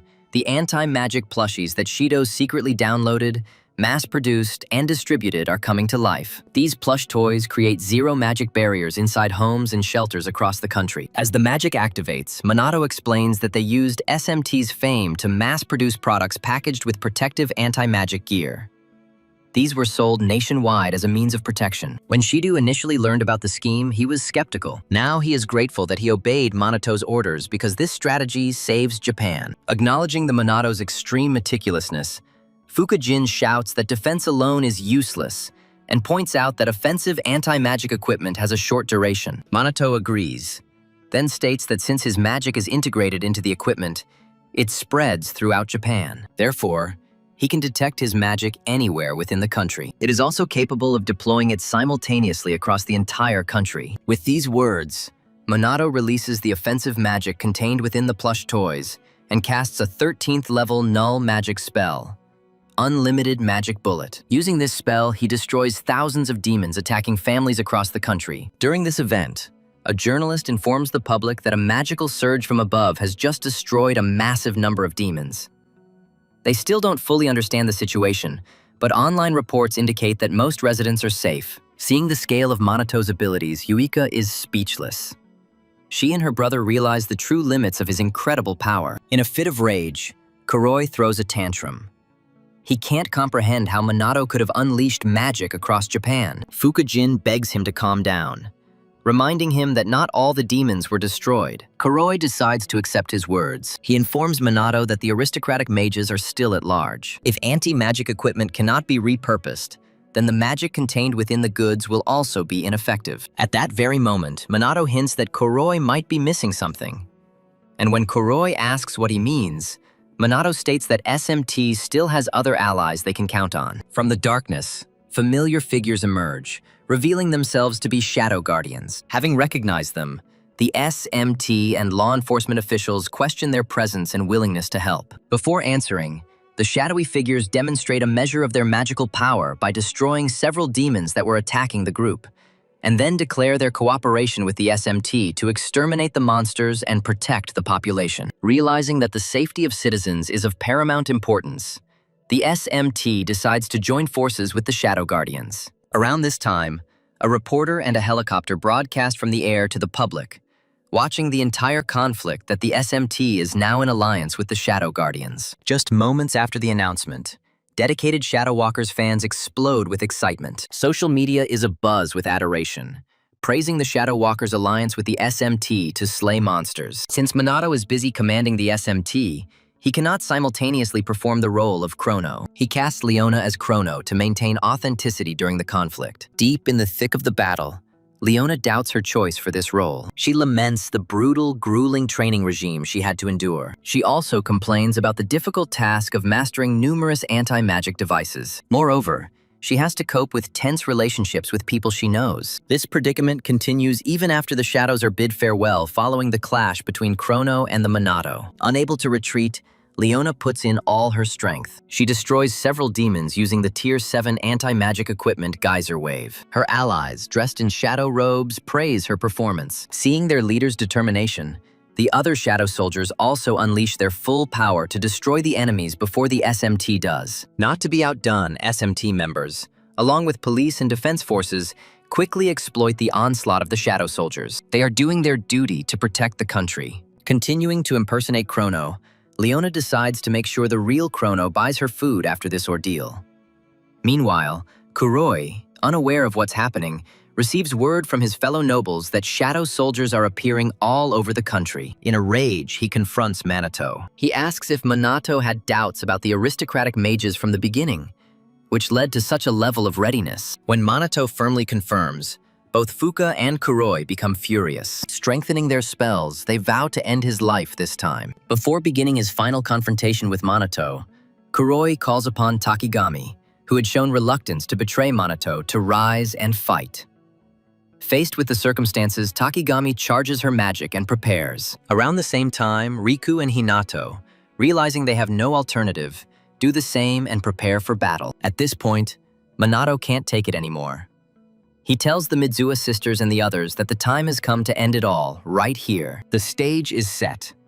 The clash between the elite SMT squad led by Minato and the aristocratic mage led by Kuroi Akuto begins. This titanic confrontation will determine the outcome. For her first move, Kuroi unleashes a 5th-tier dark magic spell, Night Raid. He uses his stealth to get around Yuika, intending to eliminate the weaker fighters first. Just as Minato prepares to rush in and cover her, Hinata suddenly materializes and delivers a powerful punch to his jaw. Luckily, just as Kuroi is about to strike the unsuspecting Yuika, her sister Ruka pushes him away with a 6th-tier water magic spell, Raging Torrent. Yuika expresses gratitude to her sister, but Ruka advises her to remain vigilant, as the conflict is far from over. Meanwhile, Minato withstands Hinata's attack by activating a small null magic barrier at the point of impact. Before he can recover, Kaiichi Riku comes down. He tries to cut Minato's stomach with his magic-infused sword. Effortlessly dodging, Minato becomes enraged. He delivers a split kick, hitting both attackers. He hits both of them in the stomach at the same time. Freed again,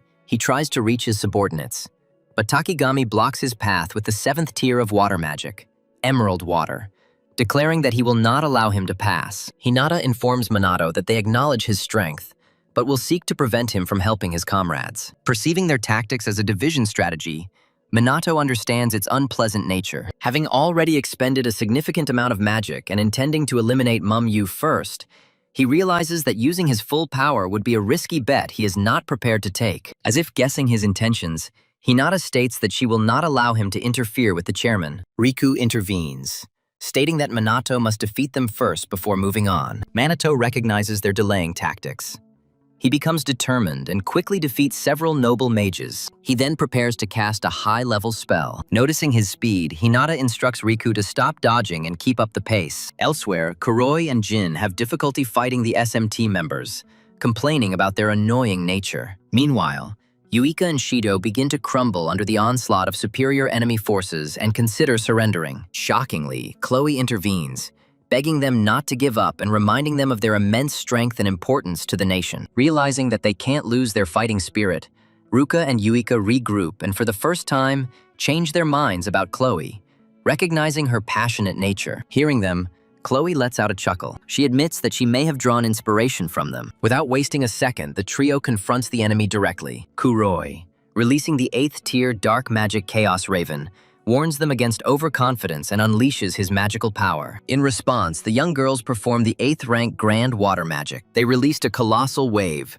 successfully neutralizing Kuroi's spell. Fukujin acknowledges their formidable power. However, Kuroi turns his attention to the trembling Takagami and mocks her. As Minato watches silently, Kuroi approaches Takagami, demanding an explanation. He reminds her of the impending consequences. These are the consequences if she refuses to obey. Resigned, Takigami unleashes an 8th-tier wind magic spell, Raging Storm. She directs it at Minato, hoping for his forgiveness. As the attack approaches, Minato lowers his guard. To the horror of his subordinates, he remains motionless, calmly awaiting the blow of wind magic. Ultimately, Takigami intentionally misses his wind magic attack, admitting his inability to attack Minato. Seeing her hesitation, Kuroi explodes in rage, scolding Takigami for her disobedience and repeating the fate of her family if she were to suddenly develop a moral compass. Tired of being forced, Takigami begs him to spare her daughter and grandson, her only remaining connections in this existence. However, Kuroi points out in an icy tone that it was she who broke their agreement. One call from him spells their doom. Presenting Takigami with grim scenarios of her family's suffering, he blames her for any pain they experience, considering it just retribution. Around this time, Minato makes an unusual call, surprising both Kuroi and Takigami.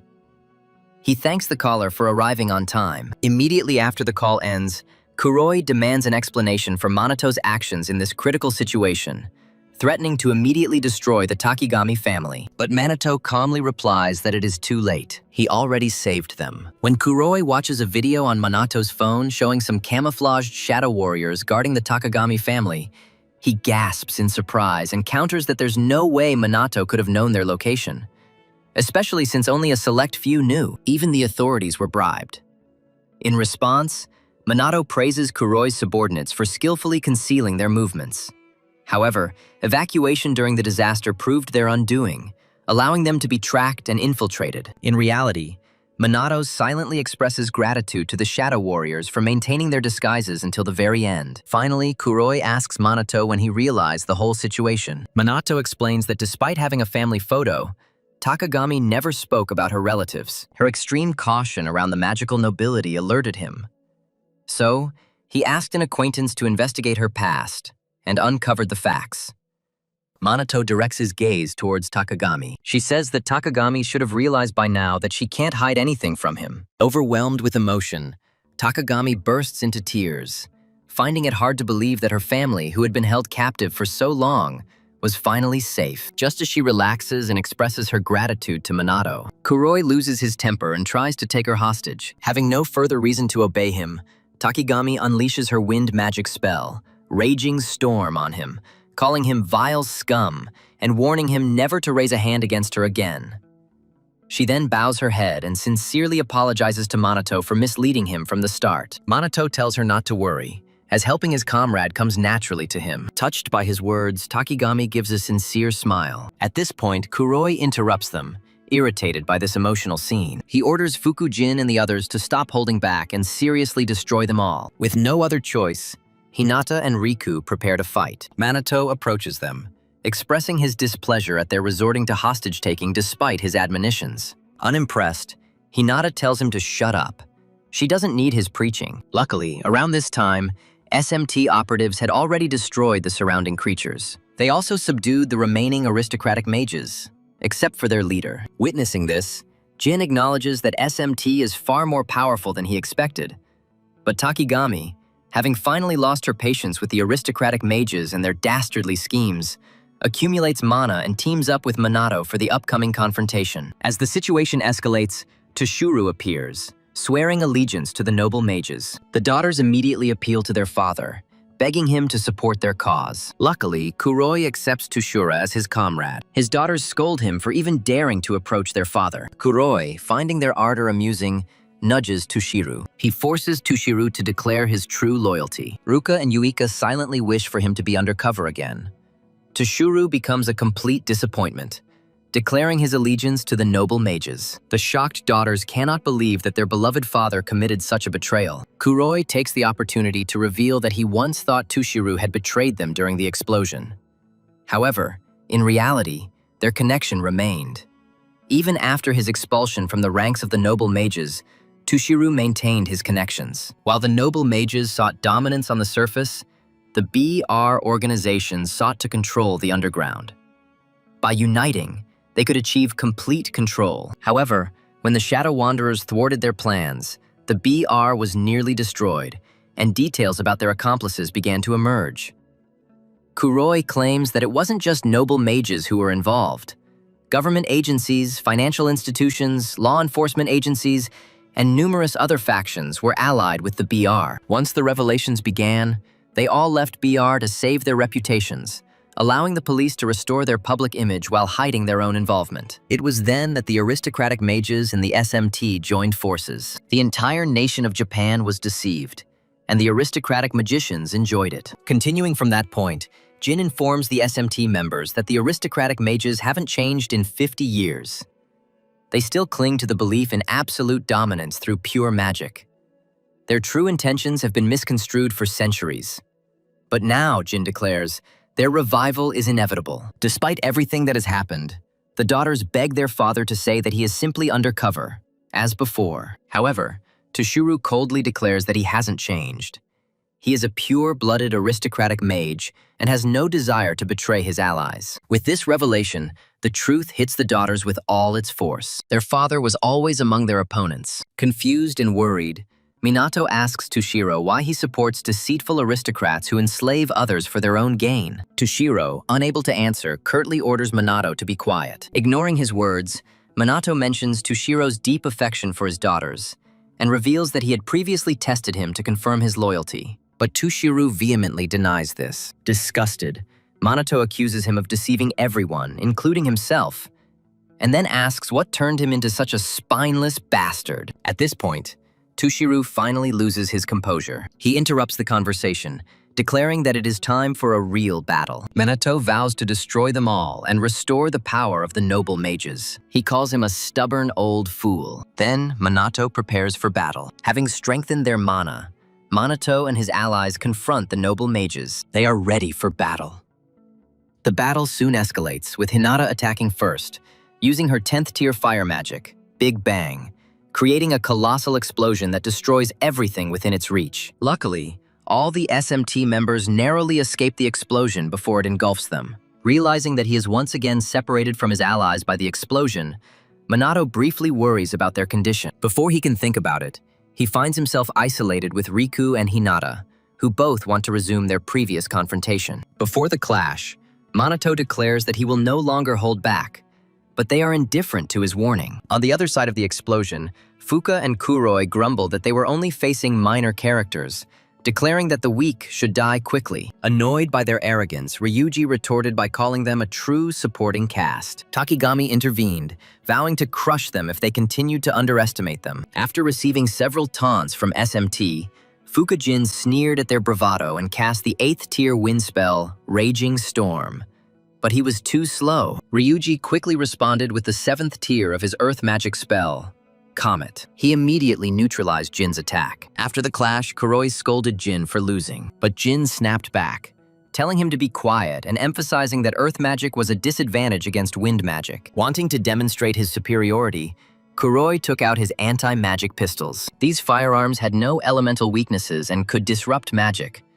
And though he grumbled about wasting ammunition, he swore he had no other choice and promised their doom. However, before he could fire them, Takigami hit him with a wind spell, disarming him and rendering the weapons ineffective. She calmly informed him that anti-magic equipment was just a tool, and a tool was useless if neglected. Enraged at being outplayed, Kuroi charges his magic. He vows to destroy them all with his full power spell. Not wanting to give them an advantage, Ryuji, Sanada, and Shido power up together, with Ryuji finally declaring that it is his time to shine. Sensing their growing strength, Takagami decides to support them from the rear. She uses her custom-made anti-magic equipment to enhance their magic. She then throws enchanted stones at them, which greatly increases their magical output. In addition, Sanada casts the 10th tier holy magic spell Breath of God, granting Shida and Ryuji a holy attribute that helps them recover from injuries faster. With all these buffs, Shido and Ryuji gain new confidence. They feel more capable than ever before. Now they can destroy the nobles. Jin responds with his special 10th tier atmospheric magic spell, Absolute Atom.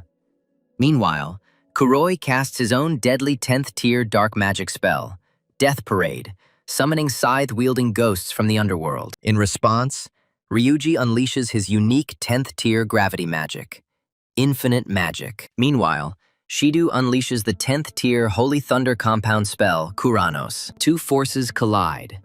Ryuga's spell meets Jin's spell, and Shido's lightning strikes Kuroi's dark magic. For several tense seconds, the spells fought for dominance. They fought each other fiercely. But in the end, Ryuga and Shido's magic overcomes their opponents, causing serious damage to both Jin and Kuroi. After such devastating attacks, Ryuga and Shido are exhausted, having depleted almost all of their magical reserves. Meanwhile, Kuroi and Jin, who were completely unprepared for such an onslaught, somehow managed to get back up. The girls are amazed that they are still standing. They withstood such powerful magic. Although Kuroi is still standing, he realizes he has almost no magic left and no anti-magic equipment. Injured and tired, he decides to observe SMT's next move. Takigami, also exhausted, attributes her weakness to neglecting her training. Sanada still has some magic left, but she decides to save it. She is not strong in direct confrontation, so she considers it wiser to help from the flank. As a result, the battle reaches a stalemate. Meanwhile, the Mizua siblings confront their father, Tushir. They unleash their 7th tier water magic, Geyser Wave, but he effortlessly neutralizes it with the same spell. After this, he casts a 4th tier spell. It's called Waterfall, and it's directed towards Wick. She has no way to answer. At that very moment, Chloe pushes her away, takes the blow on herself, and loses consciousness. Relieved that Chloe is merely unconscious, Yuika expresses gratitude for saving her. With one of them disabled, Toshiro prepares to resume the attack. At this moment, Wika realizes that her father truly intends to destroy them, as he does any enemy. At the same time, Toshiro gathers his courage, making it clear that he has no room for feelings. Seeing this, the sisters decide to stop hesitating. They decide to abandon their restrictions. They will no longer hold back. They declare they will overcome their errant father, pouring all their remaining mana into a brand new 11th tier great ice magic spell, Diamond Dust, which they unleash upon him. In response, Toshiro summons his own 11th tier water magic spell, Whirlpool, intending to neutralize the powerful spell cast by his daughters.